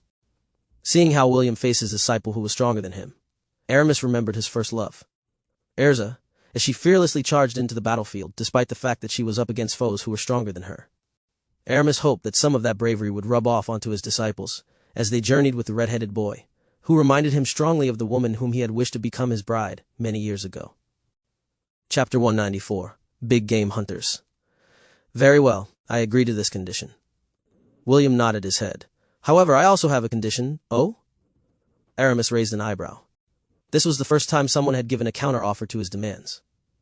He glanced at the boy's hair color and once again remembered the first love of his life. After taking control of his thoughts, he made a gesture for William to speak. If your two disciples get in my way, I will kick them out of our group, William stated. This is also non-negotiable. The corner of Aramis's lips raised slightly, so that it was almost unnoticeable to those who didn't know his character. Aerith didn't notice these changes because she was busy glaring at William from beside her master. How dare you demand a condition from our master? Aerith reprimanded. Don't you know who he is? I know who he is, William answered with a refreshing smile. But do you know who I am? Just a country bumpkin that could be found anywhere. Aerith snorted. You think you are in a position to negotiate with my master? If not for his order, I would not even bother to come with your smelly group. Well, you don't need to join us if you don't want to. William shrugged and returned his attention to the Sword Saint seated on the red throne. This is what I'm talking about, Your Excellency. I'm afraid that your disciples will only create a ruckus along the way, hindering us from completing our mission. Aramis lightly tapped his armchair, which immediately made Aerith hold back the words that she was planning to say. The blonde girl hatefully glared at William, while the latter completely ignored her. Very well. I agree to your condition, Aramis stated. Aerith, you'd better not get in their way. This is part of your training. Do I make myself clear? The blonde girl clenched her fists and reluctantly nodded her head. Although she didn't really want to go with William's group, her master's order was absolute. Aramis then waved his hand and told William to leave. He still had things he needed to do, and seeing William only made his heart ache because he constantly reminded him of his beloved Erza. A day after William's meeting with the Sword Saint, a group of carriages traveled to the southern tip of the Hellenic Kingdom, where a vast expanse of forest could be seen. The citizens of the southern region called this forest the Whimsical Forest. It was a place where the majority of beasts in the southern region could be found. Some of the creatures were rare, and some were very rare. This was also why William chose to go south instead of going west. The forbidden land of the west was the Strathmore Forest, and it was not the ideal place to stay and look for hippogriffs. William had asked for a local guide to accompany them to the forest. Fortunately, one of the coachmen working for the Duke, used to be an adventurer, and had traveled to the whimsical forest countless times in the past. Their travel had been smooth, and the Duke generously allowed them to take 7 carriages and 2 wagons for their journey. These carriages were pulled by horses instead of griffons, but William was fine with the arrangement. After 5 days of travel, they finally arrived at their destination. "We will set up camp here outside the forest," their guide, a middle-aged man that went by the name Henry, said with a smile. "Unless you kids want to become beast chow, then go ahead and set your camp inside. However, I will be staying here." "We will follow your advice, Mr. Henry," William replied. "Good. I have explored the forest many times in the past, and I've witnessed Wendigos raid camps during the night. Not a fun experience, and I don't recommend it." "Wendigos?" Spencer asked with a curious expression. "This forest has Wendigos?" "Yep," Henry answered. "Less than 100, but that was years ago. Perhaps their numbers have increased since my last visit." William had only heard about Wendigos from the bestiary lessons inside the Helen Royal Academy. They were Class C creatures that reeked of death and decay. They liked to feast on human flesh, and on some occasions possess humans and control their bodies to kill and eat their loved ones. After finishing the dark deed of eating their family members, that person would then transform into a Wendigo, thus multiplying the numbers of these abominations. After hearing the story about the Wendigo, some of the members of William's Night Order felt their stomachs churn in disgust. The image of them cannibalizing their loved ones made them feel very uncomfortable. "Don't worry, they don't attack large groups of people," Henry assured them. "At most, they will challenge a party of 5, but no higher than that. They might be strong, but they're not stupid creatures." William looked at the forest for a full minute before relaying his orders. "We will set up camp here today and hunt for hippogriffs tomorrow. We will also set up a night watch and rotate in groups of 6. The current number of members of William's Night Order allowed his 6 officers to have 6 members under their command. These made the chain of command easier, and allowed William to just sit back and let the others do their duties without needing to bother him. His role was to simply lead them, while his captains managed the other duties. The next day, Henry guided them to a meadow within the forest where the hippogriffs used to stay during his years of adventuring. Hippogriffs, by nature, were omnivores. They ate grass and meat, depending on which was more abundant. The group had just arrived at the meadow when an ear-piercing screech caught their attention. 4 towering beasts arrived at the meadow and began to attack the hippogriffs that were grazing peacefully in the grasslands. "A griffon hunting party." Henry's face immediately became serious. "They are hunting hippogriffs." Griffons and hippogriffs may look the same, but there were distinct differences between the two. Griffons were magical beasts that had the head and wings of an eagle and the body of a lion. They were also 3 times bigger than hippogriffs, which made them the stronger between the two. Hippogriffs were also magical beasts that had the front legs, wings, and head of an eagle and the body, hind legs, and tail of a horse. The two groups fought each other with several hippogriffs fighting against a single griffon. The one leading the defense was a hippogriff that was twice as large as an ordinary one and had a golden luster on its beak, talons, and wings. It was easy to tell that he was the alpha of the herd. The alpha led his subordinates to defend their territory, and a great battle was waged in the skies. Loud shrieks shattered the peace of the meadow as blood rained down from the sky. One of the griffons successfully tore off the wing of one of the defending hippogriffs, and the latter fell towards the ground. The girls within the group covered their eyes, because they didn't dare look at the outcome of the magical beast who was falling to its death. However, those who were watching the battle had shocked expressions on their faces when they saw William, along with Ella, charge to where the hippogriff was falling. "Come forth, Soglav," William roared. A portal appeared behind the boy, and a demonic beast that had a humanoid body with horse legs and a dog's head appeared with a roar.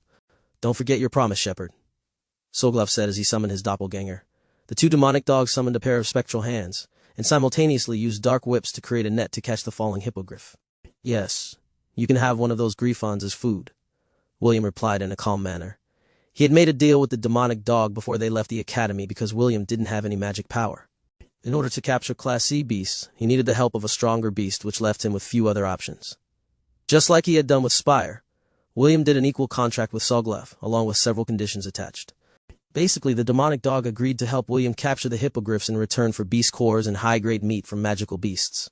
Aside from helping William capture beasts, he wouldn't do anything else. The hippogriff was safely caught by the dark net, and William immediately used the power of his shepherd job class to tame it. There was no taming skill within the job class, but William was able to communicate with herd-type creatures and invite them to join his herd. The magical beast was seriously injured and its wings were torn off. Although it was hurting, it was still thinking properly. Even so, it didn't resist William's invitation to join his herd, because it felt that this was its only path to survival. After successfully adding the hippogriff to his ranks, He immediately sprinkled a high-grade potion on its injuries. He then let it drink another potion in order to help with its recovery. William didn't care if the beast he tamed was currently wingless. What mattered to him was that it was currently part of his herd and under his protection. Soglav and its doppelganger were still creating dark whips to serve as nets to catch more hippogriffs falling from the sky. Although they had the advantage of numbers, they were Class C creatures at most. Griffons were Class B creatures, and one of their natural predators. Only the golden-winged hippogriff was able to face off against them because it was also a Class B creature. As more injured hippogriffs fell from the sky, William's herd grew by the minute. Ella was paying close attention to the battle as well. 2 of the Griffons suffered moderate injuries due to the hippogriffs' teamwork. The alpha of the hippogriff group fought off against one of the Griffons alone, while the rest dealt with the others. After adding 15 more hippogriffs to his herd, William thought that it was already enough and joined the battle. Several whistling sounds pierced the air as William shot arrows at one of the injured Griffons. He made sure to time his shots in order to not hurt any of the hippogriffs that were fighting their mortal enemies with their beaks and talons. The Griffons shrieked in anger when they noticed that an insect was getting in the way of their hunt. The one he was shooting at flapped its mighty wings and shrugged off the hippogriffs that were ganging up on it. "Soglav!" William shouted as he knocked the adamantium arrow on his bow. He aimed at the approaching griffin and waited for the perfect timing. The Griffon dove down to swat the annoying insect, but 4 dark whips grabbed its legs mid-flight. "Now!" Soglav roared. "Make sure to hit it, boy. This Griffon is going to be my lunch." Instead of answering, William released the string, and the arrow flew straight and true. It pierced through the Griffon's chest, giving it a serious injury. The mighty creature shrieked in pain before crashing towards the ground, creating a dust cloud. Soglav hurriedly ran towards the dying Griffon and formed a bastard sword made of dark energy. As one of the rulers of the forest, it was an opportunistic beast that would use everything to its advantage. It wouldn't allow the Griffon to regain its footing and fly away from its grasp. Soglav stabbed the sword into the back of the Griffon's head, ending its life in the process. He made sure to hit its weak spot, so that its dark blade would penetrate without any form of resistance. A shriek resounded in the sky as another Griffon dove down. It locked its eyes on Soglav with the intention to kill. The demonic dog only sneered. It was about to attack the Griffon when he received a telepathic message from William. "Boy, your appetite is big," Soglav commented. "I like it." William had promised Conrad and Dave that he would hunt for a special mount for them. Dave wanted to have a Griffon mount, and it just so happened that there were 3 live Griffons around. With such a powerful beast like Soglav to assist them, William was not afraid of capturing one. What he was afraid of was that there weren't enough Griffons to serve as their mounts. Chapter 195. William's demonic business partner. Cid and Aerith, who were ordered to accompany William. Both had serious expressions on their faces. They had watched how William had killed a Griffon with the help of the demonic beast that resembled a humanoid dog creature. Kenneth, Priscilla, and the others were shocked at the sudden development, but hurriedly went to assist William in fighting off against the remaining Griffons. "Priscilla, you can injure them, but don't give them any lethal injuries," William ordered. "We're going to capture these Griffons." Priscilla wanted to ask a lot of questions, but she still resolutely followed William's orders. Since she was the only other proficient archer within their group, she immediately fired a few arrows in the air in order to injure the enraged Griffon that was sweeping down on them. Soglav's and the Griffon's ranks might be similar, but there was one major difference between the 2 of them. Although the Griffon's physical strength was stronger than the demonic dog, Soglav was smarter than it. As a monster who loved to eat humans, Soglav was an expert in the strategy of how to corner his prey and go for the kill. Although he couldn't win in a direct confrontation, he could always use the hit-and-run tactics. Void arrow! Soglav, his doppelganger, and the 2 pairs of spectral hands shot the Griffon who had dove down from the air. Being a magical creature, its resistance against spells was also high. However, dark magic was different from the elemental classes. It didn't focus on elemental damage, but curses instead. A wisp of black smoke oozed out of the Griffon's eyes as it roared in fury. It swiped its claws blindly in an attempt to kill the bastardly dog that had killed its comrade. William, who was watching from the side, was busy dipping his arrows in a cylinder that was filled with the venom of the Amphisbaena. Since he wanted to capture the magical beast, neutralizing its resistance was his top priority. After coating 10 arrows with the Amphisbaena's venom, the shepherd took aim and shot the rampaging Griffon in the air. After the 10th arrow embedded itself on the body of the Griffon, its movement started to become dull. Soglav chuckled as it used its dark whips to forcefully bring the magical beast to the ground. After securely tying the Griffon with its dark whip, it eyed the remaining 2 Griffons in the air. Seeing that 2 of their comrades had been killed and captured, the 2 remaining beasts decided to retreat. The hippogriffs screeched triumphantly to announce their victories before shifting their attention to William and his group. Priscilla was about to knock another arrow in her bow when William ordered her to stop. Don't do anything that will provoke them, William ordered. Everyone, stay still. Originally, there were 30 hippogriffs who tried to fight the 4 griffons in order to protect their territory. However, 16 of them had fallen in battle, although they were seriously injured. During the battle, none of them died because they were saved by William and Soglav. The alpha of the hippogriffs landed a few meters away from William and screeched in anger. That's right. William nodded. I came here to capture some of your kind. The alpha screeched once again and spread its golden wings in an attempt to intimidate William. So, do you want them back? William inquired. I don't particularly mind, but can you take care of them? The alpha briefly glanced at its comrades that had lost their wings and limbs during the battle against the griffons. As the leader of the herd, although it sympathized with its comrades, it had no use for individuals that lost their value. Such was life in the whimsical forest. Although the alpha might be too harsh on its own kin, this was a rule that everyone in the jungle abided by. The alpha was silent for a few seconds before glaring at William. You can have them, the alpha said through telepathy. Now get out of my sight. I will not allow you to decrease our numbers any further. There are other groups within this forest. Go capture their members if you dare, but if you touch one more member of my herd, I will fight you to the death. The alpha gave a mighty screech before flapping its wings to fly to the air. The rest of the hippogriffs gave their ex-comrades a sidelong glance before following their leader. The abandoned hippogriffs hung their heads in sadness. But this was a natural occurrence within the forest. If not for William adding them to his herd, they would have just been waiting for their deaths because their alpha had abandoned them. Soglav wasn't paying attention to William's discussion with the hippogriff, because it was busy digging through the griffon's body to find its beast core. The beast cores were usually located at the head of magical beasts. If it's not there, then it would be found close to its heart. As a demonic beast, Soglav had already determined the beast core's location and focused his attention in that area. After digging through the griffon's chest with its claws, it found the core that it was looking for. Soglav dug out a light purple crystal the size of a bowling ball. It chuckled evilly for a while before opening its mouth to chomp on it. The crystal emitted crispy, crackling sounds that were similar to the sounds of potato chips being consumed. The demonic dog chewed on the core with a satisfied expression, which made Cid and Aerith stare at it with caution. After finishing its meal, Soglav looked at the body of the griffon and salivated.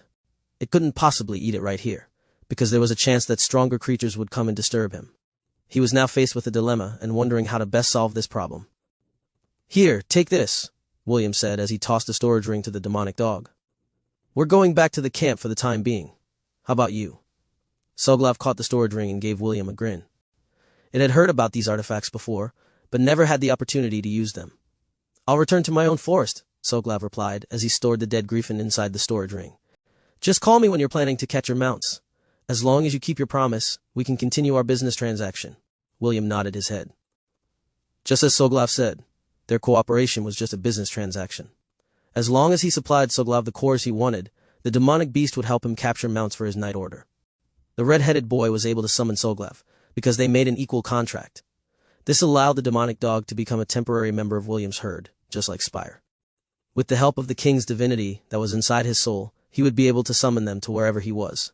This ability was called King's Legion.